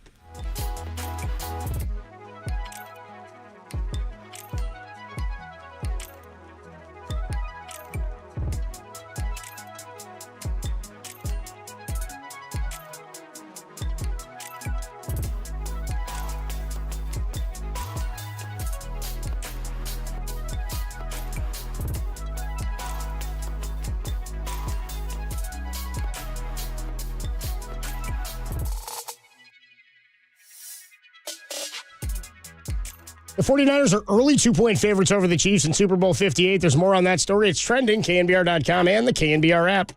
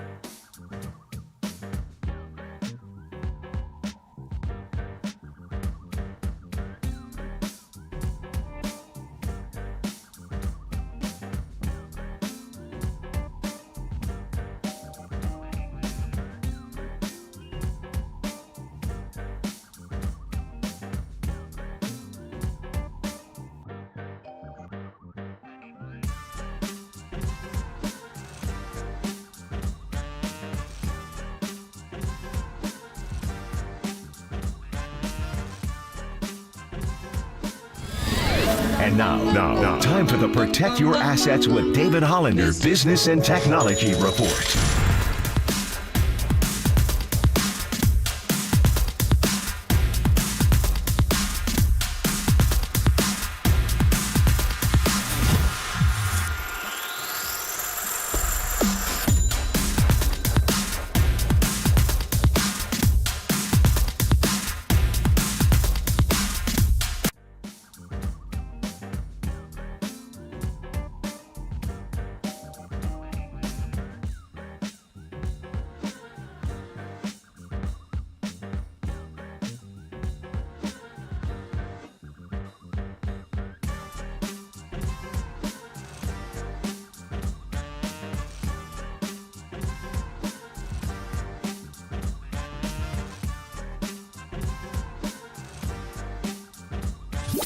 Sunnyvale, shout out to you for supporting KNBR, Sunnyvale's sports leader.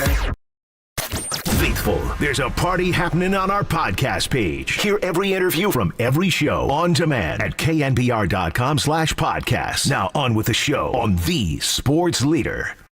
What an amazing game under that kind of pressure to come back from that far. That's always going to be something that you can hold on to as a team. You can be in a jam and know that you've done it before. Like, you don't want to be there. Nobody wants to be down 24/7 in the championship, especially at home. I mean, you're on the ropes, and to come back and win is an amazing feeling for the fans, for the team, for everybody. And now it's essentially been 2 weeks in a row we've dodged a bullet. And I don't think that we thought at Thanksgiving that we would be that kind of a team that had to be dodging bullets. I was Steve Young, number 8, the Hall of Famer, on with myself and John Dickinson yesterday. Tom back in today, Tolbert and Copes Thursday afternoon. We are going to catch up a little bit later with Brian Billick at 2:50. How about that? Get his thoughts on the NFC and AFC championships and then the Super Bowl. Patrick Bailey, Giants catcher, at 3:30. He'll be out there on Saturday. I'll go down Saturday morning. I'll go up to Napa Saturday morning. And we'll do the Giants Fan Fest Tour event. Giants players, coaches. I think Bob Melvin's going to be on hand. Bunch of interviews, a lot of cool stuff. I was down at the San Jose one last week. And then Mark Spears will join us at 4:50. Talk a little bit of Warriors and the NBA trade deadline, which is a week away from today, right, Derek? Is it the 8th? Is that right? Next Thursday? That's right. So 808 KNBR is the number to call and to text if you want to get involved in the conversation, and streaming on twitch.tv/thesportsleader, YouTube, and the KNBR app. So Steve yesterday, dude, you heard that coming in, Tom. So Steve says that at halftime he gets invited over to Eminem's suite. So for those who didn't see, Steve Young took a photo 2 weeks ago during the divisional round game with noted Green Bay Packer fan Lil Wayne, which is just a hilarious sight. The man has tattoos on his face. You know, I mean, I don't know if Steve Young ever saw himself with tats on his face, but here we are. Anyway, this week then he's hanging out with Eminem. Eminem, noted Lions fan. The flipping off photo of the fans by him. So he says that is this what this cut is here, Derek? Or do you want me to explain what it was that he said? Because he says he walks in, it's 24/7, right? He gets invited over. I thought it was good on Steve to accept the invite at 24/7 to go over to some rapper's luxury suite that he hadn't met. So they take the photo and he goes, "Oh, it's 24/7, huh? You're pretty good. Oh, we have the sound. Let's play it. Here we go.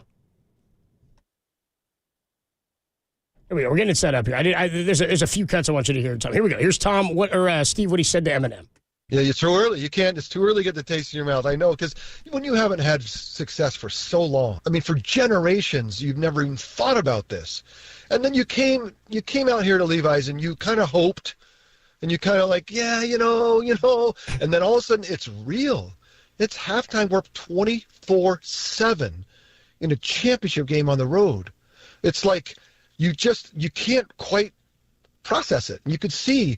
They're like, you could see him. He's like, I just want it to end. I just want, you could taste it. And I'm like, right. Do not yet. It's too, you can't do it yet. But if you get to 34, call me. Look, if you can get to 34, sometime in this second half, you're going to be fine. I had a shot, and a chance. I guess my question was, because you brought it up, the distraction. I was wondering, would you say the same thing Super Bowl Sunday to another artist?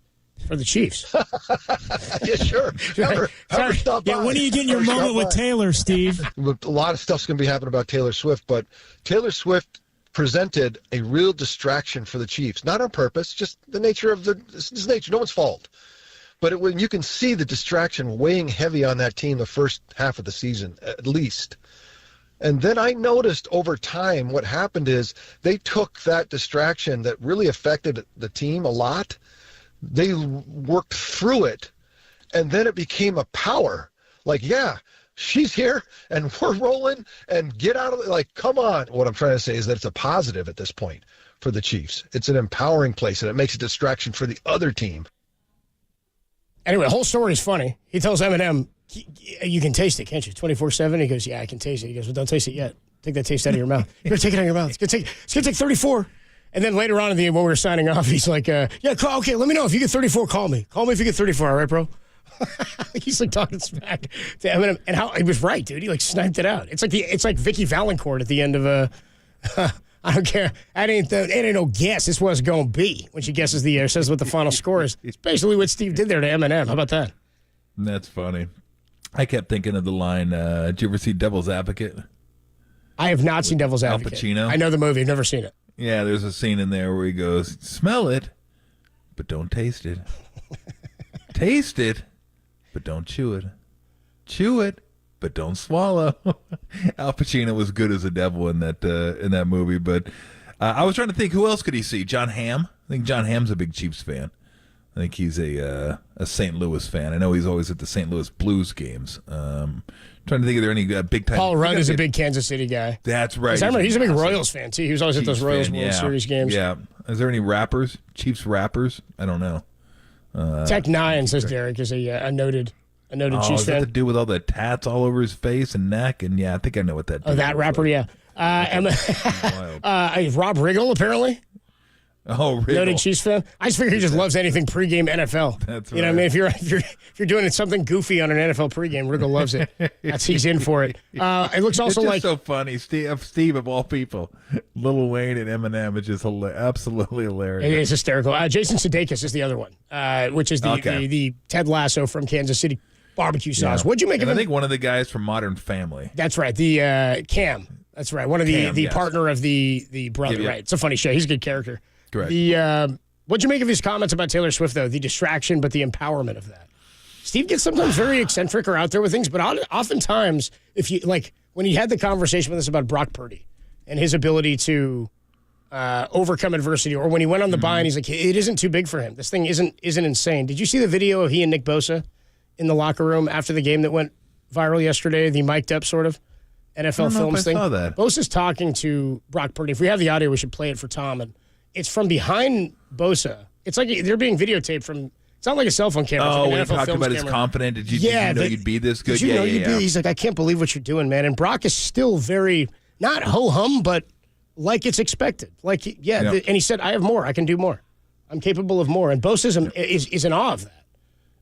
I just think that Steve, he sort of sniped that out, and he understood that within Brock when we talked to him after that conversation. We made light of it. We joked a little bit, but I think it's true. Well, it's funny because Nick was saying you're a lot more confident than I was. Like, I wasn't this confident. I was the number 2 overall pick. And maybe Purdy wasn't that confident. Maybe he just projected that confidence. But it is clear to a man this team feels very confident in Brock Purdy. Like, I have not heard any dissenters, any doubters. Not that someone would come out and say anything, but, through leaks and stuff like that, you may get something. Nothing like that. So it's pretty amazing the way that he carries himself, and certainly his play has earned him that right. But I think he's kind of, again, I go back to the Miami game from last year a lot because that's the one that I remember saying it. The moxie stood out to me, just the calm and the confidence and the moxie. And it's your first game, and you're just out there slinging it. It was like, damn, this guy's pretty good. And then he just, either he got better or just kind of stayed there and up a little bit here and up a little bit. It's like, all right, this dude's got something. He absolutely got something. And that's the thing. People still can't kind of wrap their head around the intangibles that this guy has. And he has plenty of tangibles, whether you want to believe it or not. I mean, they're right there on film for you to see. But the intangibles, I think, are a big factor in what this guy is able to do. And it's going to be funny because if he goes where I think a lot of us think he's going to go, we'll look back in like 3 years and those people are going to be like, I mean, freezing cold takes will have their absolute hands full with all the takes on Brock Purdy that went awry. No, it's fun to see, though. There is no doubt about it. And the fact that the good team has that much confidence in him and they tell him that, that just gives him more confidence. Because when you're an athlete, that's what matters most, the guys in that room. I mean, obviously the coach has to have confidence in you because if he doesn't, you're not going to play. But once he does, all the team has to start buying in too and believing in you and knowing that you can do it out there on the court. I mean, I've told this story before many times that, when we're playing the Celtics, there were shots I wasn't taking, and basically Shaq just said, "What are you effing doing?" He goes, "Take those shots. You make those shots. Don't worry about it. You know you can make those shots. Come on." So, I go back out there and take, it was like, little 17-footers, and I hit 3 in a row. And a lot of it was I'm thinking, well, should I get the ball to Shaq? Should I get the ball to Shaq? But they were, like, backing off me, so it was harder for me to get the ball to Shaq. And Shaq knew that, 1, I could hit the shot, but 2, it's easier for him to get the ball when they have to come out and guard me, and it makes the offense run better. So just by your stars saying that and having confidence in you, it takes away a lot of the pressure. You're like, okay, yeah, he sees it. And I'm sure Purdy feels that way too when you get Bosa saying stuff like that. Warner, McCaffrey, Kittle, hell yeah. You're like, okay, they see it. So even if you were to question yourself about something, you're like, well, they see it. I got it. I got this. I'm not sure he needs it, but everybody needs a little bit of that, I think. And he's gotten it. He's gotten that reinforcement from his teammates, and he walks the walk, and he carries himself like it too. And they all see that. There's no doubt they all see it. So, yeah, it's pretty awesome stuff. It really is. Tolbert and Copes with you Thursday afternoon. We'll catch up with Brian Billick at 2:50 in about 20 minutes. But Kyle Shanahan against Andy Reid. Are we looking at the battle between the two best offensive-minded coaches in all of football? We'll talk about that next, only here on the Sports Leader.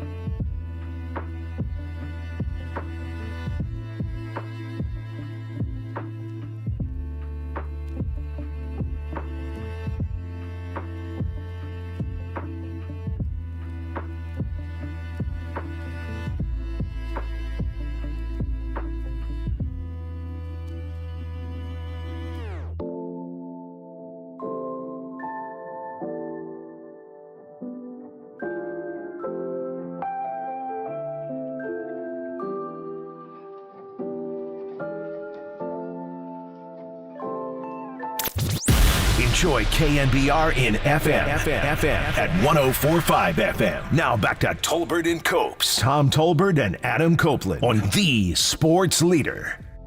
And he's done it for so long, and always had success, going all the way back to Philly. And I was being in the NFC West when I was at Washington for 4 years. 3 of the 4 years we went against him. So he's always been so tough to go against, and just how he spreads it around, the formations. He's always changing and staying on top of stuff. And then you give him the type of quarterback that he has, and it's definitely not a coincidence on how many games they've won together and how they seem to be in the situation every year. Andy Reid against Kyle Shanahan. I mean, I don't think it would surprise anybody if Kyle Shanahan had the kind of career that Andy Reid had based on the start he's had as a head coach. This is very similar to the run that Andy Reid had in Philadelphia. Kyle, of course, went to the first Super Bowl after appearing in an NFC Championship, but Andy Reid went to 5 NFC Championships, 4 in a row at one point. Is that right? In Philadelphia? Yeah, 4 in a row, and then 1 Super Bowl appearance and ends up going down. Anyway, Kyle and Andy Reid, are they the 2 best offensive play callers in your mind in football? And I'm thinking head coaches. I mean, there's guys offensive. Yeah. I mean, I'd have to think about it, but yeah, I think so. I mean, Taylor's pretty good. I just know they're good. Like, they're really good. And I am fully confident that if I could fast forward 15 years, Kyle Shanahan will have at least 1 championship, if not multiple championships. Like, again, we broke this down a couple days ago. You have to realize it took Andy Reid 14 years. And then, what was it, another 3 in Kansas City? Like, it was 17 years, I think, of head coaching. And more AFC appearance. Don't forget, didn't he go to an AFC championship with, did Alex Smith go, or did they go down in divisional? In that first year when he said it, never with Alex Smith. So it was Mahomes losing to Brady that first year, the Rex Burkhead overtime touchdown where he didn't touch the ball. That was the D Ford offside. Yeah. Was that me? Remember that? That was a 4th down, and he jumped offside. Takes up on the parabs. Was that me? Is that all me? And if it wasn't offsides, think about it. If it wasn't offsides, which had no bearing on the play. So you could say, because sometimes something happens, you're like, yeah, but that happens and something different happens. Nothing different was going to happen. He threw it to him, and Ford didn't affect the play, and he is incomplete. The Chiefs go to another AFC Championship game. I mean, they should have went to the AFC Championship game. They didn't, but they should have.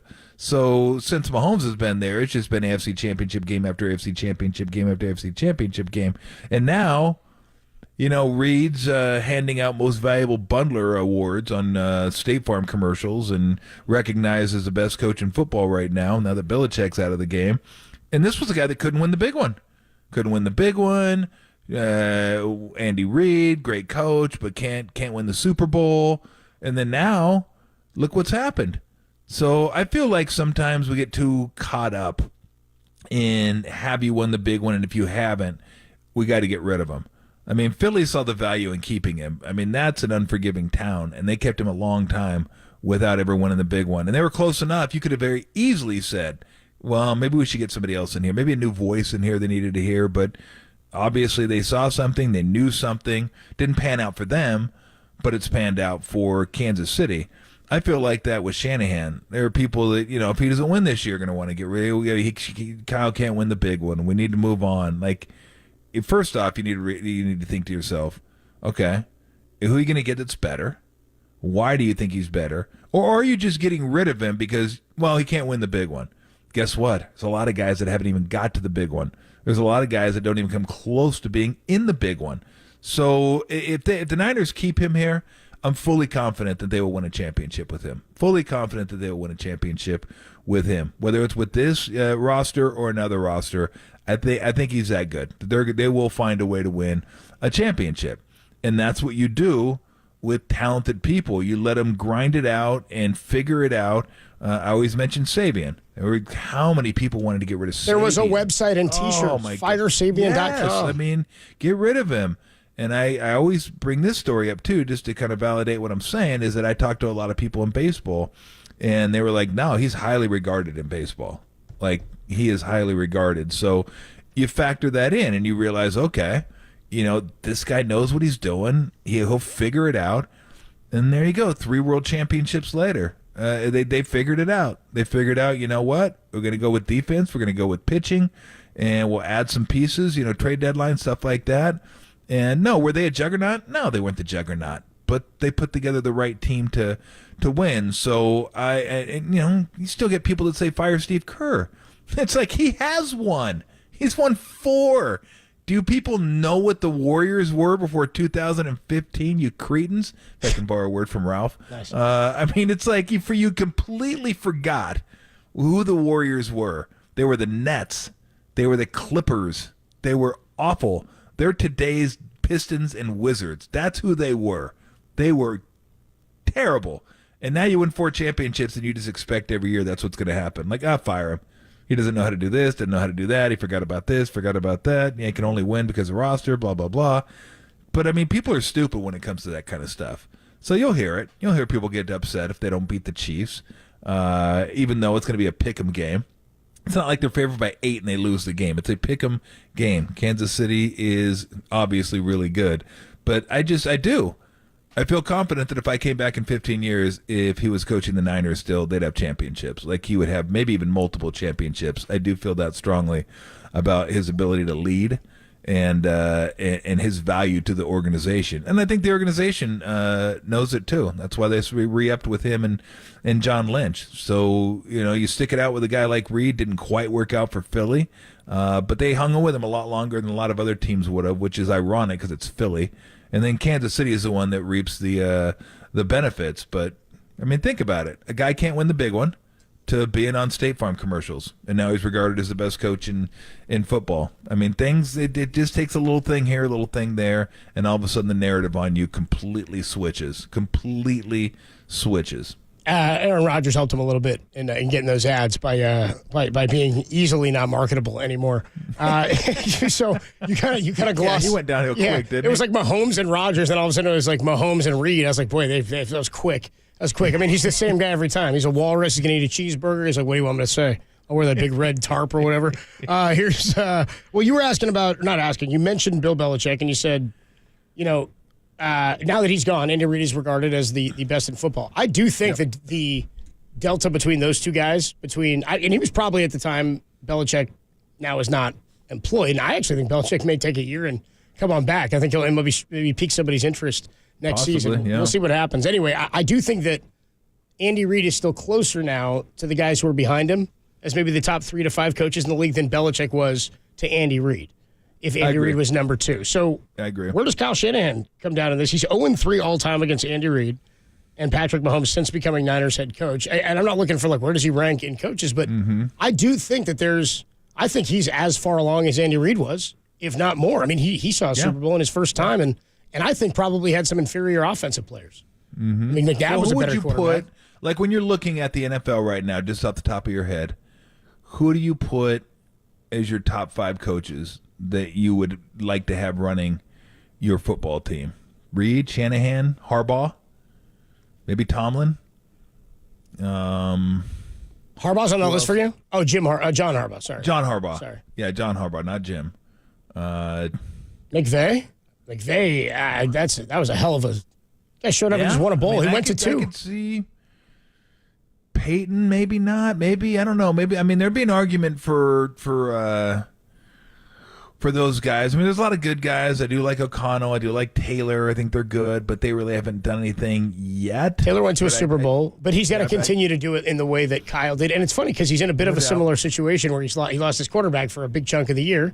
Kyle was almost ready to. Who knows what the Niners do in 2018 if Jimmy doesn't tear his ACL? Yep.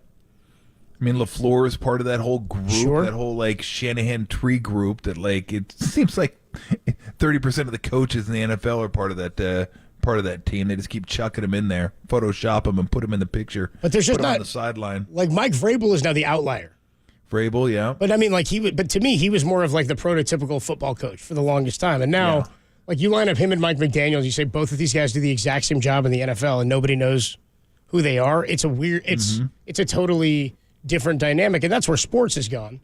Basketball hasn't totally gone that way, but in terms of where the great offensive minds are, is Mike McDaniel as an offensive play caller, do you have him this early in the top 5 maybe? Is he up with Zach Taylor almost? Yeah, I don't know. I mean, it's hard to go off 1 year. Yeah. He was really good. But, there were games where they got shut down, on the road, maybe not great weather, and the offense got shut down. So, I don't know. I don't know. I mean, he does call some really cool stuff. There's no doubt about that. That's a little harder to kind of tell, like, who's... It's always weird, right, when you're talking about play calling. Who's the best play caller? Well, probably a lot of that does have to do with your talent. Sure. When you have better talent, you're able to call better plays, and they're able to execute it, make you look better in the play calls. But McDaniel does have some pretty cool designs when you watch him play. I don't know. I just know Kyle's top 5. I mean, in my mind, Kyle is easily top 5. He could be 2. He absolutely could be 2. But put it this way: if I'm the Niners, that's my guy. That is my guy for the foreseeable future. The players love him. He is no strife in the organization. Him and Lynch have a great relationship. It's just, I think this is everything that York wanted that Harbaugh and Balky couldn't provide, where there was just acrimony and bitterness and probably wasn't super comfortable to come to work every single day. This one seems like a very comfortable fit for everybody. Like, I think the Warriors were the first ones that kind of showed that you can have this inclusiveness, right? This collaborative type of organization where everyone's working together, and there'll be enough credit for everybody if we win. No one has to get the credit. The coach doesn't have to jump in front. The owner doesn't have to jump in front. The GM doesn't have to jump in front. And look, a lot of that just came from the people that were running it. The people at the top, Steve and Bob. Those were the guys that said, okay, this is the way we're going to do things around here. And then they had success, so they kept doing it.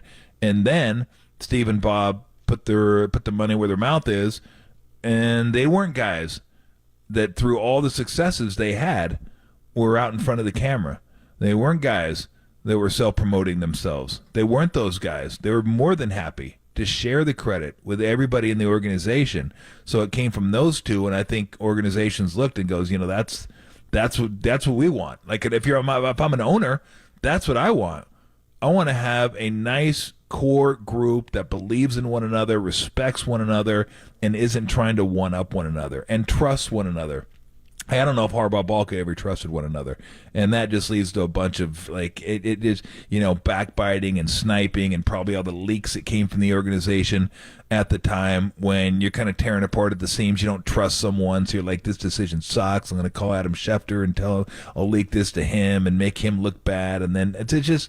I mean, that's no way. And if you're an owner, we got to deal with this all the time. You're putting out fires all the time. So, I think they got what they want. How many leaks do you hear from 49er? Never anymore. Never. It used to happen all the time when Harbaugh was here. Everyone's like Kelly tight. It's like a fist. Yeah. Everyone's like in. They're like, we're all in it together, and they all are. It doesn't mean they don't disagree. Of course you can disagree. Steve said him and Bob disagreed all the time. And they wouldn't have arguments, but they'd have discussions where they looked at things completely differently. But at the end of the day, they resolved it, and they figured, okay, this is the way we're going to go. And then if it wasn't your decision or you didn't agree with it wholeheartedly, okay, I'm backing you. This is what we got. We're good to go. Let's move on. It wasn't like you go home and you're all bitter because, I wanted to do this and he wanted to do that, and that's a bunch of crap. No, none of that. So I think a lot of that, you also have to factor that in too. If you're Jed York, you're like, it's running smoothly right now. Right. It's running smoothly. He extended them right after 2019 Super Bowl appearance. Right. So it's like, again, don't mess with. He got out of the way, and I think Jed York deserves a lot of credit for the stability. He deserves as much credit as anybody for the stability of the organization. 808 KNBR is the number to call and to text. We are going to check in with Brian Billick, former NFL head coach, and he's with the NFL Network, I believe, right? We'll check in with him. Tom, you got real into whatever he was hawking for us last time. Signal relief. Signal relief. Yeah. So guess what? He's got it for you again. Brian Billick's going to join us. Brian Billick will join us when we come on back. And then a little bit later, Patrick Bailey, 3:30, Mark Spears, 4:50. But we start a little Super Bowl preview with Brian Billick next on the Sports Leader.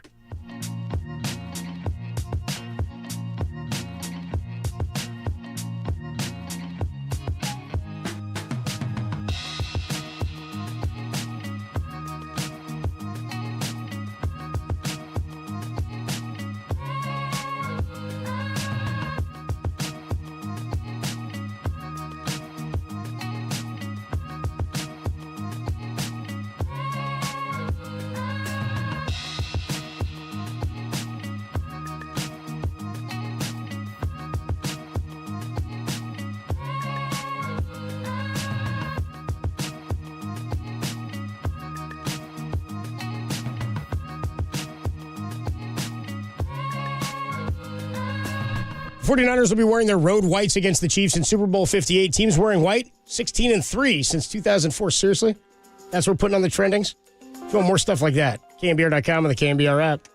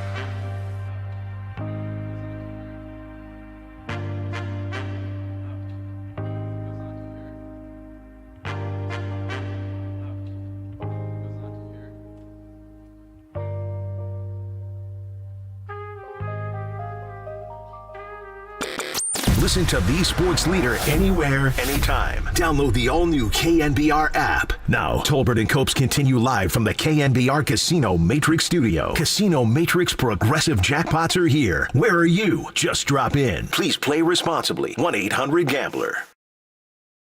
Adam Copeland, Tom Tolbert back with you on a Thursday afternoon. Tolbert and Copes streaming live as always on KNBR.com and the KNBR app, as well as Twitter, twitch.tv/thesportsleader, and on YouTube. Thanks to everybody who's checked it in the last week or so. Got a lot of new people calling in as well. We'll get back to your calls at 808-KNBR and your texts at 808-KNBR after we make the connection and check in with a longtime NFL head coach, Brian Billick. Knows a lot about the Ravens, of course. He was there in Baltimore. We talked to him about the Baltimore Ravens falling in the AFC Championship game. We'll get into that. I should remind you, by the way, the Giants and KNBR's Fan Fest Tour continues on Saturday. Great showing and a cool event. Last Saturday, we had a Saturday evening at San Pedro Square. Thanks to everybody. I know a lot of listeners were out there. Big-time Giants fan base came out. Kyle Harrison was there.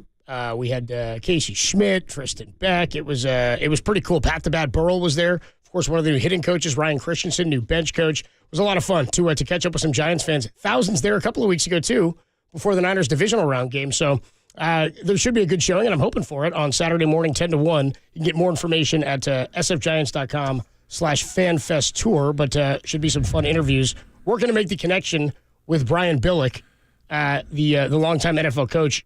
I wanted to ask you, just circling back to the Andy Reid and Kyle Shanahan thing. What's funny is somebody here on the Golden State Lumber and Building Materials text line checks in, and they said, well, it helps Andy Reid to have the best QB in the game too, Tom. I go, well, yeah, so did Bill Belichick, right? It would serve the reason that the guy with the most wins ever had good players. Steph Curry, Steve Kerr, he didn't win titles until he had a guy. I mean, again, he wasn't a coach, but Steph Curry became this player, and you got to be great and have all-time greats to win. The last NBA team to do that without Hall of Famers we talk about is the Pistons, and then Ben Wallace ends up being a Hall of Famer, but he wasn't a superstar. He says, would Reid even be in the conversation if he still had Alex Smith? Answer that, guys. I actually did. I texted him a couple of times and answered it, and he hasn't responded. I'll respond to both those texts. Same guy. Same guy? Yeah. No bleep. I mean, you're stating obvious crap. I mean, who did Pat Riley have when he won? Who did Phil Jackson have when he won? Who did Greg Popovich have when he won? Who did Steve Kerr have when he won? Who did Spoelstra have when he won? Yeah, of course. You win championships with great players. That's why all these idiots out there that think coaching is the be-all, end-all, it can have an effect on them. It's about the players, dummies. Who did Boch have, though? That's the one where it gets you a little, like, you had great players, don't get me wrong. Of course you had great players. He had a Cy Young. Multiple times Cy Young. He had a Rookie of the Year and MVP. A Hall of Fame catcher. Yeah. He had Bumgarner, who turned out to be best World Series pitcher ever. Greatest World Series and awesome postseason guy.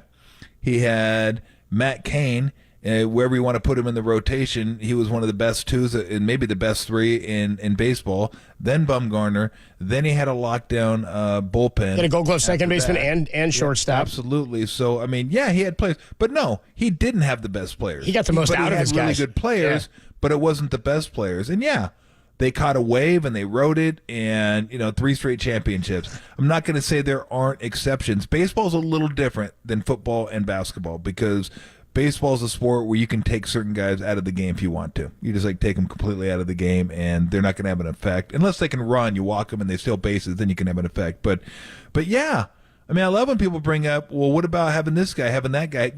Yeah, of course. What are you, stupid? My buddy said that this weekend. What do you want? What do you want? Andy Reid to take the Panthers roster and win a Super Bowl, and then he prove he's like a great coach? Is that what you want? You want Steve Kerr to go to Memphis and coach that team to a championship? Not Memphis last year, Memphis as they're constituted right now. Or maybe Steve could go to, I don't know, Detroit.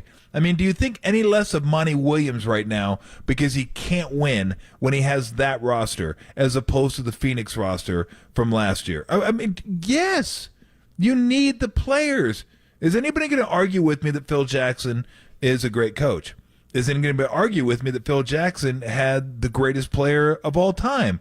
No. You can argue LeBron if you want to, but you get the point. And Pippen and Rodman. I mean, the roster was incredible. Oh, and then he went to L.A. He had Shaq. He had Kobe. Interesting. Who'd Popovich had? Oh, he just had Duncan, Ginobili, Parker, Kawhi, the Admiral. I wonder if those two things go together. Yes, they do go together. If you don't have the players, I don't care how great you are as a coach, you are not winning. Period. You got to have the players, but you got to be able to deal with the egos. You got to be able to put them in the right spots. You got to have everybody feel like they're pulling on the rope the same way. You got to make everybody feel like their contributions are valuable to a team. All those things come with coaching. It's not all X's and O's. For all X's and O's, then a lot of guys could do it, but they can't because they don't know how to lead men. Those guys know how to lead men. But for those people that say, oh, yeah, but he has him now or he has them now, but yeah, of course, the better players you have, the better your plays are going to work. So that one always sets me off. People go, yeah, but he wouldn't have won with him. Great. What else are you going to tell me? The sun's hot? That's fun information.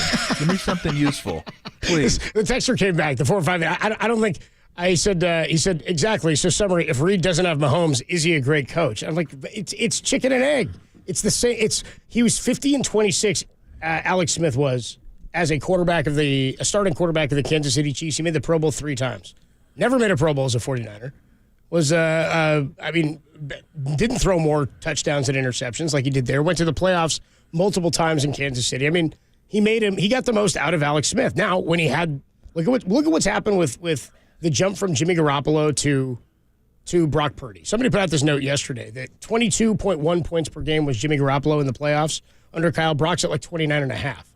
And hadn't completed that many more passes, but Jimmy had like a total of 8 rushing yards. He also had only attempted 8 passes in the NFC title game. It shows what Kyle thought of the offense and needed to do with it. Look how different it looks.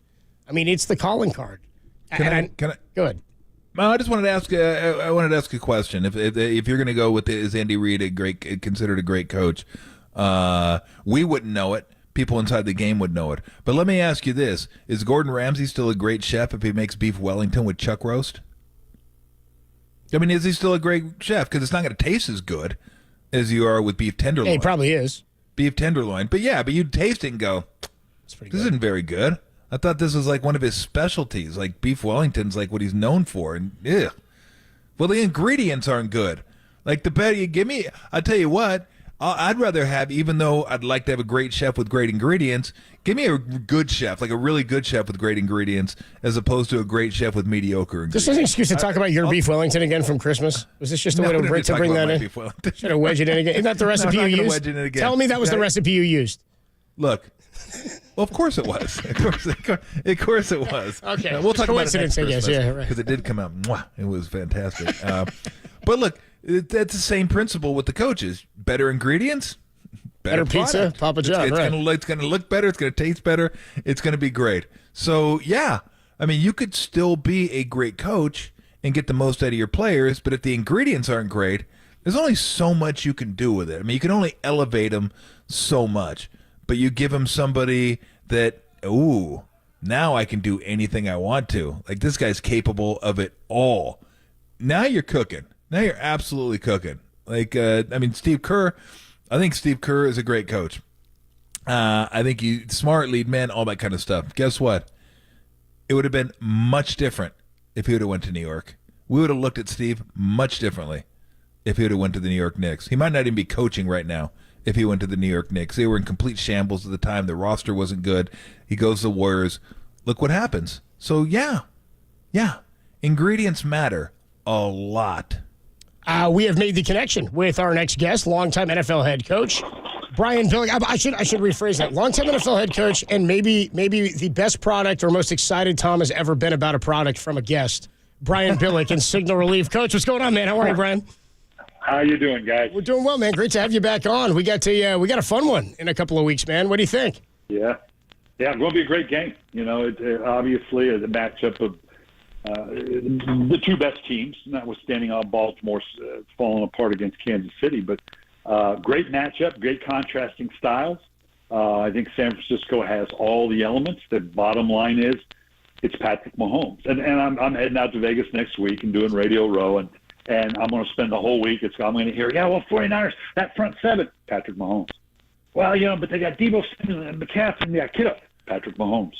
Well, they've been able to, Patrick Mahomes. That's basically what it's going to come down to.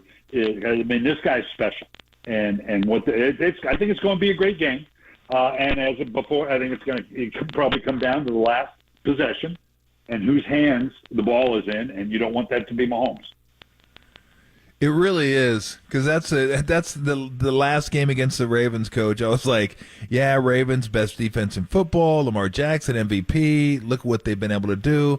And then it was just, but it's Mahomes. It's Mahomes in the playoffs, and Mahomes does what Mahomes does. And that's exactly what it turned into in the first half. I mean, truth be told, I think they only put up 90 the second half, so he didn't do much, they didn't do much, but Baltimore couldn't take advantage of that. And what did you see this year if you watch Kansas City and when you watched them? Because they were a little clunkier offensively. The defense carried them for the better part of the year, and it just didn't seem like they were in rhythm. Maybe it was the drop balls, the receiving core wasn't quite caught up to speed, but what did you see in the Chiefs that kind of I don't know. It didn't seem up to Chiefs standards offensively this year.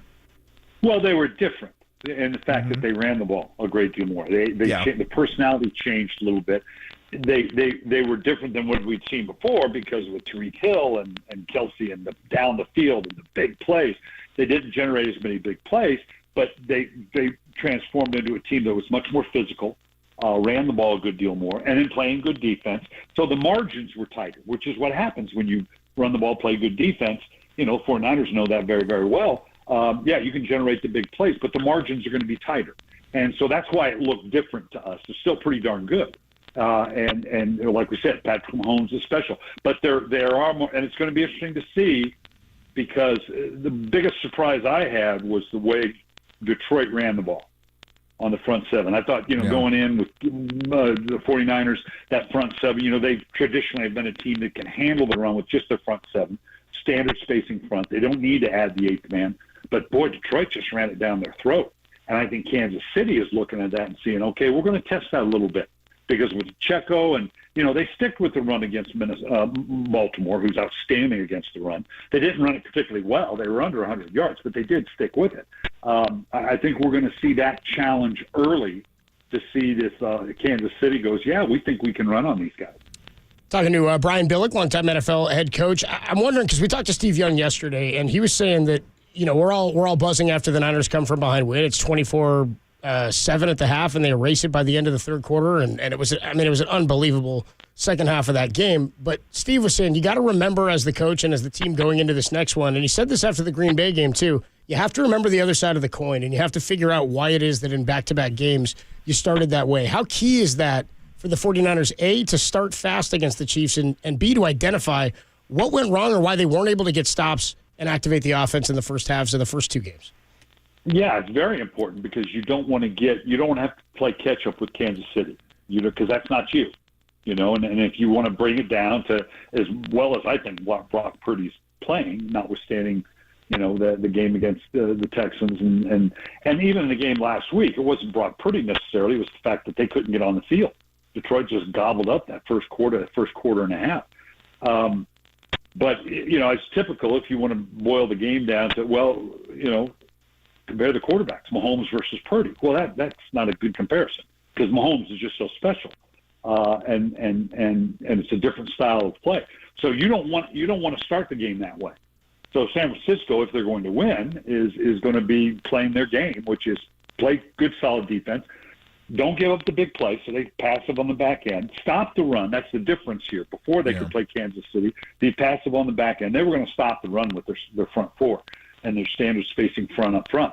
They got to prove they can do that here because they're going to be challenged more with Pacheco and Kansas City. But if they can do that, if they can handle it the way they're capable of in the front seven, don't give up the big plays, which Kansas City has not been as good at. And for God's sake, you got to do something with Kelsey. I mean, you can't. I joked, I think, the last time we were on. If I'm the head coach, I'm telling the coordinator, look, I don't care if we lose. I don't care if we lose by 100 points. I don't want to see Kelsey catch a ball. For him to have 11 catches over 100, I mean, I take issue with that. I don't care if you got to double him. To beat Baltimore, it's keep Patrick Mahomes or keep Lamar Jackson in the pocket, right? Yep. Job one. For Kansas City, it's you got to stop Kelsey, okay? Let them show us they can beat us on the ball. Let's make Mahomes show us he can get to these other guys. But don't let Kelsey beat you. That's got to be the challenge for the San Francisco defense.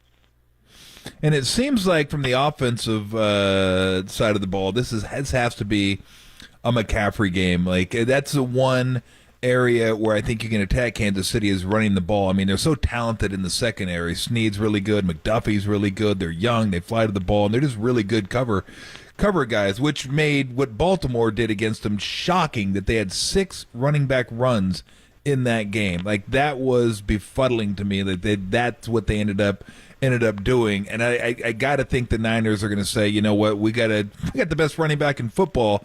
We're going to use him. We're going to rely on him. We're going to run Debo. We're going to run him. We're going to try to take advantage of maybe keeping Mahomes off the field and take advantage of what is, it's not weak, but it's maybe the weaker aspect of the Kansas City defense.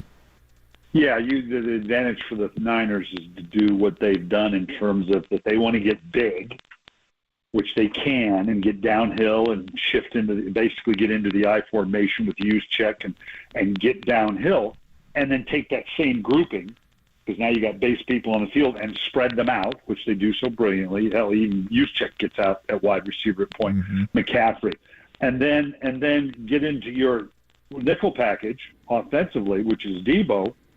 So they have nickel, and then you get in the eye again, right? So you do the things you do with Debo Samuel, and that matchup. That's going to be the thing to challenge San Francisco when they get big, and they hold up against that big, and then hold up when they spread that out and hit you down the field, and then when they get into the nickel and then throw Debo Samuels into the backfield and get downhill on you in the running game, can you hold up against that? So that clearly, and that's the formula for the 49ers all along. It's what Shanahan does so well, and I'm sure will be a big focus of their game plan, which you're right. I would love to have 8, 9, 10, 12 play drives, 6, 7, 8, 9 minutes off the clock. And particularly with a Kansas City team that's not as explosive, and see if they can stay with the run and be physical with you enough to match up with that. All right, a lot of people listen to the show are active, and when you're active, you deal with pain, whether it's before or after a workout, and certainly the older you get, the pain can linger a little bit, but I still want to, and I know a lot of people still want to go out there and be active and get in their daily routines, and I know you want to talk about something that's really helped you be active, stay active, and kind of deal with those like nagging aches and pains that we all have. Yeah, it's a brilliant product, Signal Relief. Go to signalrelief.com. It's so unique in that, every athlete I've dealt with, every team, you got hundreds of thousands of dollars worth of machines in the training room, STEM machines and hydrotherapy pools and whatever. What's that for? That's to help you deal with that prohibitive pain so you can get back on the field and move the joints and the muscle. That's where the rehab comes from. Well, Signal Relief does just that. It's reusable, so it's very affordable, up to a year. You put it where you need it. That's the key. It's basically worked on the electric signal that pain is to your brain. It blocks that signal that allows you to work through it, and that's where the real therapy comes from. You continue to work your joints, your muscles, to work past that threshold, that's where the real relief comes from. It's 100% guaranteed. Folks, really, it's so simple to use. There's no ointments. It's not a TINS patch. There's no batteries or anything. You put it where you need it. If I'm playing golf, it goes on my lower back when I'm done. If I get out of the pool, it's my shoulder and my upper back. That helps me deal with that nagging, prohibitive pain that allows you to do the next thing and get back in the game. Ask the people that do Signal Relief how it works with gallstones. Can I just slap it on my stomach? Well, I will say this. The number one use, there's a woman's version of it that is very highly effective for women with cramps and the whole 9 yards. That is in fact, that's actually the top seller for this unit as well. So I don't know if it'll help you. But with a goal, I got a feeling with a gallstone, at the end of the day, there's pain and then there's pain. I don't know that anything addresses that pain. Like I said, I just grab a piece of wood, bite into it, and I'm good to go. Hey, something I wanted to ask you about, because you certainly can speak to this. We were talking about coaching and good coaching versus mediocre coaching, and people that say when you win, you only win because you have great players, and I say no bleep, you got to have good players to win. I mean, even Steve Kerr around here now, it's like 2 or 3 years after they won their 4th championship, it's like, yeah, we need a new coach. We got to get a new coach. He doesn't know how to do the young players. I don't like his rotations. I think his substitution patterns are blah, blah. I'm like, you guys were basically the Clippers for like 30 years, and you won 4 championships, and now you want to get a guy out of town. Well, you won a championship in Baltimore. How long does it take before you feel like people are saying, well, yeah, he had Reed and Lewis and Ogden and Saragusa, and he can only win with great players, which, because we were talking about Andy Reid, now that he has Mahomes, I'm like, well, yeah, of course, you have Mahomes, you're going to have a better chance of winning. I compared it to a chef. You give a great chef with great ingredients, he's going to be great. You give him mediocre ingredients, you can only be as good as your ingredients, but I'm sure you had to deal with that in Baltimore. You have after you win a championship, it doesn't take that long before people say, yeah, I don't know. I think the only reason he won is because he had great players. I don't think he's that good. Yeah, how about we're now questioning, is Bill Belichick a good coach? Are you kidding me? You show me a championship coach, good players. Yeah, it doesn't mean that coaching isn't important, and it doesn't mean that you're not a great coach.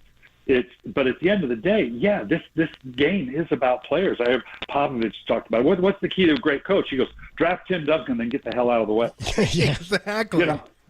Good call. Tony Dungy, and Tony's a good friend. We were together in Minnesota, and there's no better coach than Tony Dungy.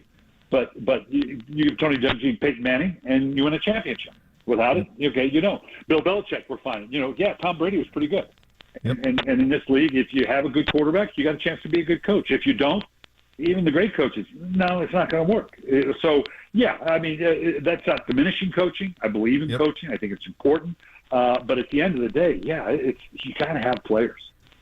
Yeah, I look at it this way, Coach, that if you have a great coach, they can elevate players, but you can only elevate them so much. But if you have great players, you can take them maybe where they haven't been before. And I've always said coaching is much more about mental management and being able to lead men than it is X's and O's. If it's just X's and O's, I can get a lot of guys that can figure that stuff out, but it's about all the intangible stuff that you have to deal with as a coach to be able to bring a team together. And people can't see that part of it, so it's hard for them to comment on it. All they see is the X's and O's and stuff, but I've always thought it was more about that than just the X's and O's. It's all about that, particularly in today's game. Because the fact of the matter is, and I say this from the outside and having been in it for 40 years, everybody's doing the same thing. Yeah. They really are. I don't know that this coach is a better tactician or a better play caller or has a better offense. Everybody's doing the same thing. Yeah, there's some guys that are more intuitive and have a better sense of timing in the game, whatever. But it is all about that. You're exactly right. Good young coaches we see today, it's a general manager's game now, okay? And so they're hiring these young coaches that have just that relationship now with their players and tap into getting the best. That's really the key. If you're a good coach, you're getting the best out of your players. Yeah. And you can be a very good coach, and getting the best out of bad players is a great quality, but it's still not enough. And people aren't going to recognize that. Now, can you have great talent and not tap into that? Sure. Mm-hmm. Then that's going to get you fired too. And we've seen a number of examples of that. But at the end of the day, it's how you develop and platform the abilities of your players. It is all about that.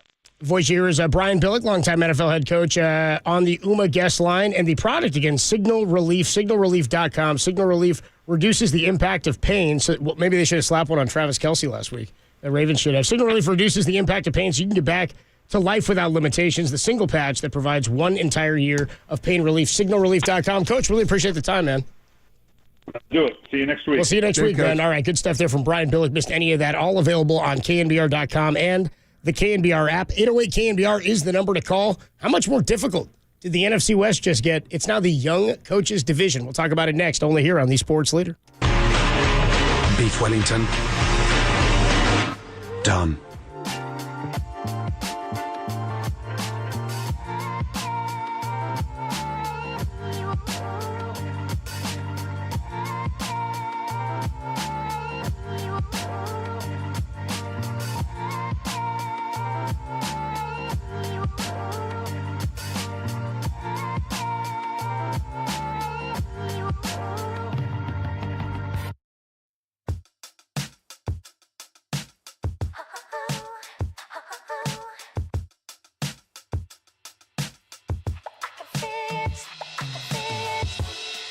San Jose, shout out to you for supporting KNBR, San Jose's sports leader.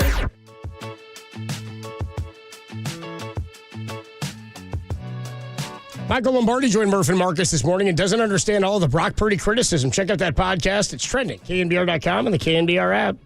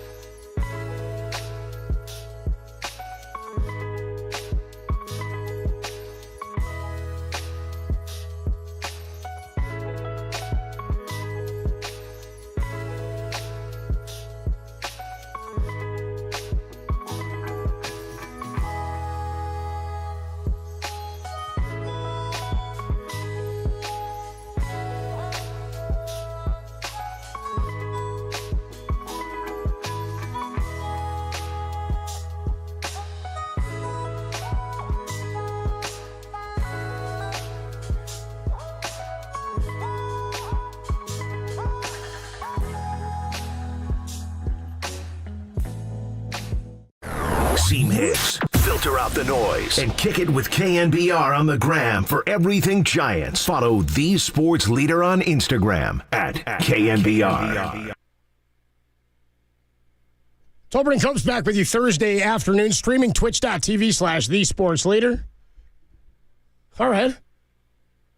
We had Jacob on the bump today, on the ones and twos. Tim off today. A random Thursday off there. Is he off tomorrow too? Did he take a full? Okay, good.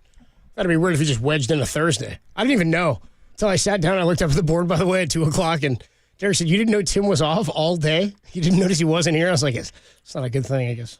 I didn't notice. Anyway, what's up, Jacob? How are you, man? Good to see you for the hour and the 88th minute or whatever it's been that I've seen you. I could bump in a little alpha. 82nd. Yeah, I know. I'm down with it. I endorse it. I endorse it, too. Every job has been filled in the NFL for head coaches. What do we have, 8? Is that 8 total jobs? That's wild. There was that many jobs to fill. Patriots, Chargers, Harbaugh. You go Seahawks. They just signed theirs. We'll get into that. You get the Commanders. We'll get into that in just a minute. You had the Tennessee Titans. You had, who else am I missing, Derek? I mentioned like 5 of them there. The Raiders, the Falcons.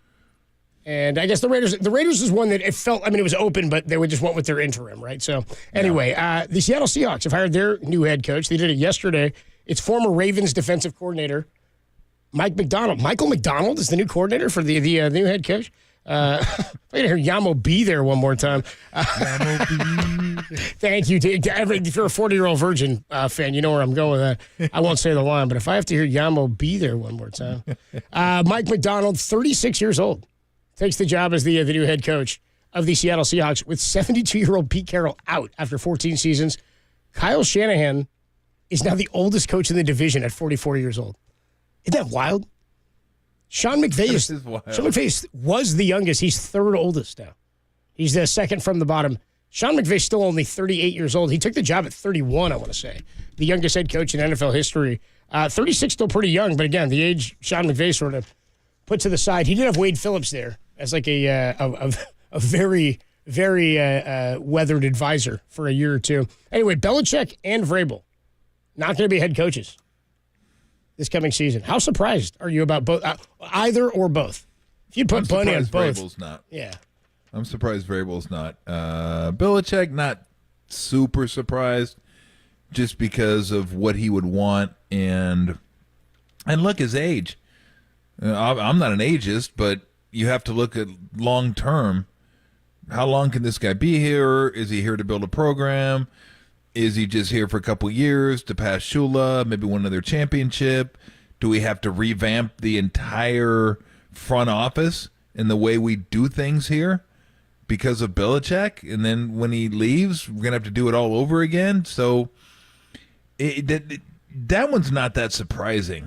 I still think someone's going to give him a shot. I mean, hell, we're talking about possibly the greatest coach in the history of the sport. So I can't imagine he goes out like that, where it's just like, yeah, done, and nobody signs him. So we'll see. Like Barry Bonds, he just goes the way of Barry. He's just like, nobody, he's like, I haven't retired. Let's put it this way. Barry's retired, thank you. Was a hell of a lot better than Belichick's last year. Barry had 28, I think. Yeah. You go find somebody that has better numbers than Barry. In his final year? His final year that no one wanted the next year. I dare you. Nobody I'm not wanted talking injury. Right. I'm not talking injury. I'm talking just, hey, I'm available. I'm healthy. Now we're good. We're good. Thanks, so appreciate it. I mean, his numbers were great for like a 30-year-old, and he was like 40, and he was like retiring, and it was like, nah, I'm gonna pass on that. Do we need 1,000 OPS guy? Nah, we're good. No. Yeah, we got enough of those guys. We're solid. By the way, I was wondering this because Kyle Shanahan was asked today, and we won't play this out. I'll just tell you what he said. It's just a quick answer. He said he was asked by the media whether or not he would consider bringing in Belichick or Mike Vrabel as a defensive consultant. Oddly enough, it was Steve Wilkes who asked the question. He said he hasn't even considered it. He's not even considering that as a possibility. Dan Quinn also hired today as Washington Commanders head coach. It's kind of cool. He's going to stay in the NFC East. That kind of makes I kind of like that as a hire for them. I think that's you turned me on to that being a better job. I wasn't really intrigued by it until you brought up the fan base stuff. I thought, you know what, that is a hungry fan base for many years, and they're hungry for a W. So Dan Quinn gets hired as the Commanders head coach. Bob Myers was the selector of him, huh? Bob Myers, like, that's my guy. Oh, man, he was at the Niner game. I was like, what's he doing here? That's right. Scouting for the Commandos? What's this about? I see you guys have called in on the phone lines. Ted Novato, the coaching discussion. We will get back into that, but we do got to take a quick break, talk a little bit about some Giants baseball stuff going on this weekend out at up in Napa on Saturday. I'll be up there 10 to 1. And why don't we talk about it with Patrick Bailey? Patrick Bailey, switch hitting catcher. Damn near won a Gold Glove. Was one of the best catchers defensively in all of baseball this year. I don't know if I've ever enjoyed a defensive catcher as much as I enjoyed Patrick Bailey this year. It was exciting. He joins us for the first time next, only here on The Sports Leader. If I hear Yamo be there one more time, I'm going to Yamo burn this place to the ground.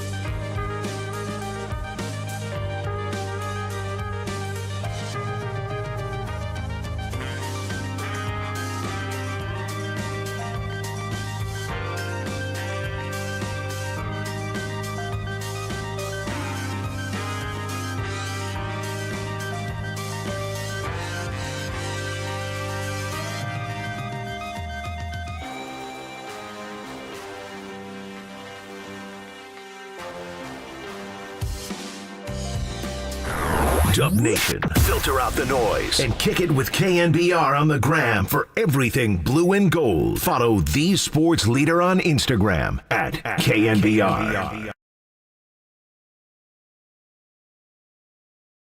Tolbert and Coast back with you on a Thursday afternoon. Little break from the football talk to talk a little bit about, Giants Fan Fest. The tour continues this Saturday, 10 a.m. to 1 p.m. up in Napa. I'll be there on hand with our next guest who joins us courtesy of the UMA guest line. He was a rookie this year. Damn near won himself a gold glove. Was fun and was fantastic to watch his development throughout his rookie season. Giants catcher Patrick Bailey joins us. Patrick, what's going on, man? Adam Copeland, Tom Tolbert here in San Francisco. How are you, man? I'm doing great. How are you guys? We're doing well, man. Are you getting the itch yet?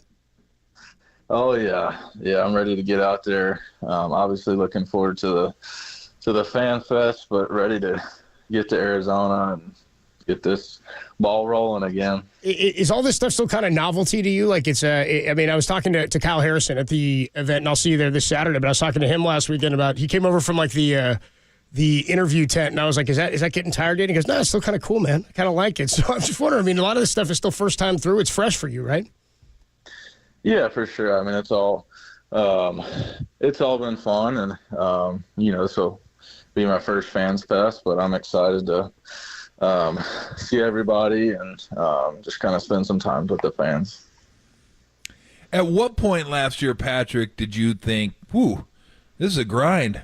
All the mental stuff and every single day and getting after it. Was there a point where it was like, just, I don't want to say too much because that's not the right phrase I'm looking for, but just like you got to have time to like catch your breath a little bit and kind of reset? For sure. Goodness, I feel like May I was full of adrenaline just from getting called up, and we were playing well, and that was super exciting. I remember telling Albie at the time, our catching coach, I was like, man, I think I could catch 162 the way I feel right now.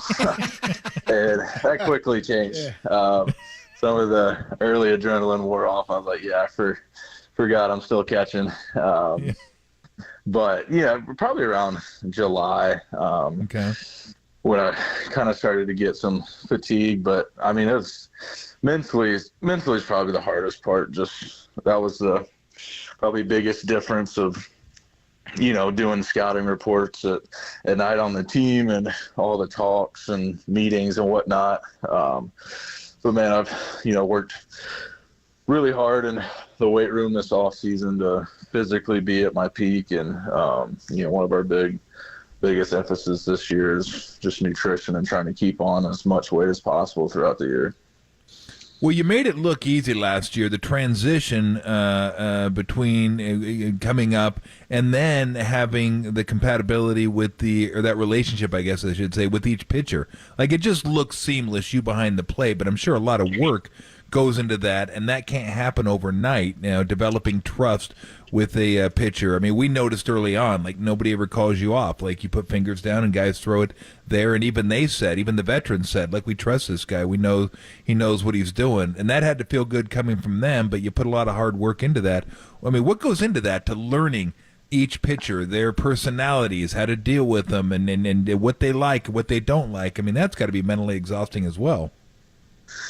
Yeah. It's that's a unique thing about catching that I think a lot of people don't really see. You can't really quantify that. But that's probably the most exciting and the coolest thing to catching for me is just kind of learning strengths and doing the scouting report for opposing weaknesses and strengths. And then, if the hitter's weakness lines up with the pitcher's strengths, that's awesome. But what happens when, the hitter's strengths is the pitcher's strengths? What do we try to do there, and how to fight that battle. But it was a really exciting year, and was really, really cool to be able to build that rapport with, Webby, Cobb, Stripling, the entire bullpen. And obviously I've kind of worked with all the young guys coming up, and I'm super excited about continuing to build the relationship with them. And then obviously with, Robbie Ray and Jordan Hicks coming over, figuring those guys out and just continuing to try to get the best out of everybody. Talking to Giants catcher Patrick Bailey. He'll be down at Giants Fan Fest Tour, the Giants and KNBR Fan Fest Tour up in Napa. Find out more information on it at sfgiants.com/fanfest tour. You mentioned Ross Stripling. We were talking about it. I'll probably ask you about it again this weekend, but did you guys see the video, Tom? I'm not sure if you saw it or Patrick, the death ball that he was working on. He's adding a new pitch to his repertoire. Did you see this thing? Yeah. What'd you think of that? I'm excited. I actually texted him about it today, and he was talking about it. He was really pumped about it, and he said he was looking forward to getting out to spring and kind of seeing what hitters think and the catchers and whatnot. But I mean, from his release height and everything, that would be could be a really big pitch for him to be able to get the swing and miss that he needs. I mean, he's always filling the zone up and locating it really well and getting the 2 strikes quick. It's just kind of putting guys away. So I'm pretty fired up about that pitch for him. Yeah, good deal. I just think we need more names like that. We need more Dipsy Doo and stuff. Like you should figure it out when it's up there. You have no idea as a hitter what it is based on the name. Sure. I want to ask you about, because there's so many young guys on the team, and we were talking about this. It was a point of conversation last weekend. Tristan Beck and Casey Schmidt and Kyle Harrison, yourself. I think we forget, and it even happened with the last wave of Giants stars and champions, that so many of them played together at the minor league level. Like Buster and Bumgarner were in single A together. You guys had great success at the lower level of the minor leagues. You walk into a big league clubhouse, and a lot of those faces and names are right there. How comfortable is that for you guys playing with each other, and how much does building success together in the minors? Because I think about great runs the Braves had in the 90s. A lot of those guys came up together. Is that something you build as a culture together, and it can carry through to the major league level, I guess is what I'm asking? Yeah, I mean, I think so. I think the Giants kind of always preached when we were in the lower levels in first draft. It was like you kind of win together and build the clubhouse and the environment that way. And a lot of us were fortunate enough to play in San Jose and 21 and win, and I think the same in 22 in Eugene, and a lot of the clubhouse was similar to some of the guys in the big leagues today, and it's really cool to be able to see that and experience that. And when you show up every day and see guys like Kyle and Tristan and Keaton and Casey that you kind of grinded through the ranks with, and able to build that winning culture, it's pretty exciting to see that in San Francisco.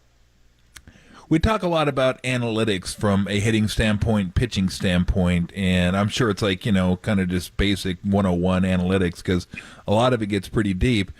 I remember talking about analytics from a catching standpoint. I'm wondering how much analytics play a part in what you do, and how much of that do you kind of weigh between what you're actually seeing in the game that may not line up with the analytics that you use before the game, if you use them at all. I don't even know what you use and how you use them.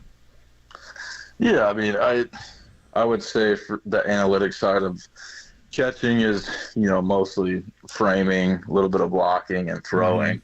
Mm-hmm. So it's definitely usable to be able to look and kind of see how you're doing. But, at the end of the day, you can watch your video and, catch a ball really well, and the umpire saw it well too, and still a ball. Yeah. So you kind of got to differentiate. You got to make sure you're making the right moves.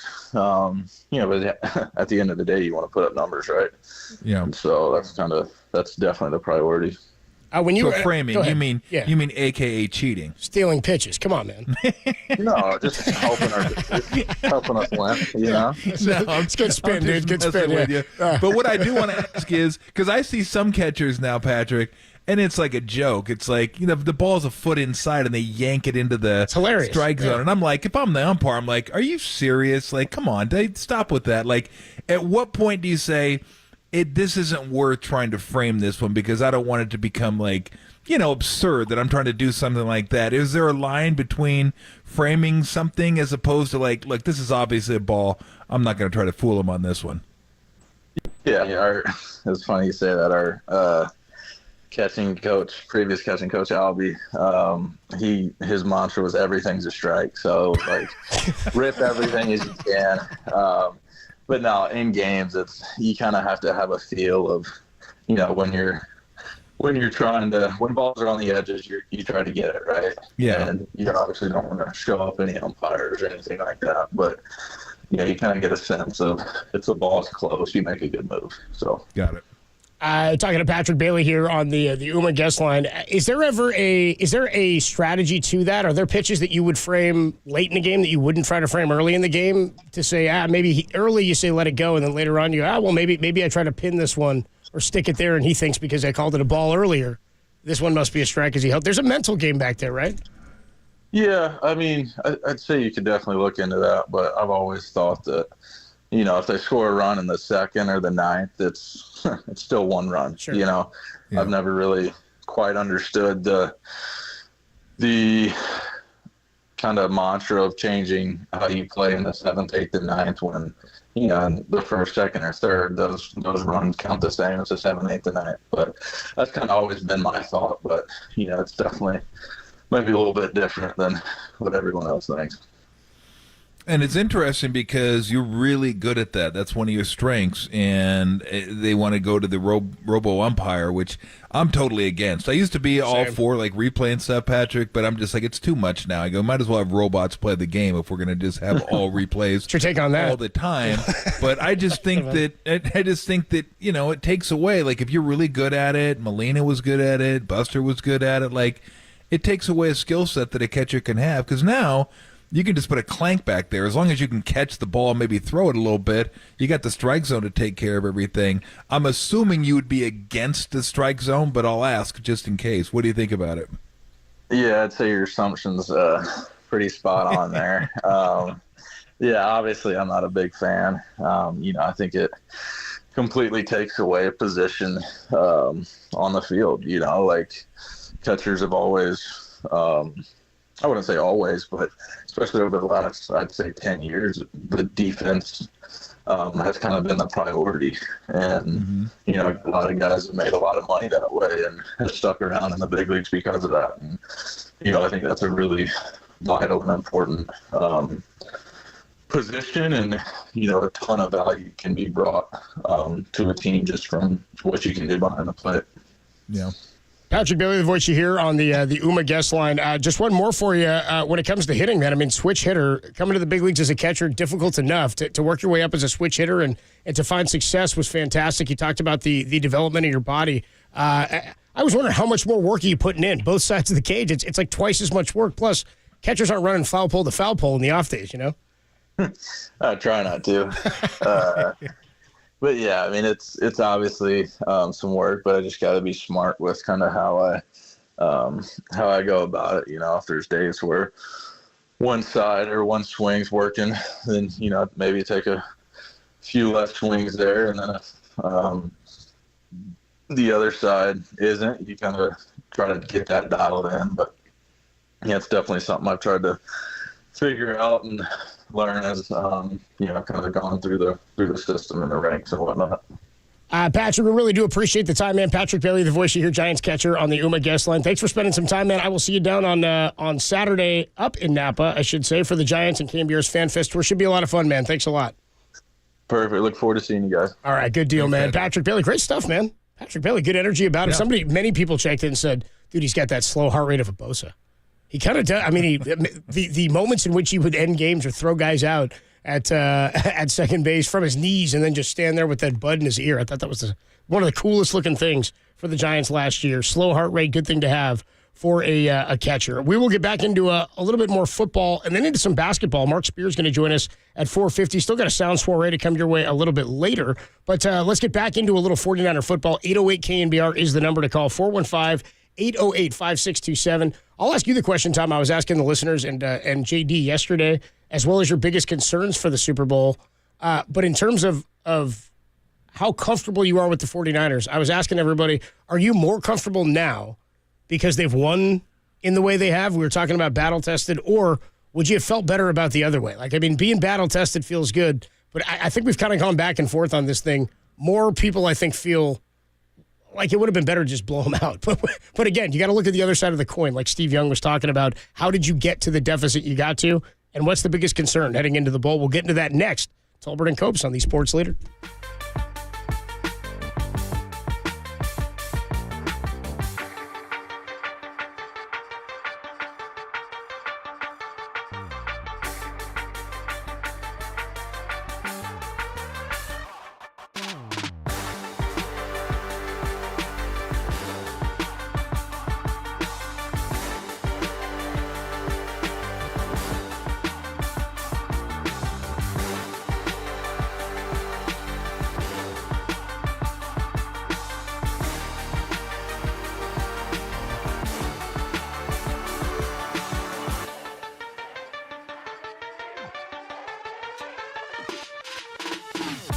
Steve Young and Steve Kerr joined John Dickinson and myself yesterday. Check out both podcasts. They're trending. KNBR.com and the KNBR app. Hey, what's going on, everybody? Adam Copeland back here. My good friend Steve Moskowitz hanging out on the line. Steve, we are into February. I got my documents yesterday. Hope I'm okay, but what happens if I can't pay my taxes? You call us and we cut a deal for you. The bottom line is this is like falling off a pier and you're in the water over your head, you're drowning, you're in panic. None of that has to be. And whatever you do, don't stick your head in the sand. The IRS has all these new IRS agents. You don't want them ruining your life, your business, your marriage. There's a lot of good deals available. We're familiar with all this. We've been doing it for years. Just call us. We'll listen to you. We'll find out what your needs are. We'll go to the government. We'll make a deal. And then you can have a normal life and enjoy things like enjoying the Super Bowl, watching the 49ers, not biting your fingernails to the elbow, worried about what the tax people are going to do to you. Just call us. Thanks so much, Steve. Let Steve Moskowitz take care of it for you. 1-888-TAX-DEAL or MoskowitzLLP.com.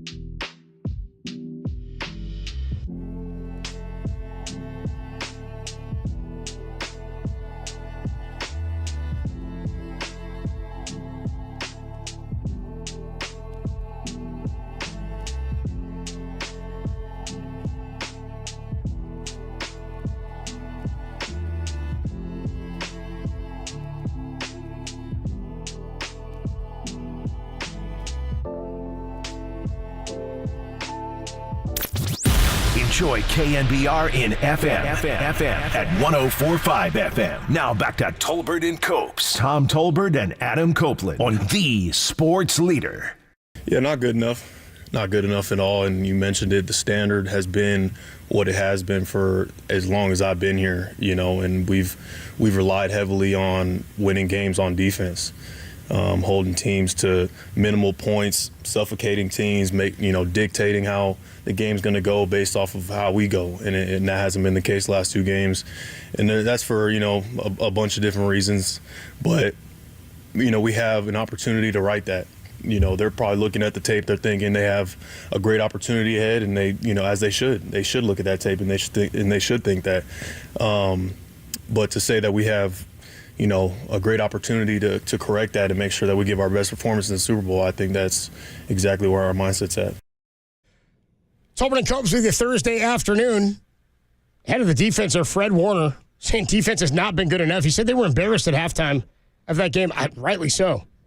I mean, basically, this guy's never missed a football game at the professional level and has been a part of every Kyle Shanahan team that has been identified as a number one, as the calling card of the 49ers as a winning team was the defense. It's now about the offense, and the defense is the major concern for everybody. Adam Copeland, Tom Tolbert, 415-808-KNBR, 808-5627 is the number to call. You can also check in on the YouTube chat at KNBR 1045. What is your biggest concern heading into the Super Bowl based on the last 2 games? Tom, what are your biggest – I mean, we've talked run game. Something we didn't talk much about, Jake Moody was in there. I mean, again, you talk about situations the Niners haven't seen. Jake Moody still hasn't had to kick a game-winning field goal. He's had 1 attempt at it and missed it. But level of concern for me is really just what Billick was saying. Front 7, you got to stop the run. Yeah, I'll say the same thing as the last 2 games. Yeah. Run game. I've said it the last 2 games, and they weren't very good, so of course I'm going to say it now. That's it. Because if they run the ball, then Mahomes is going to have his way. Pacheco will have his way. And you're going to be in trouble. You're going to be in deep trouble. But other than that, I think if they stop the run, they're good. But I actually felt more confident about them winning in 2019 than I do now. And they were underdogs in that game. Now they're favorites by a point or 2. But it's because of defense. 2019, their defense was filthy. And it stayed filthy. And it continued to be filthy in the playoffs. You just couldn't move the ball against them hardly, and you couldn't run the ball against them. But this year's team has not been the same, and in the playoffs it hasn't been the same. So, yeah, Kansas City's a different team. I mean, Mahomes still Mahomes, but they run the ball. Like, they're balanced now. And Pacheco's been very good for them this year. So, look, they'll be more than happy to have Mahomes throw it 20 times if they could run Pacheco for like 150 yards. Throw Clyde Edwards-Helaire in there a little bit, and they'll be fine. Andy Reid doesn't mind running the ball. So if you can't stop it, then you're screwed. Because then you got to bring the linebackers up and maybe drop. You can't drop someone else down in the box. I mean, Mahomes will kill you. So, yeah, it's the run game. That's where it all starts. That's where it started against Green Bay. Fail first half. Fail Detroit first half. If they fail this time, they're going to be in trouble. So, yeah, same exact thing. I'm not changing it because they have done nothing to make me believe I should change it. Run defense. Run defense. Run defense. I don't really have any other concerns other than that, but it's a big one. That is a massive one. It's not some small thing. It's not, well, my concern is, on 3rd and 7, they bring in Noah Gray, and you got to be able to, no. It's just it's a massive part of the game. So it's maybe one of the biggest parts of the game. So that's it. If they stop the run, I think they're going to be in great shape, and I think they'll win the game. If they don't stop the run, I think they're going to lose the game. So, about as critical as it gets. 415-808-KNBR, 808-5627 is the number to call. Ted is in Novato. He wanted to talk about that coaching discussion we were on earlier. We'll get your thought on that, Ted. Yeah. But, hey, Ted, what's your biggest concern first going into the Super Bowl? Hi, guys. I would I don't know. There's been a lot of talk about momentum recently, and just simply getting off to a better start and getting that momentum. Mm-hmm. If I think, if they do that, I think that that's a different feeling they're going to have. Compared to recently. So I think, that getting that momentum, would be a big thing. I'm with you on that. That's what Brian Billick was saying too. Is that you got to, and Steve Young, you got to figure out why you started slow. Ted, what'd you have on the coaching discussion we were having earlier? It was more about, is this the matchup between the two best offensive minds in Andy Reid and Kyle Shanahan? But then we kind of went one step further that people were arguing, well, yeah, Andy Reid's got the best QB. And I'm going, right. And Kyle Shanahan's back here again with some of the best players in football. You got to have good players to win. Where are you? Yeah, no. I called because I've been interested in this concept before. I coached some youth sports and, the small level, low level and stuff. But, I've always thought about it like, I'd like to get your guys' perspective on this, where 100%, to win a championship in a given year, right? 100% is the total. How would you break this down? I have my breakdown, but is it between players, coaches, and intangibles? Those three things. How would you break that down and come up with 100%?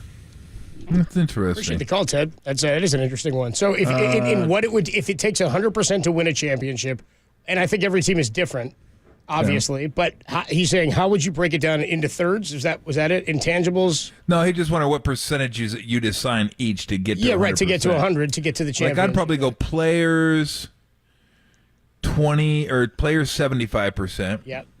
Coaching 20 and intangibles 5. Like luck and then bounces and injuries and stuff like that. I mean, I'd have to really think about it a little bit more if I wanted to stay with those numbers, because maybe intangibles play a little bit, but it seems like it's a small part, definitely the smallest of the three. But there is a factor there. I mean, you got to get a bounce here or there. You got to stay healthy, those type of things. But go to a championship run. It's fun. Like go to the last Warriors championship run against the Celtics, right? So what percentage do you give to the players there? I'm with you there. 75 is good. I'm good with that. 75, 80. Yeah, it's probably give or take. Very high. Right? And so then if I'm going to the coach, if you're going Steve 20, okay, there. Are we going 5 intangibles? And what were the intangibles? Are we going to say there was enough to make 5%? Gary Payton went down. That was against Memphis, right? Yep. With the injury, ended up coming back. Draymond ended up getting kicked out and suspended at one point against Memphis. Yep. Steph missed time at the end of the season. Yep. Jordan Poole was something that was unaccounted for, I think, as a contributor early in the year. That, to me, is something that's, yes, player, but also intangible. Because you don't know when somebody's going. My mom used to say that to me about baseball seasons. Like, you look at the roster at the beginning of the year, and you're like, this team's not going to be any good. At the beginning of 2010, Todd Wellemeyer was the Giants' 5th starter, right? It ends up Buster Posey as your starting catcher and your World Series champions. Nobody's going to remember that or go back to that. John Bowker's like the opening day right fielder. There's wild stuff that happens that are part of the intangibles that change the roster. It's a great question. But I think all that plays into kind of what we're talking about with concern even is, does it boil down even to that one game, or is it just you got to execute there? He's talking body of work over a season, of course. No doubt. The concerns we're asking about specifically, and many people, Roy, Braden, Ray, Tim, Ray. Is that really what's going on? We got a lot of Rays and Roys. That's hysterical on the lines here. What is your biggest concern heading into the Super Bowl? Based on the last 2 games, could it be Brock Purdy not having the moment be too big for him, or having the moment be too big for him? It hasn't been so far. The defense stopping Mahomes, Kelsey, or even Pacheco, or is it Jake Moody in a situation where he has to make a game-winning field goal? Let's go out to Roy. Roy is in San Leandro. What's going on, Roy? You're on the Sports Leader. Hey, thanks for taking my phone call. I really appreciate it, both of you. Yeah, appreciate you, man.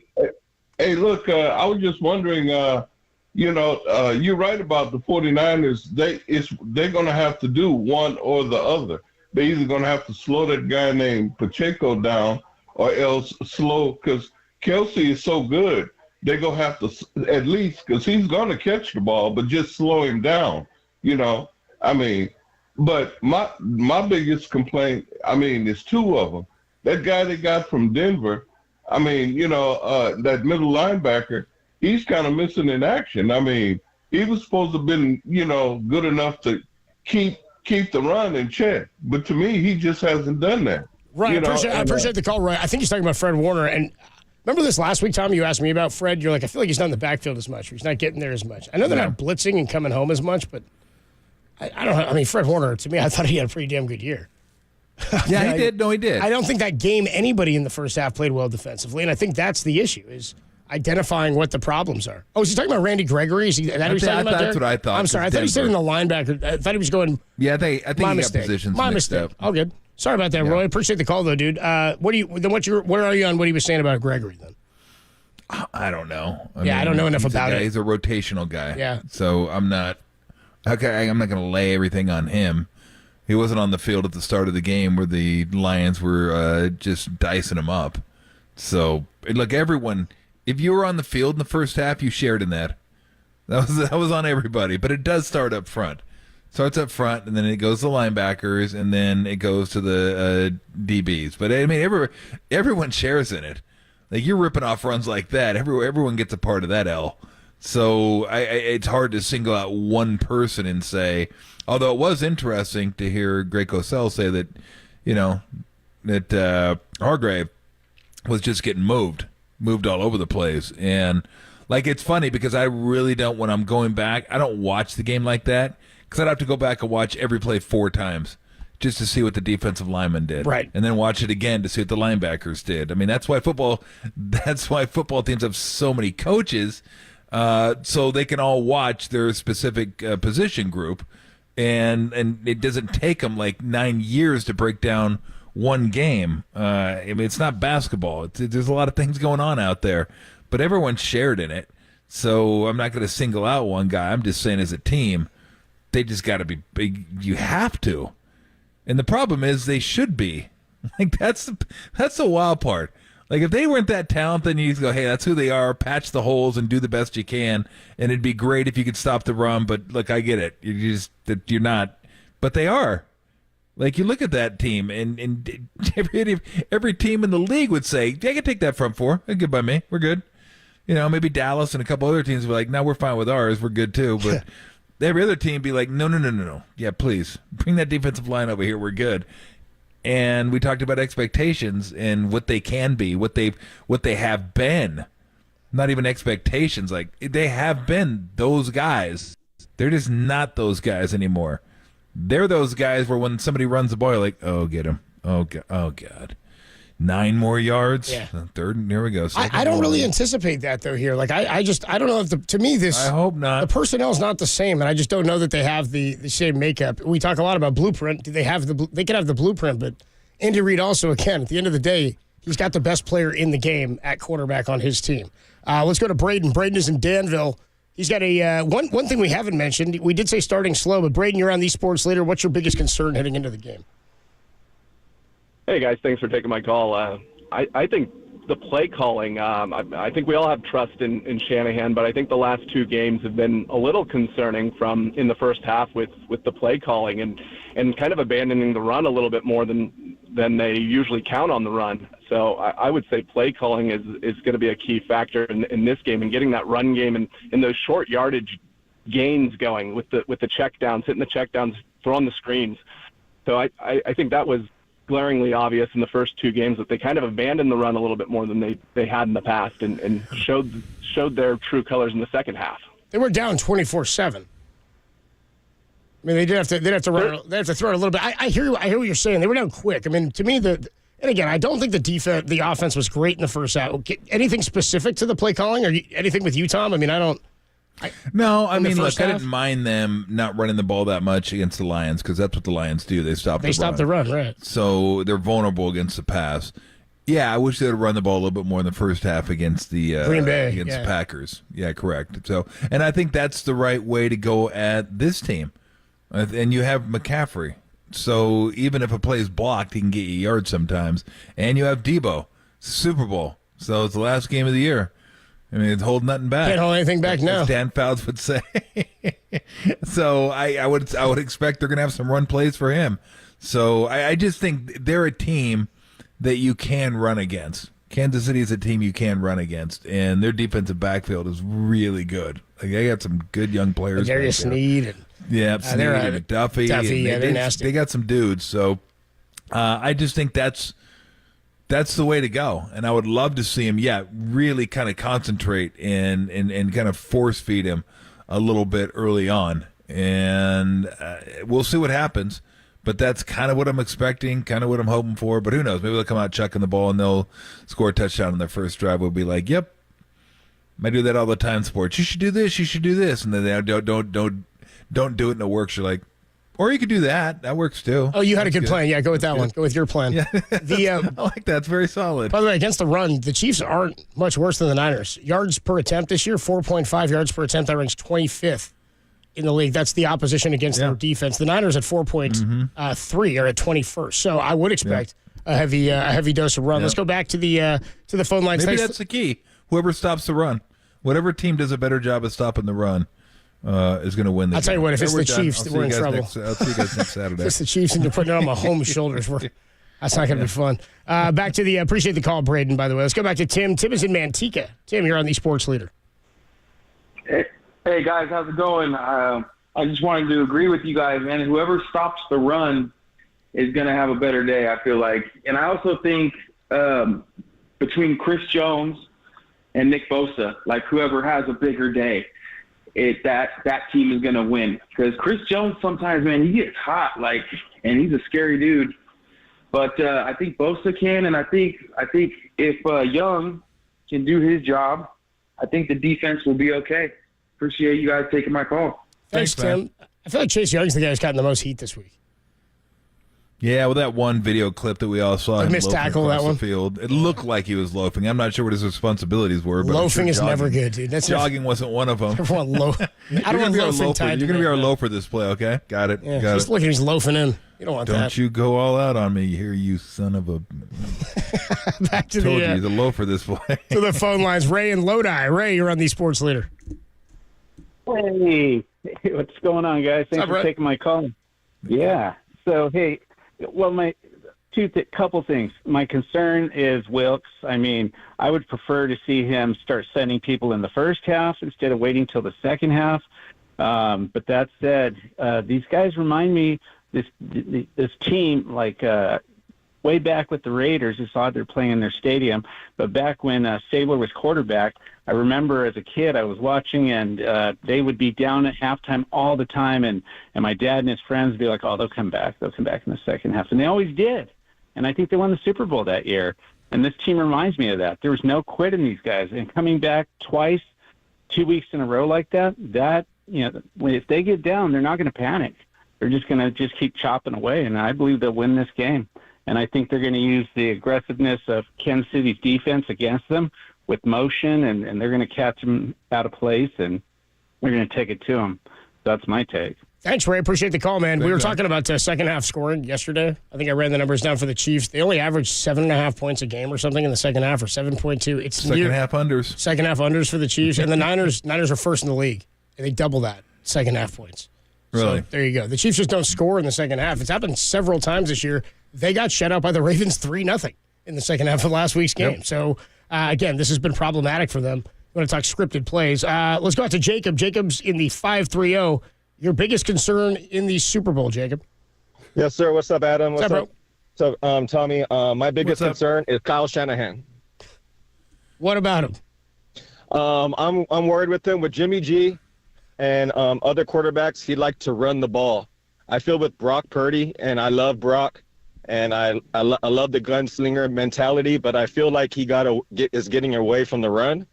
And I think that could cost us the Super Bowl. I think we should run, especially if that's Kansas City's biggest weakness. I appreciate the call, Jacob. Again, I don't know if this is a narrative that's being painted or, again, I'm with you. I agree. They should have run it more against Green Bay, and people wanted more runs. It happened fast that they were down, and they just barely touched the ball in the first half. I mean, again, multiple touchdown drives, 3 touchdown drives and a field goal. They opened up their offensive sequence with a field goal opportunity, and they missed it. They come back down 2 drives later, and he throws an interception. So, again, I'm with you, but the interception wasn't – it's not because they were throwing – it wasn't like early in the year when – what was the game where they threw like 7 straight plays to open or something?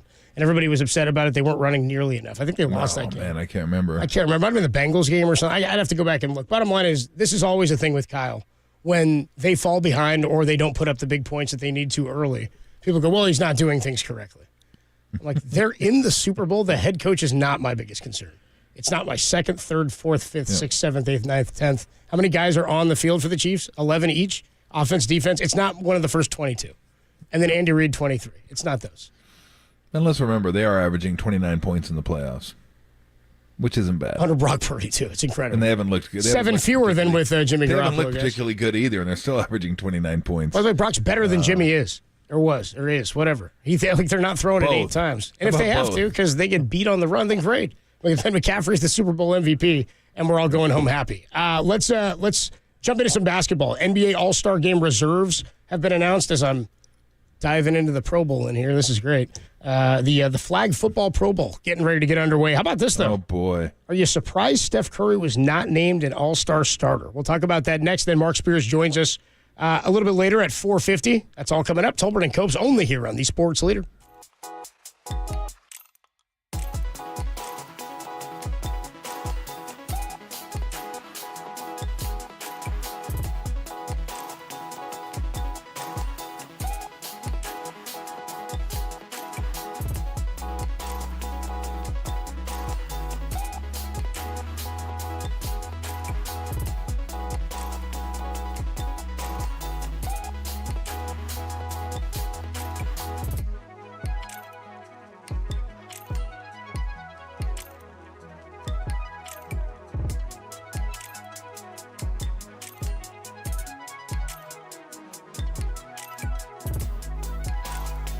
The 49ers are early 2-point favorites over the Chiefs in Super Bowl 58. There's more on that story. It's trending, KNBR.com and the KNBR app.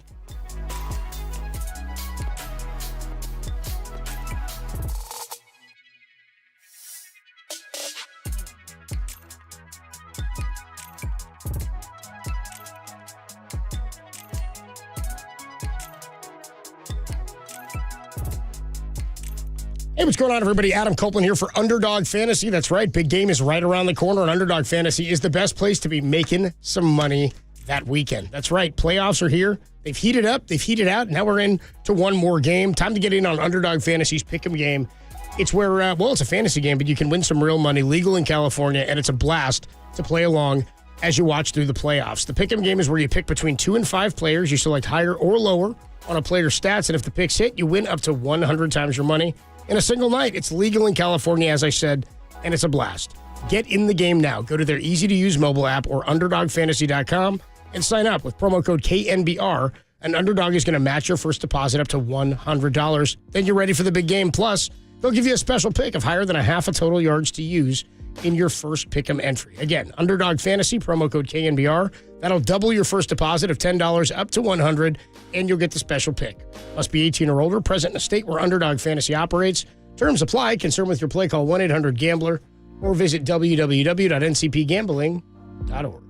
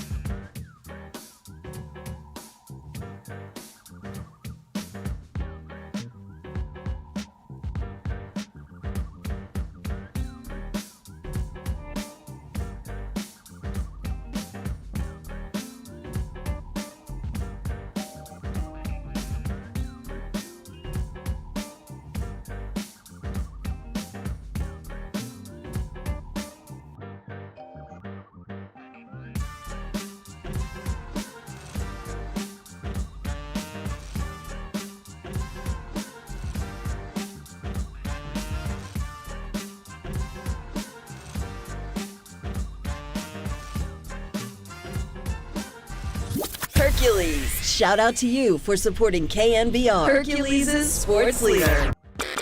Listen to the sports leader anywhere, anytime. Download the all-new KNBR app. Now, Tolbert and Copes continue live from the KNBR Casino Matrix Studio. Casino Matrix progressive jackpots are here. Where are you? Just drop in. Please play responsibly. 1-800-GAMBLER.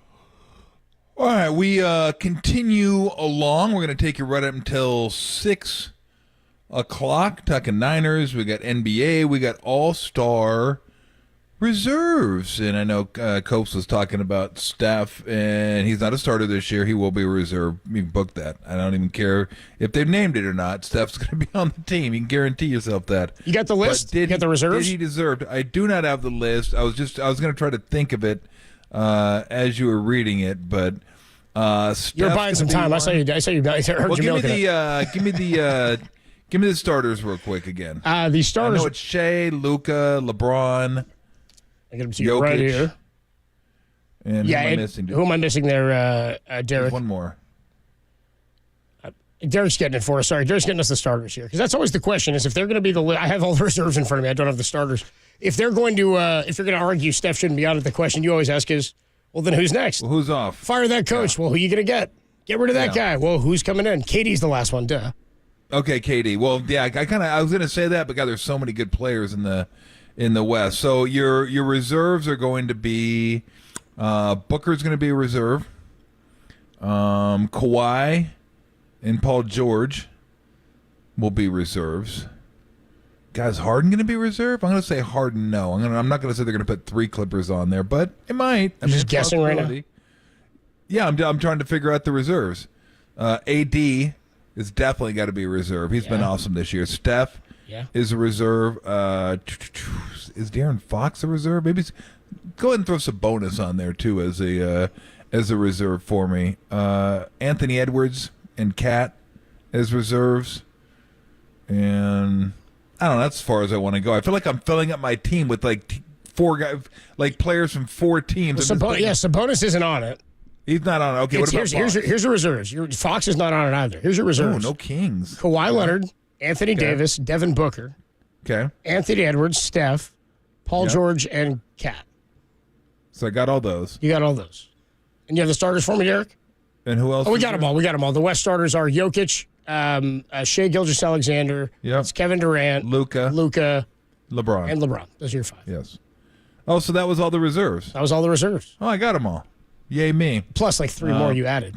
Yay me. Well, I did have 3. I did have 3 more. Stump the Schwab. You don't get like 3 extras to like miss some and then keep going. You got to get them exactly. Runneth over it. Your cup runneth over. With reserves it. So it's surprising though at all, because again, that's the thing is well, who are you going to replace? I'm actually pretty damn good with Shea Gilgeous-Alexander being the starting point guard for the Western Conference. Yeah, I'm damn good with that.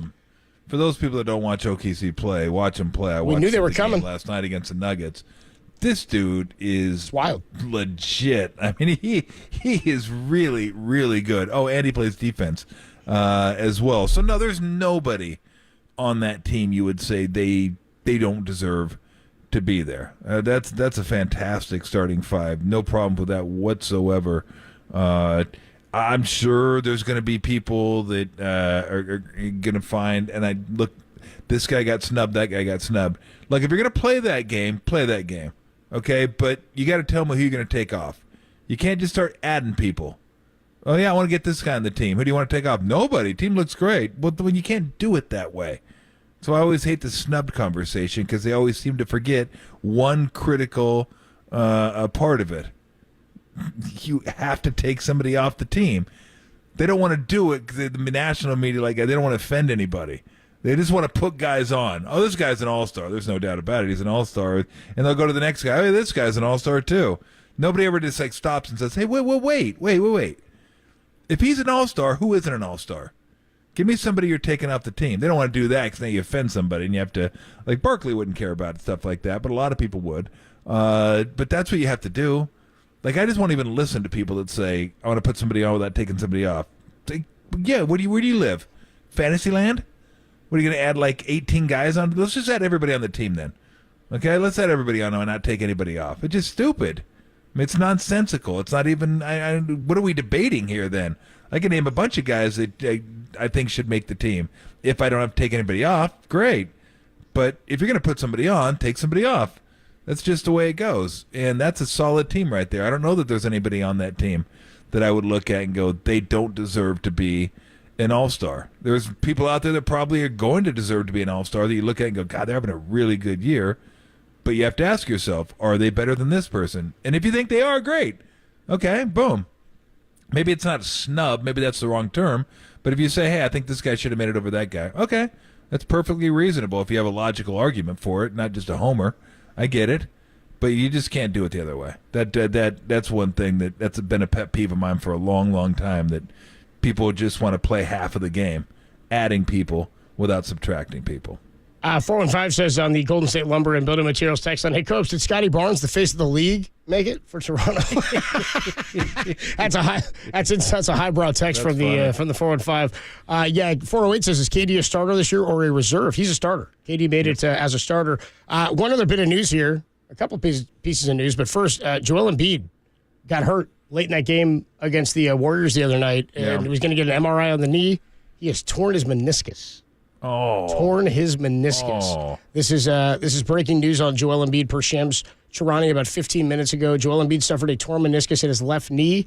We'll wait any more update there, but this is brutal. And now, it's funny is not funny, but sort of ironic as we've talked a bunch about players with healthy scratches, right? And this year we said Kawhi's played a whole bunch this year, and Joel Embiid's been banged up. He was already before this injury already kind of on pace or at risk of missing too many games to qualify for the 65-game threshold for MVP and postseason awards. To true injuries, like there's something to be said about coming back from an injury or being hurt and playing through it and having to take some time and still being capable. Like, would you tell me that because Shohei didn't play the last month this year, he wasn't the MVP? Because he didn't play? Like, again, now it's a different sport. It's graded differently. I get all that. That said, the straight number, I get what they're trying to do because we've been complaining about it, but also I think they got to get more creative. I don't know that this is a clean way to do this. I get why they did it, and I was okay with it, but you got to start thinking about unintended consequences. Sure. And look, the reason they did this is because they're coming up on a new contract and collective bargaining, and they're going to want to get as much money out of ESPN, TNT, whatever entities, maybe even some streaming entities, that they can. And they can't do it if their players aren't playing. No one wants to pay top dollar for marquee matchups on Wednesday, Thursday, Friday, and then the guys don't play. Then that happened far too often. So they put this in there to entice players to play. They even have rules about setting 2 superstars in one game, and there's a designation for each of your superstars, like so you know which ones they are and which ones can and can't sit. And I get why they did it, money, obviously, but it does make for a better product if you have the stars playing. We all want to see the stars. Like no one wants to pay top dollar and then see Giannis and Steph sitting if the Bucks are playing the Warriors. It's just, what am I doing here? So they put in the 65-game rule for all awards and all league. And for the top players, that means something. Because if you make all league, you get a massive pay bump. Like you're eligible to receive a massive pay bump. But you got to play 65 now to get that. So they're enticing the players to play, which I think is a good thing. The downside is you may get players to play who maybe shouldn't be playing or could be questionable, or they might sit out one more game. And I'm not saying Embiid did that, because Embiid took a lot of crap for not playing against the Joker. And I saw today where the Sixers got fined $75,000, not because they didn't think he was injured, because they released that information so late. It's like minutes before game time. They said, oh, by the way, Embiid scratched. Like, what? You kidding me? So he didn't play in that game. Then he didn't play in Portland. Maybe he wanted to play. Maybe they lost 2 in a row, and he felt like, I want to get back for my team. And it was a freak thing, Kaminga falling on his leg. But it happened, and it's weak. Probably it would have been if they'd have let him rest a couple more games. So you just lost one of the marquee players of the league, the reigning MVP, and probably just killed Philly's chances of doing anything in the playoffs. Without Embiid, forget it. Like, they went from like, hey, they have a chance. Like, they're going to be a threat against anybody to they're not a threat at all. Like, zero. It goes from that to zero without Embiid. And you wonder if the 65-game rule, again, I don't think it had any impact here, but it brings up the discussion. Is this what they intended? Were there unintended consequences? Do they have to revisit this at the end of the year? Because I think common sense, so many people now are kind of in tune with the games played, and they're not going to vote for an MVP if he hasn't played a lot fewer. Like, if he plays 20 fewer games than somebody that's close to him, I think that could be a tiebreaker where a lot of players will say, or a lot of people that are voting will say, well, yeah, I'm going to give it to the guy that plays. I'm not going to give it to the guy that doesn't play.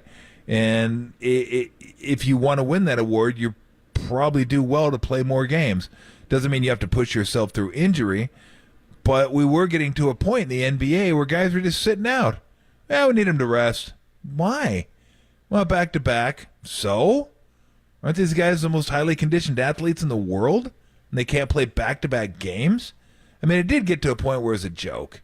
I mean, you can't tell me that these guys can't play in back-to-back games. It's like, it just don't get me started on that because I think it's stupid. And I don't care what the science shows on that. Basketball players have played back-to-back games for years and years and years and years and years and years and years. So you can't tell me they can't do it now. But all of a sudden they can do it now because they're incentivized to do it now. Hey, look, we're finding out Kawhi Leonard can actually play basketball. And he can play multiple games in a row. And he can get out there and do what Kawhi does, which is be Kawhi Leonard, which is pretty freaking awesome. I love watching that guy play. But he's playing this year. It's like, damn, Clippers are better. Well, yeah, Kawhi's playing. And they added Harden. They figured it all out. Not just because of that, but he's playing. Anthony Davis. When he plays, you're like, damn, that dude's really good. He's playing, so you notice it more. Sure. And he's out with injury, but, I mean, that's a real injury we saw against the Warriors. And, like, I give him credit. He came back out and finished that game. But it's – I don't know that there's an easy answer here, Copes. I want to say get rid of it, but then I don't want to go back to what we were at yesterday. Yeah, what we were sitting relatively healthy players just for precautionary. Like, if you're injured, you should sit. And if you have something that's bothering you that maybe you could play through, but you want to be careful with it, I get that. It's not the playoffs. You don't have to push it at this point of the season. But if we're just going to rest guys for preventative measures, like, how does he feel? Oh, he's fine. He's good to go. But we're just making sure he's going to be good to go without telling me exactly what I don't want, again, the numbers. Don't give me the numbers. If you can play, you can play. If you're not, like, dinged up enough to, like, be listed on injury report where you're just like, I'm tired. No, you should play. And that's what they're trying to do. If you take this away, will they go back to the old way? I don't know. I know this isn't probably what they hoped for, but something had to be done. I was okay with it. Maybe there's something else they could figure out between the players and the union that would get these guys on the court, but not feel like they have to play to reach some magical number so they could be all pro or could be MVP or defensive player of the year or that sort of thing. So I don't have a great answer for it, but the Embiid thing got me thinking about it. Like, is this really is it good for the NBA? Is it good for the players? Is this what we wanted? I know we had to do something, but yeah, it's not an easy solution, but I mean, obviously some things had to change. But is this it, I guess, is the question. Tolbert and Copes with you on Thursday afternoon. We are going to catch up still with our buddy Mark Spears coming up at 4:50. Get his thoughts on everything going on across the NBA. We are 1 week away from the NBA's trade deadline. The Warriors kind of in no man's land after that win the other night. Steve Kerr did check in on the status of Andrew Wiggins, whether or not his name has been mentioned in trade talks, and we can tell you about one trade that's gone on involving the Memphis Grizzlies. That's all coming your way next. And then Mark Spears at 4:50, only here on the Sports Leader.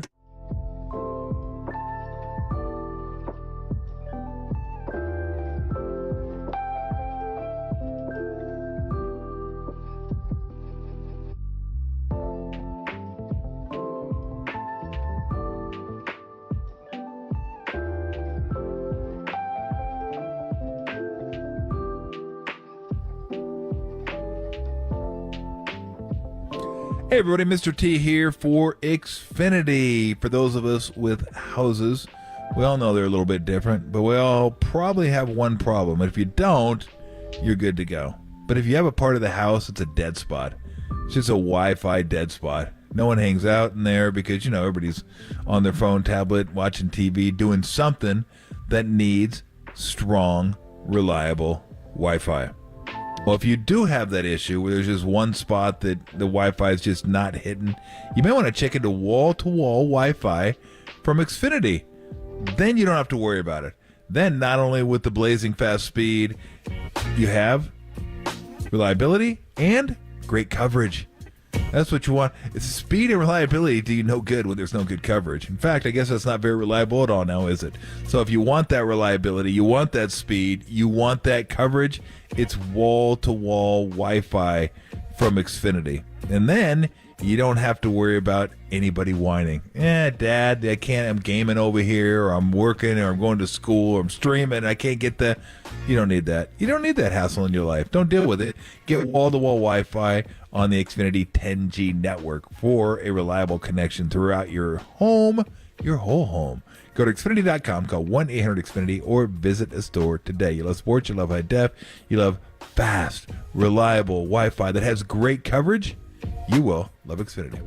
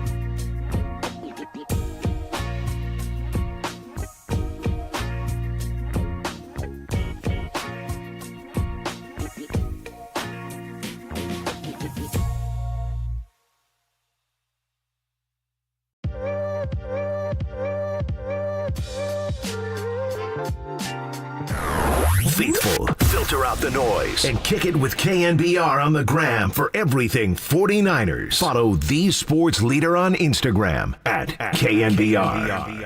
Well, number one, I love our guys' connection and the chemistry that we have on our team. And with Draymond coming back, it feels like things are, making sense. And even though we had those two really tough losses, we showed a different look. We were smaller, we had more spacing, we were faster, a little bouncier, we scored in transition. And I just think we're kind of finding our identity. It's been a tough go this year for a lot of reasons, but I think we are finding an identity that suits us well. And we're going to be getting some guys back here.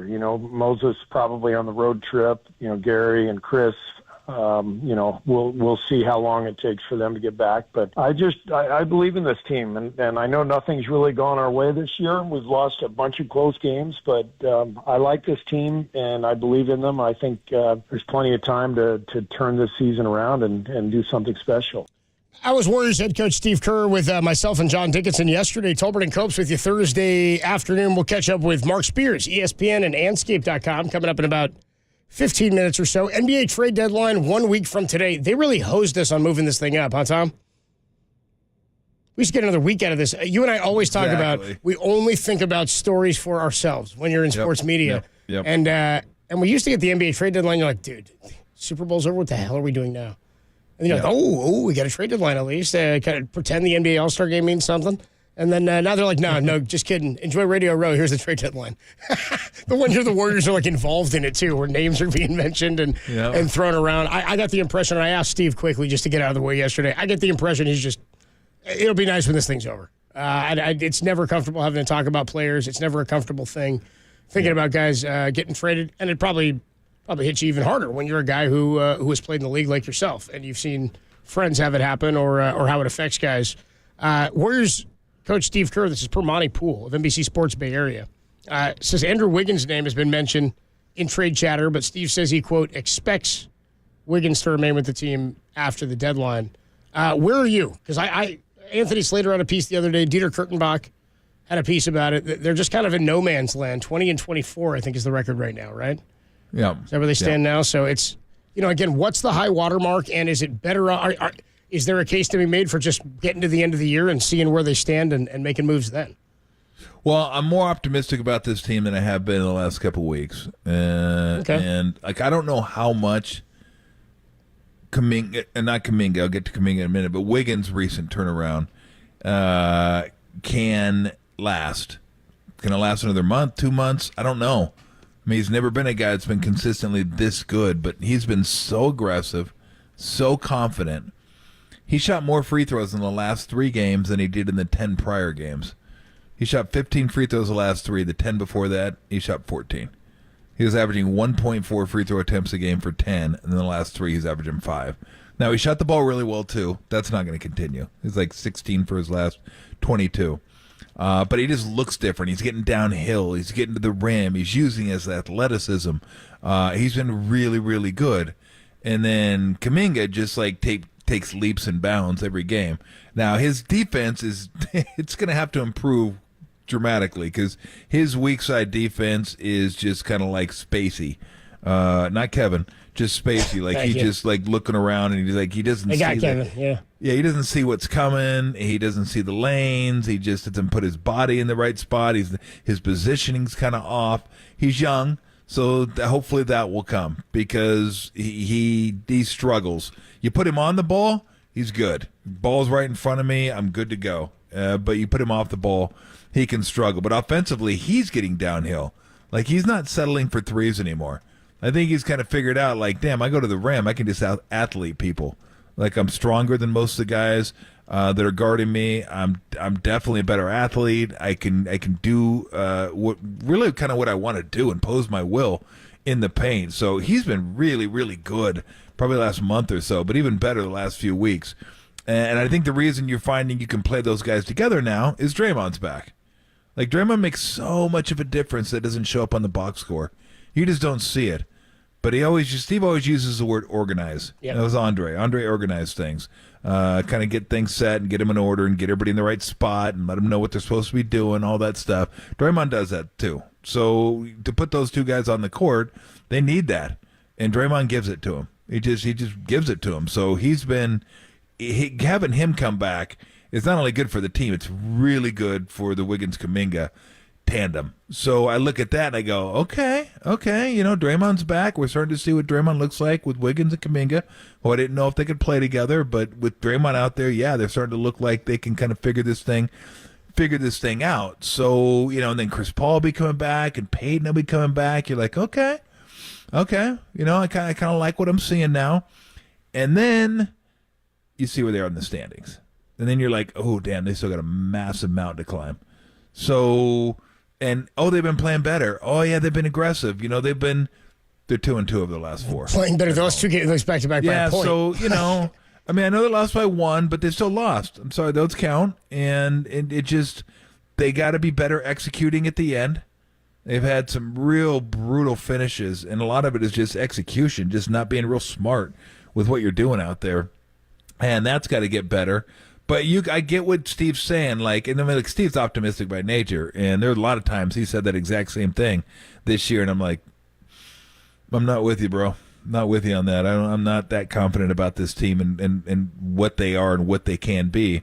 But I will say, even though they're 2-2 and the record's not good, and they got a long way to go, the West is tough. It's going to be rough when you get to the playoffs.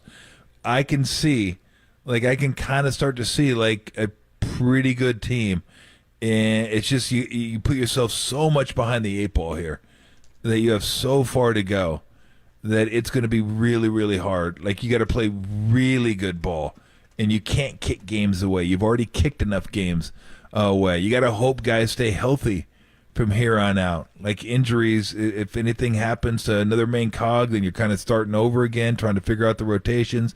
Like, you got to be, I don't want to say almost perfect, but you can't have anything that just kind of takes it right off the tracks again. But when I watch Wiggins, Kaminga, and Draymond on the floor together, I'm like, okay, yeah, that makes sense. Watching that makes sense to me. And then the other pieces, it's Steph. I mean, he's amazing. But it does. It makes sense to me. But, again, you put yourself in the hole, so you got a long way to go to get out of that hole. But I can see it. Like, this is the first time I think in a few weeks I felt like, I can see it. I can see what they're doing. And if Kaminga keeps doing what he's doing and Wiggins keeps doing a reasonable facsimile to what he's doing, then you could start to see it. Tom? But that's what I'm asking. See a team that could get to the playoffs and really win a series? Give other teams, win a series, give other teams issues. But I'm saying, is that the ceiling now? I don't know. I think so. Like, okay. I can't. They can't win. No, this team if they win, this will be the greatest underdog story. Not of all time. That's the Mets. We'll be like, is Steve a good coach? We'll be like, no, Pajemski's a great player. Exactly. But I mean, it's just hard to envision anybody even if the Clippers, who are the best team in the West right now, even if you put them in the 7th spot, I'd be like, boy, I don't know. Tough deal, right? Even they're good. I don't know if they can win 3 straight road series if they have to. That's going to, because the West is such a bear, and the Warriors ain't that. And I just don't know that anybody could pull that off with the teams they would have to play. So, and it's about finding out, is this going to work? Do we need to do something during the summer? Or is this like, if people stay healthy, and maybe depending on what they do with Paul, if they want to pick up his $30 million and guarantee it for next year because it's non-guaranteed, like, okay, what do we do? Like, what does this look like if we finally kind of figured out a rotation, got our athletic guys on the court to start the game, and Draymond kind of unlocked him a little bit? Like, what does this look like going forward? Because you still have Kaminga. Wiggins is young. Draymond's tied up for 3 more after this. That's got a couple more after this, I think. You'll have to figure out what to do with Clay. Pajemski, I think, get a nice rotational piece. He's good. Right. And Moody hasn't played in forever because he's been hurt, too. So he's a guy you could throw in there. I think that's kind of where we're at right now for me. Like, okay, what can this look like going forward? Can you have a good month? Can you have a not just a winning month, but like a 5 games over 500 month where you're like looking really good, you're playing good, you're winning on the road, you're winning games, you're winning close games, you're executing at the end. What does it look like? And then, I think if they are what I've seen recently, I think they do have a chance to beat some teams. Again, it could all go haywire. I'm only talking a couple weeks here that I felt this way, right? And the rest of the season, outside the first 8 games, I felt differently. So this could all go haywire. Can make it go back to shooting threes, maybe not as aggressive. Teams start to figure him out a little bit because now you're starting to see a guy. You're like, oh, okay, this is one of their main guys now. We gotta dig in against this guy. We're gonna start to figure out some of his weaknesses, and he'll be part of the game plan now. How does he deal with that? Again, can Wiggins keep this up? That's not his MO. He's not a guy that does that. I mean, the longest stretch he ever had was probably Memphis, Boston, where he was incredible. If I had to wager, I would say he does not keep it up. I would say, this is my thing. I wouldn't say that's a bad bet. People are now. And we're going to get to Mark Spears. We'll ask him what he thinks about it, because last time we talked to him, Mark just said no. He's got no value. It's not going to happen. Nobody wants him. And now all of a sudden, and JD made a good point about this to me the other day, and I think it to be true a little bit. We've talked a lot about how they lack size in the length department, and it's not always about the size. What about the girth? It's not about the size of the boat. It's about the motion in the ocean, Tom, as you know. But also wingspan's big too. That's a good stat to have as well. I like wingspan and reach. Anyway, it's more of a longer game, right? We were talking to Steve yesterday a bit about it, about like enforcers and how the old school power forward doesn't exist anymore, right? The guy who was the 6'9", 6'10", and he could knock you over and just be the enforcer. Now it's all forwards, and the Warriors don't seem like they have that many guys. So JD's point is, if you move Wiggins and or Kaminga, you're now erasing one of at least the elements, or maybe 2, that you already have that is making you relatively competitive, and Draymond fits in that as well. So he said those are the 4 guys: Steph, Draymond, Kaminga, and Moody. You got to hold on to. I don't know you can get anything for anybody else, in which case maybe you do just ride this thing out and try to add to that core when you get to the offseason. Let's see what Mark Spears thinks. ESPN and Anscape KNBR.com. The trade deadline, 1 week from today. Mark Spears joins us next, only here on the Sports Leader.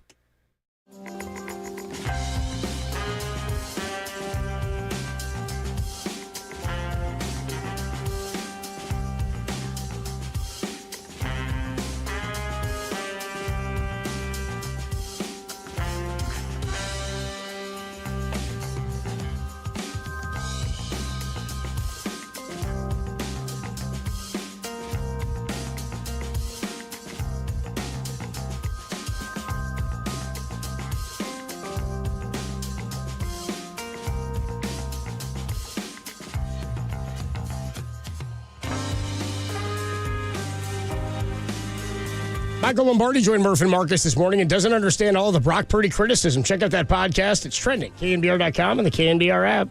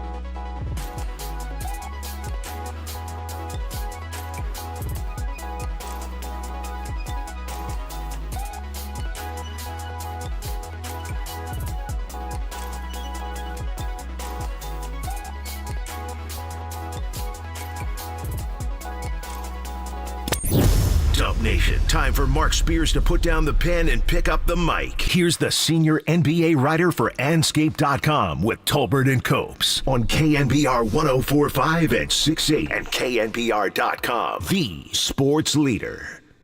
Well, we're ramping up for the Super Bowl and get ready to head out to Vegas next week to Radio Row, but can't ignore the Warriors here as the trade deadline is 1 week away, and this is the most I think the Warriors have ever been involved in trade deadline talks in the time they've been winning championships. Here to talk about it from ESPN and Anscape.com, our good friend of the show, Mark Spears, joins us every week of the basketball season. Hey, Mark, we've just been talking tons of 49er football and then a little bit of the trade deadline here. What's going on, man?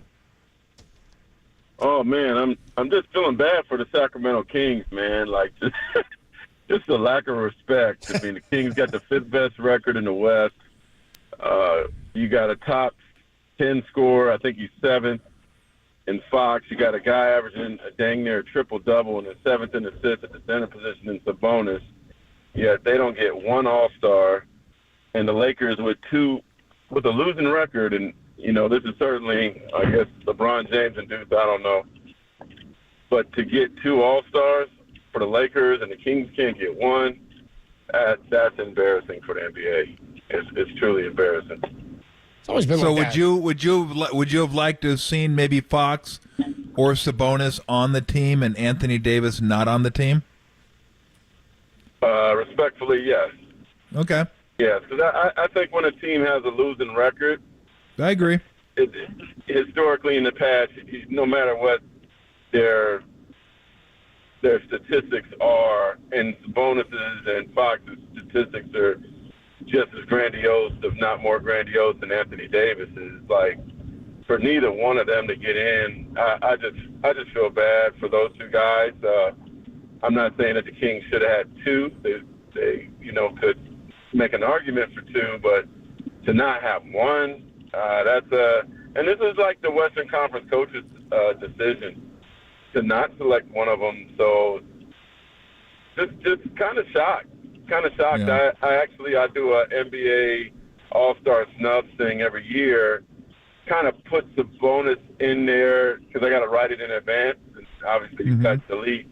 But I didn't do one for Fox. I just assumed Fox would be there. And, ultimately it's an all-star game, but for guys like Fox, for guys like Sabonis, for the Kings franchise, they really, really care about that stuff. And I'm sure Mike Brown and those two guys and, Vivek Ranadive are kind of beside themselves right now.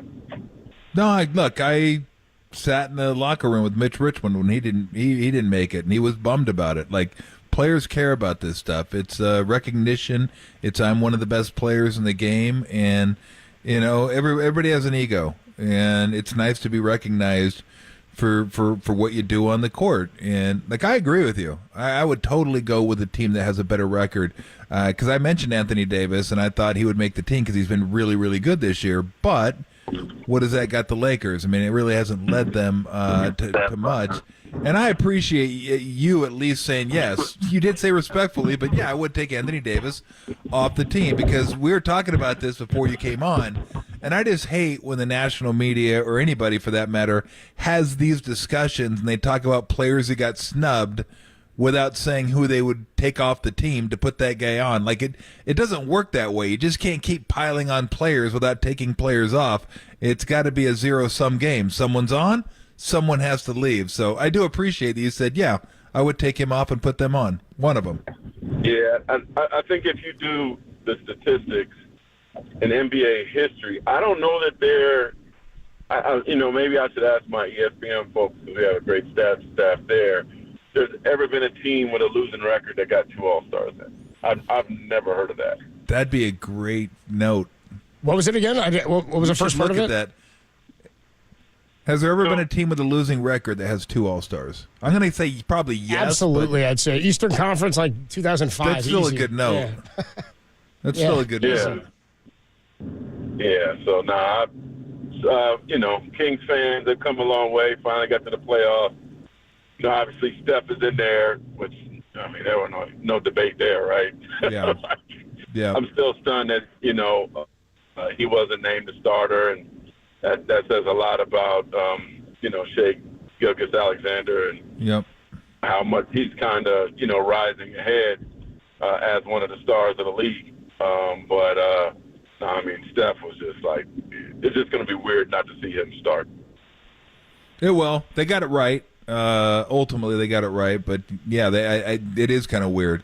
Let me ask you about this, because with the Embiid injury, we're having this conversation about the 65-game threshold. And I don't know that it played a part in his decision to play since he's already won the MVP. Maybe it did, maybe it didn't. But it is a discussion, I think, that the NBA needs to have, because what they did, I think they needed to do, because we're starting to see, like, how much better is the NBA that Anthony Davis plays all the time? How much better is it that Kawhi Leonard plays all the time? Like, it's fun to watch these guys play and not sit out back-to-backs just because something might happen. But now we're getting to the point where, like, all league and honors, that means a lot to these guys. Like, not only does all league mean you can get a massive pay increase when your time is up, the All-Star, not the All-Star game, but MVP, Defensive Player of the Year, those kind of things. It means something to them, and they might push through something that they wouldn't normally and end up getting hurt, and that just killed the 76ers' chances. And again, I don't want to say that's a 65-game thing, but they're done now. If Embiid's out a significant amount of time, that's it for them. It's over for them, and Philly games are certainly less fun to watch without Embiid. Do you think the NBA has to go back to the drawing board and figure out if this is working? If not, how to tweak it to not put pressure on players to play, but get them to play? Yeah, well, I definitely need to note here too that the Players Union agreed to this as well. Yes, they did. Charles Barkley, he said he thought it should be more games. Dang. Harder.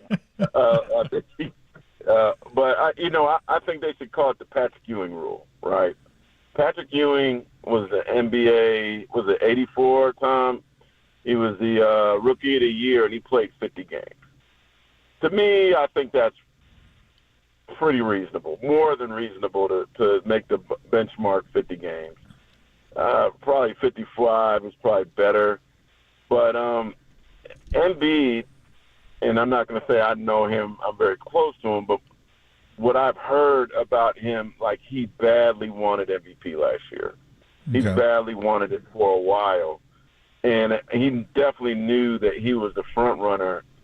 And so, I wouldn't be surprised if he probably pushed it a little more, because he knew that he was like 5 games away from not being eligible. And I do wonder for guys, when you're up for an award like MVP, when you're like, how could you not want to probably push it a little bit? And Kaminga's fall on him was obviously awkward and weird, and I'm sure, accident, right? Those things happen. But I do feel bad for him, because he was certainly ailing at the time of his return, and by the looks of things, he, probably shouldn't have been out there, and maybe he rushed back.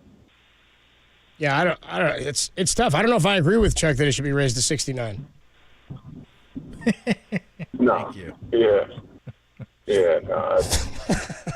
I'm talking to Mark Spears here on the guest line. Mark, in terms of the Warriors as a roster, Steve says he doesn't expect Wiggins to move. I don't think anybody's going anywhere.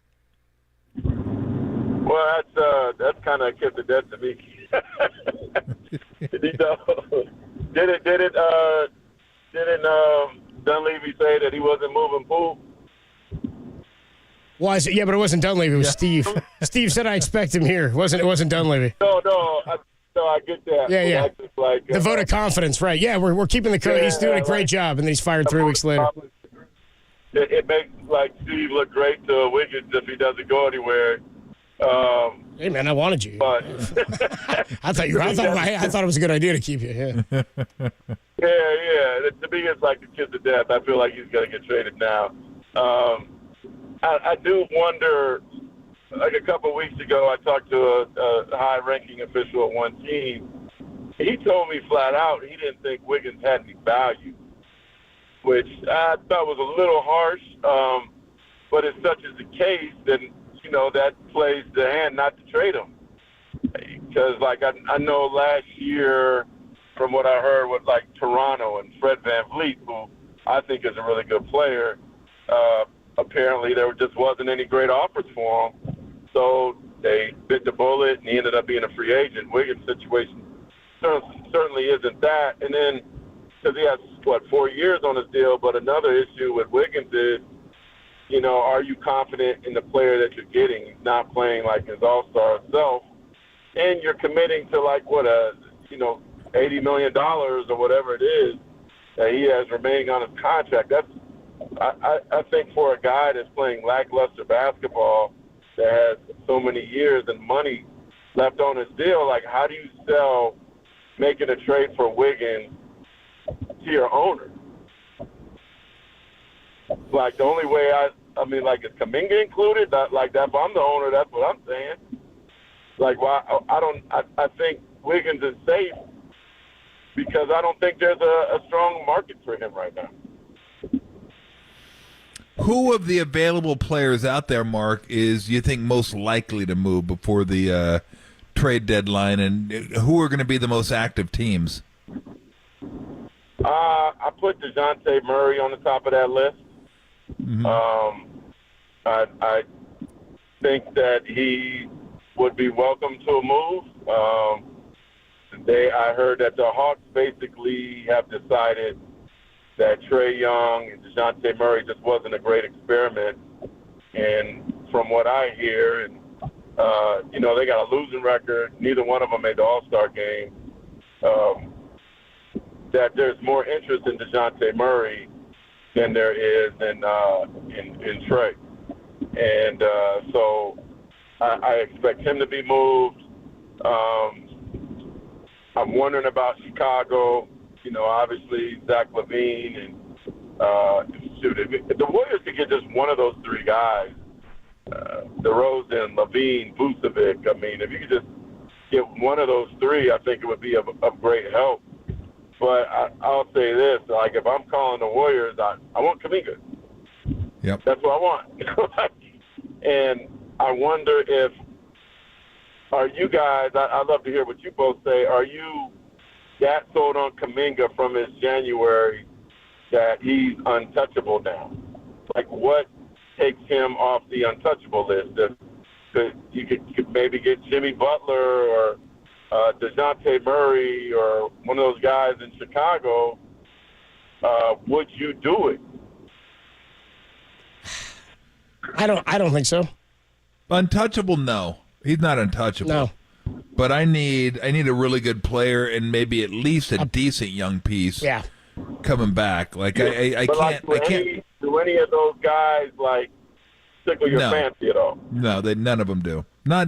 It'd have to be better than those. I'm not a huge fan of any. I mean, I like them, but not for the. What does it change? Not for the Warriors. It doesn't change the whole dramatic. I don't think it dramatically changes you enough to make you. I think if they do something like that, otherwise, I think you have to hold on to Kaminga because he's a good piece to build with, and we're seeing the development happen. And I do think they can make moves at the end of the season if they hold on to him. But I also think if you move off from him, you've got to get a big enough piece that helps you win with the core you have, because they need more than just an additional piece to make them a 6 seed, I think. Well, I feel like I've seen enough in the last, with how Kaminga's played and what the Warriors have, how they've competed the last two. Draymond coming back, hopefully for them soon. Hayden is back, and also, Chris Paul's probably, a month away or so. That you've seen enough to say, okay, they probably are good enough to at least get into the play-in range, right? I mean, I think that they have enough to gamble for that. And then another thing you got to think about is when the buyout market comes, will they be a team that is a factor in the buyout market? My guess is no, because if I'm a buyout guy, I want to play for a team that looks like they can win a championship. So, you're probably leaning towards one of those teams unless Steph Curry is like, please, bro, we need you. I need Steph Curry to show up and really, really give me a nice sales pitch, right? But So at this moment, I don't think the Warriors are going to get an impactful player on the buyout market. I probably am less emphatic about them making a move because of what Kaminga's been doing. But I don't know. I think I beg to differ with you guys. If those 3 Chicago guys and DeJounte Murray was available for Kaminga, I'd do it. Yeah, I'm not. I just don't want. I want wings. I don't want guards. I want wings on this team. They got 2. That's about it. Clay now in wing territory. Is who? Guarding for Clay. I mean, I guess like Levine to me. I want a better defensive player. He can definitely score. But he's an off guard. He's not a wing. And unless you're thinking about not keeping Clay next year, and that's going to be the guy that's going to be your new off guard, then you got to think about a year in advance. But like for this team, I'm just trying to think if I'm going to give up Kaminga, I want someone that gives them a really good chance this year, at least a fighter's chance, and then going forward, I feel like we're going to be a lot better. I like those players. I just don't love them for the Warriors, like the fit. I'd have to look around and see what else is available. So, and I will say this, I'd be remiss in not mentioning this. Like, when it comes to the trade deadline, at the end, when things get desperate, there is going to be a team that's going to be like, you know what, I just want to move some salary. Yep. If they could give us a expiring contract, a la Chris Paul, couple seconds, we'll move off of that player. Yeah. Or what if like Atlanta's like, look, if the Warriors, you give us a first and Chris Paul, we do it. You know what I mean? So yeah. I keep an eye on Chris Paul's contract and maybe a team being attracted to taking that. No doubt. Before I let you run, Lakers involved in anything in terms of, because they're kind of like with the Warriors, they're kind of like stuck right there, and they don't really. I don't see them doing much. But do they? I don't even know what they could do. Can they do anything? Do you expect them to do anything? I mean, they got 2 All-Stars. And they've had them. No, you know what? I think that the pieces, I think Lakers fans are more enamored with what they have to offer than what they have to offer, right? Like, does anybody want those guys? I don't. Do you want D'Angelo Russell, right? I don't know, man. I don't know. But they're going to try. I'm sure LeBron James and the general manager are going to try to do something. Well, they are Laker fans, so we know Laker fans. Hey, before I let you go, I just wanted to ask you how you doing? I know your dad passed, and I wanted to ask you maybe a little bit about your dad, because we don't obviously talk dads on this show very often, but I just wanted you, since you're on the show, just if you feel comfortable. If you don't, that's totally fine. Our condolences. I thank you guys for that. I thank you guys for that. I mean, Curtis Spears was an amazing man. He worked for 25 years at New United Motors in Fremont as a supervisor, a foreman. And the one summer I did work there, the one thing I realized is that everybody respected him and his work ethic. And he worked the night shift and odd hours, but people there loved him. And he talked to me a lot about humility, how to be a man, how to be proud of being a black man despite a lot of the challenges. He was an extremely funny guy. He had a lot of swag. And tomorrow we're going to celebrate him. And the disease ALS is a nightmarish, ugly, horrible disease. And it basically ripped my dad of everything. A 6'4", 300-pound man, ripped him of everything. And for him to now be at peace makes me at peace. You know what I mean? Yeah. And so tomorrow we're going to celebrate him. And, there'll be tears. But, man, he's in a better place, man. And I wouldn't wish that pain on anybody, but I wish they all have a father like I did. Yeah. So well, I will said, say man. this. I didn't know your dad. I know you. And just through knowing you, I know a lot of your dad's in you. So I'm sure your dad was a hell of a guy, because you're a hell of a guy yourself, pal. And we love having you on. I love hanging out with you. You're just a great guy, and I know your dad was as well. So give everybody our best. And I'll leave this on a funny note, man. My dad used to get me with this all the time. I'd be walking by him, and he was by a mirror. He's like, man, it's tough, man. I'm like, what are you talking about? And he's looking at himself in the mirror, and he goes, being this pretty. Oh, we love you, Mark. Love you, Mark. Somebody got to be this pretty, you know. Right. Don't ever let me carry it on, then, Mark. You carry it on, bro. We'll talk to you later, man. You have a great time. Love you, Mark. Love Have you, a bro. good one, man. Love you too, man. Thank you, guys. All right. You got it. Thank you very much.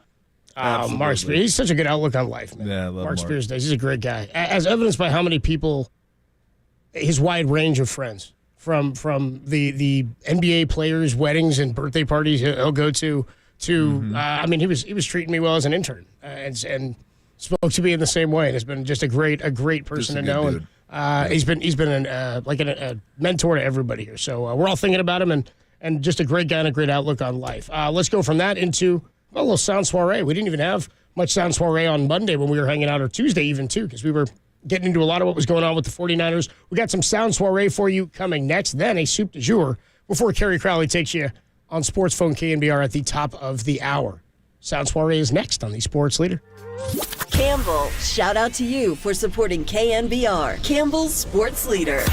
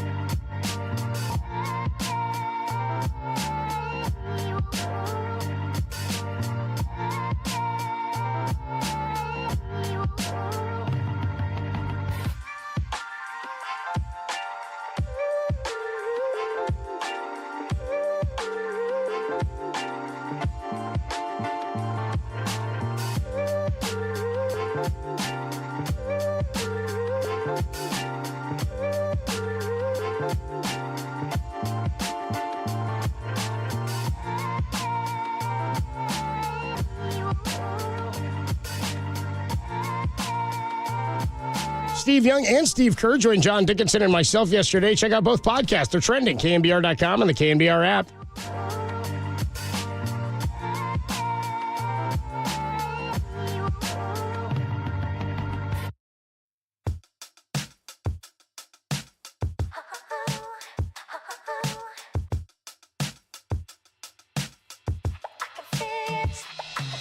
Hey everybody, Mr. T here for Alex Kugelman and the Kugelman Law team over at sftaxteam.com. Tax time again? Yeah, I know, huh? It's like, really? Again? You serious? Yeah, I am serious, unfortunately.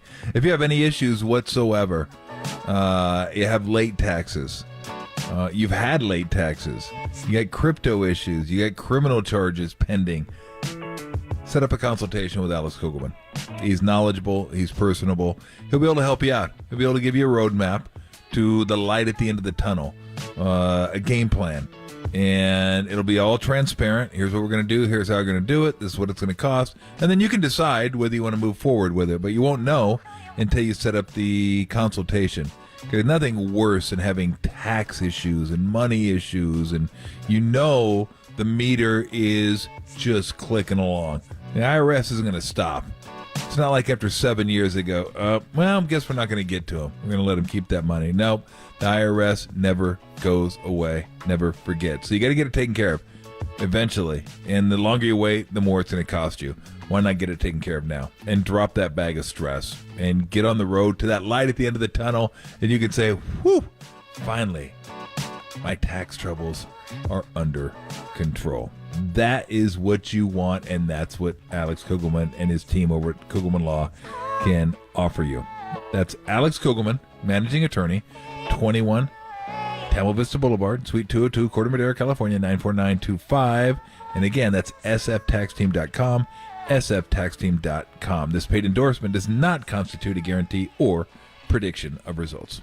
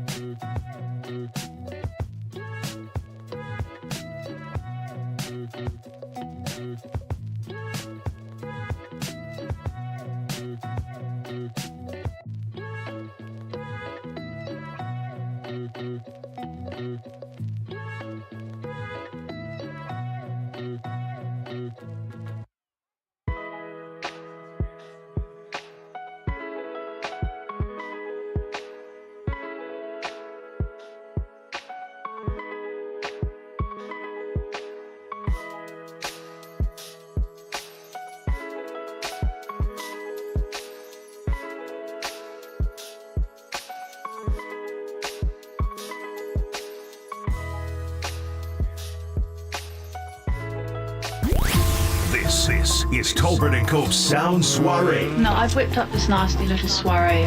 The best sounds you might have missed. Soiree, what? Soiree, honey. I think that means party. On the sports leader. Tolbert and Cope's back with you on a Thursday evening. Tom, I can't believe I've gone this long and not wish you. Oh, dude, he's not even sitting there. I am such an idiot. Well, we are streaming on YouTube. You want to check out me talking to nobody. What's up, dude? How we doing? You know what I was going to say? It's even more hilarious now if I say it, he's not here. I was going to be like riffing on it. I was going to go, dude, happy Black History Month, man. It's good to, he's not even there for it. Joke's on me. Should have played some YG. My hitta. Yeah, there you go. Real ones know. I know you guys know. 808 KNBR is the number to text. And on the YouTube chat, I'll just keep buying time. I don't want to get into the Sound Soiree without Tom. I could remind you, by the way, that the Giants and KNBR's Fan Fest tour continues on Saturday, 10 a.m. to 1 p.m. We actually had a great conversation with Patrick Bailey earlier. You can check it out. A lot of Giants players, coaches will be there. Bob Melvin will be there. Pat Bailey will be there. We had a good one last week down in San Jose, and we actually got a bunch of the interviews. We'll play those on a weekend coming up as we get closer to the start of the season with the first spring game, 23 days away. And it looks like Tom is back. Dude, you weren't there. I didn't know you weren't there because I had come right back in. I sat down and I just opened. I didn't even look at the monitor. I sat down, started talking. I was like, dude, Tom, I didn't even get a chance to tell you this earlier. We're now 3.5 hours in. I looked to my right and you're gone. And what's even funnier, dude, is I was going to riff. I was going to say, Happy Black History Month, Tom. I wish I'd said it and not looked. That would have been that would have been good. Ty? February 1st. Right. Yeah. Ty? Just to let you know. What is Feb 1? Just to let you know. I don't need Black History Month. I celebrate it all just year cut long. that right there. Cut that. Cut it right when he said, I don't need Black History Month. Just cut it right there. And then post it. Post it and see what happens. Just post it. Put it in writing first, so then everybody waits for the audio clip. And then we're like, what did he say? Is there audio? Is there audio? It's just scrubbed. And then we'll leak it. We'll leak it from a burner. Don't bring it goes with you. Oh, man. Happy Black History Month to those who celebrate. To those who celebrate. To everybody but the Dodgers. Yeah. I'm not giving them credit after they waited like 50 years to put up a Robinson statue. You don't get credit now. He was like, black people like baseball too. I can make money. That was my Harrison Ford as Branch Rickey, by the way. There you go. Very good. Let's go to the soiree. Cam Newton. Scam Newton. He's Newton. How about this? Yeah, you may as well, dude. It's the Ari Gold. For those of you who watch Entourage, Ari Gold. There's an episode where he's getting into an argument with his wife, but he's got a script from M. Night Shyamalan that he's got to read. And M. Night Shyamalan's like, you have to have this read tomorrow or I'm not signing with you or something. So Ari has to go to this dinner for his wife. He puts his car in the valet, and he's trying to scramble to leave. And he leaves, and he gets in the car, and he can't find the script. He realizes he had the same car as somebody else at the restaurant, and the valet gave him the wrong car. So he ends up getting the guy's address, shows up at his house middle of the night, and the guy comes out, and he's like yelling the guy's name, and there's a woman involved in it.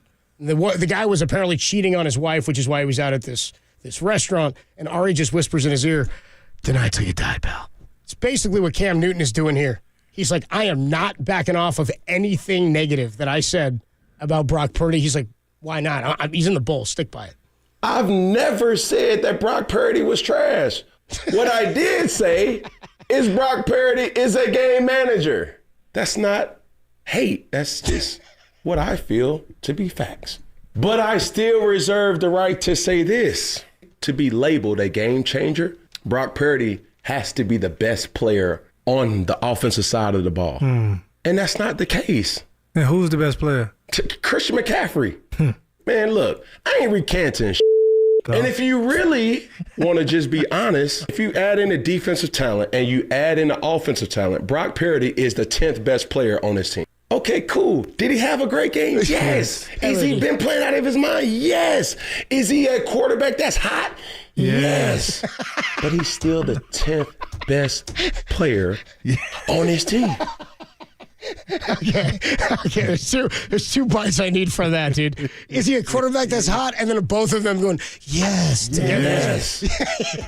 Yes. Is he a quarterback? One of my favorite things in sports talk is when you just say a bunch of things that you agree with, and then you ask yourself a bunch of questions. Is he this? Yeah. Is he that? No. Or you get somebody to agree with you. That was good. And then he had one right before that made me laugh out loud. He goes, I ain't recanting S. I ain't recanting It's such a funny soundbite. It's so stupid. It's so stupid to be like, I'm standing by. I didn't say he was bad. He's a game manager. All right, well. All right, he managed him into a Super Bowl then. He can be the 10th best player, but he may be the youngest player to ever win a Super Bowl at starting quarterback. So we'll see what happens. How about Jed York? Jed York told a story of how honest Kyle Shanahan is. We're crediting Jed York earlier, owner of the 49ers. For a guy who grew up in the way that he grew up and probably knew forever he was going to get this team, or thought at some point if he had a passion for it, he was going to end up with this team. I thought it was a good decision to put football minds in the position to succeed after a long drought of no success with Harbaugh.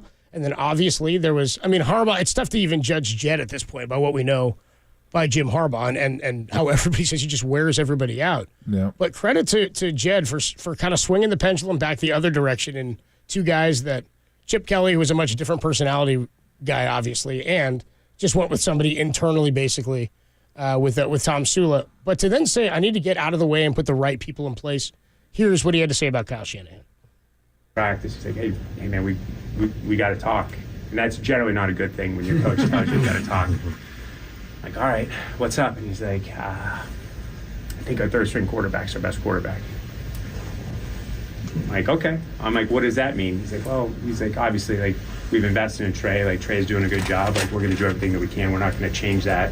And we're not going to change the depth chart. But, like, I think Brock will end up being our quarterback at some point.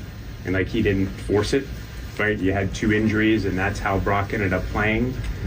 But he's always honest, even if it's not like one thing that owners don't love to hear when they've invested money and or draft picks or both into people, that the last pick in the draft is the guy that we think is the best.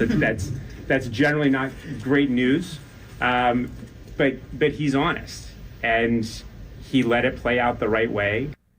What is that? That's, by the way, that's from it's from training camp. He's talking about from before the start of last season, right? It's before last year when Trey's the starter, Jimmy's the backup. They move on from who was the third guy? Sudfeld, not Sudfeld. Yeah, it was Nate Sudfeld, and then Brock ends up becoming the third guy. So for him to say that, I mean, dude, that could be a scary thing to say to your owner. Dude, we just traded 3 guys up to get this. He gets hurt, he comes back. I'm like, I don't know, man. Jimmy's back now too. We maneuvered that to make sure it's okay, but he's not the best guy. The team's ready to win, and the last guy in the draft. But also, at some point, the owner has to be, 1, happy. You've had great success. 2, you've put this guy in this position to find the success. And isn't the point, again, this is the argument I make, the point is to find the great player. Does it matter that Barry Zito made $26 million and Tim Lincecum made $500,000 when they won the World Series? Or did the World Series matter?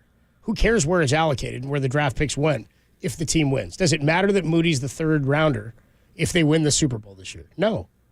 You drafted for need and it worked out. So I think it speaks volumes to the trust in the organization. It's multi-pronged here, what I'm talking about, but credit to Jed York and his ability to I say get out of the way. That's not the right thing to say. What I'm trying to say is he put people in position to succeed that knew more about this part of the game than he did, and he's given them, like Joe Lacob did for many years, given them the resources that they needed to find the success. And so you're not seeing that in Dallas because the involvement sometimes is too much from the top. There's an alternate universe out there somewhere where he tells Jed York, I think our third-string quarterback's our best quarterback, and then Purdy goes in there as a dumpster fire. And Jed goes, bro, are you serious? Yeah. What are you looking at? Are you kidding me? Yeah. Because his name rhymes with Turdy. How could you think this? Exactly. Because Florio on him. The universe we're in right now. Yeah. I mean, look, he knows what he sees. It's not just watching him either. I'm sure he goes back, looks at all the film, is like, that was the right decision. He made it. That was the right decision. He made it. Like all those things that like we wouldn't know watching the game on TV. All we know is how's the throw? Is the throw on time? Is it off? Is it to him? Does there's only so much you can know by watching him on TV. But Kyle, he knows what's supposed to happen every play. That's like when I watch a basketball game. I'm like, I know sets and what should happen, but I'm not sure exactly what tweaks the teams may put on it. So I don't know what someone's supposed to be doing. Now, if someone's completely out of line, and I'm like, well, that he should not be there. That was wrong. Then I can comment on that. But football, it's hard to tell. Like, okay, what's his first read? Cosell knows that kind of stuff. That's why we have him on, because he's awesome. But when Kyle's watching, he's like going, okay, what's the read? If it's not open, where should his eyes move? Where should his head move? Now, where's he going? Like, he can see all that on film, so he knows what he's watching. Like, even in a pass that's not complete, he's probably like, well, those were all the right decisions. He went through all the proper reads and everything, at least the way I taught him. So I'm sure he saw plenty of that before he told Jed York that, I think this guy's our best guy. And you're absolutely right, 100%. I've said this for a while now. Who cares about where he was drafted? Who cares about how much money he's getting? If you win, you win. I mean, if you're going to be someone that bitches and complains about how you win, then you're just a loser. It's like, who cares at that point? I don't care where a guy was drafted or how much money I'm paying him. Like, if I have a guy making $100 million that stinks and a guy that's making $500,000 that's great, cool. It all adds up to a really good team. Because maybe the guy that's $500,000 should be the one that's not very good, and the guy that's $1 million should be a great player, but it's vice versa. But who cares at that point? Who cares? Like the people that complained about the Zito contract after they won him, just go away. I don't have any time for you. Just leave, please. Kindly leave. Kindly leave. I'm doing my best Owen Wilson in Wedding Crashers. Kindly leave. Kindly leave. Kindly you hillbilly. leave. Kindly leave. That's great. I'm hanging by a thread over here. and you're reading self-help books. He's like, I'm gonna refuel. I'm gonna have a little breakfast. Hey, Father, come over, have some of the sacrament. Yeah. But I mean, I just don't get it. Why people care? Why people still hold on to that? Like, the goal is everybody wants a championship, right? So you can go buy your championship T-shirt and lord it over your friends that aren't Niner fans or hometown fans, whatever. We won. You got the bragging rights for a year. But then you start nitpicking how you won and what. Who cares? Yeah. Like, every time somebody mentions, Barry Zito, I just like, what? Who cares? Who cares? And then they won 2 in the life of the contract. He justified his contract in 2 games. I'm like, no, he didn't. He had good games. He didn't justify his contract, but they won. So who cares? It does. I mean, it's all irrelevant at that point. There's a case that he doesn't have to win. There's a case that he doesn't have to win any of those games or pitch in the World Series or the playoffs at all. And if they win it while he's under contract, the money allocated. I'm like, you paid for the championship. Who cares? What difference does it make? Absolutely did. You got 2 Cy Youngs out of it, right? Who cares that they were Zitos? They were somebody else's, and he was making 25.5 less. It's just something to talk about. It's like, why? Why are we talking about it? So, yeah. I mean, a team's a team. And they always tell you when you're drafted, and I believe it mostly. It's not always true. If you're a super high draft pick, they will give you more chances. There's no doubt about that. But they don't really care anymore. The organization cares because it's like, well, wait a minute. We just invested a lot of money in this guy. We had to give him another chance here. You will get more chances the higher you get drafted and the more money you're making. There's no doubt about that. But ultimately, the head coach is going to play the guys he thinks give him the best chance to win because the head coach, his concern isn't that player. It's every player. Like, that's his job, to be concerned with every player and try to put every player in the best position to succeed. And every player needs to feel like, hey, not only is he on my side, he's on everybody's side. He's going to do whatever he can to help us all win. Not one guy win, not make one guy look good. We all want to win. So that's the balancing act as a coach. That's why coaches tell you, once you're drafted, I don't care. You come in here and you put in the work, and the best guy's going to play.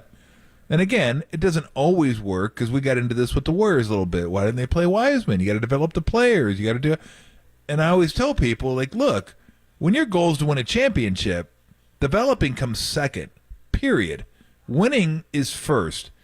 With the Pistons this year, Wizards this year, winning doesn't matter. They want to win, but development's first because they're not going to win a championship or come close to it this year. But when you're the Warriors, when you're the Niners, it's like, hey, if you're the best man for the job, you're getting it, period. I don't care about what's happening in the future. I don't care about trying to develop you. I'm trying to win this year, and I'm going to do everything I can to help us win this year. So if that's the case, I just want to see the best players out there. I don't want to see a guy that's drafted in the first round play because he was drafted in the first round. Is he good? Can he help the team win? Yes, play him. No, don't play him. Don't care. And then when they win, I'm not going to go back and bitch about it. Oh, how much better could we have been if we had, what do you mean? How much better could you have been? You won a championship. Well, I mean, what do you want to win the championship? Yeah, but more? what if? It's like it's the George Costanza line when he's talking to Derek Jeter and Bernie Williams and I forget who the other players that they're standing. Was it Paul O'Neill? It's just those two. And he goes, he's trying to show him a thing or two. He's like, real confident. He's about to swing in the plate, and he grabs the bat, and he goes, aren't you the guy who put us in the what happens, Derek? He says something about winning the World Series. He goes, what are you trying to give us tips for? We won the World Series. He goes, yeah, in 6 games. It's like he blows him up. Yeah, in 6 games. Aren't you the guy who put us in that Ramada Inn up in Toronto or something like that? He's the traveling secretary. It's something like that. He put us in that Ramada Inn. That's funny. Anyway, we got one more piece of sound here. By the way, Gizmo checks in on the YouTube chat, says, is Harmony going to be in Vegas? Yeah. All of KNBR is going to Vegas. Oh, you kidding me? I don't even think Harmony owns Vegas. Gizmo, Derek says, is this Gizmo of Gizmo Gals? No affiliation. Unless this Gizmo is affiliated, let us know on the YouTube chat. Harmony won't be there, but, dude, she's going to be there next week for all kinds of, when I say props, I got to be careful. You know what I mean? Yes, exactly. Props and wagers. She'll give us her pick on the game. Alex on the YouTube chat says, batteries included on the flight for Harmony. Let's get one more piece of sound. Jim Harbaugh was introduced today as the new head coach of the San Diego Chargers. How about just a San Diego Chargers? Dude, I did it again. How about that? San Diego Superchargers. Let's go with Jim Harbaugh. Who gives a damn where they play? Here's the best of Harbaugh. Coach, this is I'm Jim Hill of KCAL9 News. Congratulations. You're a legend. No, you're the legend. You're a legend. No, you're the legend. A legend. Believe me, you're the legend. Yeah, Coach, over here. Left. You're right. Am I right? Bill Plaschke, Los Angeles Times. No, another legend. Wow. No. Coming at me left to right here with the legends. You're right. Jim Hill is the legend. Thank you for recognizing You're a that. legend. Well, there's some things I've copied from Ted Lasso. I try to emulate Ted Lasso in a lot of ways. That's TV show. Yeah, that's one of the best. Jason Sudeikis, tremendous. I got a great story of how I met Jason Sudeikis. But I think that there's a life lesson in every one of those episodes. If you haven't seen that show, piece of advice, if I may, watch the Ted Lasso show. I told my wife this. Should I tell him? Yes. Okay, so I want to drive my RV out. And go to a trailer park, like down by the water or by Disneyland. There'll be two that I've researched that are close to the facility, and I want to Jim Rockford it for the for the next couple months until we move to the new facility. I have that thought going through my head. This guy's out of his mind, dude. I'm so happy he's in the NFL. Oh, I'm so happy we're getting him back, dude. How great is that? He goes, I got a great story about how I met Jason Sudeikis. He doesn't tell it. He just keeps moving. It's like, well, what is it? By the way, he says it like he has to make everybody aware. He's not aware of what's popular. Because remember, he told us, remember the YouTube TV one? He was like, yes, sir, this YouTube TV, it's great. They got everything. He's like, yeah, by the way, it's a TV show. Ted Lasso. We're like, we know, man, we got it. Yeah. And the funny thing is, he's telling us, I think there's a life lesson in everyone. I'm like, yeah, man, that's the show. That's kind of the bit. You know what I mean? That's like watching Law and Order and being like, I think there's an assault or an assailant or a murder in all these. It's just what I think. Like, yeah, it's a life lesson in every one of those episodes. You got it, Jim. You really need to watch Gilligan's Island. They almost get off the island every episode. It's like there's a boat and some sand in every episode. That's what I think about it. Gilligan's Island. Jim Hill is a legend, though, by the way. Yeah, I know, but he's an absolute legend. If you're in Rocky, you're an absolute legend. But Jim Hill was there when I was growing up. I've met Jim Hill, talked to him. Super cool dude. But, man, he has been around LA sports forever. Like when local news was like big, Jim was the man. Jim is the man. Jim's an absolute legend. He's a stud. Every time I see the movie Dune, I just think there's a lot of sand in Dune. That's what I think. God, I love Harbaugh. That's what I say always. He's so funny because he's the one guy, like, I can't get enough of him. He's fun to watch. He's good for sports. He's good at his job. He's awesome. Yeah.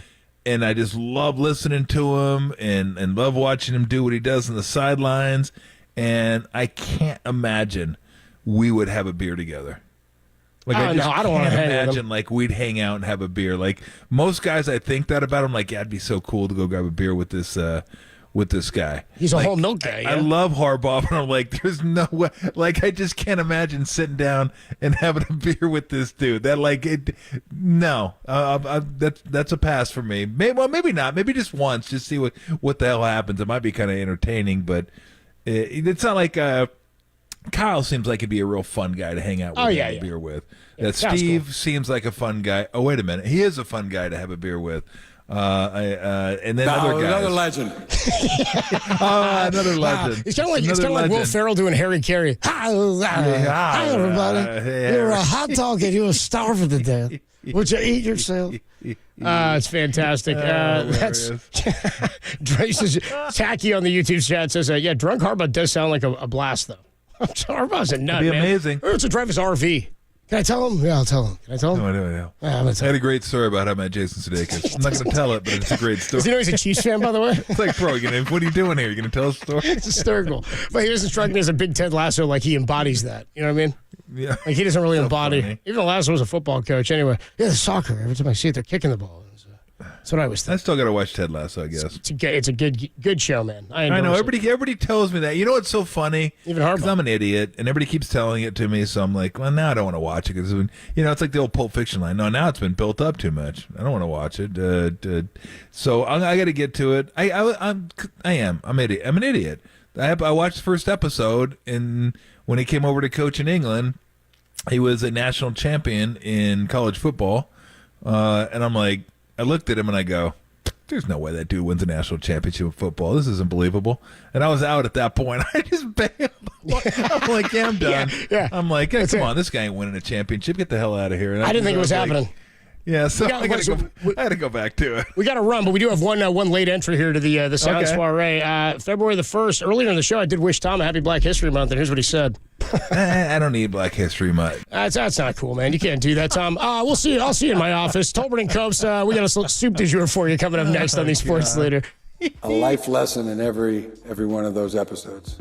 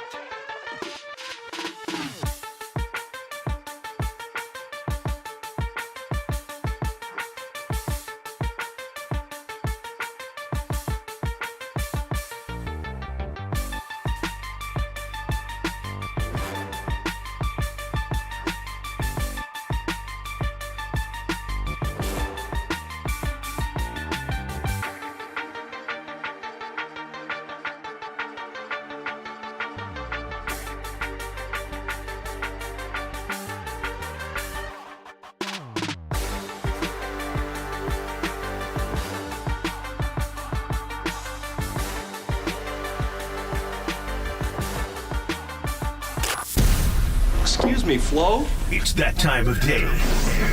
What is the soup du jour? It's the soup of the day. Tolbert and Cope's soup du jour. That sounds good. I'll have that.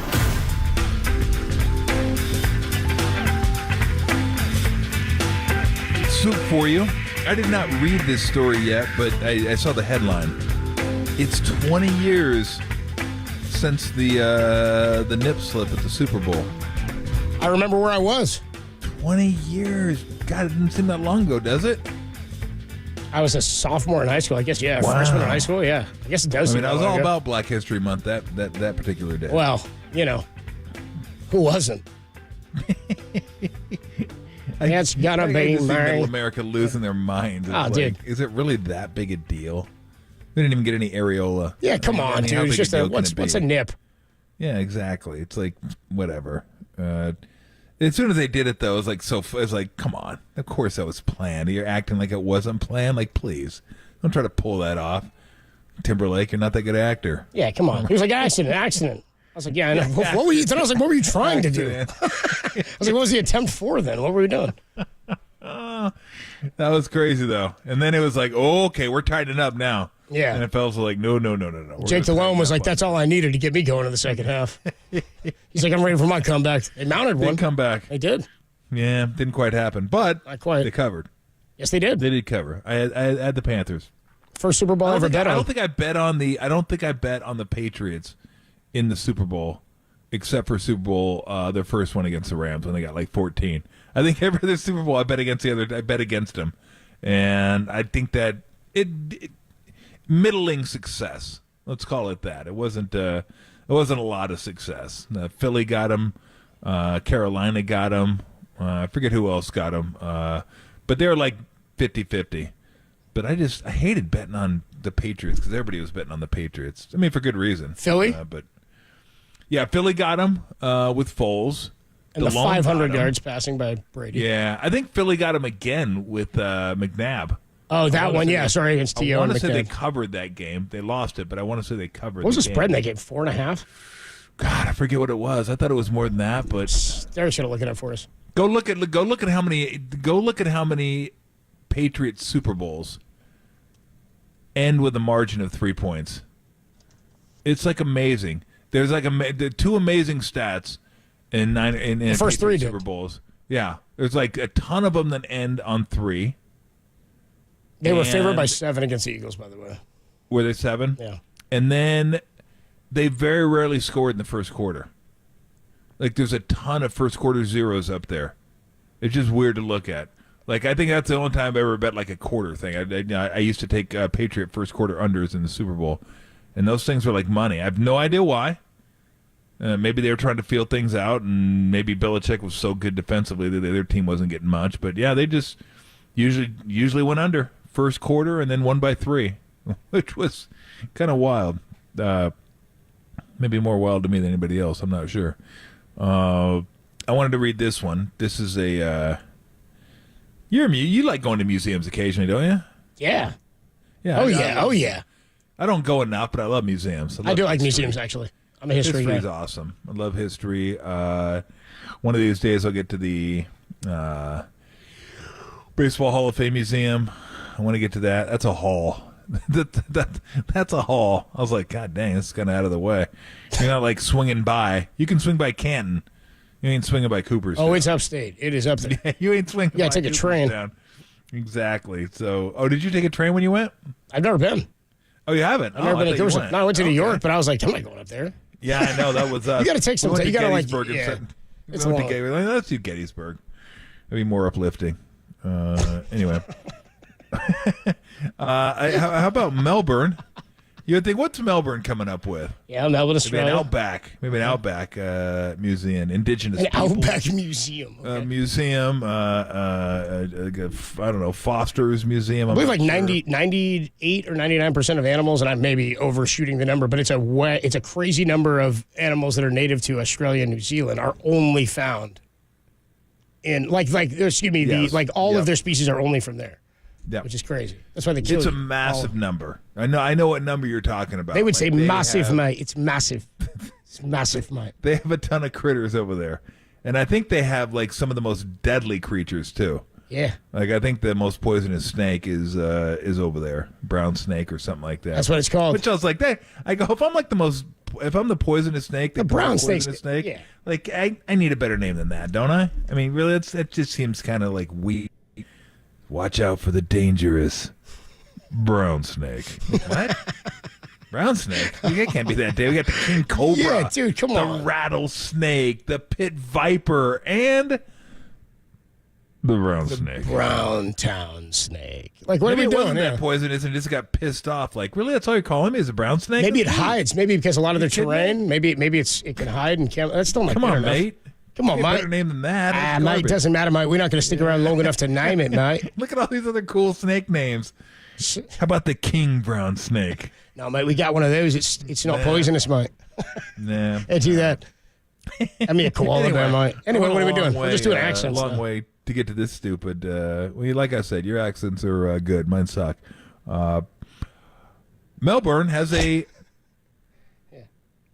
poo museum. Yes, a poop museum. He called the poop. I mean, I'm like, excuse me? It's poop again. Museum. Now I'm just going to read this because I didn't have time to vet it, so I'm just going to trust that. You trust the sources here, The Guardian. Yeah, the Guardian. The Guardian's fairly That's legit. trustworthy.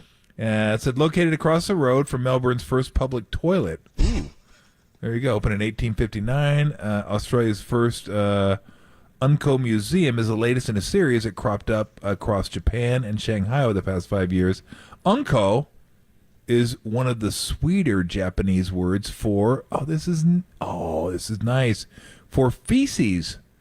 So you can just say, I just went and took a massive unco. I'm gonna start using that. What'd you do? Uncoed it up. You what? Uncled it up? No, unco. You know, dropped it in the bathroom. Unco. That actually sounds better than poop, doesn't it? Like unco. What'd you do? Took an unco. Very good. Oh man, I don't think Sasha's been to this museum because it's in Melbourne. She's from Sydney, but unco, I've heard her say that before. Now, have you? I've heard her say that. Have you really? Yes. That's awesome. You're like, what is that? What do you mean? Is that me? Here's the thing. Australians use they abbreviate everything, and they'll say things that you don't. They use they'll abbreviate things that don't need to be abbreviated sometimes, or they'll just say, "Hey, grab the broly, put it in the boot, mate." That's grab the umbrella and throw it in the trunk. Take out the rubbish, mate. Or did you just the way they say things in the phrasing. Also, Sash will say things. She's also notorious and doesn't ever get an acronym correct. Law and Order SUV, mate. Like you've been watching. It's been on for 20-something years. It's SVU. It's number one. Like she can't get it. She's been here for like a decade. Everybody knows. What do you pay your electric bill, Tom? What's it called? What? PANG. That's not even easier to say. PANG. It's PG&E. It's not even. It's even easier to say PENG. She botches it all. So there's things that I can't tell are real terms or things that she just says. So Uncle, I think that's one that I've been hearing and didn't even know. Yeah, some of it now I'm just like, that's a Sashism. That's just something she says. I don't know. You got to drop that one on her. She'll lose it. You go in and like look around and go, you know if there's any animals that have been in the house? It's like it looks like a dog unco over here. Oh no, I don't think she's used it like that. She'd be like, she'd say like S, but like that, you know? Unco. Or it's a whole bunch of unco. I don't know. You want to play some Unco or Uno? You really throw a spanner in the works, mate. We'll play Uno. She's a whole bunch of weird this stuff. seems a little out of line though, to go to the Unco Museum. $23.50, $18 per child, $23.50 for adults. That seems out of line. That just seems a little pricey. Wait, how much is it? $23 for adults, $18 for children. I ain't paying more than a deuce. I'll drop a deuce on the table and that's it. That's all I'm doing. I'll drop an Unco, yes. Yeah. And the guy says it's mostly a bunch of Instagrammable set pieces with a few crappy games. Their words, not his. So the feces... crappy games. The feces featured here, piled in a play pit, dangling from the ceiling, glowing menacingly from the dark mirrored corridor. What? Is the platonic ideal of poop, the iconic soft serve shape that transcends soft serve shape. We don't need to describe, my man. Even the Bristol stool scale. Does anybody know what this Bristol stool scale is? I'd imagine it's like what in South Park they weighed in Courics, Katie Courics. Oh, it's no. The stool scale, the Bristol. What do you got? It says transcends even the Bristol stool scale, coveted yet elusive type 4, like a sausage or snake, smooth and soft. That's just so stupid. Terry Crowley's up next. Tolbert and yeah. So as the texter on the Golden State Lumber and Building Materials text line aptly checks in, 925 says it's become an Unco show. Tolbert and Copes with you. Terry Crowley is next. This is wild. We'll see what he's got going on. It's only here on the Sports Leader.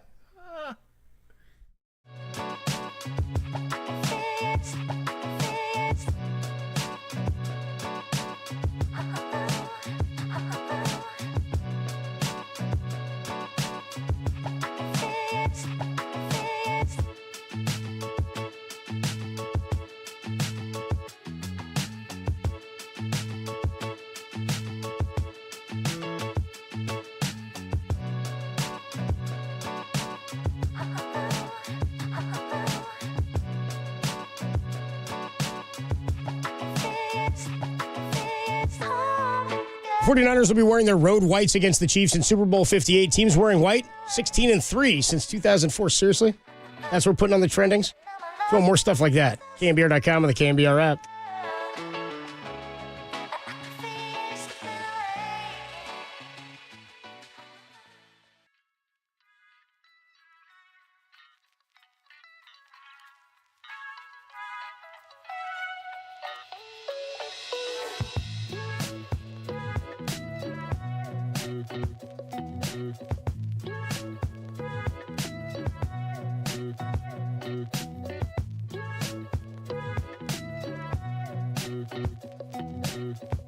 Hey everybody, Mr. T here.